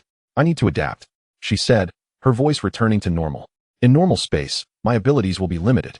But the mark is still there, the connection is still there. Let's go back to the base. Alex said. We need supplies, we need information. We need to explain all of this. The Falcon activated its jump engines. After 3 short distance jumps, the Free Star Alliance base appeared ahead. It was a space station disguised as an asteroid, covered in rock and ice, with complex tunnels and chambers inside. The entrance to the base was hidden at the bottom of a crater, and only specific identification signals could open it. Alex sent an encrypted signal, and the camouflage layer of the entrance slowly slid open, revealing the internal metal gate. The gate opened, and the Falcon glided in. The docking bay was dimly lit, with the smell of machine oil and ionized air. Several Alliance members stood by the docking platform, holding energy weapons, their expressions wary. When Shuishi stepped out of the cockpit, she could feel their gazes were not welcoming, not curious, but scrutinizing, suspicious, and fearful. Shuishi, a familiar voice rang out. Mark stepped out from the crowd, but it wasn't him speaking. It was another Mark, the one from the base. dressed in a clean work uniform and holding a data pad. The two marks exchanged glances, and the base mark nodded and walked towards Cui. You were gone for 72 hours. The base mark said, his voice calm, but his gaze sharp. Communications were cut off, and your location disappeared. We thought you were dead. We encountered some things, Cui said, removing her helmet. Her face was exposed to the base's light. A sharp intake of breath echoed in the docking bay. A faint silver pattern emerged on the left side of Cui's face, from her cheekbone to her jaw, resembling delicate tattoos, like some kind of circuit design. The patterns glimmered slightly under the light, changing in brightness with her breath. She could feel everyone's gaze focused on her. Your face, base mark's voice changed. The trace of dimensional energy. Cui said, I will explain, but we need to see Alex from the Alliance first. He is in the command center. Base mark turned around, follow me. As they passed through the base tunnel, Cui could sense the change in atmosphere. Alliance members stood on both sides of the tunnel. Watching them walk by, some whispered to each other, while others simply stared in silence. She could hear fragments of conversation. Is that her? The woman of the mechanical swarm. Her face, they said she had been in dimensional space for 3 days. Not human anymore. The tunnel walls were rough rock, their surfaces covered with condensation droplets.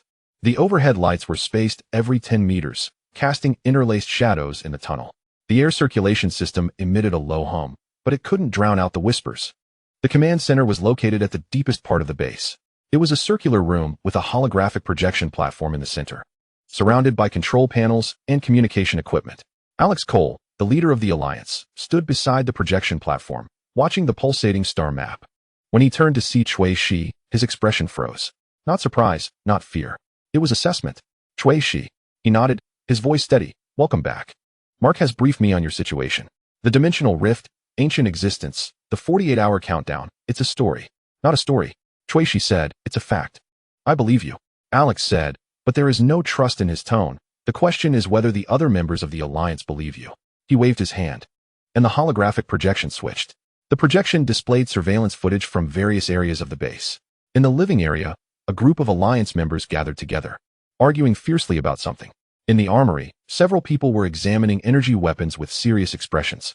In the communications room, technicians were receiving information on encrypted channels, looking grim. In the 3 days since you left, some events have occurred in the base. Alex said, the Central Army of the Dynasty has intensified its sweep of the fringe star systems. 3 Alliance outposts have been destroyed, and over 200 members have died or been captured. At the same time, the activities of the mechanical cult have become more frequent. They are looking for something. Or rather, someone. His gaze fell on Cui's face. You, he said, they are looking for you. Lilith Vega has issued a bounty for anyone who provides information on your whereabouts, who will receive the protection and resources of the mechanical cult.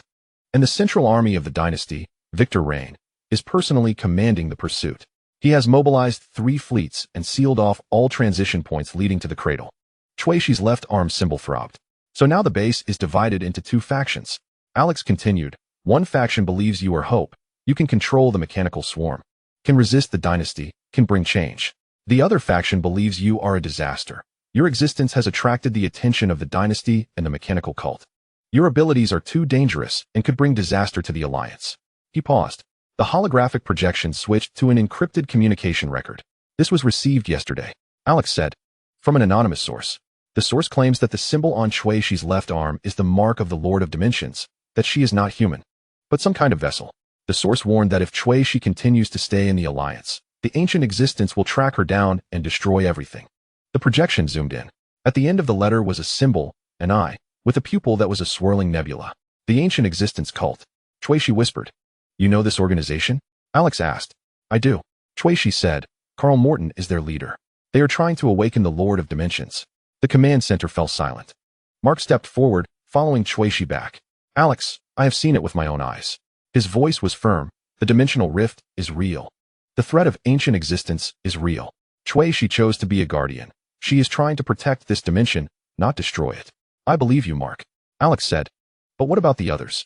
What about those who have lost family, friends, homes? What they need is a leader who can lead them against the dynasty.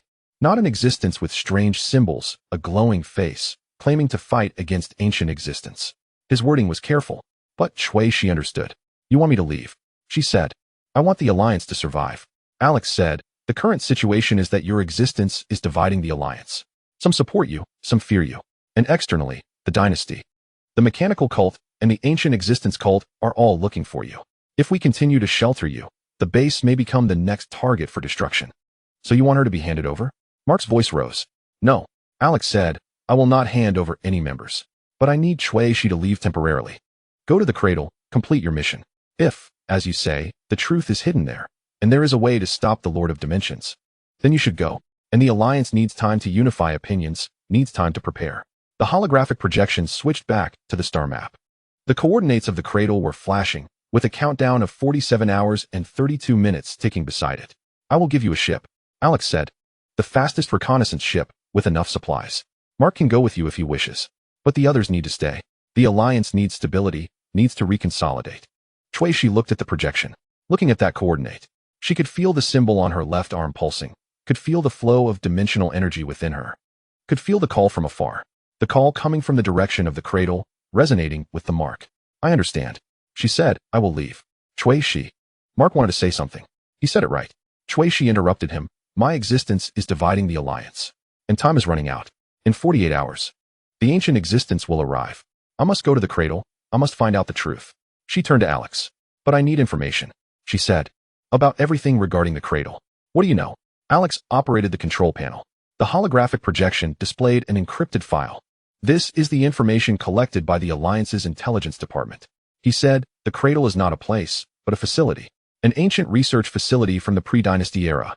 Legend has it that forbidden experiments were conducted there. Consciousness digitization, dimensional connections, immortality technology. After the dynasty was established, the facility was sealed, its coordinates encrypted, and all related information erased. The document unfolded. Blurry images, incomplete text, indecipherable data streams. But we found some clues. Alex said, the builders of the cradle were not human. At least not completely human. They were remnants of an ancient civilization that mastered dimensional technology, but ultimately perished. The cradle is their last legacy, which may preserve their knowledge. Their technology, their mistakes. Mistakes? Shui-Shi asked. The mistakes that led to their destruction. Alex said, the dimensional connection experiments went out of control. Opening channels that should not have been opened, attracting existences that should not have been drawn. Does that sound familiar? The symbol on Shui-Shi's left arm throbbed violently. So there may be a way to close dimensional channels in the cradle, she said, or a way to fully open them. Alex said, it depends on who arrives first. Who masters it first. And now, at least 4 forces are heading to the cradle. You, the dynasty, the mechanical cult, and the ancient existence cult. And the ancient existence itself is also on the way. Suddenly, the door of the command center slid open. An Alliance member rushed in, pale-faced. Alex, he gasped. The outer sensors detected a large-scale transition signal. At least 20 warships, the identification code of the Central Army of the Dynasty. They are coming directly towards the base. Alex's expression changed. Distance? 3 transitions. At most 15 minutes. The holographic projection switched. The sensor screen showed the distant space twisting, with silvery white transition ripples spreading in circles. At the center of the ripples, the outline of a warship began to emerge. Heavy cruisers, destroyers, assault ships, a whole fleet. Impossible. Alex whispered. The base's coordinates are absolutely confidential. The jump beacon changes its encryption algorithm every 6 hours. How could they possibly? His gaze fell on Shui-Shi. The symbol on Shui-Shi's left arm was glowing. The silvery light shone through her clothing like a lamp in the dim command center. She could feel that the mark was resonating, not with the cradle, but with some distant presence. A familiar presence. Victorine, she said.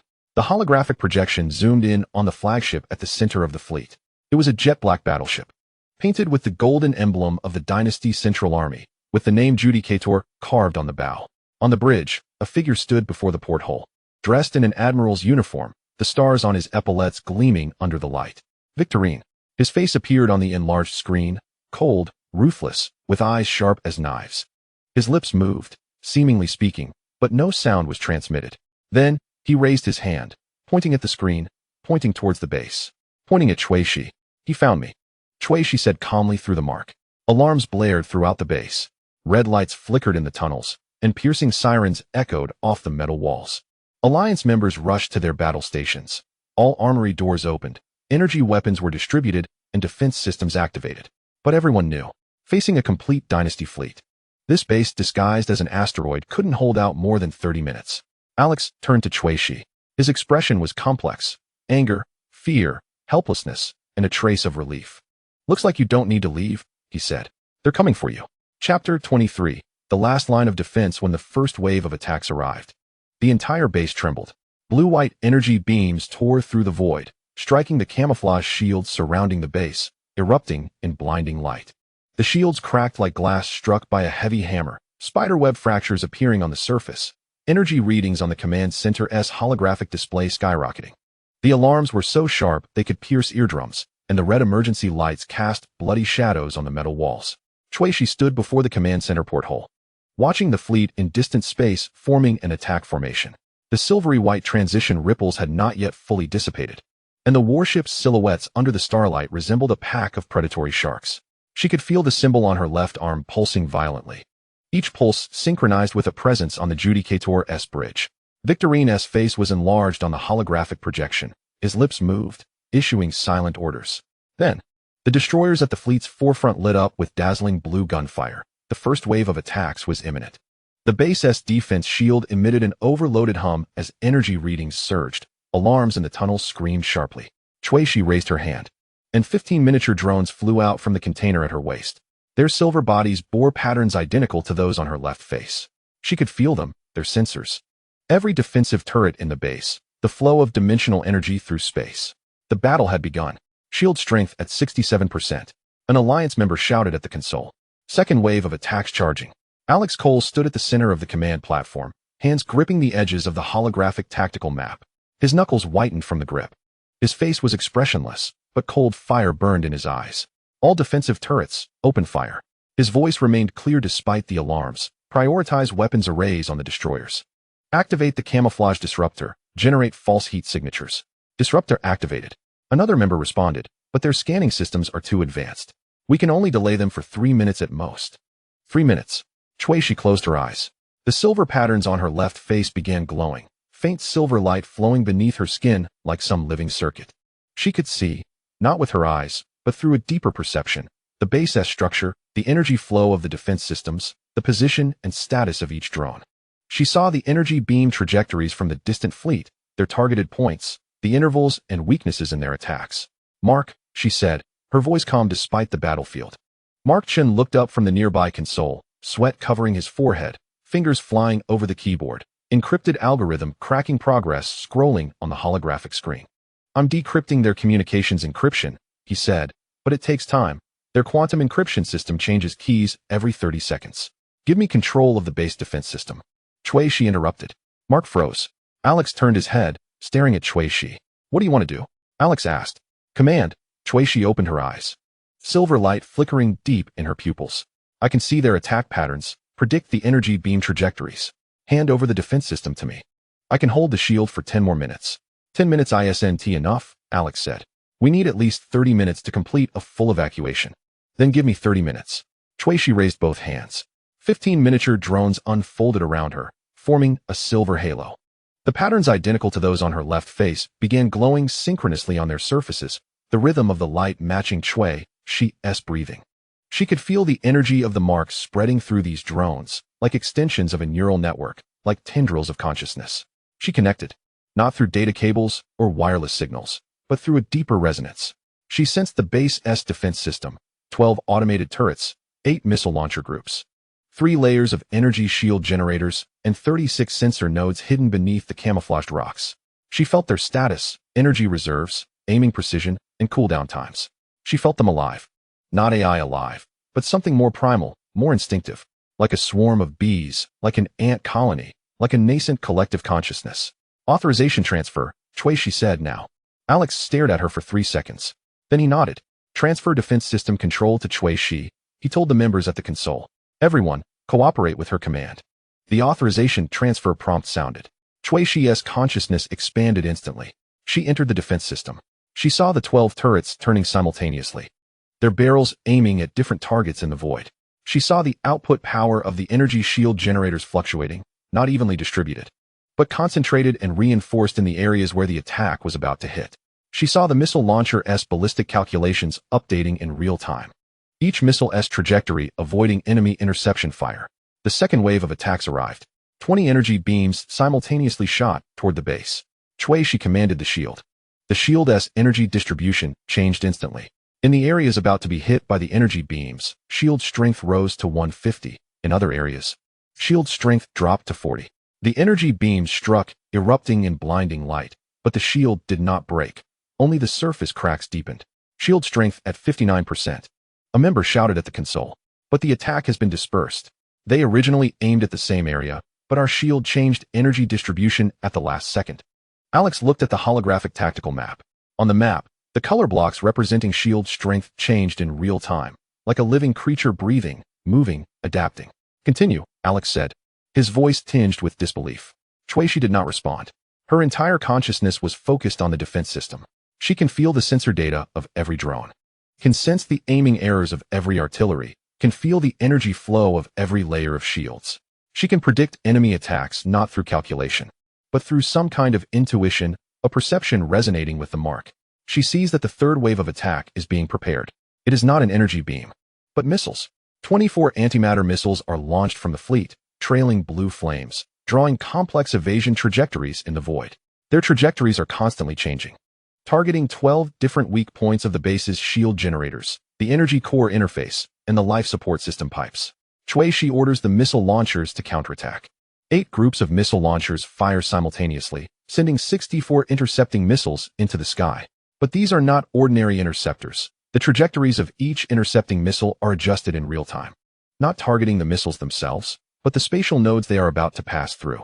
Shuishi can see the evasion algorithms of the antimatter missiles and can predict their movement direction in the next second. The void is illuminated by explosions. 64 intercepting missiles detonate at precise locations, forming 24 energy barriers. The antimatter missiles collide with the barriers, detonating prematurely, and the blue light of antimatter annihilation blooms around the base like a deadly firework. The shockwave hits the shields. The base shakes again, the metal walls moaning. Dust falling from the ceiling. But the shields do not break. 100% interception success rate. The voices of the members at the console tremble. This is impossible. Their missile evasion algorithms are the dynasty's top secret, and our interception system theoretically can only achieve a maximum success rate of 30%.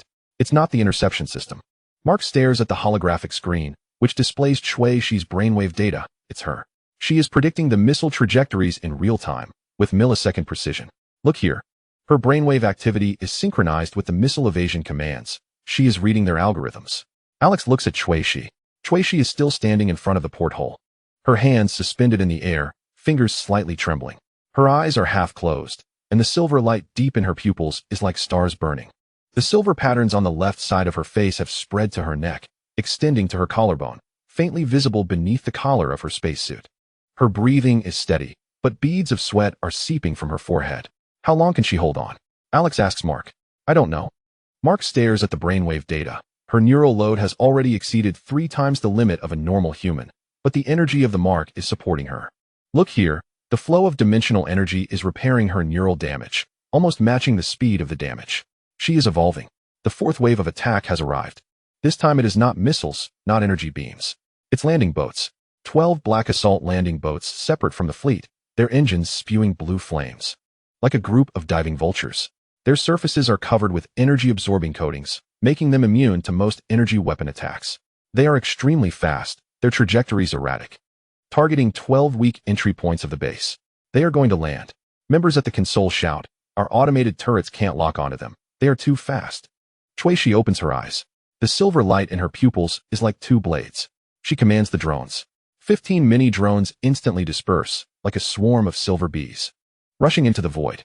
Their speed is faster than the landing boats, their trajectories more flexible, the silver patterns on their surfaces emitting a dazzling light. Shuishi can see each drone's perspective, can control every movement of them, can feel their connection with her. Not remote control, but an extension, a projection, a fragment of consciousness. The first drone collides with the first landing boat. It is not a physical collision, but an energy resonance. The silver patterns on the drone's surface burst forth with intense silver light, the light invading the landing boat's energy system like some kind of virus. The landing boat's engine suddenly shuts down. The control system fails, like a bird with its wings cut off, tumbling in the void, colliding with another landing boat. 2 landing boats explode simultaneously. Then comes the 2nd, 3rd, 4th. 15 drones dart through the cluster of landing boats like 15 silver bullets, each contact triggering an energy resonance. each resonance causing one landing boat to lose control. The void is illuminated by explosions, blue flames and silver light intertwining, like a dance of death. 30 seconds. All 12 landing boats are destroyed. The command center falls silent. Everyone stares at the holographic projection, watching the flames blooming in the void. Watching the silver dots weaving through the flames. What is that? A coalition member whispers. Those drones are attacking autonomously? No, they are synchronizing with her. They are a part of her. Shui recalls the drones. The 15 mini drones fly back to her side, the silver patterns on their surfaces dimming, but still faintly glowing. She can feel their fatigue, not mechanical fatigue, but energy depletion, the decay of resonance. She can sense that the energy of the mark is supporting them, but it is also consuming her own energy. The symbol on her left arm is pulsating violently, like a heart about to explode. Shui. Mark's voice comes through the communicator, filled with concern. Your vital signs are fluctuating, heart rate too high, blood pressure abnormal. You need to rest. There is no time to rest. Shui says, her voice a bit hoarse. The fifth wave of attack is coming. She looks at the holographic tactical map. On the map, the icon representing the Judicator is moving. That pitch-black battleship is breaking away from the fleet formation, slowly moving forward, its bow aimed at the base. Its main gun is charging a giant antimatter cannon with a diameter of over 20 meters. The blue light emitted during charging looks like a small star being born. He is going to attack personally. Alex says, his voice cold. Victor Rain, general of the Central Army of the Dynasty, personally commanding the flagship to attack an underground resistance base. What an honor. It's not an attack on the base.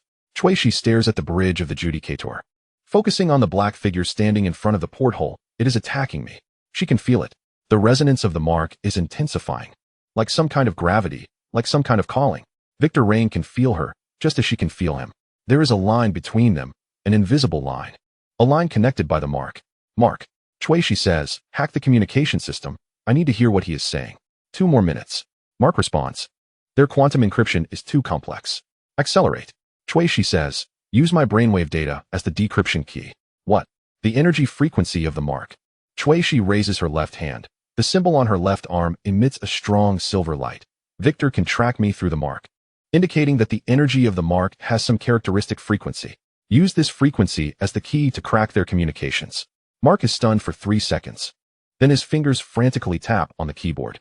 Accessing your brainwave data to extract the mark's energy frequency and construct the decryption algorithm is in progress. On the holographic screen, the progress of decrypting the encrypted communication begins to soar. 10%, 30%, 60%. The main gun of the Judicator is fully charged. The blue light at the muzzle is too bright to look at. The energy readings in the command center's alarm system reach a red critical value. If the shot hits, the base's shields will be torn apart like paper, and the entire asteroid will be blown to pieces. Shui. Alex shouts, we need to evacuate. Now. Wait another 10 seconds. Shui says, her eyes fixed on the bridge of the Judicator. She can see Victor Rain's face. In the enlarged view, the man stands in front of the porthole, hands clasped behind his back, posed like a statue. His lips are moving, saying something. But the sound is blocked by the encryption system. His eyes are fixed on the screen, on the direction of the base, on Shui. There is no killing intent in those eyes. No anger. No victorious arrogance. Only some kind of complex thing. Like memories, like regrets, like some heavy decision. Crack complete. Mark shouted, connect to the communication channel. Noise. Electrical sounds. Then a voice. A cold, deep, metallic-sounding voice. Confirm target coordinates. Main cannon targeting complete. Energy output set. 40%. Launch countdown. 10, 9, 8. 40%. Shui was stunned. The main cannon of the Judgment was an antimatter cannon, with a standard output power sufficient to destroy a small planet. If targeting the base, 100% output was standard tactics. 40% power could only breach the shields, but not completely destroy the base. He was holding back. Why? 7, 6, 5. Shui stared at Victor's face. In the enlarged image, the man's lips were moving, saying something, but the communication channel only had the countdown sound. Then, Shui saw his lips saying a word. A repeated word. A name. Shui. He was saying her name. Not through the communication channel, but through lip reading, through some silent call. 4, 3, 2. Stop the attack. Shui suddenly shouted, her voice spreading throughout the command center via the public channel. Everyone, stop the counterattack. Shut down all weapon systems. Alex turned sharply. Are you crazy? Do it. Shui stared at the bridge of the Judgment. He was holding back. He was avoiding completely destroying the base. He was waiting for my response. 1. Main cannon launch. A blue energy beam with a diameter of 20 meters tore through the void, like a sword of the gods, piercing toward the base. The brightness of the energy beam was so dazzling it brought tears to one's eyes. Energy readings were off the charts in the alarm system. But Shuishi did not move. She stood in front of the viewport, watching the energy beam come toward her. She could feel the trajectory of the energy beam shifting. It was not aimed at the center of the base, not at the command center, but at a camouflage shield emitter on the periphery of the base. That emitter had already been damaged in previous attacks, with the shield's strength at its lowest. The energy beam hit. The shield shattered like glass. And the blue energy shockwave impacted the outer shell of the base, causing violent vibrations. Metal walls cracked, ceiling debris fell, emergency lights flickered. But the base was not destroyed. The shield was breached with a hole, but the structure was intact, life support systems were normal, and the energy core was stable. Shield strength at 22%. Members at the console shouted, but the structural damage to the base was minor, and the main systems were intact. Alex stared at the holographic tactical map, his face showing disbelief. He deliberately missed. Alex said softly, 40% output, targeting the weakest point, breaching the shield but not destroying the base. He was demonstrating? No. He was sending a message.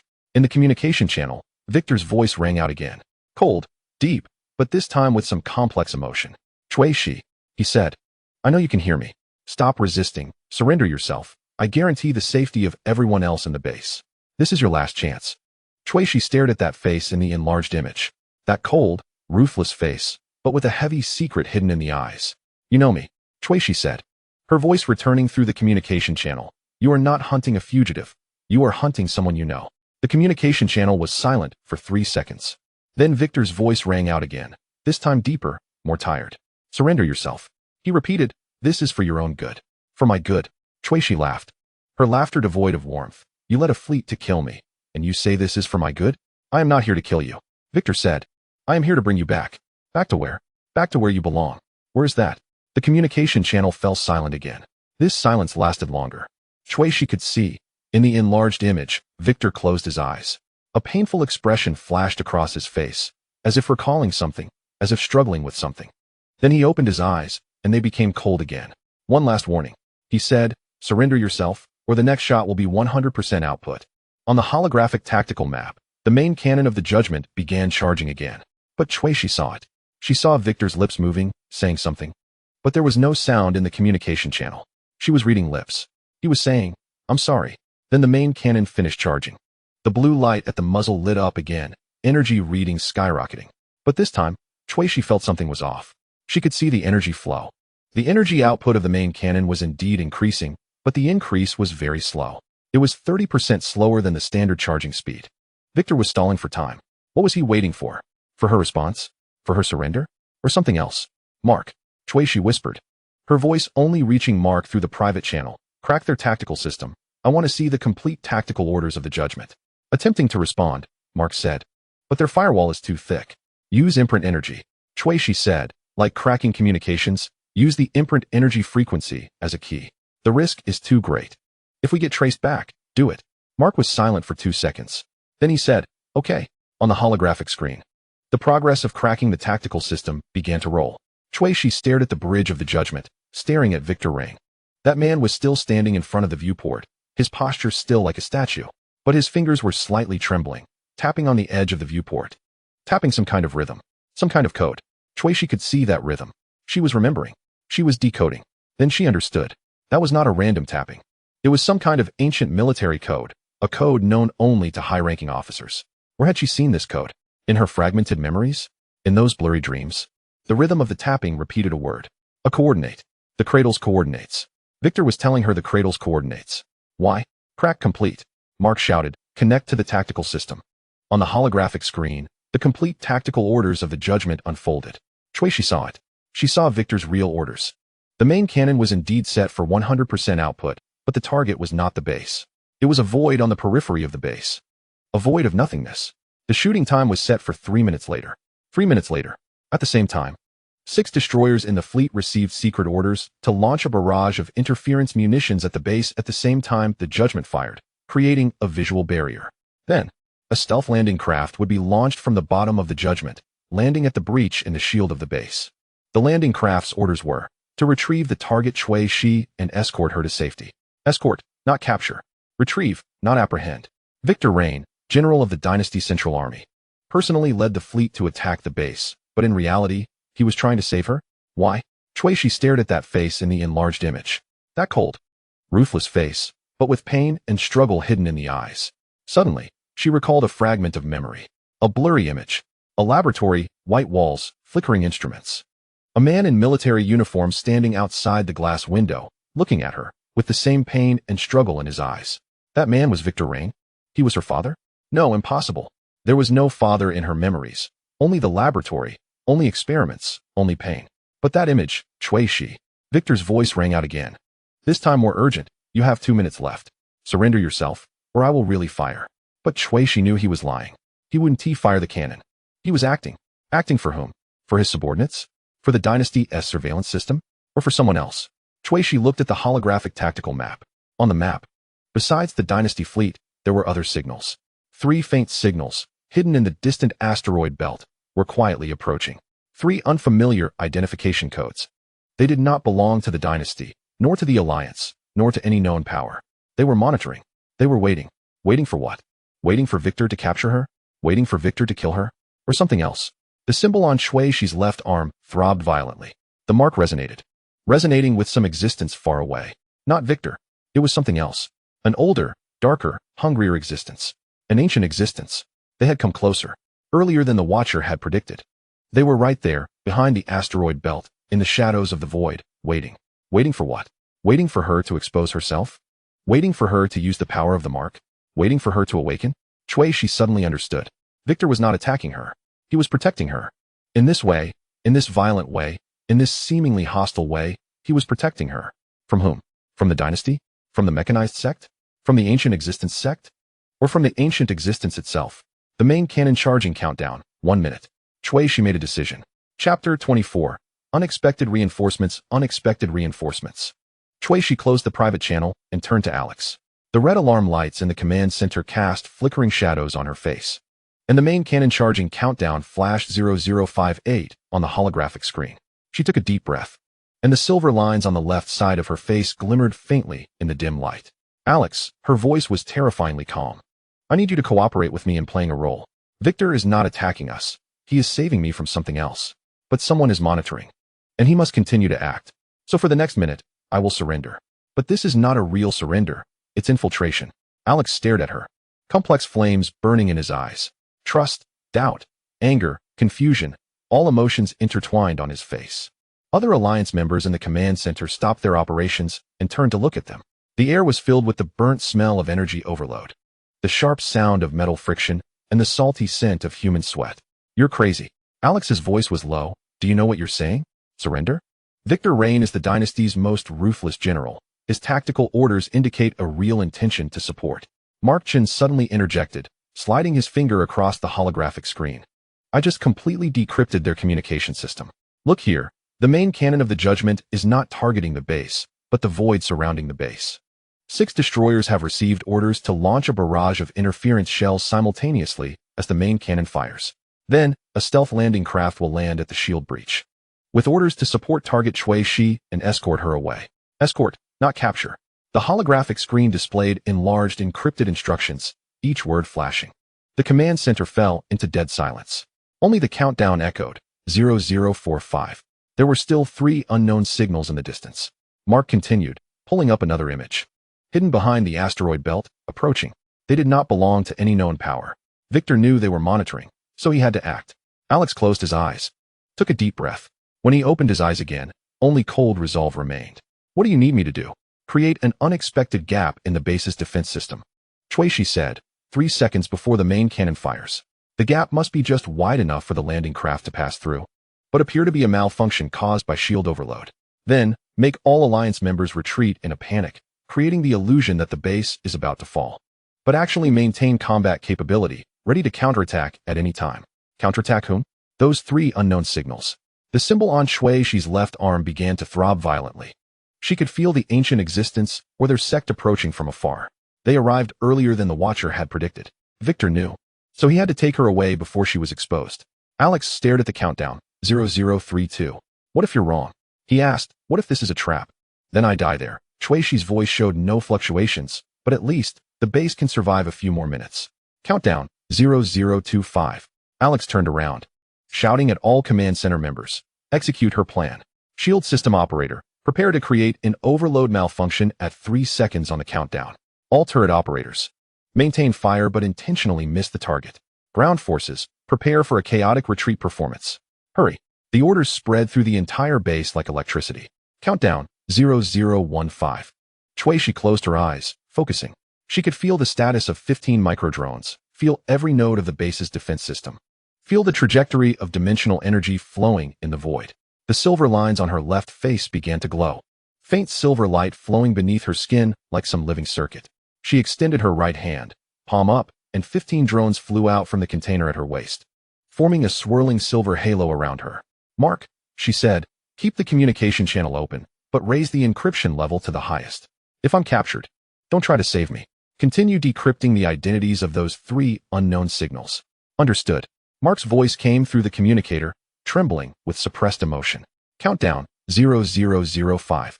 Chuishi opened her eyes. She could see the blinding blue light igniting at the muzzle of the Judgment's main cannon, see Victor Rain standing on the bridge, see the struggle and pain hidden in his eyes.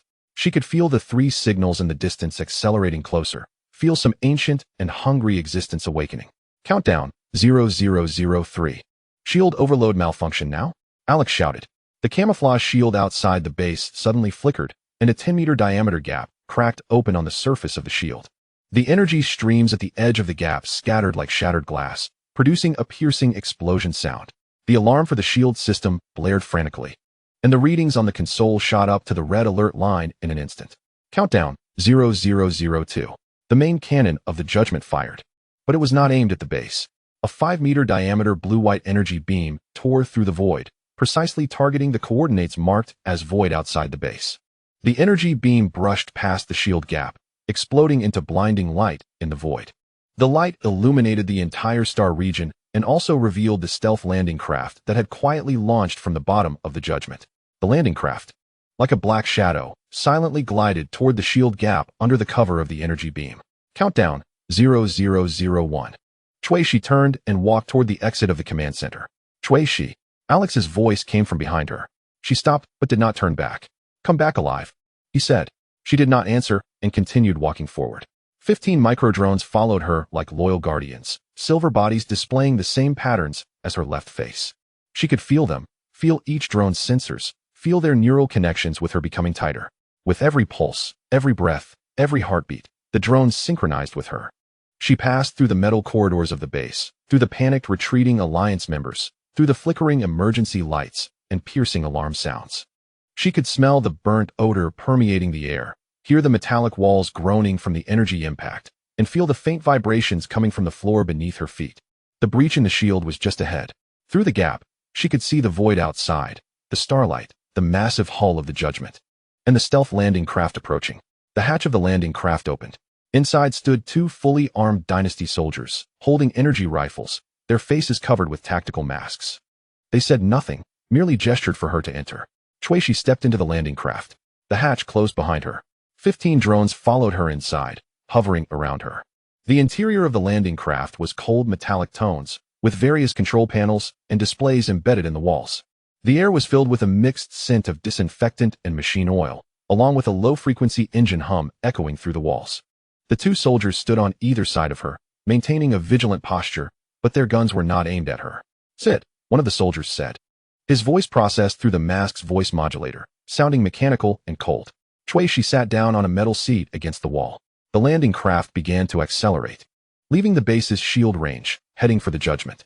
Through the viewport, she could see the base in chaos. The Alliance's artillery fire had clearly weakened. The shield system continued to flicker, and the ground troops were retreating in disarray like headless flies. Well acted, she thought. Alex is a good actor. Then she saw something else.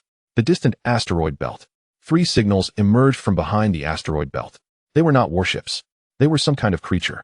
Huge, twisted monsters that did not conform to any known biological form. Their bodies were made of translucent flesh and glowing energy veins, covered in writhing tentacles and cracked eyes. Each was as large as a destroyer, moving in the void like jellyfish in the deep sea, graceful yet deadly. Ancient beings. They had truly come. and they were accelerating towards the base. Victor knew they would come, Shui said softly. The general knows many things. The soldier across from her said, removing his tactical mask. Beneath the mask was a young face, probably in his 20s, with a hint of sympathy that did not fit a soldier's identity in his eyes. He has been waiting for you, Miss Shui, for a long time. Waiting for me. Waiting for you to awaken, the soldier said, waiting for you to be ready.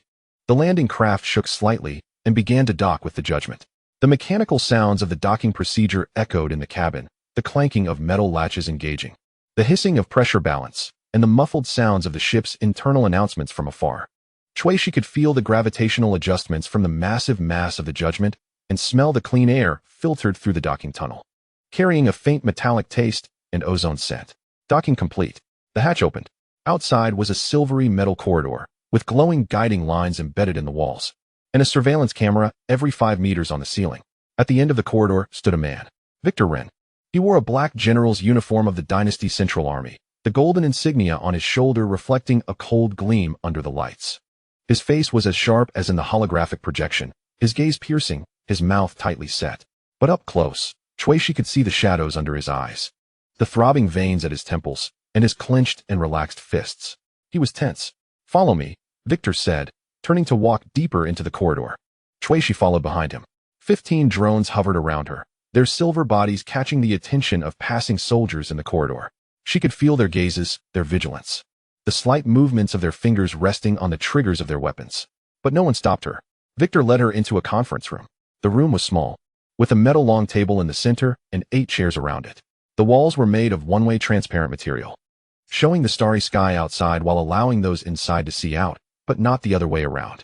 Above the table hovered a holographic projector displaying the battle scene outside the base. Victor closed the door. The conference room fell into silence. Only the faint hum of the holographic projector and the deep vibrations of the ship's engines resonated through the metal walls. The air carried the plastic scent of new furniture, the ozone smell of static electricity, and a faint hint of cologne from Victor, a cold, woody fragrance, like a mix of cedar and amber. Sit, Victor said. Without looking at her, Shui sat at one end of the long table. Victor sat at the other end. The two faced each other across a distance of 5 meters. You acted very well, Shui said. You too, Victor replied. Alex Cole is a good actor. What are those 3 monsters? Harbingers of ancient beings, Victor said, pulling up the holographic image and magnifying the 3 distorted creatures. We call them the Watchers. They have no offensive capabilities, but can sense fluctuations in dimensional energy. They are looking for you. To be precise, they are looking for the mark on you. The symbol on Shui's left arm began to pulse again. You know about the mark? She said. I know everything. Victor's voice carried a hint of fatigue. Your birth. Your experiments. Your awakening. Your amnesia. Amnesia? You have forgotten, Shui. Victor stared at her, something breaking in his eyes, not by accident.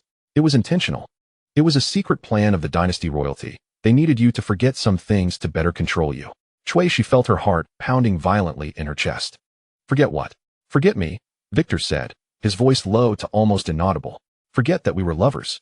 Time froze. The air in the conference room felt as if it had suddenly turned solid, heavy enough to suffocate. The blue light emitted by the holographic projector cast flickering shadows on Victor's face, making him appear like a statue that was cracking. The distant vibrations of the engine became unusually clear. Each vibration felt like a hammer striking Shui's nerves. Lovers. The word echoed in her mind, but stirred no ripples of memory. Only emptiness. Only void. Only the intense pulsing from the symbol on her left arm. Like some painful resonance. I don't remember, she said, her voice dry. I know. Victor closed his eyes, took a deep breath. They used neural editing technology to erase all memories of me. Erase the 3 years we were together. Erase those nights in the lab when I watched you suffer behind the glass, helpless. Erased my vow to save you. He opened his eyes, revealing an abyss of pain within. But I remember, he said. I remember everything. Every day, every night, every time your gaze towards me changed from trust to unfamiliarity.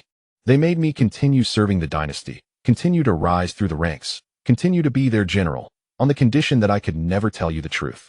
If I told you, they would kill you. Shui stared at him. She felt something surging in her chest. Not memories, but emotions. Anger, sadness, confusion, a deep, primal pain. The silver lines on her left cheek began to heat up, as if an electric current was flowing beneath her skin. The 15 drones around her accelerated, emitting a high-frequency buzzing sound. Why tell me now? She asked. Because time is short. Victor pulled up another holographic image, showing the internal situation of the dynasty, which was fracturing. A power struggle had erupted within the royal family. Three major noble families united to rebel, attempting to overthrow the current emperor. War had already begun, just not publicly. The image zoomed in, showing military movements across various star systems. Fleets were gathering, resources were being transferred, and secret communications were frantically flowing through encrypted channels. The rebels know of your existence. Victor continued, saying they know you are the core product of the Cradle Project. They know you have the ability to control the mechanical swarm, and they know your mark can resist the ancient beings. They want to get you. If they obtain you, they can use your power to destroy the royal family, and then use your strength to awaken the Lord of Dimensions. Awaken the Lord of Dimensions? The leader of the rebels is Cal Morton. Victor's voice was filled with disgust when he spoke this name, the high priest of the ancient beings cult. He has infiltrated the upper echelons of the dynasty for 20 years. The entire rebellion has been orchestrated by him not to seize power, but to pave the way for the arrival of the Lord of Dimensions. A chill crept up Chuexi's spine. Does the royal family know? The emperor knows part of it, but it is already too late. Victor said Morton controls 1/3 of the dynasty's military, including 1/3 of the officers in this fleet I command. My earlier act was not only for the ancient beings to see, but also for Morton's spies. If I saved you directly, they would immediately defect, and then he did not finish. But Chuexi understood. Then they would kill her, or worse, capture her and hand her over to Morton. So you need me to cooperate, she said. I need you alive. Victor's voice suddenly softened, a softness that was at odds with his general's identity. I need you to reach the cradle, activate all your memories and abilities, and then make a choice. What choice? Choose which side to stand on. Victor said, the royal family, the rebels, or a third path. Suddenly, there was a knock on the conference room door. Urgent, continuous knocking. Victor frowned and pressed the communication button on the table. What is it? General. An urgent voice came through the communicator. An unknown fleet has arrived. Identification code, Interstellar Mercenary Guild. They are attacking the vanguard of the ancient beings. Victor and Chuexi simultaneously looked at the holographic screen. On the screen, 3 jump rifts suddenly tore open in the void around the base. 3 ruggedly designed, modeled painted warships burst out from the rifts. Their hulls spray-painted with the emblem of the Interstellar Mercenary Guild, crossed energy guns and gears. The ships were of various models. 1 was a modified destroyer, and 2 were heavy frigates, but their firepower configuration was clearly excessive. They did not attack the base or the dynasty fleet. They charged directly at the 3 observers. The mercenary warships opened fire simultaneously. Dense energy beams and solid projectiles poured down on the vanguard of the ancient beings like a torrential rain. The translucent, fleshy bodies were torn apart, glowing energy veins were blown apart, and writhing tentacles flailed in the void in agony. The observers emitted silent screams. A scream that was not a sound, but a dimensional fluctuation that directly affected the nerves. Chuexi felt a sharp pain from the symbol on her left arm. How are they? She murmured. Jackson, Victor said, his voice complex, the president of the Mercenary Guild. He owes you a life. I don't remember. Of course you don't remember. Victor smiled bitterly. That was something that happened when we were together. 3 years ago, during a mission in the Fringe Systems, you saved him. With your mech, you dragged him and his ship out under the siege of space pirates. He said he would repay you this favor. On the holographic screen, the mercenary warships were engaged in intense combat with the observers. Although the observers had no attacking capability, they could release intense dimensional interference fields. The weapon systems of the mercenary warships began to malfunction. Energy beams deviated from their targets. Shield readings became unstable, and engine output fluctuated. But Jackson's command style was fierce and precise. He had the 3 warships form a triangular formation, taking turns to fire, taking turns to endure interference, and taking turns to repair systems. He was buying time for the base, buying time for Chuexi. We need to talk to him, Chuexi said. Victor nodded and operated the control panel. A few seconds later, a holographic communication window opened in the conference room. A face appeared in the window. Jackson was probably in his 40s, with a scar running from his brow bone to his chin, and his left eye was a mechanical prosthetic, the red optical lens constantly focusing. He had short hair, a scruffy beard, and wore the standard leather jacket of the Mercenary Guild, with various metal tags hanging around his neck. The background was his bridge, chaotic but orderly, with crew members bustling around and alarms flashing. Victor, Jackson grinned, revealing tobacco-stained teeth. Long time no see. Still playing dog for those royal bastards? Jackson, Victor's voice was cold. You're not here at the right time. I think it's just the right time. Jackson looked at Chuexi, his mechanical eye making slight adjustment sounds. Hey, little girl. Do you remember me? Chuexi shook her head. Just as I thought. Jackson sighed. Victor told me they wiped your mind. That's really disgusting. But it's okay, as long as I remember you. 3 years ago, in the Fringe Systems, the Black Widow space pirate gang besieged my ship. You charged in with that broken mech, 1 against 12, and dragged me out. You said mercenaries shouldn't die so pathetically. I remember that line to this day. His voice became serious. So I came. To repay the favor. Also, I brought you a gift, intel. What intel? Shuishi asked. Detailed plans for the rebellion within the dynasty. Jackson pulled up a data file, displaying it in the holographic window. Cal Morton, the head of the Ancient Beings cult. He controls 1/3 of the dynasty's military. The rebellion will officially break out in 72 hours. But the key is not this. The key is that he has already sent people to the cradle. A special forces team, equipped with dimensional disruptors. What they want is not to occupy the cradle, but to destroy it. Destroy it before you arrive. Shuishi felt her heart skip a beat. The countdown for the cradle had about 22 hours left. If Morton's people arrived first, when did they depart? Victor asked urgently. 12 hours ago, Jackson said, using a secret jump route, 40% faster than the regular route. Estimated arrival time, 8 hours later. 14 hours faster than you. 14 hours. Not enough. Not enough by any means. Unless, I have a way, Shuishi suddenly said. Victor and Jackson looked at her simultaneously. The mark. She raised her left arm. The silver symbol glowed under her skin. I can feel the coordinates of the cradle. I can feel the flow trajectory of dimensional energy. If I don't take the regular route, if I go directly through the dimensional rift, that would kill you. Victor's voice suddenly became sharp. Dimensional travel requires special protection. I don't need protection. Shuishi interrupted him. The mark is protection. The Watcher said the mark can allow me to survive in the dimensional rift. It will just be very painful. She looked at the holographic screen where the mercenary warships and observers were engaged in battle. Jackson, how long can you hold these monsters off? Hold. Jackson grinned. I can take them down. Give me 10 minutes. Then it's 10 minutes. Shuishi turned to Victor. After 10 minutes, give me a fast ship. The smallest. The fastest, capable of short-distance jumps. I'm going to the cradle. Now. Victor stared at her, something struggling in his eyes. Finally, he nodded. All right. But I want to go with you. No. Shuishi said. You need to stay here and keep acting. If Morton's spies find out you've left, they will immediately defect. The base, the mercenaries, everyone will die. But there are no buts.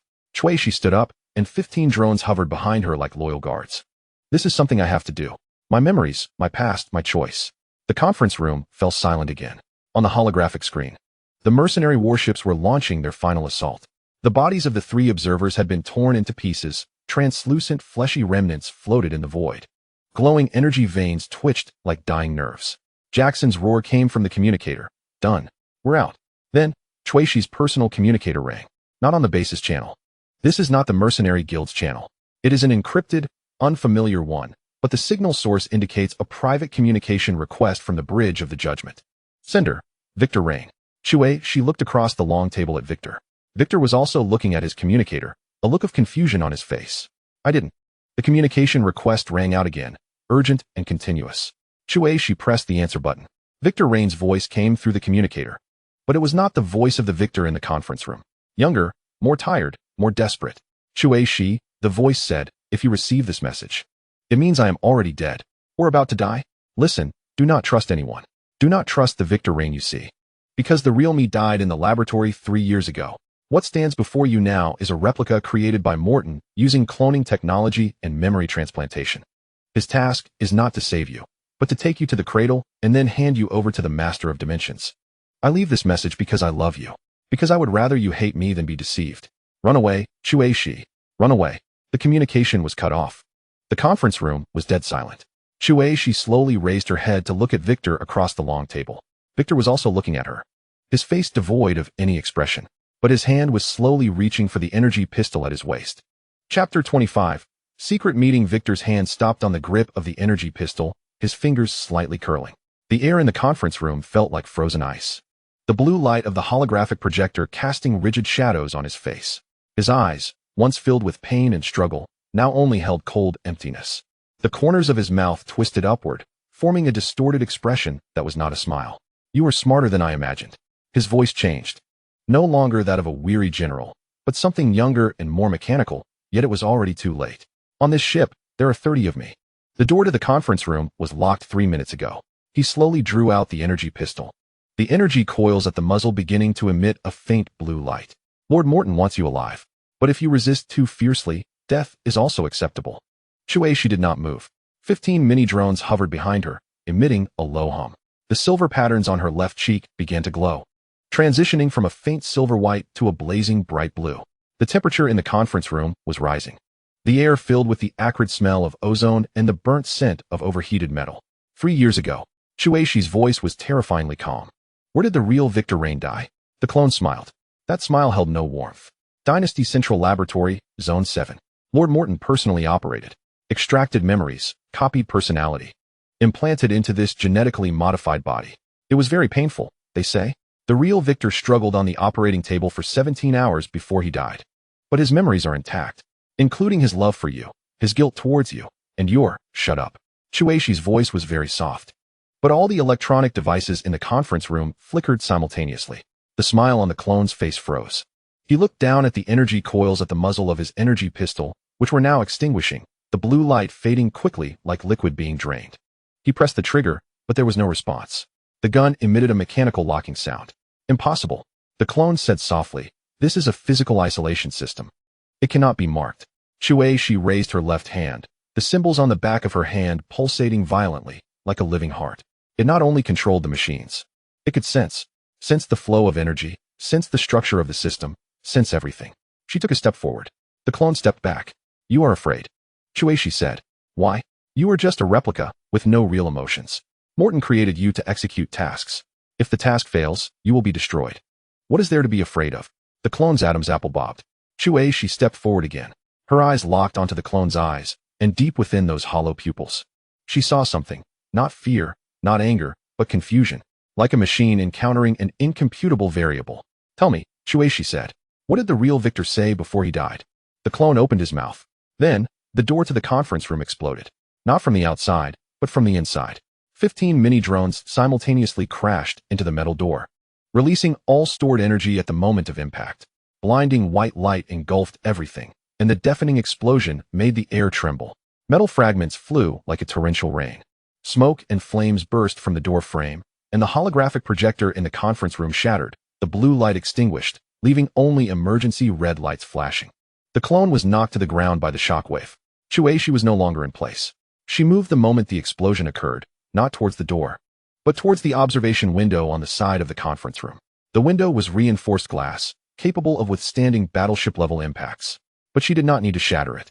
Her hand pressed against the glass, and the symbols on the back of her hand emitted a blinding red light.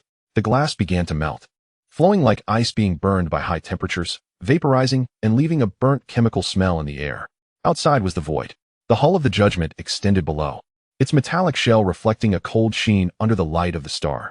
In the distance, mercenary warships were clearing the battlefield, the remains of 3 observers still slowly rotating. Shueisha leaped out. The vacuum enveloped her instantly. The sensation of weightlessness churned her stomach, and her eardrums throbbed with intense pain. But she did not suffocate.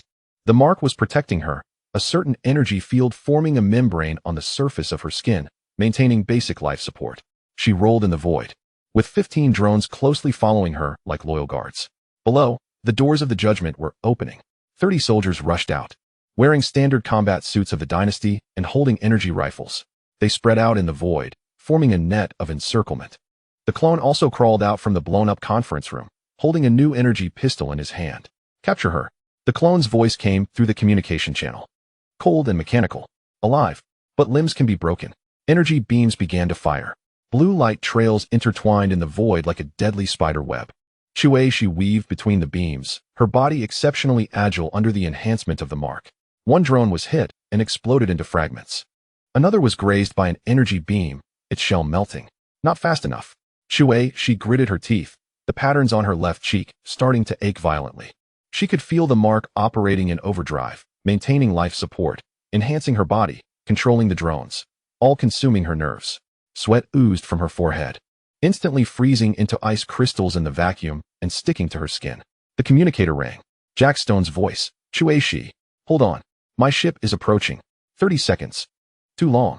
Shueisha dodged 3 energy beams, one of which grazed her left shoulder, burning through her combat suit and scorching her skin. There are 30 of them. Then let there be fewer. In the void, a thick energy beam descended from above. It was not from the mercenary warship. It came from another direction. A medium-sized transport ship burst forth from behind an asteroid belt, its hull painted with the emblem of the Free Systems Alliance. The main cannon at the bow was charging, and a second energy beam shot out, accurately hitting the side armor of the Judgment. The explosion blossomed on the metallic shell, and the shockwave caused the surrounding soldiers to lose their balance. The transport ship's door opened. Mark Chen stood at the entrance, holding some kind of launcher. Shuaishi. Over here. Shuaishi did not hesitate. She adjusted her direction and charged towards the transport ship. The drones behind her formed a defensive formation, intercepting the pursuing energy beams. Another drone was destroyed, fragments drifting in the void. 50 meters away from the transport ship. 40 meters. 30 meters. The voice of the clone echoed again. This time with a hint of madness. Do you think you can escape? Lord Morton is waiting for you in the cradle. You are destined to. A beam of energy hit the clone's right shoulder. It wasn't from Chuishi's drone. It wasn't the main gun of the transport ship. It was fired from the bridge of the Judicator. The clone froze. He slowly turned his head to look in the direction of the bridge. On the holographic screen, the real bridge image showed the captain and the first officer lying on the ground, their lives uncertain. A man dressed in a dynasty officer's uniform, but with shoulder insignia bearing the symbol of an ancient cult, stood in front of the console, holding an energy pistol. Mission failed. The man's voice came through the ship's broadcast. Clone Victor Rain, you are deemed to have tendencies of treason. According to Lord Morton's orders, execution is to be carried out immediately. A second beam of energy struck the heart. The clone's body twitched in the void, the energy pistol slipping from his hand. His eyes remained open, looking in Chuishi's direction. His lips moved, but no sound came out. Then, life faded from those eyes. The body began to float, drifting into the depths of the void. Chuishi had no time to think.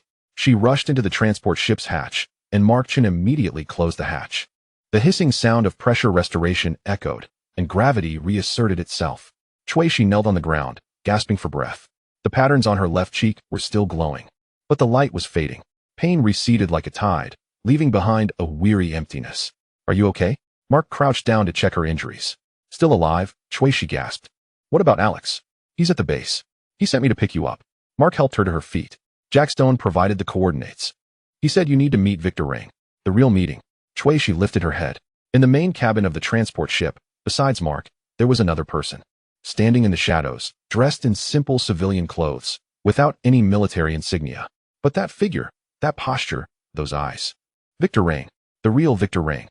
The transport ship sailed through the void, the engine emitting a low rumble. It was a modified smuggling ship, with simple interior decor. The metal walls covered in scratches and stains. The air circulation system emitted a faint hissing sound, mixed with the acrid smell of lubricating oil and burnt wires. Chuishi sat in a corner chair of the cabin, facing Victor. Mark Chen was in the cockpit, staying alert. Jack Stone's mercenary warship was escorting them from a safe distance. Silence lasted for a long time. Victor spoke first. His voice was soft, carrying a kind of fatigued Chui she had never heard before. 3 years ago, I didn't die. Chuishi looked at him. Morton did perform surgery, extracting memories, copying personalities. But he made a mistake. Victor raised his hand, unbuttoning his collar. Below his collarbone, there was a gruesome scar, as if burned by some kind of energy weapon. During the cloning process, my neural defense system was triggered, a royal secret implant insurance device. The system activated, destroying the main control computer of the lab, causing an energy overload. Morton thought I was dead, but in reality, I was just severely injured. My subordinates took advantage of the chaos and rescued me. And then you hid for 3 years. I had to hide, Victor said. Morton's influence has penetrated the entire dynasty. The military, the parliament, even within the royal family, there are his people. If I showed my face, he would immediately know the cloning plan had failed. Then he would send more people to kill me. Kill you. Kill everyone who knows the truth. The patterns on Chuishi's left cheek began to glow faintly again. It wasn't pain. It was some kind of resonance. As if her body was recognizing something. We were once lovers, Victor said, his voice carrying suppressed pain. Do you remember? Even a little? Chuishi closed her eyes. Fragments of memories surfaced in the darkness. Not images, but feelings. Warm hands, deep laughter, promises under the starry sky. But these fragments were too vague, as if viewing the world through frosted glass. She opened her eyes and shook her head. I don't remember. Because your memories were deleted. Victor said. Not done by Morton. It was the royal family. The plan you were involved in. What plan? Victor took a deep breath. His fingers tightened on his knees. Knuckles turning white. The purification plan. The royal family's top secret. The goal was to create a weapon that could combat dimensional entities. They chose you because your neural synchronization rate is the highest in history. 99.7%. Almost perfect. The temperature in the cabin seemed to drop. Shui could hear her own heartbeat, heavy and slow. What did they do to you? Consciousness fusion experiment. Victor's voice began to tremble. Directly connecting human consciousness with mechanical systems. Not through brain-machine interfaces, but a deeper fusion. Your consciousness was split. One part remained in the body. The other implanted in a vast mechanical network. That network is the precursor to the mechanical swarm. Shui's hands trembled. She looked down at her hands. At the symbols on the back of her hand. Those silver patterns. The power to control drones was not a gift, not an accident. It was the result of the experiment. The experiment succeeded, Victor continued. You gained the ability to control machines. But the price was memory loss. Consciousness splitting led to fragmented personality.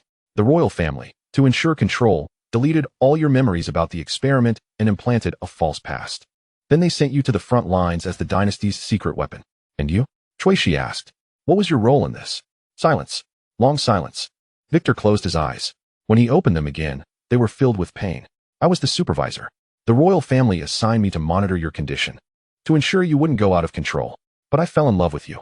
I tried to stop the experiment, tried to take you away. Then I became a traitor. He stood up, walking to the observation window of the cabin. Outside was the vast starry sky, countless stars twinkling in the darkness. Morton discovered my betrayal. He reported me to the royal family, saying I attempted to sabotage the purification plan. The royal family ordered my arrest. But before that, I stole a complete record of the data experiment, including your original memory backup. I planned to use this as leverage to take you away. He turned around, looking at Shui. But I failed. Morton captured me and performed cloning surgery on me. He thought I was dead. But he didn't know that my subordinates had hidden the data chip in advance. Hidden in a place only you know. Shui's breath stopped. Where? Victor took out a small metal box from his pocket. He opened it, revealing a data chip, only the size of a fingernail, its surface engraved with intricate patterns. He placed the chip on the table, pushing it toward Shui. Your Mecha, he said. The CX-9 Stardust you once piloted. After the royal family announced your death. They recovered the wreckage of the Mecha, but never found the black box in the cockpit. Because they didn't know, the black box is not in the cockpit. When you were implanted with the mark, the royal doctors implanted a microcontainer under the skin of your Lu. The lines on the left side of her face began to resonate, emitting light at the same frequency. If you watch these memories, Victor said, you will remember everything. But you'll also learn things you might not want to know. About what you've done. About the truth of the purification plan. About what the royal family truly intends to achieve with you. He stepped closer. Quick see, I spent 3 years preparing for this meeting. I faked my death, built an underground network, contacted the Free Galactic Alliance, even made a deal with Jackstone. All of this was to deliver the chip to you.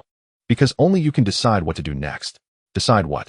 Whether to continue the purification plan, Victor's voice grew serious, or to destroy it. Silence fell again in the cabin. Only the engine's roar and the hiss of the air circulation system could be heard. Quixie clenched the chip tightly. The metal edges pricked her palm. She could feel that the chip stored more than just data. It was her past, her identity. Who she once was, and what she might become. If I watch the memories, she looked up at Victor, will I change? Yes, Victor said without hesitation. Memories shape personality. You will remember love, and you will remember pain. You will remember promises, and you will remember betrayal. Most importantly, you will remember the mission details of the purification plan. That mission might change how you see your current allies. For example, Victor did not answer, but his eyes said it all. Quixie stood up and walked to the observation window. The transport ship was passing through a nebula, colorful gases flowing outside the window like a dreamlike curtain. In the distance, a star was being born, its light piercing the darkness. She recalled Lilith Vega's words. The warnings of the mechanical cult. The whispers of the Watchers. All clues, all fragments. All mysteries pointed to this chip. I need time, she said. We don't have time. Victor came to her side. Morton's special forces were already en route to the cradle. They would arrive within 8 hours. If you want to stop them, you must get there first. But before that, you have to know the truth. You must know what exactly you are fighting for. Quixie turned around. The lines on her left face had calmed, leaving only a faint silver glow. Her eyes looked at Victor, at the man who claimed to be her lover, at the ghost who disappeared for 3 years and suddenly reappeared. If I watch the memories, she said, and then decide not to help you? Victor smiled. There was no mockery or anger in that smile, only deep exhaustion. Then kill me, he said. Take the chip, destroy it, or do whatever you want with it. I have completed my mission. I return the choice to you. As for me, I should have died 3 years ago. Quixie stared at him. Then, She clenched the chip and walked toward the cabin door. "Give me a room," she said. "I want to watch it alone." Victor nodded. "There is a lounge behind the cockpit. Mark will take you there." Quixie stopped at the door. She did not look back. "Victor. If the memories show that you lied to me," her voice was soft, "I will kill you." "Really? I know." Quixie left the cabin. Victor stood still, watching the nebula flowing outside the window. His fingers tapped lightly on the glass, as if calculating something. Then he pulled out another device from his pocket, a small communicator engraved with the symbol of the ancient existence cult. He pressed a button. The holographic screen lit up, displaying an encrypted message. "Target has received the chip. Estimated memory fusion time, 23 hours. Proceed as planned." Victor typed a reply. "Proceed as planned. Ensure the cradle's defense system remains active before her arrival. Lord Morton must live, but can be appropriately weakened. Sent." He turned off the communicator and put it back in his pocket. Outside, the nebula's glow reflected on his face, casting shifting shadows. The pain and exhaustion in his eyes vanished, replaced by a cold, calculating gleam. Like a machine, like a carefully orchestrated play. And Quixie was walking toward the center of the stage. Chapter 26. The impact of memories. Quixie closed the metal door of the lounge. The lock clicked heavily. The room was small, with only a bed, a fixed table, and a built-in screen on the wall. The air was filled with the sharp smell of disinfectant and the mustiness of old fabric. She sat on the edge of the bed and inserted the data chip into the reading slot on the table. The screen lit up, and a blue loading bar began to slide. The lines on her left face started to pulse, as if anticipating something. She took a deep breath and pressed the play button. The first memory flooded her mind, not as images, but as sensations. A warm hand caressing her cheek. A deep voice whispering in her ear, "No matter what happens, I will find you." Then, the white light of the laboratory pierced the darkness. The cold touch of mechanical arms, and the soul-tearing pain of implantation. She clenched her teeth, her nails digging into her palm. The loading bar on the screen reached the end. Memories surged like a flood. First memory. Childhood. She saw herself as a small, thin girl standing before a huge floor-to-ceiling window. Outside was the capital star of the Central Star region, with skyscraper lights like an inverted galaxy. The room was carpeted with soft white rugs, and a faint incense scent hung in the air. A woman embraced her from behind, fingers running through her hair. "Cece, you must remember," the woman's voice was gentle yet tired. "You are the daughter of the Chui family. Your fate was decided the day you were born." The girl turned her head. The woman's face was blurred, like shrouded in mist. But Quixie could feel it was her mother. What fate? To become the sharpest sword of the dynasty. Her mother's voice trembled slightly. "They will train you, transform you, make you forget who you are. But you must remember. No matter what they do to you, you must remember. You are Quixie. You are my daughter." The image began to distort. The girl was taken away. She walked through a long white corridor, with transparent observation windows on both sides. Behind the windows, other children were undergoing training, combat, shooting, neural connection tests. She heard the crisp, piercing sound of a boy's arm being broken by mechanical arms. The girl did not cry, she only clenched her fists. At the end of the corridor, a metal door opened. Behind the door stood 3 people in white lab coats.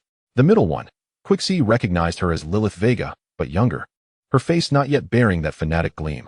"Quixie, age 7. Lilith's voice was cold. "Neural response test rating. S. Consciousness stability rating. A. Emotional suppression capability needs improvement. From today on, you are Subject 7 of the Sword Edge Project." The girl was pushed into the room. The door closed. Second memory. Training 10 years. The memories flashed like fast-forwarded film, frame by frame. She piloted a mech in a simulation pod, fingers flying over the control panel. Virtual enemy fire skimmed her armor. Alarms blared sharply. Sweat slid down her forehead, dripping into her eyes, causing a burning sting. She knocked down the 17th opponent in the combat arena. His ribs broke. Blood sprayed on her face. Warm, sticky, with a rusty smell. The instructor's voice came over the speaker. "Not fast enough." Again, she endured increasingly strong currents during neural connection tests. Muscles spasmed. She bit her lip until it bled. The metallic taste of blood filled her mouth. Data on the screen kept climbing. Neural sync rate 89. Consciousness load at critical threshold. Emotional suppression successful. She sat in the dorm late at night, looking at the artificial moon outside the window. Under her pillow was a photo, her mother holding her. Both were smiling. The edges of the photo were worn, and much of the color had faded. Then, she was 18. Graduation ceremony. Standing on the podium, wearing a black military uniform, the dynasty's emblem engraved on her epaulets. Below the stage was a dense crowd, and the applause surged like a tide. A royal representative awarded her a medal, golden, heavy, with edges sharp enough to cut fingers. Lieutenant Cui Shi. The representative's voice echoed through the loudspeakers. You are the pride of the dynasty. From today, you will join the Royal Guard's Special Operations Unit to carry out top-secret missions. She saluted, her eyes vacant. Third memory. Mission. The memories began to fragment. Like shattered glass. Fragment 1, rainy night. A slum in a minor colony on the edge of the star system. The air reeked of sewage and rotting food. She wore black combat gear and a breathing mask. The target was a middle-aged man, a liaison for the Free Star Federation, his face scarred by burns. The man knelt in the muddy water, hands tied behind his back. I did not betray the dynasty, his voice hoarse. I only wanted a better life for my family. Cui Shi raised an energy pistol, pressing the muzzle to the man's forehead. Mission codename, Perjure. An order came through the earpiece. Target confirmed. Execute. She pulled the trigger. A blue flash. The man's body fell backward, a charred hole on his forehead. Rain washed away the blood, diluting it into a faint red stream that seeped into the cracks in the ground. She turned and left without looking back. Fragment 2, Space Station. A black market exchange in a neutral trade zone. The air conditioning hummed low, mixed with the scents of various alien species. She disguised herself as a tech merchant, wearing an expensive silk robe and a translucent veil. The target was a young female defector from the machine cult, eyes filled with fear. I know the cult's secrets, the woman said, clutching her wrist, fingers cold and trembling. They're conducting forbidden experiments. Consciousness fusion.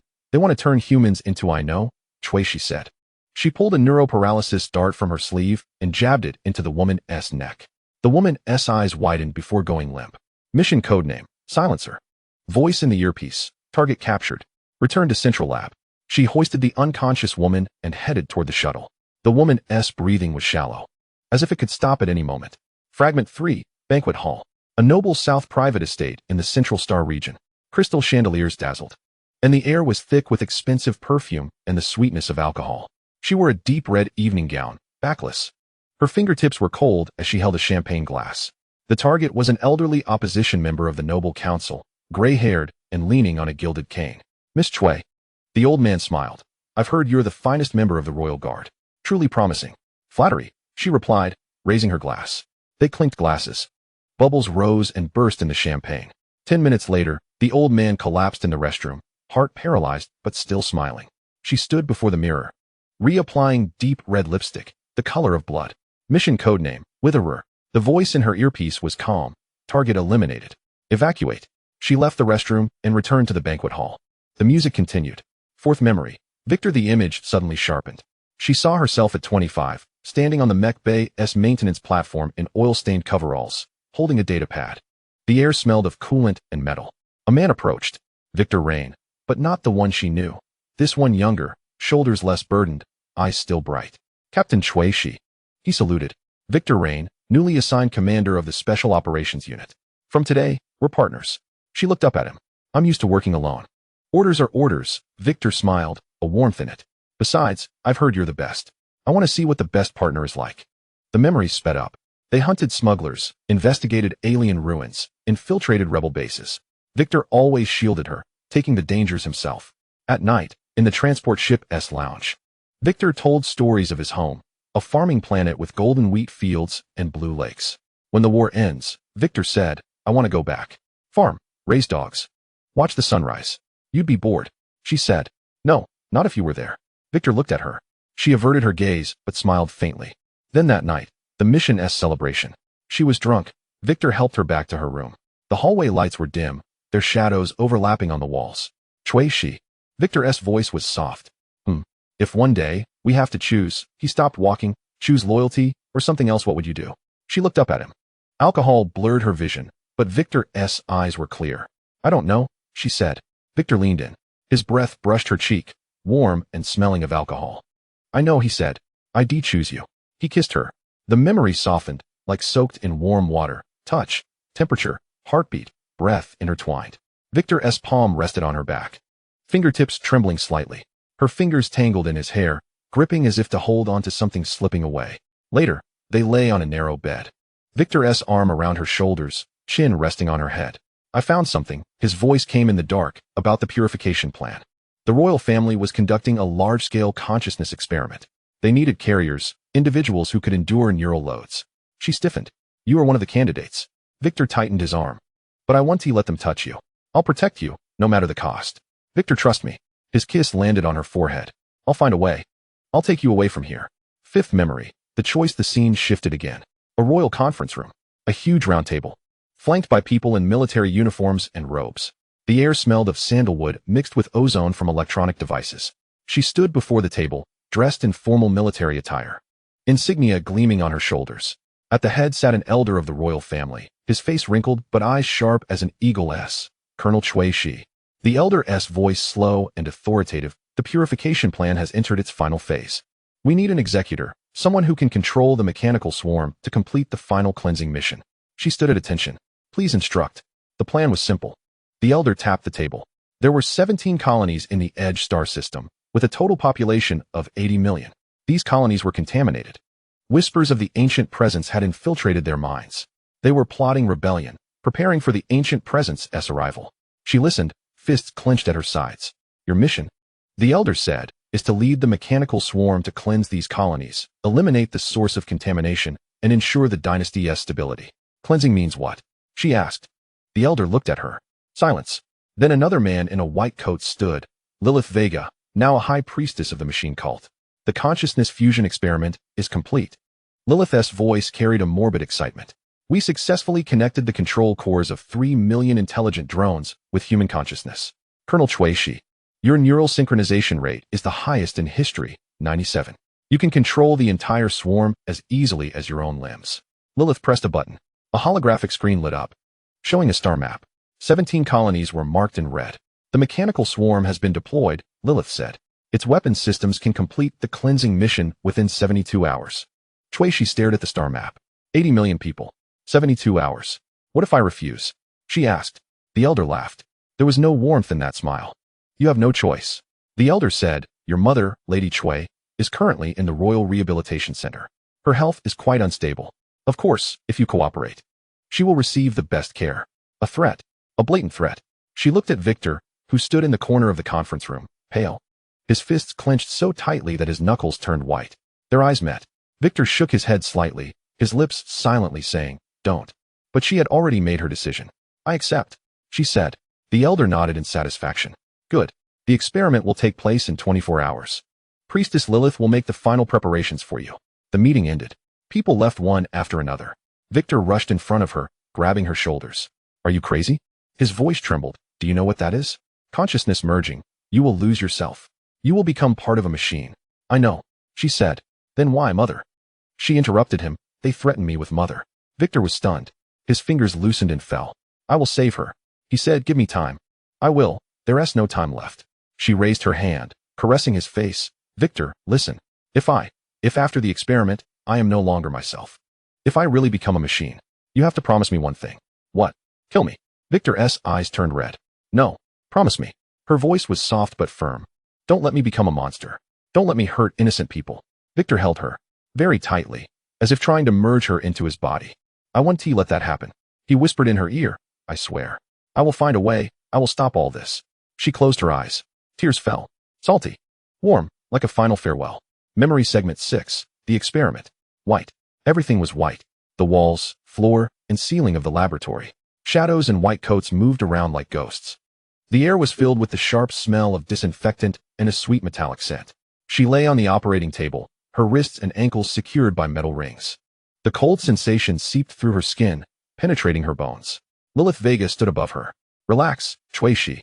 Lilith's voice was terrifyingly gentle. This one hurt too much. We will first inject you with a nerve blocker, then proceed with the consciousness extraction. Your memories will be temporarily stored, and once the merging is complete, they will be reloaded. What about Victor? She asked. General Rain is outside. Lilith said, but he can't come in. It's the rule. The needle pricked her neck. Cold liquid flowed into her veins. Her vision began to blur. She saw the lights on the ceiling bright, like little suns. Then, a mechanical arm descended, ending in a slender probe. The probe pressed against her left cheek, piercing her skin. Pain. Not physical pain. It was the feeling of her soul being torn apart. Memories began to be extracted. Childhood, training, missions, Victor, mother. All images, all sounds, all sensations, like shredded photographs, drifting away piece by piece. She wanted to grasp them, but her fingers were powerless. Consciousness extraction progress. 30. An electronic voice sounded. Continue, Lilith said. The probe delved deeper. She began to scream. But the sound was muffled by the breathing mask, turning into dull whimpers.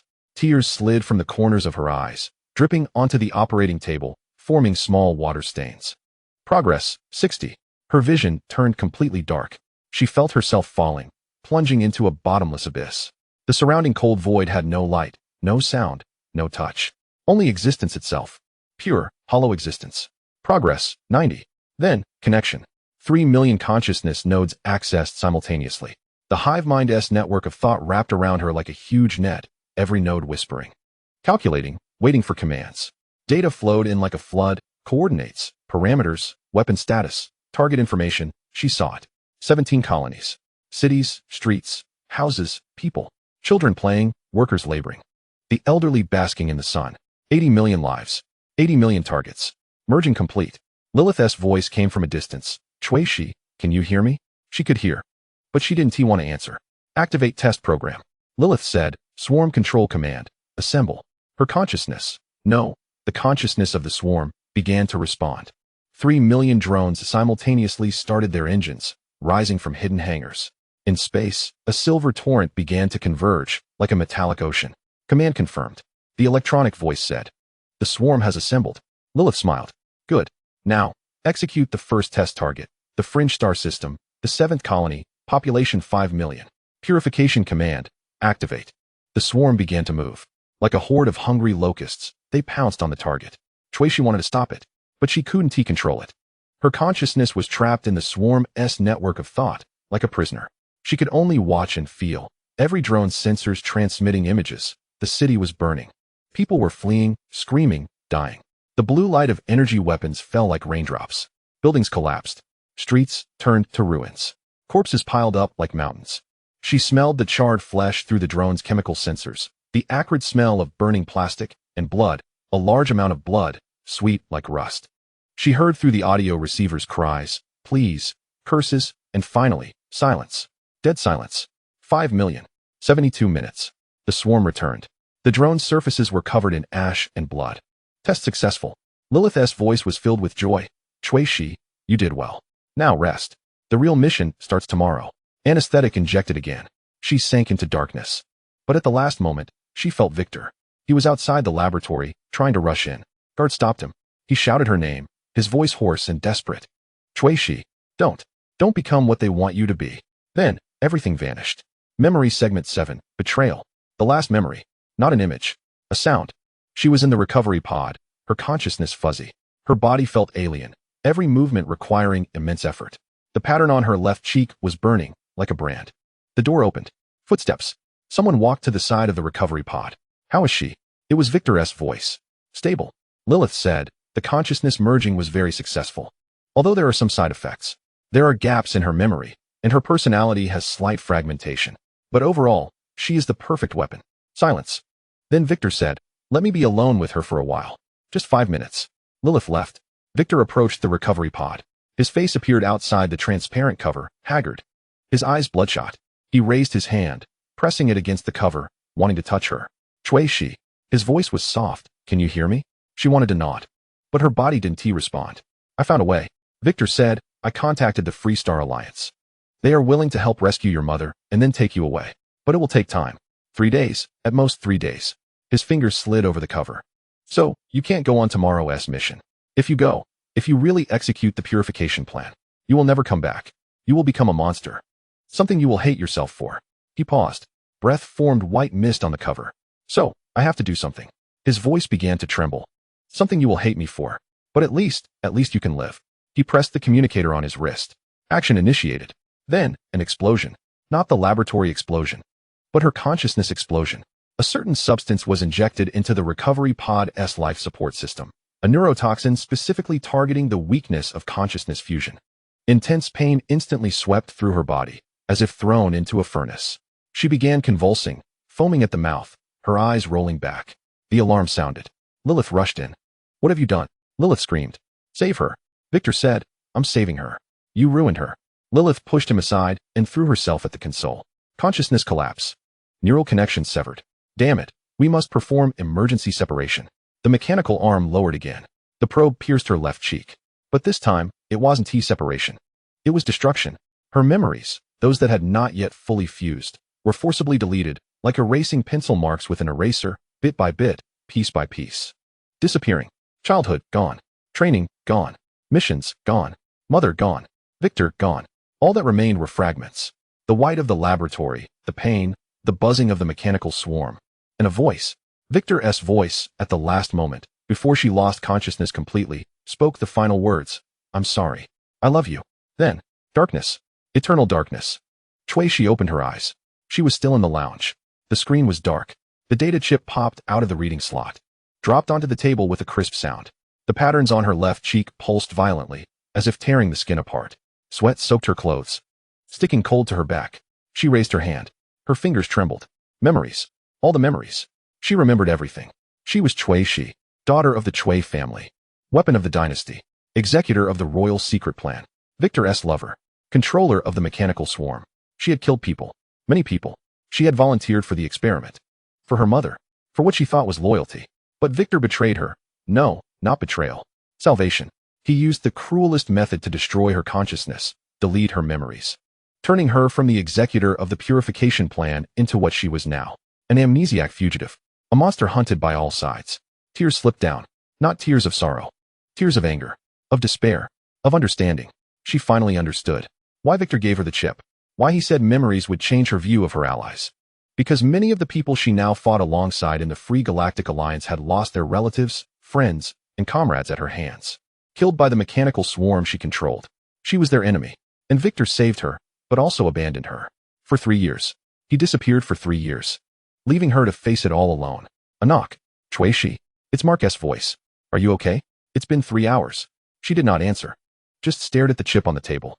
The chip's surface reflected her face, the silver patterns on her left cheek, like a cursed mark. She raised her hand, clenched the chip tightly. Hard. The chip shattered.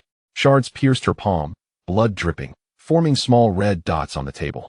The door opened. Mark rushed in, stunned by her appearance. Shi. You. I remember everything. She raised her head, eyes bloodshot, but cold. Mark. Tell Alex. Tell everyone in the Alliance. She stood up. Blood dripped from her palm, leaving a trail on the floor. Shi was once the executor of the purification plan. Her voice was terrifyingly calm. I have killed your people. Many. If you want revenge, you can have it now. Mark froze. His face turned pale. What did you say? I said. Shi walked to the door. Take me to see Alex. I will confess everything.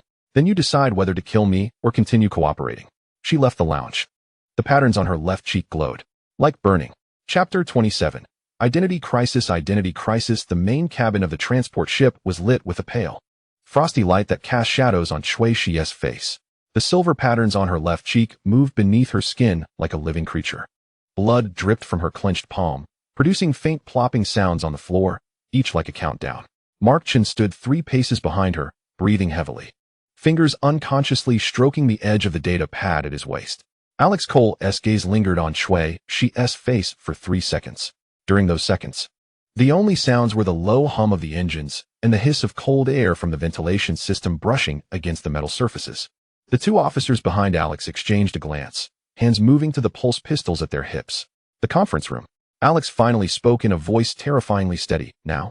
He turned and walked down the aisle, the rhythmic tapping of his military boots on the metal floor echoing. Shi followed. The hydraulic sound of her left leg's mechanical joint faintly audible, an old injury from a mission 3 years ago, just remembered. The metal door slid shut behind them, the lock clicking heavily. The room was small, with a long table at the center floating a holographic star map. The stars of the outer systems flickering. The air smelled sharply of disinfectant and the burnt odor of overheated electronic components. 6 people sat around the table. Alex sat at the head. 2 core members of the Alliance flanked him on each side. Mark sat opposite Shi. She stood at the table's end. She did not sit. Begin, Alex said. His fingers tapped lightly on the table in a steady rhythm. But Shi noticed his left pinky trembling slightly, a nervous habit she had read about in intelligence files. Shi took a deep breath. The air was cold and metallic. My name is Shi. Her voice echoed in the room. Born in the capital star of the Central Star region. 7th generation eldest daughter of the Chui family. Selected at age 7 for the Royal Blade program. Underwent neural modification and combat training. Passed the final test at 16. Becoming a core executor of the purification plan. She paused. The patterns on her left cheek began to heat, as if protesting the truth spoken. The purification plan. The woman sitting to Alex's right spoke. Her name was Elena Walker, the Alliance's intelligence chief, around 50 years old, with a mechanical left eye whose red optical lens was fixed on Cui Shi. She explained, a royal secret operation. The purification plan, Cui Shi said, aimed to eliminate all forces, organizations, and individuals potentially threatening the dynasty's rule. Duration, 12 years. Methods, including but not limited to assassination, sabotage, information manipulation, and large-scale purging operations. She raised her right hand. The palm was still bleeding, but the blood had clotted into a dark red scab. I personally carried out 37 missions, she said, 19 of which targeted the Free Galactic Alliance. The room fell silent. Mark's breathing grew heavy. He stared at Cui Shi. Something fracturing in his eyes, trust or hope. Details. Elena's voice was cold. Cui Shi closed her eyes. Memories surged, tinged with blood. Stardate 3769. Outer Systems T7 Colony Station. She opened her eyes, voice calm as if reading a report. Objective, eliminate the Alliance intelligence network infiltrated in the colony station, 12 members. Method, disguised as pirate attack, using Type 3 micro-cutting drones from the mechanical swarm, infiltrated ventilation system. Confirmed deaths, 12, including 3 civilians, 1 a 7-year-old girl. Elena's mechanical eye emitted a slight hum. Stardate 3771, Blackstone Space Station in the trade zone. Cui Shi continued, objective, assassinate Jack Stone, Alliance weapons supplier. Yes. The current mercenary guild president. Operation failed. Target severely wounded and escaped. Collateral damage. 27 station civilians, 8 children among them. Alex's fingers stopped tapping. Stardate 3773. Red Moon System Freight Corridor. Cui Shi's voice began to tremble slightly. The goal, intercept the Alliance transport fleet and destroy a batch of antimatter weapon prototypes. The execution was successful. 3 transport ships, a total of 84 crew members, none survived. She stopped. The pattern on her left cheek was burned as if it were about to pierce her skin. That's enough, Mark suddenly said, his voice hoarse. Not enough. Elena stared at Cui Shi. Continue. Cui Shi looked at Alex. He was also looking at her, his eyes complex with anger, shock, and pain. Cui Shi suddenly remembered that Alex's sister had gone missing in the Red Moon system. The official record was a pirate attack, but in the year 3775. At the neutral zone Dawn Medical Station. Cui Shi said, her voice lowering. The goal, eliminate the heavily wounded Alliance soldiers receiving treatment there to prevent them from leaking information. Execution method, poisoning, water supply system. Death confirmed. 39 people, including 8 medical personnel. Bang. Mark slammed his fist on the table. The metal surface made a dull echo. His voice trembled. You saved my life. At the Shadow Space Station, you could have killed me. You clearly needed to for the mission. Cui Shi interrupted him. Her voice cold. The mission objective at the Shadow Space Station was to obtain the Alliance communication encryption protocols. Saving you was to gain your trust, to infiltrate deeper. Mark froze. His face went from pale to ashen. So everything was, he muttered, all part of the plan? No. Cui Shi said, not entirely. She turned to Alex. 3 years ago, in the year 3779, at the Cradle Experimental Facility on the outskirts of the Central Star Domain. Her voice became very soft. That was my last mission. The goal, to test the final version of the mechanical swarm's consciousness integration control system. I volunteered for the experiment, directly connecting my nerves to 3 million intelligent drones. She raised her hand and touched the pattern on her left cheek. The experiment was successful, she said. I became the core consciousness of the swarm. I could control all the drones simultaneously, like controlling my own fingers. But the cost was that my memories began to be eroded by the collective consciousness of the swarm. I began to forget who I was. I started to take the swarm's killing instincts as my own will. She paused. Victor Runn, the experimental supervisor at the time, my lover, discovered the problem. The royal plan was to transform me into a pure weapon after the experiment, erasing all personality. Victor made a choice. Cui Shi closed her eyes. She saw that scene again. The white lights of the laboratory, Victor standing in front of the console, his fingers flying over the keyboard. The alarm sounded sharp and piercing. Her consciousness was being devoured by the swarm, like a drowning person sinking into the deep sea. He triggered the consciousness collapse. Cui Shi opened her eyes. Tears finally fell. Leaving moist traces on the silver patterns, he destroyed my memory core, deleted all records about the purification plan, about the mission, about my past. He left me blank. She looked at her hands. The wound in her palm began to bleed again. Then he disappeared. She said, left me at the abandoned space station. making me think I was a victim, making me think I was on the run. 3 years. I spent 3 years slowly rebuilding my personality, finding allies bit by bit, starting to believe that I could become a different person. She raised her head, her gaze sweeping over everyone in the room. But now I remember everything. Her voice trembled, but her eyes were firm. I am Cui Shi. I am the weapon of the dynasty. I killed your people. The blood on my hands cannot be washed clean. She took a step back, leaning against the cold metal wall. So, she said, decide. Kill me, avenge your people, or continue to cooperate, using the power of this monster to fight against a greater monster. Silence. A long silence. The air was filled with the low hum of electronic devices, the cold wind from the ventilation system brushing against the skin, and a kind of oppressive, almost explosive anger. Elena was the first to stand up. Her mechanical prosthetic eye locked onto Cui Shi, the red optical lens contracting to focus. I vote for execution. Her voice was like a blade. Immediately. I oppose. Mark also stood up, his voice hoarse but firm. She has saved us more than once. Without her, we would all have died at the Shadow Space Station. Without her, we wouldn't have gotten the data from the mechanical cult. Without her, that was part of the plan. Elena interrupted him. Didn't you hear what she said? Everything was a mission. Saving you, saving us, was all to gain trust. Then what now? Mark shouted. She is confessing everything now for what? If she really wanted to harm us, she could have continued to disguise herself. She could wait until we fully trust her and then sell us all out. Maybe that is her new mission. Elena turned to Alex. Leader, you cannot let emotions cloud your judgment. She is the executor of the Cui Shi purification plan, the sharpest sword of the royal family. How many of our people has she killed? 37 missions. 19 against the Alliance. Those dead were our brothers and sisters. Alex remained silent. His fingers began to tap on the table again, the rhythm chaotic. Alex, Cui Shi said softly, your sister went missing in the Red Moon system. Didn't she? Alex suddenly looked up. Something shattered in his eyes. That transport ship. Cui Shi's voice was barely audible. The Stardust. The crew list includes Emily Cole, 18 years old, medical intern. Alex stood up. His movements were slow, as if bearing a great weight. He walked around the table towards Cui Shi. Mark tried to stop him, but was pushed back by Alex's gaze.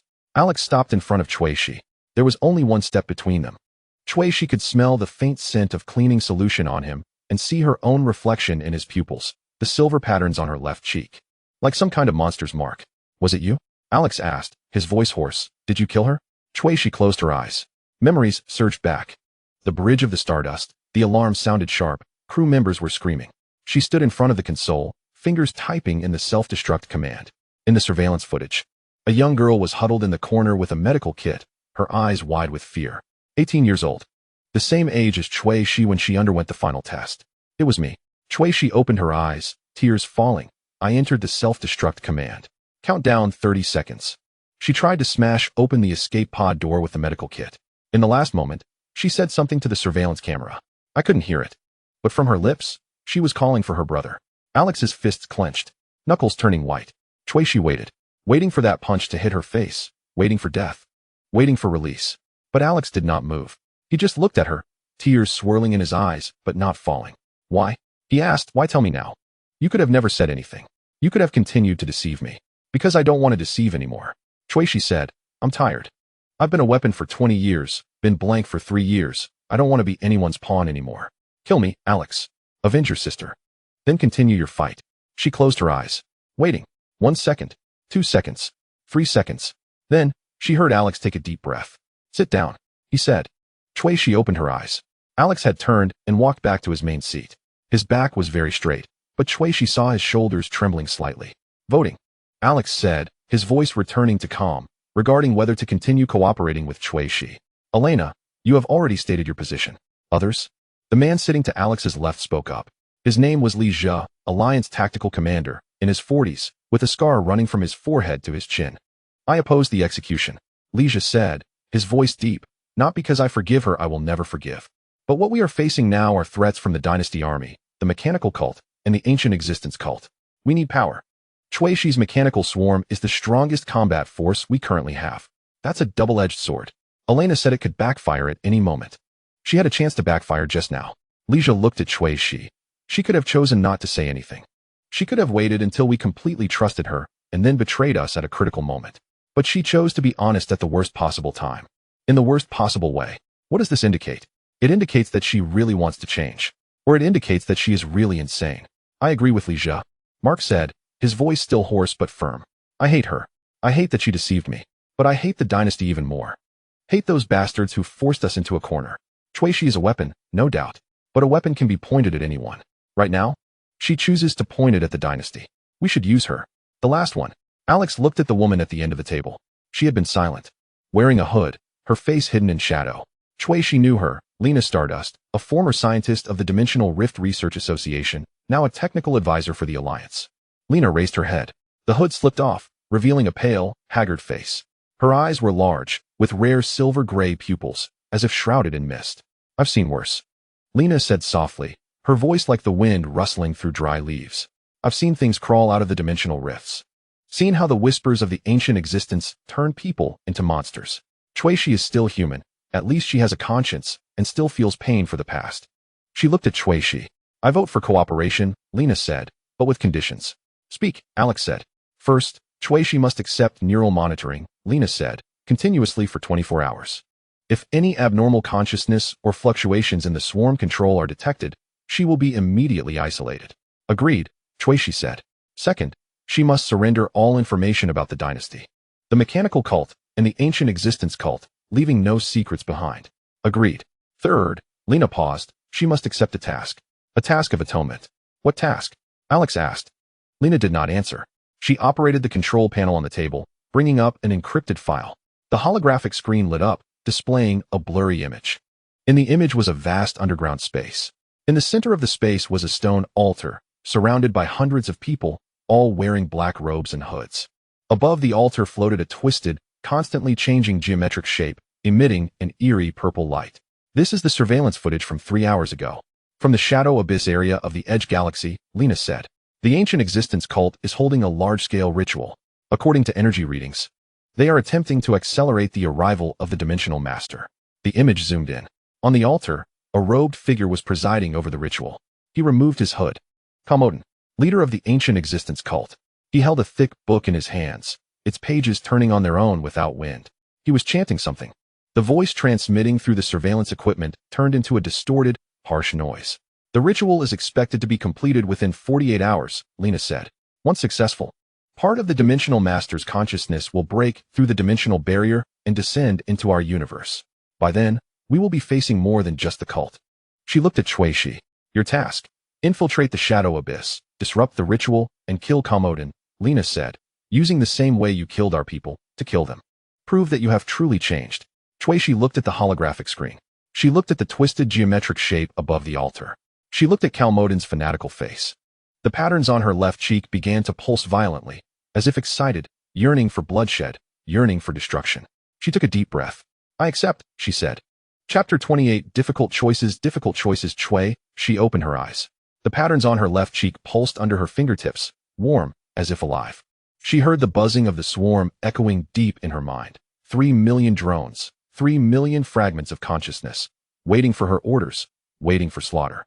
The three-dimensional map of the Shadow Abyss floated on the holographic screen, a massive underground cavity deep within a dead planet's crust.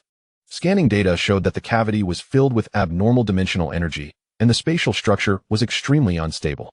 Mark was checking the infiltration equipment: optical camouflage suit, neural disruptor. High explosive charges, metal and plastic components glowing with a ghostly blue sheen under the cold light. Lena's voice came through the communicator, accompanied by a slight crackle of electricity. The neural monitoring chip is ready and will be implanted in 1 hour. Shuishi, I must warn you that the dimensional distortions in the Shadow Abyss may trigger uncontrollable reactions from the swarm consciousness. Once the monitoring detects that the consciousness integration exceeds the safety threshold, I will remotely initiate the forced hibernation program. Shuishi did not respond. She looked at her hand. The wound in her palm had scabbed over, but the pain remained, like a reminder of who she was and what she had done. Are you sure you want to do this? Mark's voice came from behind. He stood at the door of the equipment chamber, holding a data pad. But his eyes were not on the screen. He looked at her, his expression complicated: anger, disappointment, lingering trust, and a fatigue she could not decipher. Do I have a choice? Shuishi asked. You do. Mark stepped closer, his footsteps echoing on the metal floor. You can refuse. You can say this task is too dangerous. Say you need more time to prepare. Say, I want to live. Shuishi turned around, looking directly into his eyes. Mark, I killed your sister. I killed 37 people from the Alliance. The blood on my hands cannot be washed away with this life. So you're just going to go die? Mark's voice suddenly rose. Do you think this will atone for your sins? Do you think dying will make everything better? At least it can prevent worse things from happening. And then what? Mark slammed the data pad on the table, making a sharp sound. You die, the swarm goes out of control, the ancient existence descends. And the entire galaxy is doomed. Is that the ending you want? She fell silent. She looked at the terrain map on the holographic screen. Deep in the cavity, the twisted geometric shape was slowly rotating, emitting an eerie purple light. Commodin stood before the altar, his black robe moving without wind. The pages of the book in his hands rustling, a sound captured by the surveillance device that remained harsh even after noise reduction. I don't want to go die, she said softly. I want to win. Mark stared at her for a long time. Then he sighed, his shoulders slumping as if he had suddenly laid down a heavy burden. Then don't go alone, he said. Let me go with you. No. She shook her head. This is a task of atonement. It is my responsibility. You can't. I can't what? Mark interrupted her. I can't watch you go die alone. I can't let the Alliance lose the only person who can fight against the swarm and the ancient existence. This is not your war alone. It never has been. He walked to the equipment rack and began checking a second set of infiltration gear. Mark, shut up, he said, his voice lacking anger, only tired determination. My sister is dead. I hate you, but I also know that if she were still here, she would want me to prevent worse things from happening. So I'm going. Not for you, but for her. She watched his back. The patterns on her left cheek suddenly shot a pain, as if electricity coursed through. She closed her eyes, hearing the swarm's buzzing sharpen. It was excited, yearning for battle, yearning for blood. She forced herself to take a deep breath. The air was filled with a metallic tang and the scent of sweat from Mark, who must have not slept all night. 1 hour later, in the medical chamber, she lay on the cold metal bed, the overhead lights emitting a blinding white light. Lena stood at the control panel, her fingers swiftly sliding over the control board, the holographic screen displaying complex neural maps. The chip will be implanted into your third cervical vertebra, Lena said, her voice calm as if discussing the weather, that it would monitor your brain waves, neurotransmitter levels, and consciousness fusion degree. Once an anomaly is detected, I will receive an alert.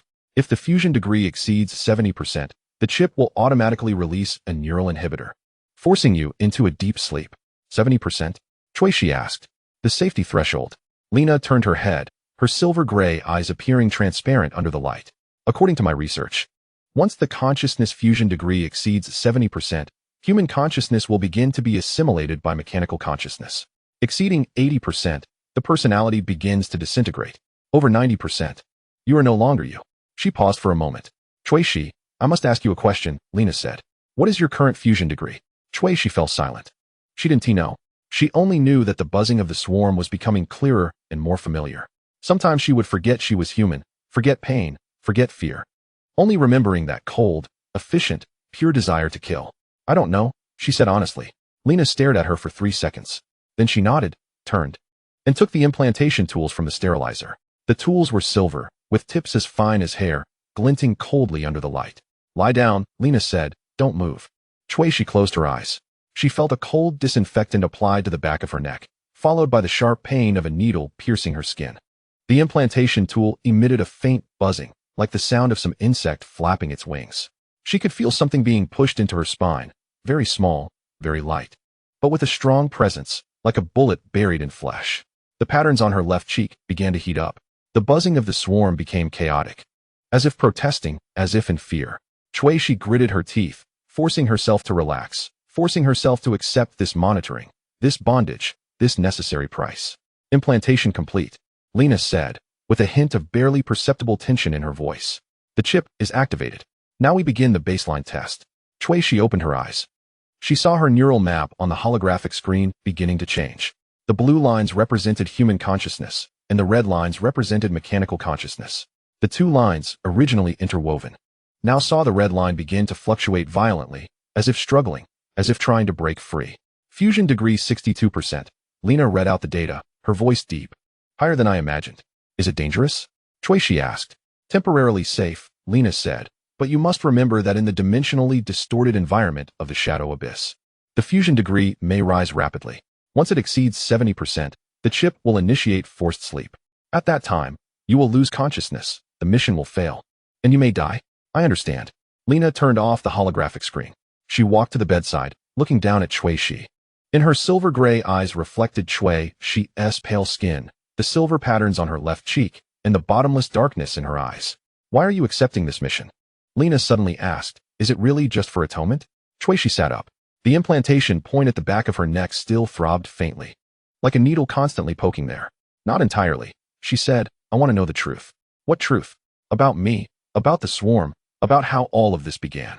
Shuishi looked out the porthole of the medical pod, where the blackness of space lay outside, with distant stars flickering. I have lost too many memories. I only remember I was the executor of the purification plan. Remember I killed people. Remember I was ultimately abandoned at the derelict space station. But I don't remember why I was chosen. Don't remember how the swarm connected with me. Don't remember who I really am. She paused. Lena, you study dimensional phenomena. You have seen the whispers of ancient beings turn people into monsters. So tell me, what am I? Am I still human? Or have I already become a monster? Lena fell silent for a long time. The only sounds in the medical pod were the hissing of the ventilation system and the low humming of the engine in the distance.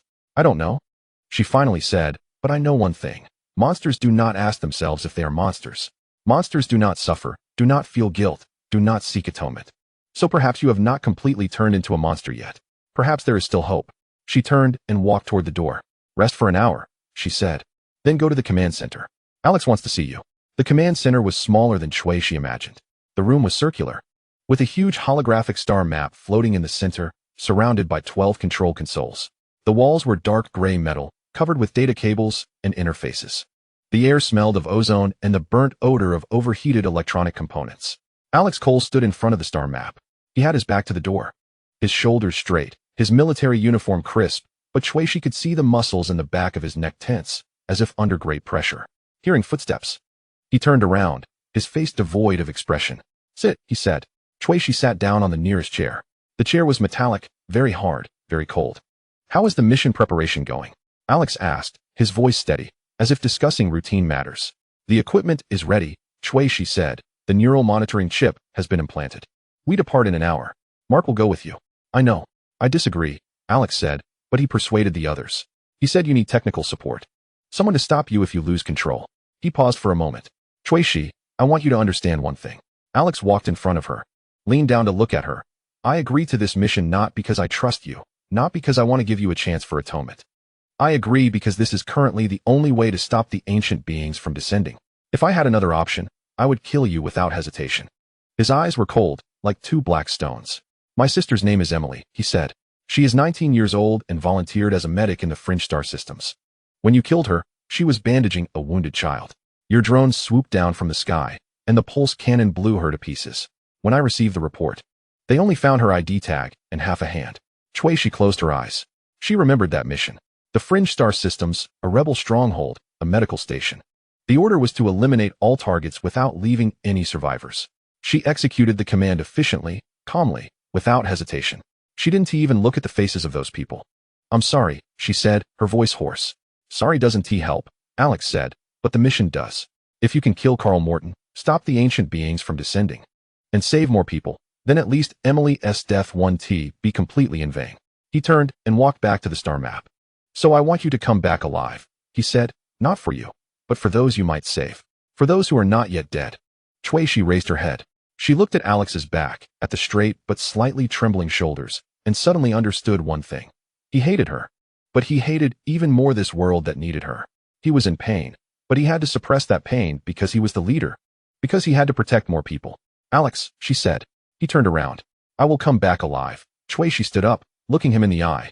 I will kill Carl Morton. I will sabotage the ritual. I will stop the ancient beings from descending. Then you can kill me, if you still want to. Alex stared at her for a long time. Then he nodded, saying nothing. The holographic star map suddenly flickered. Red alarm lights began to rotate in the room, and a piercing alarm sound tore through the air. An operator in front of the console suddenly stood up, her fingers rapidly tapping on the keyboard. Commander, a young woman shouted, abnormal energy fluctuations detected. Multiple sources. Alex rushed to the console. Location? Fringe Star Systems, 7 different coordinates. The woman called up the data. The energy characteristics are the same as the ritual of the Shadow Abyss. It's a dimensional rift. Shuishi felt a sharp pain in the patterns on her left cheek. The buzzing of the swarm suddenly became sharp, like a warning, like fear. She covered her face, forcing herself to concentrate, but the pain coursed through her body like electricity, nearly knocking her off balance. The energy readings were rising rapidly. Another operator shouted that the rift was expanding. It was expected to fully open in 30 minutes. Can it be closed? Alex asked. No. The energy source comes from the other side of the dimension. We cannot interfere. On the holographic star map, 7 red dots began to flicker. Around the dots, space started to distort, rippling like water, spreading in concentric circles. She could see not with her eyes, but with the perception of the swarm. She could feel the presence of those rifts, feel that something on the other side was approaching, was watching. It is an ancient existence, she whispered. They are trying to open multiple rifts simultaneously to distract us. The real target is still the shadow abyss, but if we go to deal with these rifts, we won't have enough power to stop the ritual. How do you know? Alex asked. The swarm told me. She said. A tremor in her voice that she didn't even notice. They can sense dimensional fluctuations. They are afraid. The main screen of the console suddenly lit up. A familiar synthetic voice sounded. It was Z7. Warning. A large-scale dimensional invasion event has been detected. The coordinates of the 7 rifts have been marked, based on energy analysis.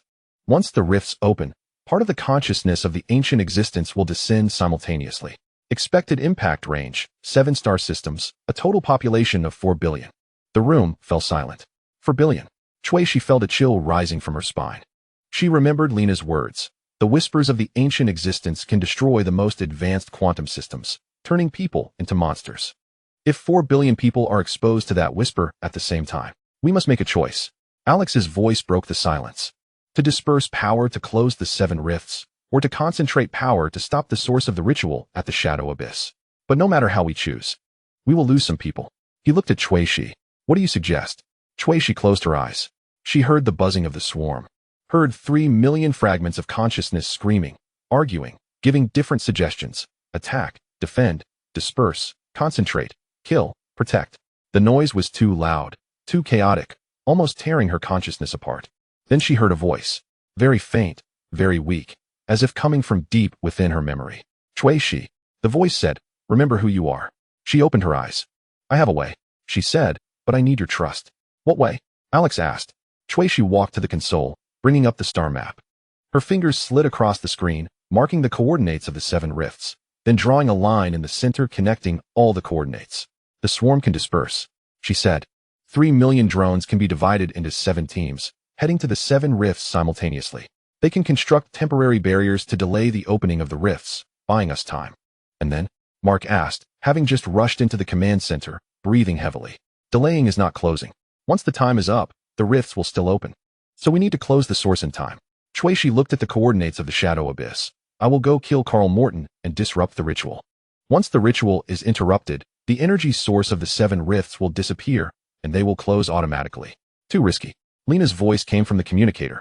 Still in the medical bay, but clearly listening in. After the swarm disperses, each team will only have over 400,000 drones. If the consciousness of the ancient existence really descends, they may not be able to stop it. And Shi, if you go to the shadow abyss, your consciousness fusion level may soar. Once it exceeds the threshold, I know the risks. Shi interrupted her. But this is the only way to save all 7 star systems at the same time. If we disperse power, we may all fail. If we concentrate power, we can only save 1 and abandon 6. But with my method, we have a chance to save them all. She looked at Alex. The choice is yours. Alex stared at the star map. The 7 red dots pulsed slowly like 7 tumors on the map, each representing a star system, representing billions of lives. He thought of Emily, of the fear and pain she might have experienced before her death. He thought of those who might be waiting for death in ignorance. He closed his eyes. Approved, he said, his voice hoarse. Execute your plan. Shi nodded. She turned to walk towards the door, but Alex called out to her. Shi. She turned back. Come back alive. Alex said, this is an order. Shi looked at him, at the fatigue and pain hidden deep in his eyes.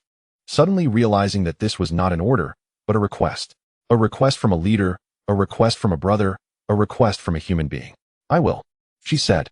Then she walked out of the command center, towards the equipment bay, towards the swarm waiting for her, towards the abyss that might kill her or save everything. The patterns on her left cheek were heating up. The swarm was buzzing, and the 7 rifts were slowly opening. Chapter 29. The Crisis of the Dimensional Rift. The Crisis of the Dimensional Rift. The roar of the spaceship engines echoed in the hangar, like some heavy heartbeat. She stepped onto the boarding ladder, the metal steps vibrating slightly under her feet. She looked back one last time at the 3 million drones that had disappeared into the blue light of the jump. The hangar now left with empty darkness and the acrid smell of leftover fuel. All systems checked. Mark's voice came from the cockpit, distorted by the communicator. The jump coordinates have been locked on the Shadow Abyss, the death planet GX-7, the entrance to the hollow crust. Estimated travel time, 3 hours and 47 minutes. Shuishi sat in the co-pilot seat. The seatbelt automatically tightened, making a crisp click. The holographic screen lit up in front of her, with 7 split screens showing the real-time footage of the drone squads as they traversed interstellar space, like 7 silver arrows shooting towards 7 different star systems. Data scrolled beneath each split screen: distance, speed, estimated arrival time, energy reserves. The first squad arrived at the Rift Coordinate Alpha. Z7's voice came from the speakers, calm to the point of indifference, beginning to transmit the on-site footage. The main screen switched. Shuishi's breath caught for a moment. It was a mining colony located at the edge of the star system, which should have been a bustling industrial scene with space stations, mining ships, and transport vessels. But now, in the center of the screen, there was a massive purple vortex, over 50 kilometers in diameter, with unstable arcs of electricity flickering at its edges. The space around the vortex distorted like the surface of water, pulling nearby ships and structures into bizarre shapes. The dimensional energy readings continued to rise. Z7 reported that the Space Distortion Index had reached a dangerous threshold. Biological anomalies detected. The picture zoomed in. Behind the porthole of a mining ship, several miners were frantically banging on the glass. Their eyes were wide, pupils completely gone, leaving only murky white. Their mouths opened in silent screams, fingers leaving bloody scratches on the glass. Then, one of their faces began to deform, skin flowing like melting wax, facial features misaligned, eyes growing onto their foreheads. Hallucinations. Shuishi whispered, the dimensional rift is distorting their perception, making them see things they shouldn't see. The second squad arrived at Coordinate Beta. Z7 switched the image. This time it was an agricultural planet, where farmers were kneeling in green fields, hands on their heads. Countless eyes appeared in the sky, huge, bloodshot eyes, opening from the clouds and staring at the ground. A child pointed at the sky and screamed. Then his body began to become transparent. Shuishi could see his bones, his organs, see the blood flowing in his veins, see the brain trembling in his skull. The structure of reality was collapsing. Mark's voice was tense. These rifts, they are not just passages. They are rewriting the laws of physics. The spaceship entered the jump state. The starry sky outside the porthole stretched into blue lines, and the engine's vibrations became deep and rhythmic.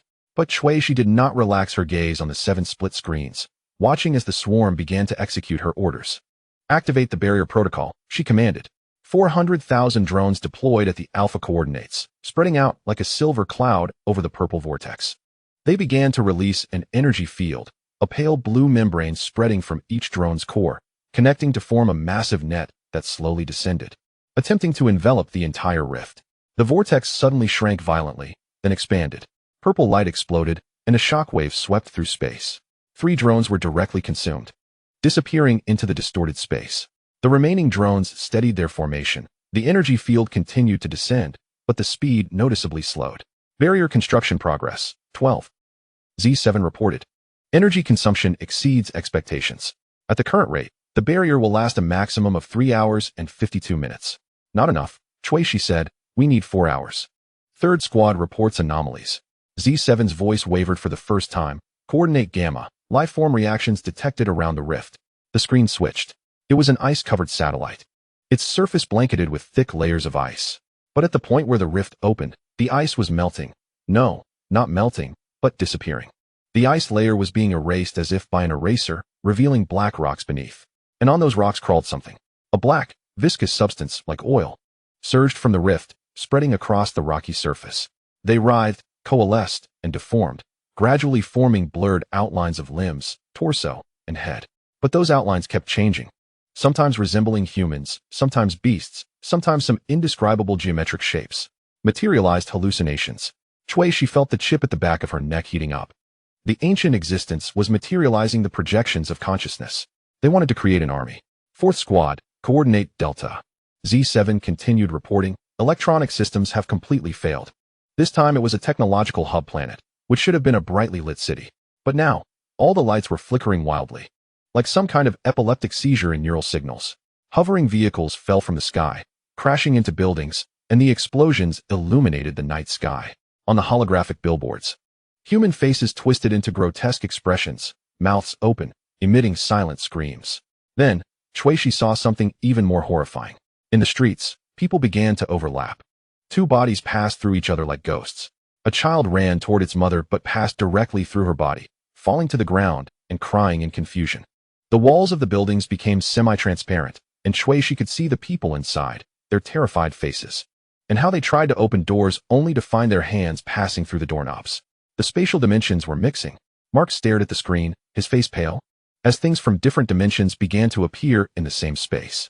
If this continued, the entire planet would turn into a chaotic soup. The spacecraft exited the jump. A gray planet, GX-7, appeared outside the porthole, a dead planet. Its surface was covered in craters and cracks, with no atmosphere, no life, only eternal silence and cold. But Shuishi could feel something pulsing within the planet, like a giant heart beating. Arriving at the target area, Mark adjusted the course, preparing to enter the crustal cavity. Shuishi, what is your status? Shuishi touched the chip at the back of her neck.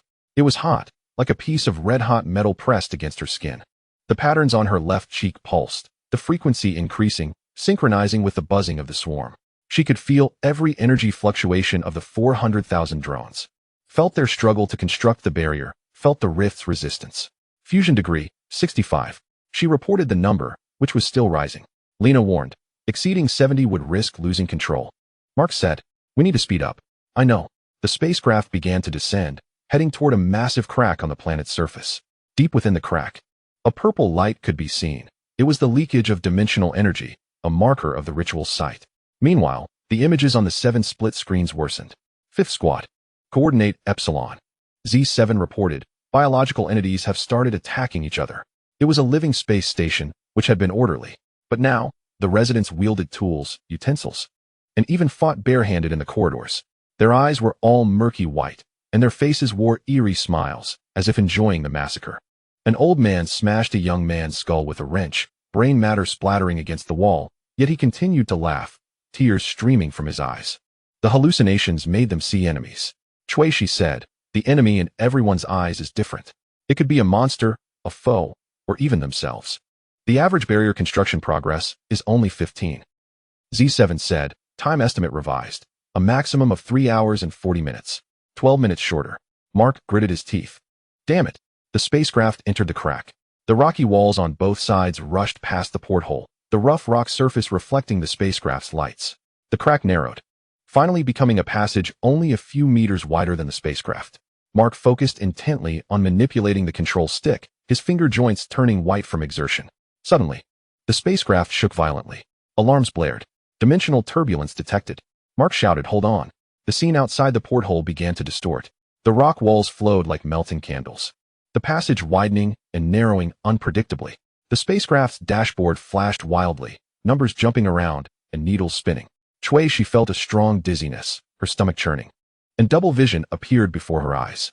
She gritted her teeth, forcing herself to concentrate. Swarm, stabilize the barrier. She ordered. On the 7 split screens, the drones simultaneously increased their energy output. The pale blue membrane became brighter, attempting to suppress the fluctuations of the rift. But the cost was a sharp rise in energy consumption. The progress bar displayed that energy reserves were declining at a rate of 2 per minute. At this rate, they would be depleted in 2 hours. Z7 warned, a strategy adjustment is needed. No adjustments, Shuishi said. Once the barrier weakens, the rift will expand rapidly. We must hold on until the ritual is disrupted. The spacecraft burst out of the passage, entering a massive underground space. Shuishi gasped. It was a crustal cavity with a diameter of over 10 kilometers, the ceiling too high to see, only endless darkness. But in the center of the cavity floated something. A complex geometric shape made of purple light, slowly rotating, each face flickering, like some kind of living crystal. Below the geometry was a stone altar, and Kalmatin stood before it, his black robe moving without wind. He held a massive book, its pages flipping automatically, making a rustling sound like countless insects crawling. Surrounding the altar, hundreds of cult members knelt.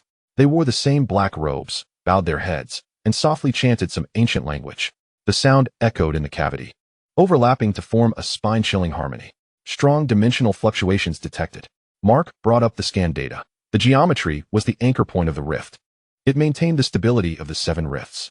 As long as it was destroyed, all the rifts would close. It's not that simple.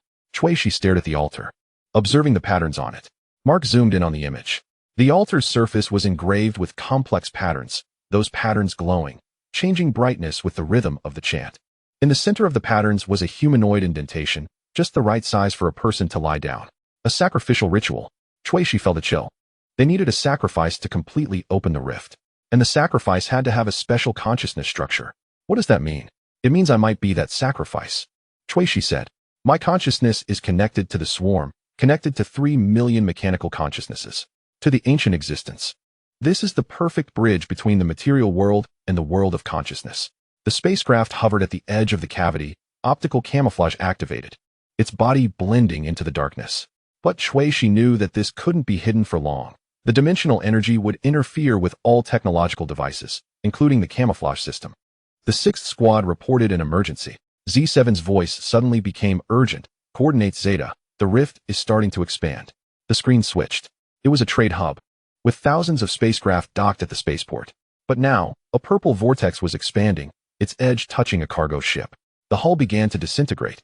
Not exploding, not melting, but disintegrating. The metal shell scattered like sand, revealing the internal pipes and circuits. Those pipes and circuits also began to disintegrate, turning into smaller particles, then into powder, and finally disappearing. The entire ship vanished completely within 10 seconds, leaving no wreckage behind. The vortex continued to expand. The barrier couldn't stop the expansion. Shuishi ordered. All squads, increase energy output. Suppress the rift at all costs. On 7 split screens, drones simultaneously released maximum power. The pale blue light membrane became blinding. Like 7 small suns burning in space. The rate of energy reserve depletion accelerated to 3 per minute.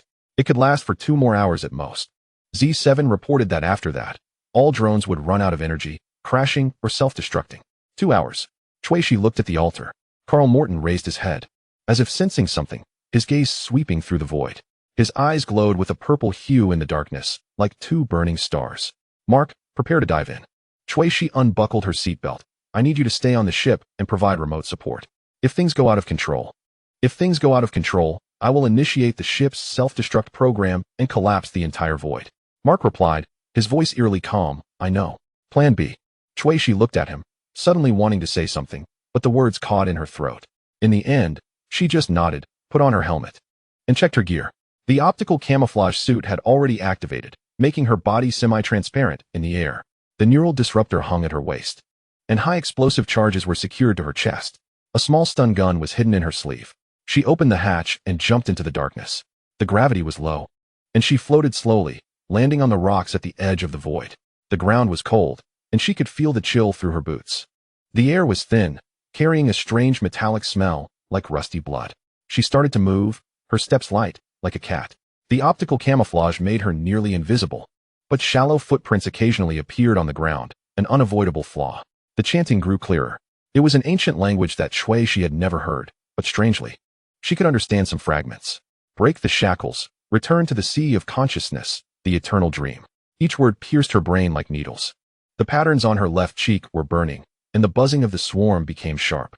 She felt a wave of intense nausea, flashes of broken images, a dark ocean. Countless eyes opening, massive tentacles rising from the seabed. She shook her head, forcing herself to stay awake. 500 meters to the altar. Suddenly, a cult member turned her head, looking in her direction. Shuishi froze. The person was a young woman, her face pale, eyes hollow. She stared at Shuishi's position for a few seconds, then smiled. Her mouth twisted open, revealing black teeth. Her smile contorted beyond human recognition. But she didn't raise the alarm. She simply turned back and continued chanting. Shuishi sighed in relief and continued forward. 300 meters. She felt the chip at the back of her neck heating up intensely. Fusion level, 68. Still rising. The consciousness of the swarm surged into her brain like a tide. The perception of 400,000 drones overlapping. She simultaneously saw the horrors happening in 7 galaxies, simultaneously felt the energy depleting rapidly, and simultaneously heard the screams and cries of countless people. It was too loud, too painful. She bit her lip, the taste of blood spreading in her mouth, using the pain to stay awake. 200 meters. The details of the altar became clear. Carl Morton closed the book, raised his head, and opened his arms. The sleeves of his black robe slipped down, revealing his arms covered with patterns similar to those on Shuishi's face, but more, denser, like black vines entwined around bones. The time has come. His voice echoed in the void, needing no amplification, resonating directly in everyone's minds. The bridge is in place. The sea of consciousness is calling. Let us go home. The cult members responded in unison. Go home. The sound shook the rocks. She quickened her pace. 100 meters. 50 meters.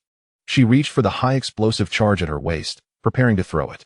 As long as she blew up that geometric object, everything would end. Suddenly, Carl Morton turned around and looked directly at her. Welcome, Shi. He smiled. We have been waiting for you for a long time. The optical camouflage failed. Shi's body became visible in the air, like surfacing from water. She froze, her finger hovering over the detonation button of the charge. Did you think we didn't know you would come? Carl Morton walked toward her, his steps leisurely. Did you think all this was coincidence? 7 rifts opened simultaneously. The swarm was forced to scatter. You came here alone. This stage was prepared for you. Shi took a step back, but footsteps sounded behind her. Cult members surrounded her, blocking all escape routes. Their eyes were fixed on her, hollow, fanatical. You are the key. Carl Morton extended his hand, his fingers long, with black nails. Your consciousness connects machinery and life, connects matter and nothingness. Only you can completely open the rift, allowing the ancient existence to fully descend. I won't help you. Shi said. You already are helping. Carl Morton laughed deeper. Your swarm is constructing a barrier, right? Did you think that was to stop the rift? No. It stabilizes the rift. The dimensional energy is too violent. Opening it directly would destroy everything. We need a buffer layer. Your swarm barrier is the perfect buffer layer. Once the barrier depletes its energy, the rift will open smoothly, and the ancient existence can safely descend. She felt a bone-chilling cold. She had fallen into a trap. She had been trapped from the very beginning. Now, Carl Morton pointed to the groove on the altar. Please lie down.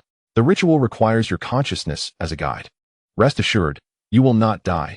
You will become part of the passage, becoming an eternal existence. The cult members closed in. Shi pressed the button of the high explosive charge. No response. The dimensional energy interfered with all electronic devices. Carl Morton shook his head. Your little toy is useless. She pulled out the stun gun and charged at Carl Morton. But 2 cult members grabbed her arms with astonishing strength. She struggled and kicked. But more hands pressed down on her, dragging her toward the altar. Her face was pressed against the cold stone, the patterns on her face touching the altar's patterns, suddenly emitting a blinding light. Excruciating pain. It felt like countless needles stabbing into her brain, like flames burning in her veins. She screamed, her body convulsing. She saw the images of the 7 split screens flickering before her eyes. The swarm's barrier was weakening. Energy was about to run out. She saw the rift beginning to accelerate its expansion, saw more people going mad in hallucinations, saw black entities crawling out from the rift. Then, she heard a voice. Not Carl Morton's voice, not the voice of the cult members. It was a familiar voice, coming from the depths of the rift, passing through the dimensional barrier, through the swarm network, resonating directly in her consciousness. Shi. The voice was gentle, sorrowful, like an echo from the deepest part of her memories. Come home. Shi's eyes widened. She recognized that voice. It was her mother's voice. Chapter 30. The cult's ritual. The cult's ritual. Shi's body trembled violently on the altar, the patterns glowing brighter, as if they were about to burn through her skin. Carl Morton's chanting rose to a crescendo, the syllables of the ancient language echoing in the void, each syllable causing the air to vibrate.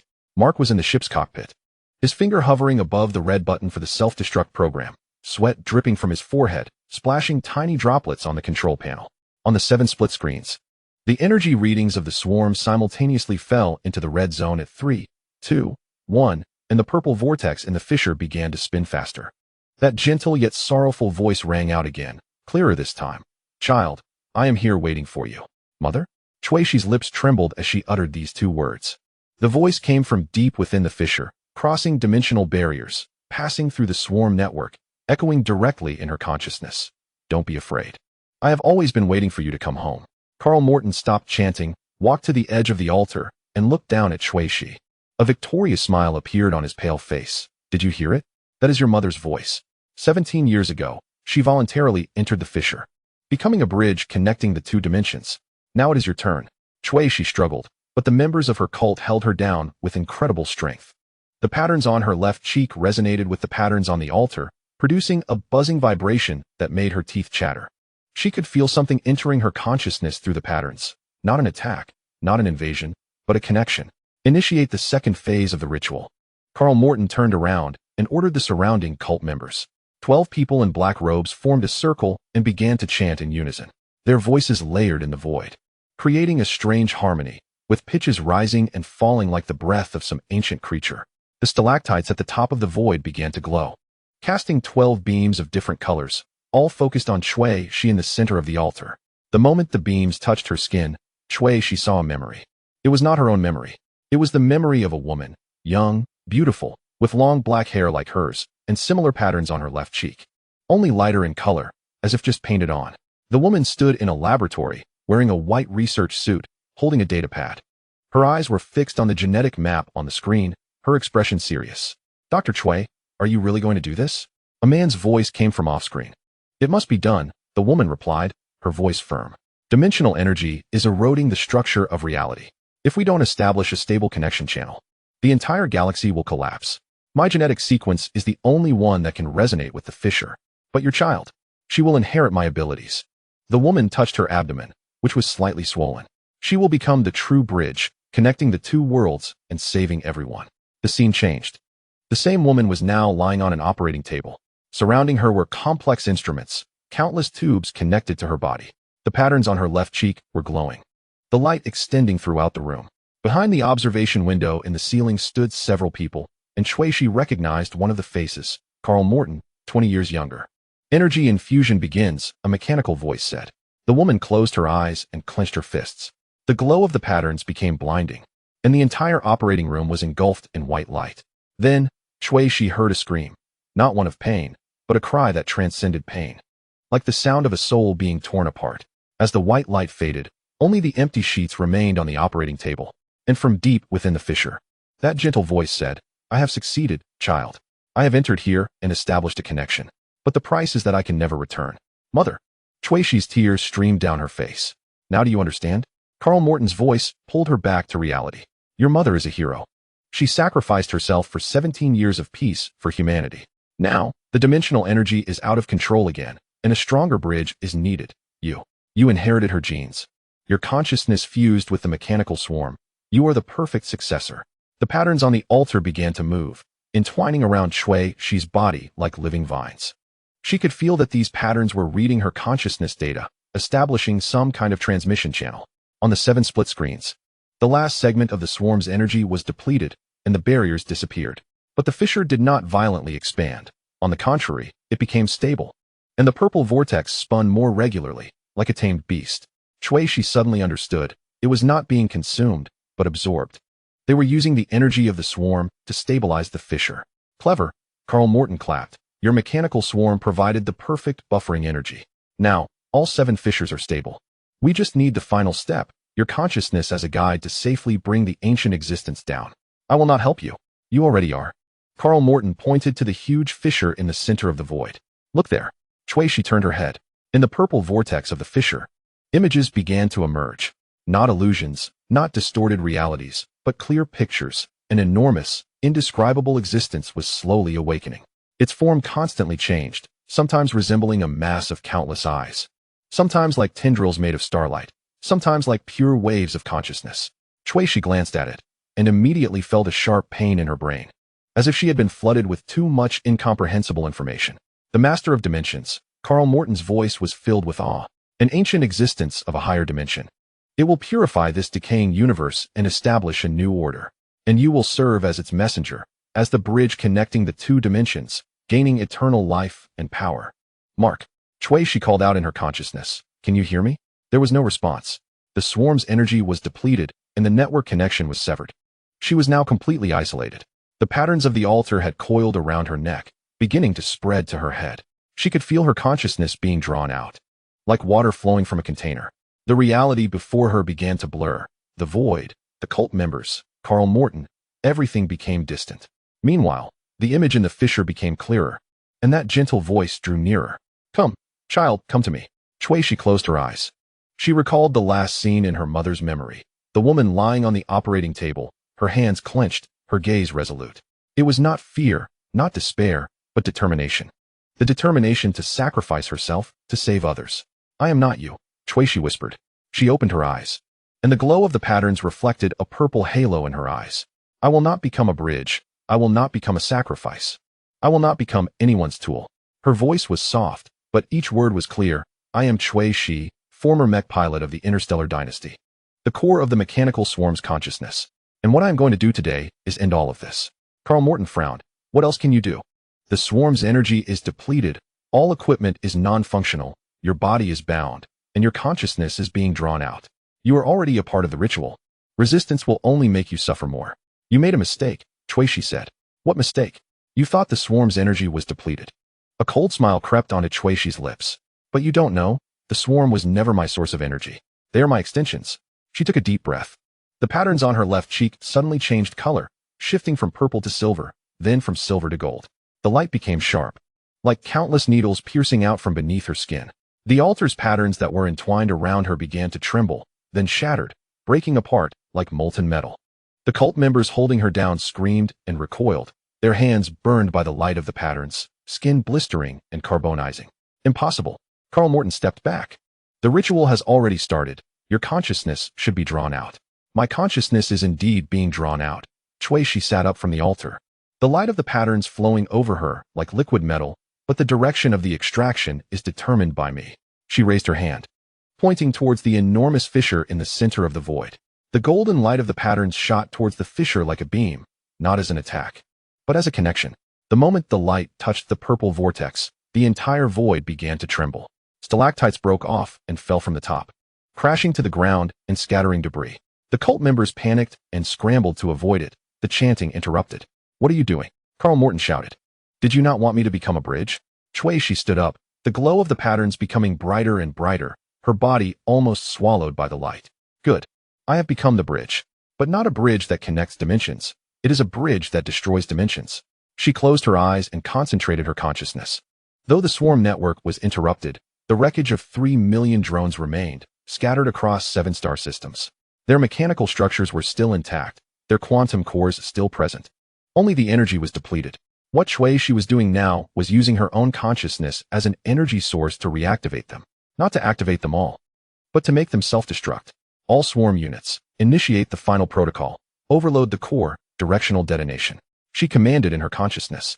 On the 7 split screens, the swarm icons that had dimmed suddenly lit up again, but not in green, not in yellow, not in red, but in blinding white. A countdown appeared next to each icon. 10, 9, 8. You're insane. Carl Morton finally understood what she was doing. Simultaneously detonating 3 million drones would unleash an energy shock that would completely tear apart the 7 rifts. But you will also be backfired. Your consciousness will turn to ashes. Chuishi finished his thought. I know. Countdown. 5, 4, 3. The existence within the rifts seemed to sense the danger and began to struggle violently. The purple vortex twisted and deformed, extending countless tendril-like energy beams, trying to grasp Chuishi, trying to stop her. But the golden glow of the patterns formed a barrier, blocking all the tendrils outside. Mother, Chuishi said in her consciousness, if you are really there, please help me one last time. Deep within the rift, the gentle voice fell silent for a moment. Then it said, okay, countdown, 2, 1. The 7 split screens turned pure white simultaneously. Immediately after, Chuishi felt 7 violent impacts, not physical impacts, but impacts of consciousness. It was as if 7 heavy hammers struck her soul at the same time. She heard screams. Not her own, but the wails of 3 million consciousness units in the swarm network simultaneously perishing. She saw the light, not golden, not purple, but pure, destructive white light, erupting from the 7 star systems, engulfing the 7 rifts. The massive rift at the center of the void began to collapse. The purple vortex cracked like shattered glass, with fragments flying in all directions, each one burning in the air, disappearing. The existence within the rift let out a silent roar, a vibration that transcended sound, making the entire planet's crust tremble. Cracks appeared in the walls of the void, and rubble fell like rain. No. Carl Morton rushed toward the altar, trying to grab Chuishi. You can't destroy everything. This is humanity's future. A falling stalactite struck his shoulder, and he screamed and fell to the ground. Chuishi stood in place as the glow of the patterns began to dim. She could feel her consciousness dissipating, flowing away like sand in an hourglass. The backlash from the explosions of the 7 rifts was destroying her consciousness core. But she felt no fear, no regret. She had completed her mission. The rifts were destroyed. The ancient existence was stopped. The ritual had failed. The price was her life. But just as her consciousness was about to completely dissipate, she felt a hand grasping her wrist. It was not Carl Morton's hand. It was not a cult member's hand. It was a warm hand. Shui opened her eyes and saw a woman's figure standing in front of her, half transparent, emanating a soft silver light. With the same pattern on the left side of her face. The woman's eyes looked at her, gentle, sad, filled with love. Mother? Shui couldn't believe it.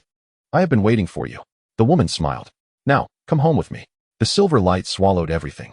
Chapter 31. The father-daughter duel. The silver light wrapped around Shui, she like a warm tide. The pain dissipated, and the coldness of her fading consciousness also disappeared. She floated in a weightless silver-white space, surrounded by a soft halo. Her mother's figure stood not far away, the patterns on her face emitting the same silver glow. She reached out her hand, and Shui saw that the hand was translucent, revealing the halo behind it. Welcome home, child. Her mother's voice rang directly in her consciousness, without transmitting through the air. Now, let me tell you everything about your birth, about my choice, about the true secrets of this universe. The silver-white space began to change. The halo condensing into images, memories that Shui had never seen, belonging to her mother, and to her father whom she had never met. The first image was a laboratory. Shui saw her young mother, Dr. Cui Minjiu, wearing a white lab coat, standing in front of a huge projection of a genetic map. The pattern on her left face was a light blue, like freshly painted lines. The projection displayed complex genetic sequences, with one segment highlighted, labeled as the dimensional resonance genetic fragment. Minjiu, are you sure you want to do this? A man stepped out from the shadows. Shui's breath halted. Carl Morton, but younger, with deep brown hair, his face unmarked by the lines of time. He wore a researcher's uniform, holding a data pad, and there was a fervent light in his eyes. The same kind of light Shui had seen at the ritual site, only now more restrained. Carl, we've calculated it 17 times. Cui Minjiu turned around, her fingers tracing the genetic sequence on the projection. Dimensional energy is eroding the structure of reality. If we don't establish a stable connection channel, the entire central star region will collapse within 50 years. My genetic sequence is the only one that can resonate with the rifts, but modifying your own embryo's genes. Carl moved closer to her, gently placing his hand on her abdomen. This means our child will not be a complete human from birth. She will become a bridge, a tool connecting two dimensions. Are you sure you want her to bear such a fate? Shui felt her heart pounding violently in the realm of consciousness. She saw her mother's hand covering Carl's hand, their fingers intertwined. She will save everyone. Cui Minjiu's voice was gentle yet firm, and I will be with her. My consciousness will enter the rift, becoming the first stable anchor point. When she grows up and her abilities awaken, I will guide her to complete the true connection, not to be devoured by the ancient existence, but to establish an equal dialogue. Equal dialogue? Carl laughed, a hint of sarcasm in his smile. Minjiu, you are too naive. The Lord of Dimensions is an existence beyond our understanding. It will not engage in equal dialogue with us. We can only submit or be destroyed. You are wrong. Cui Minjiu looked directly into his eyes. I have seen it. In the 17th experiment, my consciousness briefly contacted it. It is not a monster, Carl. It is simply different. Just as humans cannot understand the language of ants. But it tries to understand us. It needs a bridge. It needs a translator.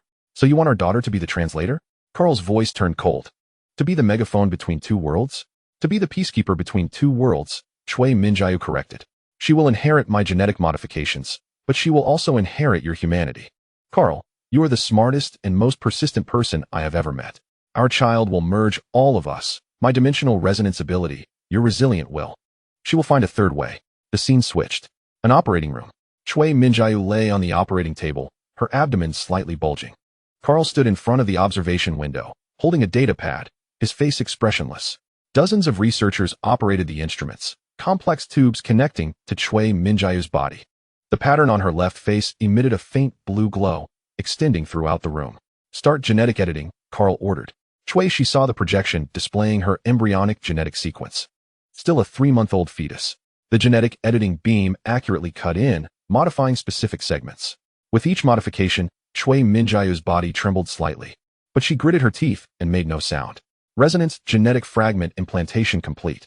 Neural connection enhancement complete. Dimensional perception organ cultivation initiated. Cold technical terms echoed in the operating room. Cui felt a ridiculous anger at her life, which had been planned since her embryonic stage. She was an experiment, a tool, a pawn in her parents' grand scheme. Why was she murmuring in the realm of consciousness? The silvery space trembled slightly. Her mother's figure approached, a translucent hand gently touching her cheek. The touch was warm, like real skin. I'm sorry. Cui Minjiu's voice was filled with regret. I thought this was the only way. I thought I could protect you, guide you, make you a bridge between two worlds. But I was wrong. Wrong about what? Shui asked. Wrong that I underestimated Carl's ambition. The scene changed again. This time it was an argument. In the same laboratory, but years had passed. Shui saw her younger self. About 4 or 5 years old, sitting in a corner chair playing with a mechanical spider toy. The patterns on her left cheek had already appeared, a light golden color.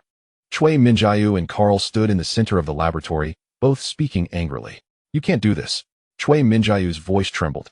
We agreed that when she turns 18 and her abilities fully awaken, I would guide her to establish a connection through the rift. Not now. We can't wait that long. Carl's voice was cold. The Imperial Army has discovered our research, and they want to classify all dimensional technology as forbidden. If we don't act now, everything will be lost. Lost what? Your power? Your status? Shui Minjiu grasped his arm. Carl, look at our daughter. She's just a child. You can't let her enter the rift now. Her consciousness will be torn apart. Her genes have been specially modified. She can withstand it. Carl shook off her hand. Minjiu, you are too emotional. Our 17 years of research, hundreds of billions of investment, were not to raise an ordinary child. She is the key, the bridge, the next step in human evolution. Evolution? Shui Minjiu laughed, her laughter bitter. Is this what you call evolution? Turning her into a tool that connects two dimensions, ensuring she can never live a normal life? Is that called evolution?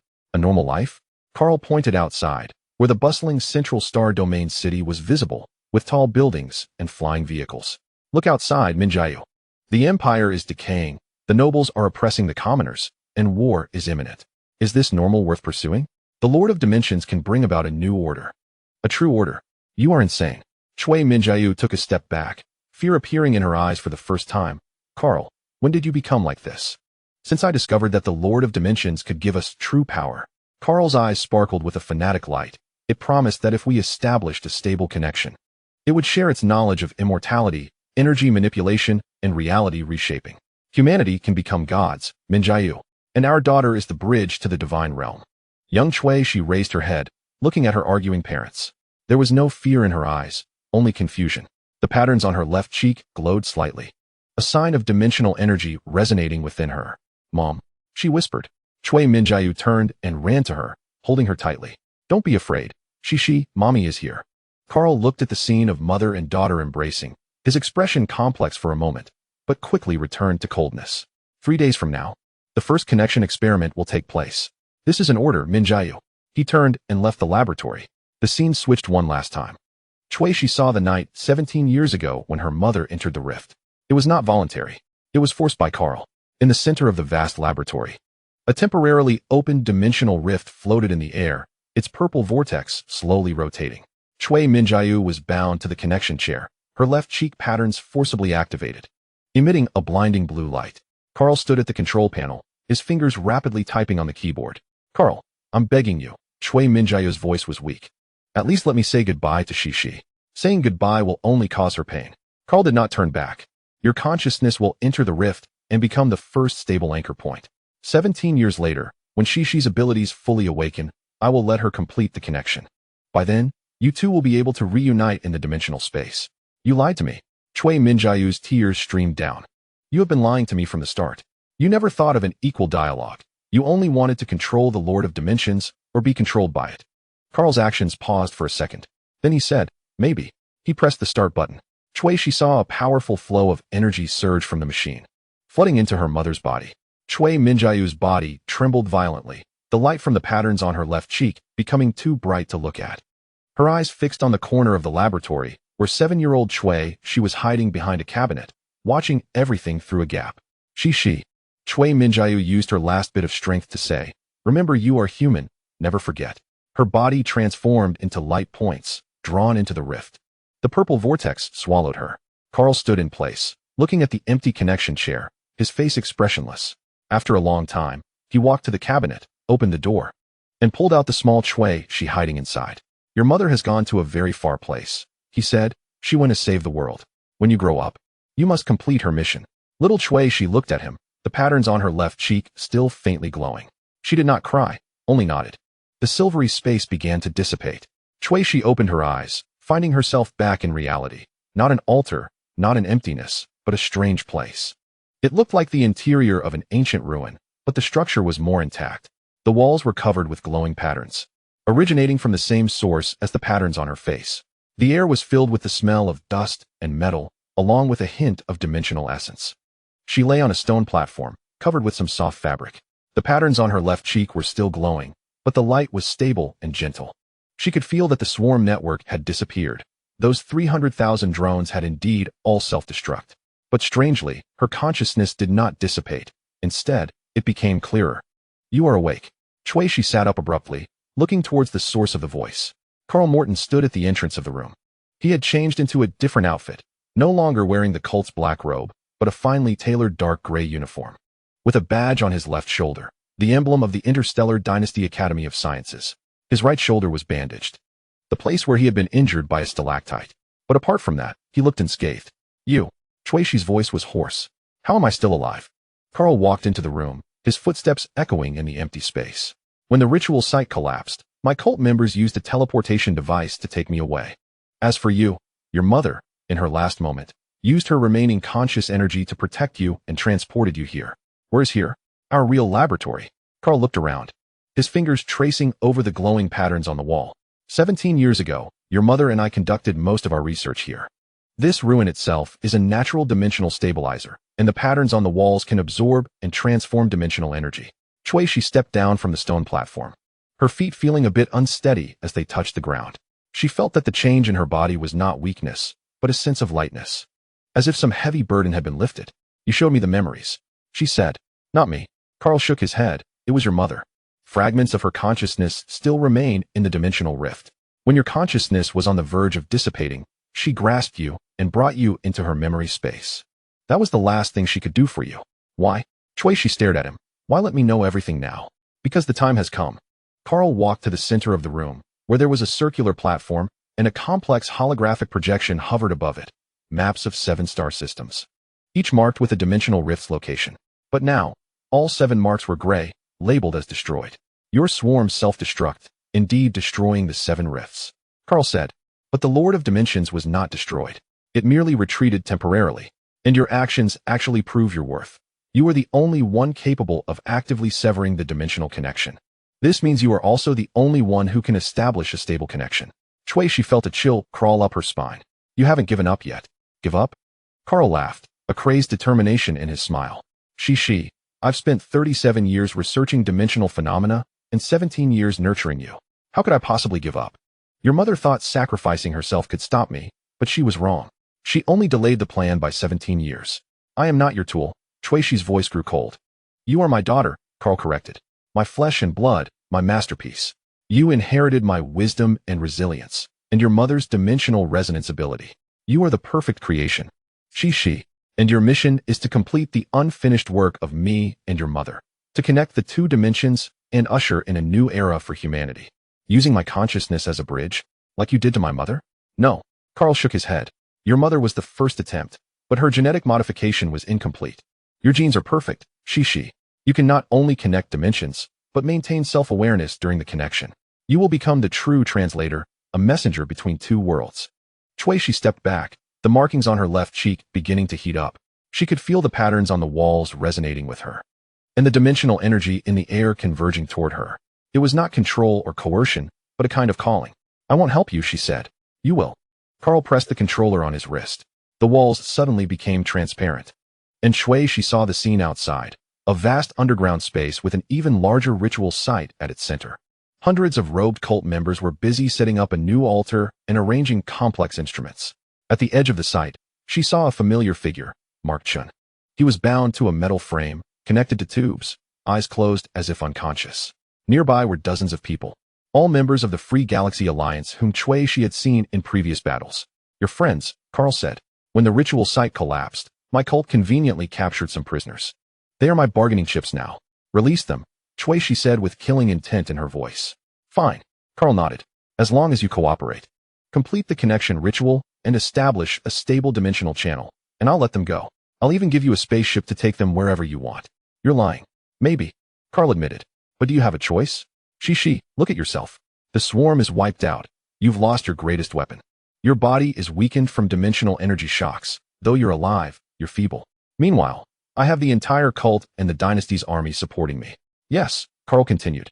The dynasty knows my plan and tacitly approves, because they also crave the power of the Lord of Dimensions. Shui clenched her fists. She could feel that Carl was telling the truth. Her mind was clear, but her body was indeed weak. After the swarm network disappeared, she lost the sense of power from connecting to millions of consciousness units. Now, she was just an ordinary person with special genes. But as she thought this, the markings on her left cheek suddenly flared intensely. The glowing patterns on the walls lit up simultaneously, filling the room with silvery white light. Shui felt something awakening inside her. Not the swarm, not machinery, but something deeper.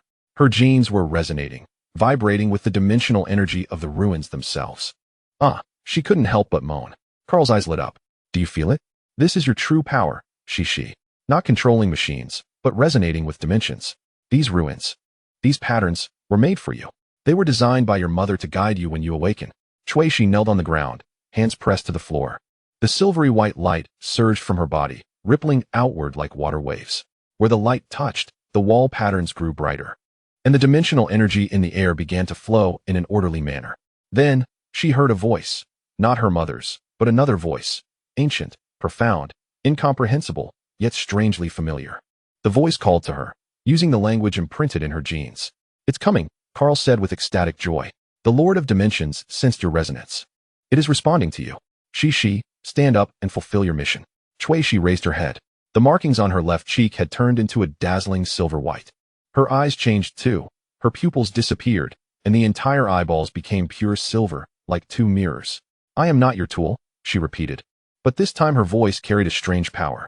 I am Shui. I am the daughter of Chui Minjiu. But I am also myself. She stood up. The silvery white light condensed behind her, forming a halo. Within the halo, countless fine patterns flowed like living script. Carl stepped back, his face showing caution for the first time. She, don't resist. Resistance will only bring you pain. Pain. Shui laughed coldly. Do you know what pain is, father? Do you know the pain of being turned into a tool? The pain of losing a mother? The pain of being treated as a monster by millions? She took a step forward. The silvery halo moved with her, and where she stepped, the dust on the ground automatically avoided her path, leaving a clean trail.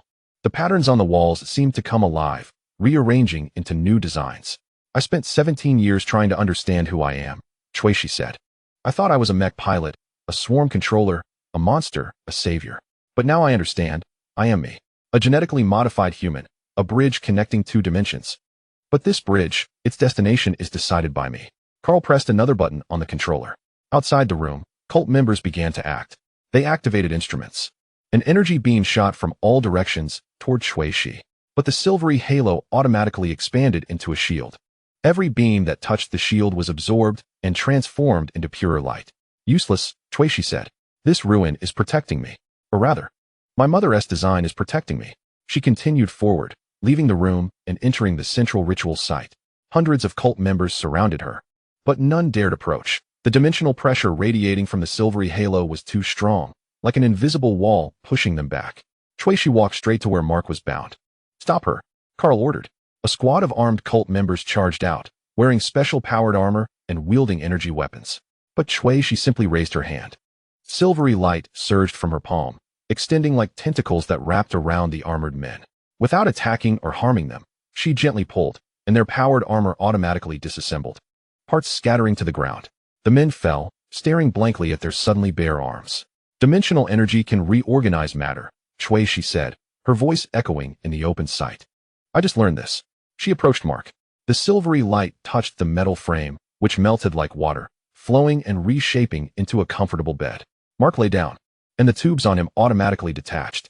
Shui reached out and touched his forehead. Silvery light flowed into his body. Seconds later, Mark opened his eyes and began coughing violently. Shui. He looked at her in confusion. You're still alive? Your eyes. That's a long story, Shui said. Turning to look at Carl. Carl had retreated to the other end of the ritual site, where a control console stood. He was operating quickly, and a complex data stream was displayed on the holographic projection. What are you initiating?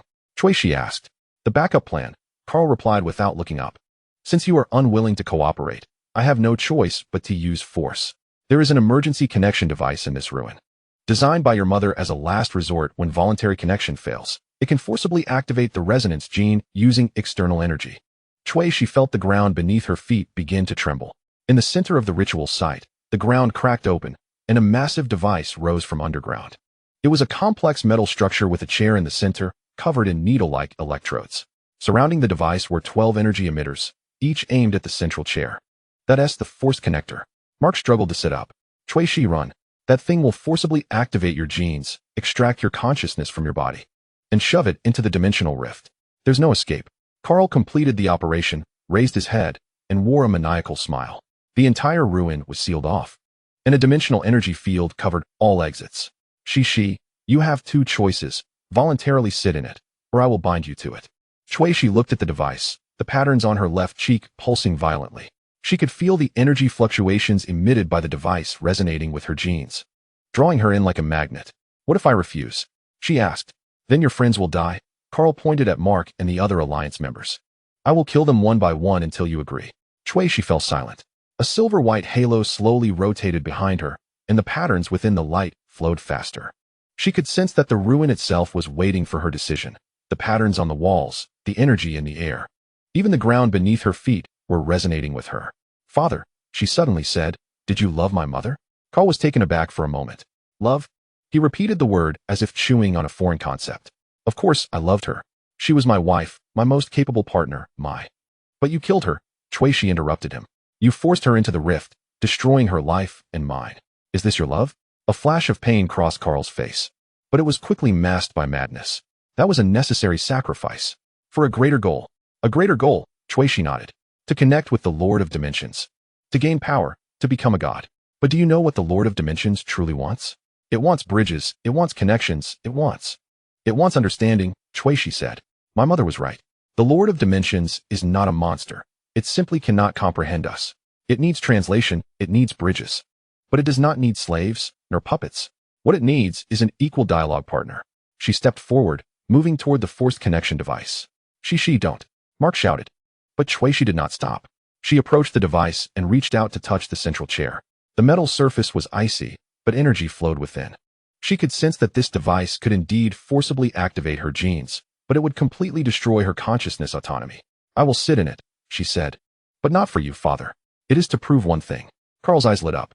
You finally understand. What I understand is, Cui Shi turned to look at him. You can never control me. Even if you forcibly activate my genes, even if you shove my consciousness into the rift, I am still me.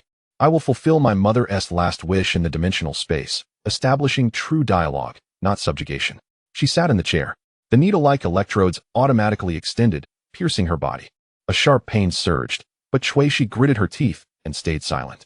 The silver-white halo began to shrink, merging into her body, and the patterns on her left cheek erupted with unprecedented brilliance. Initiate forced connection. Carl pressed the button. The 12 energy emitters fired simultaneously. 12 beams of energy struck Cui Shi. Her body trembled violently, and her consciousness began to blur. She could feel her consciousness being extracted, pushed toward some unfathomable place. But just as her consciousness was about to leave her body entirely, she did one thing. She concentrated all her will, all her strength, all her silver-white light, and sent a command to the ruin itself. Not an attack, not a defense, but resonance. The patterns of the entire ruin lit up simultaneously. Silver-white light surged from the walls, floor, and ceiling, converging on Cui Shi. The energy of the forced connection device was absorbed in reverse, and the 12 emitters overloaded one by one, exploding. What? Carl looked at the control panel in shock. All the data was garbled. She is reversing the control of the ruin. Cui Shi opened her eyes. Her eyes had completely turned silver, like two mirrors reflecting the scene of the entire ritual site. She stood up, and the needle-like electrodes automatically fell off, her wounds healing instantly. This ruin was designed by my mother, she said, her voice carrying a strange echo, as if multiple people were speaking at once.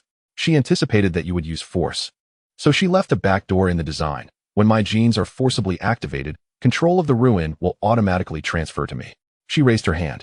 Silver-white light surged from her hand, sweeping across the entire ritual site like a tide. Wherever the light reached, the weapons of the cult members became ineffective. All instruments shut down, and the energy field dissipated. Now, Cui Shi looked at Carl. It's time to end this. Carl backed away, hitting the control panel. For the first time, true fear appeared on his face. Shi, I am your father. You are my biological father, Cui Shi interrupted him. But you have never fulfilled a father's responsibilities. You treated me as a tool, an experiment, a ladder to power. So now, I will cut off this last connection. She stepped forward. Silver-white light spread beneath her feet, like a path leading to a throne. The cult members tried to stop her, but the light gently pushed them aside as if they were fallen leaves. Carl suddenly laughed. His mad laughter echoed in the empty space. Do you think you've won? He wiped the blood from the corner of his mouth. He had bitten his lip without realizing it. She, you are too naive. Although the forced connection device has failed, it has already activated your gene resonance. And the Lord of Dimensions has locked onto your position. She stopped in her tracks. She felt it. Not through sight, not through sound, but through the resonance deep within her genes. Something was approaching. Crossing the shattered passage from the other side of the dimensional rift, drawing near to the real world. The air began to distort. In the center of the ritual site, space rippled like the surface of water. At the center of the ripples, a crack slowly opened, not a purple vortex, but pure darkness, with silver patterns flowing within it. It's coming, Carl shouted with ecstasy, his voice hoarse. The Lord of Dimensions has descended. It sensed the perfect bridge. It has come to greet you. She. This is glory. This is... His words were abruptly cut off. For what extended from the crack was not a friendly tentacle, nor a messenger of peace, but a massive hand made of pure darkness. The hand had 5 fingers, each fingertip shimmering with silver patterns identical to those on Shueishi's face. The hand reached toward Shueishi, moving slowly but exuding an irresistible pressure. Shueishi looked up at the hand, and its silver eyes reflected the dark outline. She understood. The Lord of Dimensions truly wanted a bridge. But what it wanted was not a dialogue partner. Rather, it wanted a vessel. Chapter 32. The Descent of the Lord of Dimensions. The hand stopped 1 meter in front of Shueishi. The 5 fingers made of pure darkness, slightly curved. The silver patterns at their tips flickering like breathing. Shueishi could feel the patterns resonating with her face, not through sound, not through vibration, but through a deeper, genetic-level response. Her left cheek began to heat up, and a silver light shone through her skin as if trying to break free. Shueishi. Mark's voice echoed from a distance. Hoarse and anxious, get away from there. Shueishi didn't move. She stared at the hand, the dark outline reflected in her silver eyes. The air became thick, and each breath felt like swallowing gel. She could smell a strange odor that was neither decay nor burning, but something she had never encountered before. A scent between metal and ozone. A low buzzing filled her ears, like countless tiny insects crawling inside her skull. The ruins began to collapse, not from the edges, but from the air surrounding that hand. The space crumpled like wrinkled paper, the walls, floor, and ceiling visually distorted. A massive stone slab fell from above, crashing at the edge of the ritual site and turning to dust. The dust didn't fall to the ground but hovered in midair, as if lifted by an invisible force. Dimensional energy overload. Carl knelt on the ground, looking up at the hand, his face a mix of ecstasy and fear. It's really here. It's going to pass through the rift. Shueishi took a deep breath. She raised her right hand, palm facing that dark hand. Silver light surged from her hand, forming a barrier in front of her. The moment the light touched the darkness, the air erupted with a piercing shriek. It was not a sound, but a lament of reality as structure being torn apart. Step back, Shueishi said, her voice calm to the point of being terrifying. I don't need you. The fingers of that hand twitched. The first finger slowly straightened, pointing at Shueishi's forehead. The silver patterns at the fingertip suddenly brightened tenfold, shooting out a thread-thin beam of light. The beam pierced through the silver light barrier, like a needle through water, directly stabbing into Shueishi's brow. Pain. Not physical pain, but the pain of consciousness. Shueishi felt her thoughts being forcibly pried open. Something was drilling in. Fragments of memories were stirred up, the white walls of the childhood lab. Her mother's gentle touch, the vibrations when she first piloted a mech, the feeling of mechanical swarms flowing in the consciousness network. Then all memories began to fade. Like a watercolor painting soaked in water, outlines blurring, colors dissipating. Shueishi was horrified to discover she was forgetting her mother's face. The face that smiled at her in the silvery space was peeling away from her memory. No. She gritted her teeth, silver light erupting from her body, rolling out. A stronger silver light surged from her, like an exploding star. The light struck the dark hand, and fine cracks appeared on the surface of its fingers. Deeper darkness seeped through the cracks, like a window leading to another universe. The hand recoiled, not pushed back, but like a tentacle withdrawing after probing. It hovered at the edge of the rift, its 5 fingers gently swaying, as if contemplating. The collapse of the ruins accelerated. The ceiling of the entire ritual site began to fall away in large chunks, exposing the distorted rock structure above. The ground cracked with web-like fissures, and purple dimensional energy surged from the gaps like a fountain from the depths. The energy touched any object, stone slabs, instruments, the bodies of cult members, disassembling them into fundamental particles, then reassembling them into incomprehensible geometric shapes. A twisted piece of metal floated past Cui Shi. It had originally been part of the control console, now transformed into a Mobius strip, its surface flashing with a non-Euclidean sheen. Cui Shi, over here. Mark's voice rang out again. Cui Shi turned her head and saw that Mark had broken free from the dimensional pressure, dragging two unconscious Alliance members towards the edge of the site. His face was drenched in sweat, his left arm hanging unnaturally, clearly injured in the recent collapse. Take them away. Cui Shi shouted. I'll hold it off. Are you crazy? Mark yelled, dodging falling debris. You'll die? I won't. Cui Shi turned back to face that dark hand. It doesn't want to kill me. It wants something else. She took a step forward. Only half a meter remained to that hand. The dark aura rushed at her, cold, hollow, filled with incomprehensible information. Cui Shi could feel the immense, ancient consciousness contained within that hand, completely alien to humanity. It was neither malice nor goodwill, but a will of existence that transcended the categories of good and evil. It was calling to her, not through sound, but through genetic resonance. The patterns on her left cheek became hotter, the silver light nearly piercing through her skin. She could hear the call, a whisper resonating deep within her consciousness, using not words, but the flow of concepts and images: bridge, vessel, passage, eternity. Do you want me to be your passage? Cui Shi murmured, her silver eyes fixed on the dark hand. You want me to bring you into this universe? The fingers gently curved, as if nodding. And then, Cui Shi asked, what will you do? The imagery flowed again: reorganization, order, perfection, silence. Cui Shi understood. The Master of Dimensions did not want to destroy this universe, but to repair it according to its perfect standards, reorganizing all matter, energy, and consciousness, returning everything to eternal, unchanging silence. No life, no change, no possibilities, only perfect, deathly order, like freezing flowing water into ice. No. Cui Shi shook her head. That is not perfection, that is death. The fingers suddenly stiffened. More darkness surged from the rift. A second hand reached out. Then a third. A fourth. 6 dark hands in total emerged from the rift, like the limbs of some colossal entity. They reached for Cui Shi simultaneously, 3 times faster than before. Cui Shi retreated, the silver light converging in front of her to form a shield. But this time the dark hands did not stop. They slammed directly into the silver light shield. The impact was soundless. Only the distortion of space remained. The surface of the shield formed swirling indentations, the silver light being consumed and assimilated by the darkness. Cui Shi felt her strength rapidly depleting, not consumed, but transformed. Her silver light was becoming part of the darkness. Mark. She screamed hoarsely, take everyone away. Now. What about you? I'll find a way. Cui Shi bit her lip, using the pain to stay awake. Go? Mark glanced at her, his eyes filled with struggle and pain, but ultimately hardened into resolve. He nodded, dragging the 2 Alliance members toward the pathway at the edge of the ritual site. The pathway had already begun to deform, the entrance twisting into strange angles. But it was still passable. Carl still knelt in place. He watched as the 6 dark hands surrounded Cui Shi, a mad smile spreading across his face. Shi. Accept it. This is your destiny, to become part of the divine. Shut up. Cui Shi didn't even look at him, her full attention focused on the confrontation. The 6 hands had completely surrounded her.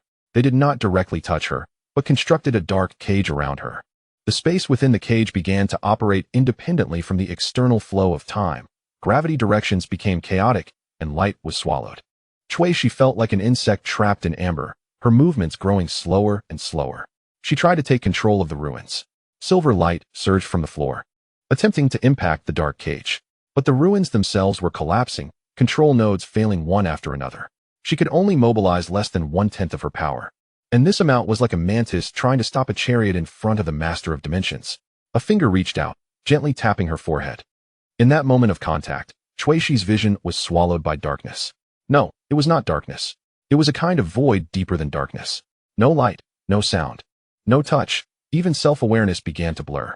She felt herself dissolving, like a drop of ink falling into the ocean, about to lose its boundaries and become part of the boundless. Just then, she heard her mother's voice. Not beside her, but deep within her memories. At the very core of her genetic coding. Shi, remember, you are a bridge, but not one way. Cui Shi's eyes flew open. Silver light erupted from her body. Not to resist the darkness, but to merge with it. She no longer resisted the touch of that hand, but instead actively extended her consciousness, tracing back along the darkness of the finger to the other end of the crack. You want to communicate? She said in her mind, "Okay, I will communicate with you." The dark hand paused. Then, she felt her consciousness being pulled, like a piece of driftwood swept away by a giant wave, rapidly passing through the crack and entering another dimension. When her vision became clear again, she found herself standing in an indescribable space. There was no concept of up or down, left or right, no gravity, no light source, yet everything was clearly visible. The space itself was flowing, like liquid light, yet also like solid mist. In the distance, geometric structures were building, deconstructing, and reorganizing themselves. They were not architecture, but some more fundamental form of existence. Like the visualization of mathematical formulas. She looked down at herself. Her body was a translucent silver white, just like her mother's form in the realm of consciousness. The lines on her left cheek were clearly visible, emitting a soft glow. She could feel that she was still connected to her physical body in the real world. But the connection was very weak, like an extremely thin thread. "Welcome." The voice came from all directions. She turned around. If the concept of turning existed in this space, she saw a figure emerging from the flowing light mist. Her breath stopped. The figure looked exactly like her. The same height, the same build, the same translucent silver-white form, with the same lines on the left cheek. Even the subtle habits in her gaze and the slight tilt of her posture were completely identical. It was like looking into a perfect mirror. But the reflection of her in the mirror was smiling. That smile was one she had never seen on her own face. Calm, inclusive, with a divine compassion, yet tinged with a hint of inhuman detachment.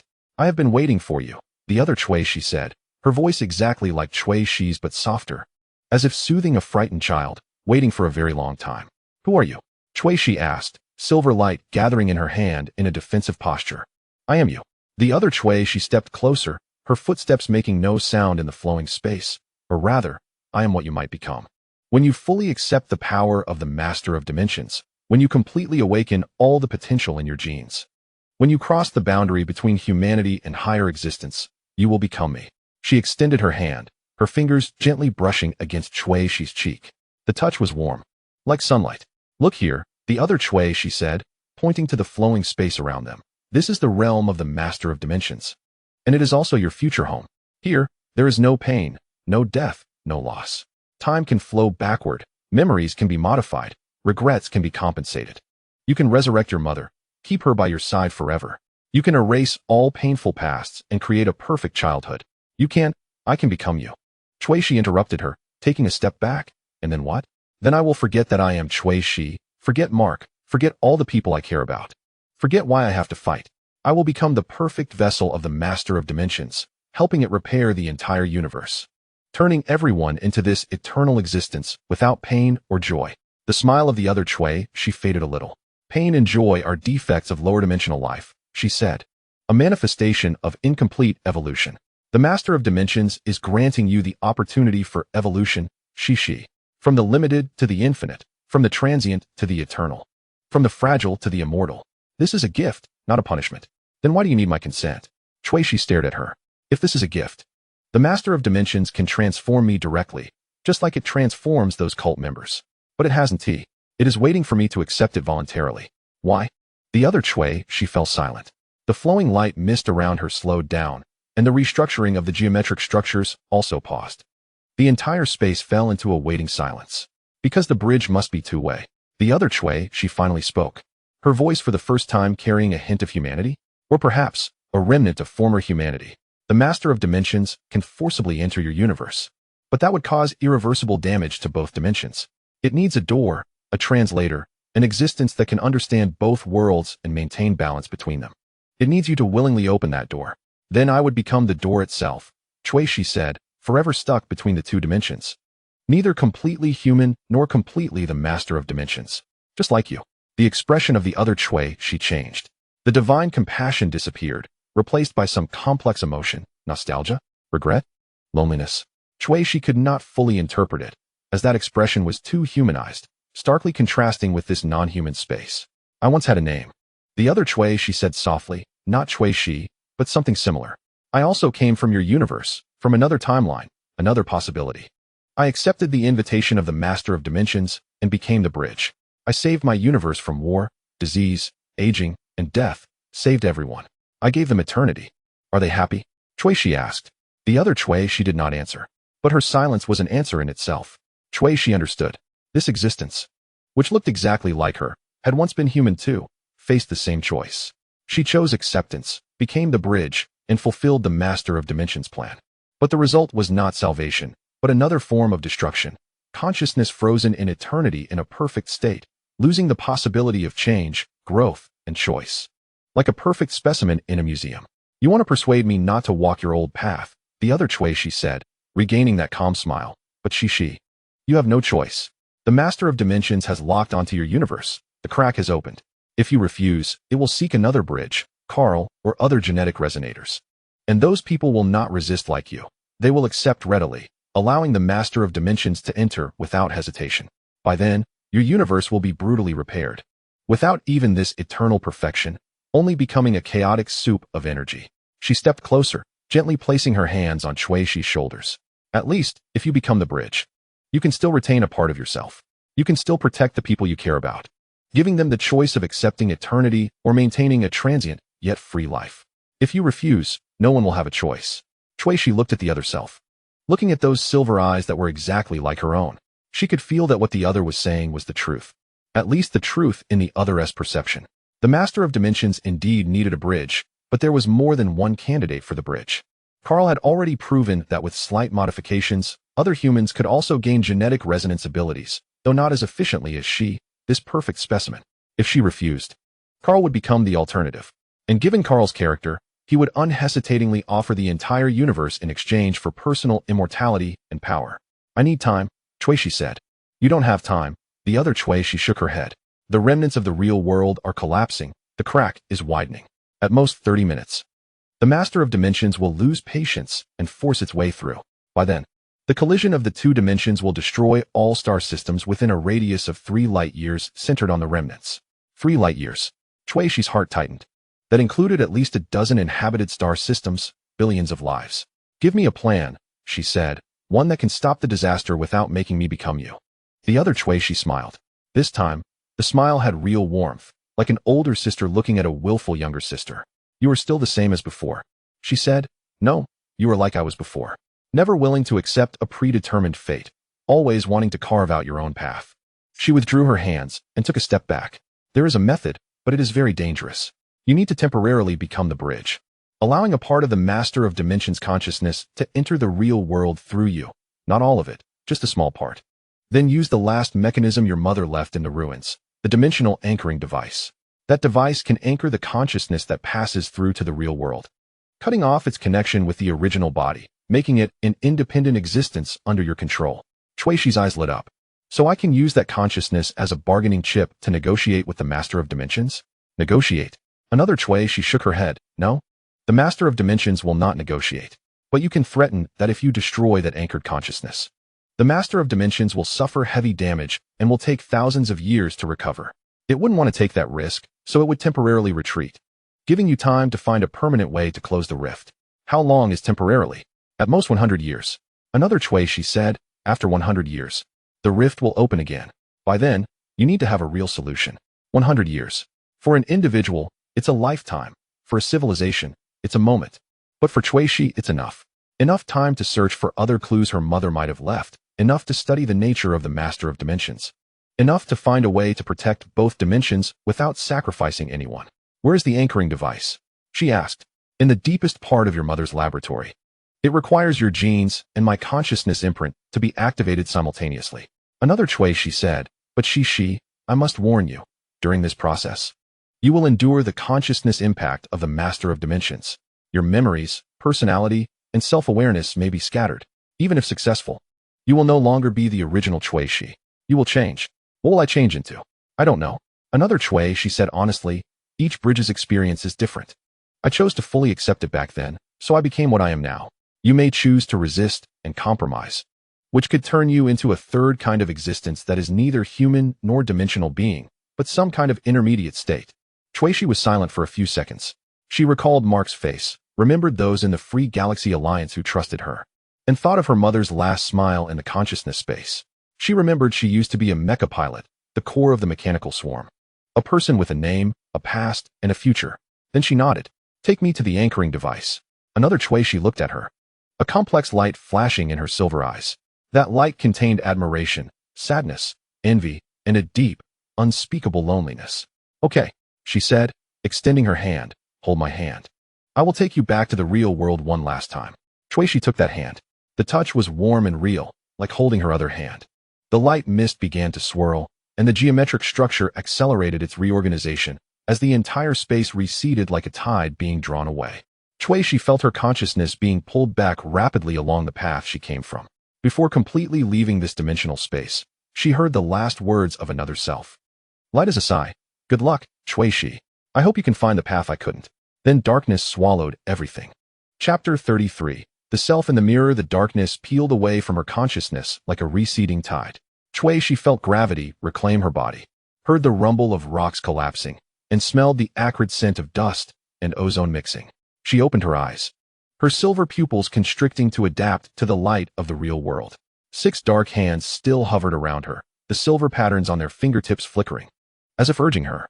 The pattern on her left cheek burned astonishingly, the genetic resonance reaching its peak. She looked down at her hands, the translucent silver color fading, the texture of flesh and blood re-emerging. The voice of another self echoed in her ear, distant as if coming from the deep sea. "Remember, the anchoring device is behind the 3rd stone slab on the north wall of the laboratory. It requires your blood and my imprint." The voice cut off. Shuishi took a deep breath and turned to see Mark dragging the last unconscious member toward the passage at the edge of the ritual site. His left arm twisted at an odd angle. Carl was still kneeling in place, but his eyes were fixed on her, his lips moving as if reciting some incantation. Above, the ceiling split open with a huge crack, and purple dimensional energy poured down like a waterfall.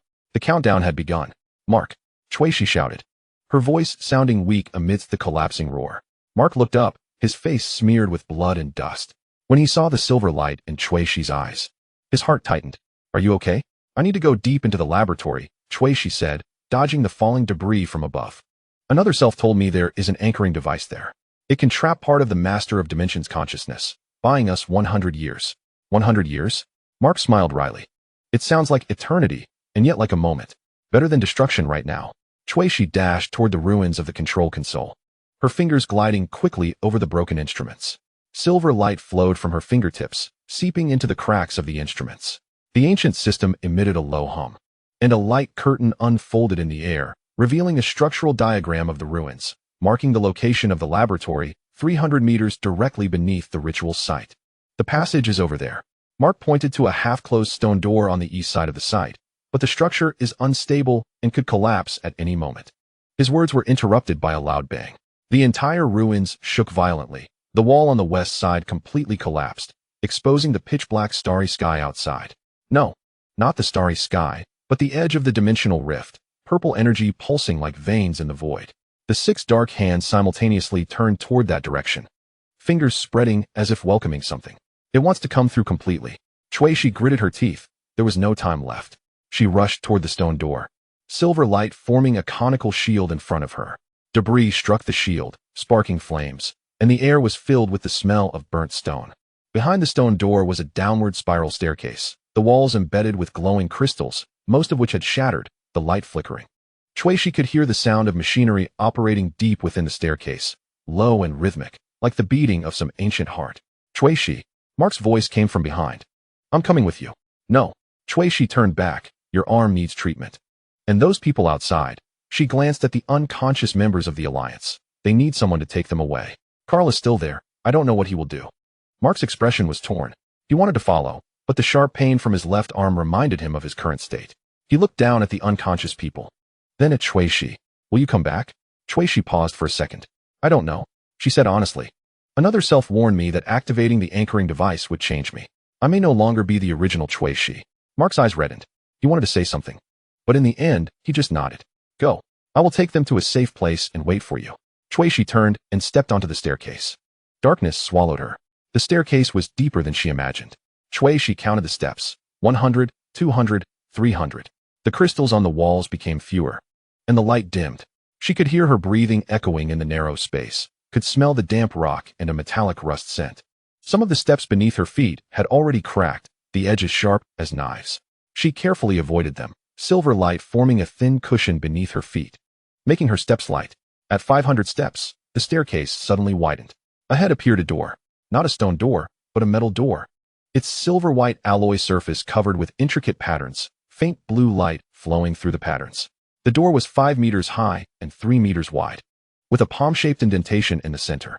Shui approached, feeling the low temperature emanating from the door, the air condensing into tiny ice crystals on its surface. She raised her right hand, hesitated for a moment, then pressed it against the indentation. Her palm fit perfectly. Silver light surged from her hand, seeping into the patterns on the door. The blue light suddenly brightened. The patterns flowed as if coming to life, reorganizing, ultimately forming a complex geometric design. The door emitted a low mechanical sound and slid open to both sides. Behind the door was a laboratory. The moment Shui stepped in, the lights above automatically turned on, not electric lights, but floating orbs of light, emitting a soft white glow. The laboratory is large, at least the size of half a football field. The walls are made of the same silver-white alloy, smooth as a mirror. Various instruments are placed in the center of the room, most of which have stopped operating, but a few still emit a low hum. The air is filled with the smell of disinfectant and some kind of chemical reagent, mixed with a faint, stale dust scent. She walks toward the nearest workbench. Data boards are scattered on the surface, covered with a thin layer of dust. Shui wipes the dust away with her finger, and the data board lights up, revealing a research log dated the 3572nd year of the star calendar, the 43rd research cycle. That was 10 years before her birth. The first page of the log reads, Project, Dimensional Bridge Program Goal, establish a stable connection channel between human consciousness and higher dimensional existence. Person in charge, Dr. Shui Yuhua. Her mother's name. Shui's fingers tremble. She continues to turn the pages. Log page 17. Today, the 312th gene editing experiment was conducted. Goal, implant dimensional resonance sequences into the human genome. Specimen number 7 exhibited stable resonance responses, but consciousness stability decreased. Sequence structure adjustments are needed. Log page 89, breakthrough. Successfully implanted a complete dimensional resonance sequence into the genome of specimen number 23. The specimen exhibited a stable connection with higher dimensional energy while maintaining human consciousness integrity. But there is one problem. The resonance sequence is hereditary. This means that if the specimen has offspring, the offspring will also carry this sequence. Log page 156, specimen No. 23 is pregnant. This is unexpected, but also an opportunity. We can observe the expression of the resonance sequence during the embryonic development process. If successful, this child will become the first human capable of communicating with higher dimensional beings from birth. Log page 203, the child is born. It's a girl. We named her Shui. Tests show that the resonance sequence in her body expresses perfectly, even exceeding expectations. But she cannot stay here. The dynasty has noticed our research, and I must send her away to a safe place, allowing her to grow up like an ordinary child. The last page of the log. Dated the year she turned 8, the dynasty's people have come. They have learned about the bridge program and about Shui's existence. I must destroy all data and seal the laboratory, but I will leave behind a contingency dimensional anchoring device. If one day, Shui must face the fate she is destined to confront, this device can give her a choice. Not to become the bridge, but to become the anchor. Daughter, I'm sorry. Mommy loves you. Shui closes her eyes. Tears slide down from the corners of her eyes, dripping onto the data board, leaving moist traces in the dust. She finally understands that she is not an accident, not a product of an experimental mishap. She was designed, transformed from the embryonic stage to be capable of connecting with the masters of dimensions. Her mother loved her, but also created the fate she was destined to face. So this is the truth. A voice echoes in the laboratory. Shui turns abruptly. At the other end of the laboratory, the air begins to distort. Silver-white light mist seeps out from the void, coalescing into a human shape. As the light mist dissipates, another Shui stands there. Identical to the one she met in the dimensional space, with silver eyes, silver hair, and the same patterns on her face. But this time, she is wearing a white lab coat, just like her mother once did. Yu Shui steps back. How are you here? I have always been here. The other Shui, she says, her voice calm, or rather, my consciousness imprint has been sealed in this laboratory, waiting for your arrival. Now that you are here, you have activated the door lock and also activated me. She walks toward Shui, her steps light and soundless. The laboratory's light shines on her, making her appear both real and illusory, like a holographic projection, yet also like a physical presence. The log you just read is only part of the story. The other Shui stops 3 meters in front of Shui. What mother did not write down is the true purpose of the bridge program. It is not for connection, but for control. She believes that if there is an existence among humans that can fully understand the masters of dimensions, or even merge with them. Then humanity can harness their power instead of being destroyed by it. Harness? Chuishi frowns. How to harness? The other Chuishi smiles. That smile has no warmth. To become the ruler of the new universe. She raises her hand, and the laboratory walls suddenly become transparent.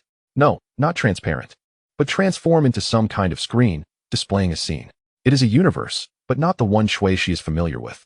In this universe, all galaxies are arranged in perfect geometric patterns. All planets move along precise orbits, and all life is still, like specimens frozen in time. This is the perfect universe in the eyes of the masters of dimensions. The other Chuishi says, eternal, orderly, without chaos, without free will. Every existence has a fixed position, a fixed function, and will not deviate from the predetermined path from birth to destruction. Chuishi looks at that universe, feeling a chill. This is like a prison. For the masters of dimensions, this is paradise. The other Chuishi says, it comes from a highly ordered dimension, unable to comprehend the chaos and randomness of our universe. To it, free will is a disease, uncertainty is a defect. An entropy increase is a mistake that must be corrected. The scene changes. Chuishi sees herself, not as her current self, but as another version. That Chuishi stands at the center of the universe. Behind her is the massive figure of the master of dimensions. She raises her hand, lightly tapping her finger, and the orbit of a galaxy changes according to her will. With another tap, the direction of a civilization's development is reset. She is like the tuner of the universe, casually plucking the strings of reality. This is how your future will look after accepting the power of the masters of dimensions, the other Chuishi says. You will become the complete human consciousness that is the perfect combination of the bridge and the power of the masters of dimensions. You will have the ability to reshape reality, to transform the entire universe according to your will. You can make wars end, make diseases disappear, make resources infinite, and grant eternal peace to all life. The scene continues to change. Chuishi sees an older Mark, standing in a garden, wearing a calm smile. Beside him are Lena Stardust, Z7, and all the people she knows. They are all alive, all healthy, all happy. But their eyes are hollow, their smiles fixed. Like robots programmed to behave that way. What is the cost? Chuishi asks, her voice dry. The cost is free will, the other Chuishi says. To maintain such a universe, all uncertainty must be eliminated. This means that every choice of every life must be predetermined. Every fluctuation of every thought must be controlled. You will give them happiness, but you will not give them the right to choose happiness. You will give them peace, but you will not give them the freedom to fight for peace. The focus shifts to Mark's face. Those hollow eyes suddenly blink. For a moment, Chuishi sees a glimmer of struggle, as if something deep within Mark's eyes is trying to break free, but it is quickly suppressed. His smile becomes perfect again. Perfect to the point of being eerie. They will become puppets, Chuishi whispers.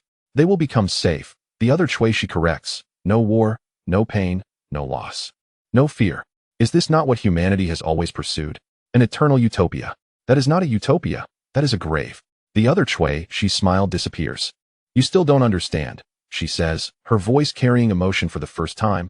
That is disappointment, profound disappointment. I have experienced the struggle you are currently facing. I stand here, facing the same choice. I also refused at first, thinking I could find a third way. And what happened? She raises her hand, and the image on the wall changes again. This time, it is a battlefield. Chuishi sees another version of herself standing amidst the ruins, surrounded by countless corpses. There are dynasty soldiers, alliance members, and civilians. The sky was stained red with flames, and the earth cracked open into an abyss.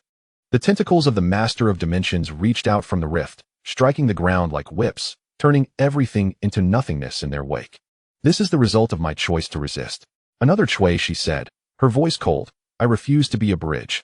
Attempting to confront the Master of Dimensions with force, I gathered all the forces I could muster. The Dynasty Army, the Alliance Rebels, alien races, and even the Mechanical Awakening movement. We fought for 30 years, and billions died. And in the end, the scene froze on the last frame. Another Chuishi knelt among the ruins, cradling a person who was Mark, long dead. She looked up at the sky, where the true form of the Master of Dimensions was fully descending from the rift, an existence that defied description, enough to shatter one's sanity upon seeing it. In the end, I lost everyone, yet still had to accept its terms. Another Chuishi said, but by then it was too late. The Master of Dimensions was angered by my resistance. The first thing it did upon descending was erase all life in 3-star systems as punishment. The screen turned black. The laboratory returned to its original state. Another Chuishi looked at Chuishi, her silver eyes reflecting Chuishi's pale face. So here I stand, as your mirror. To tell you the truth, she said, accept, and you can become the ruler of the new universe. Though the cost is heavy, at least most lives can be saved. Resist, and you will experience all the losses, pain, and despair I went through, ultimately leading to compromise, but by then, an irretrievable price will have been paid. Chuishi remained silent for a long time. She could hear her own heartbeat, feel the warmth of the lines on her left cheek, and smell the stale air in the laboratory. She looked at another version of herself, one from another timeline who had experienced all possibilities. That self's eyes held deep fatigue, as if it had lived too long and witnessed too much. You just said that mother left the anchoring device. Chuishi finally spoke. That device can trap a part of the Master of Dimensions consciousness, buying us 100 years. Another Chuishi nodded. But you also warned me that using that device would change me. Chuishi continued, I will endure a shock to my consciousness. My memories and personality may fragment, and I might no longer be the original Chuishi. Yes. So, if I use the anchoring device to gain 100 years, and then use that time to find a true solution that is neither acceptance nor resistance, but a third way? Another Chuishi was taken aback. She looked at Chuishi as if she was truly seeing this person for the first time. Then she smiled, a smile that held bitterness, sarcasm, and perhaps a hint of hope. You truly are different from me. She said, I once considered a third way too, but soon gave up, because I saw no possibility. The Master of Dimensions is too powerful, human technology is too backward, and time is too urgent. But you seem to genuinely believe it is possible. I must believe. Chuishi said, because if I do not believe, I must choose one of the two futures you presented, and I cannot accept either of those futures. She walked towards the north wall of the laboratory. The wall was smooth alloy, without seams or joints, as if cast from a single piece of metal. But another self had said that the anchoring device was behind the third stone slab on the north wall. Chuishi counted from the left. First slab, second slab, third slab. She placed her hand on the position of the third stone slab. Nothing happened. It needs your blood. Another Chuishi stepped beside her, and my mark. Chuishi bit her fingertip. A drop of bright red blood oozed out, and she pressed her finger against the wall. At the same time, another Chuishi also pressed her hand against the wall, right next to Chuishi's finger. Silver light surged from another Chuishi's hand, mingling with Chuishi's blood. The wall began to change. The alloy surface rippled like water, patterns appearing and reorganizing, ultimately forming a complex keyhole shape. In the center of the keyhole was a groove, just the right size for Chuishi's palm. Now, speak your choice. Another Chuishi said, her voice serious. If you choose to accept the power of the Master of Dimensions, place your hand there, and the door will open, revealing the final ritual of becoming a bridge. If you choose to resist, also place your hand there, and the door will open, revealing a weapon capable of destroying half a star system. If you choose the third way, she paused, then you need to do two things at once. Place your hand there, while simultaneously constructing in your mind a vision of a future you desire. Not a utopia, not a grave, but a true, free future full of possibilities. The anchoring device will read your consciousness. If it determines that the vision you construct has even a 1 in 10,000 chance of realization, it will activate, giving you 100 years. Chuishi looked at the groove. She remembered the last sentence in her mother's journal. Daughter, I'm sorry. Mommy loves you. She recalled the look Mark had given her at the edge of the ruins, a mix of worry, trust, and reluctance. She thought of those who believed in her in the Free Star Alliance, remembered the information about ancient beings provided by Lena Stardust, and recalled the strategic support from Z7. She remembered that she had once been a Mecha pilot, the core of the mechanical swarm, a person with a name, a past, and a future. Then she raised her hand and pressed it against the groove. At the same time, she constructed the vision in her mind, a universe where galaxies move freely, civilizations develop freely, and life chooses freely. There is war, but there is also peace. There is pain, but there is also joy. There is loss, but there is also gain. The Master of Dimensions exists, but is not a ruler, rather a neighbor. Humanity coexists with higher dimensional beings, learning from and understanding each other, but not controlling one another. She stands in this universe, not as a tuner, not as a ruler, but merely as a witness, a protector, a guardian ensuring that free will always exists. The vision became clear in her consciousness. Every detail, every color, every emotion. Her hand pressed fully against the groove. The wall emitted a rumble.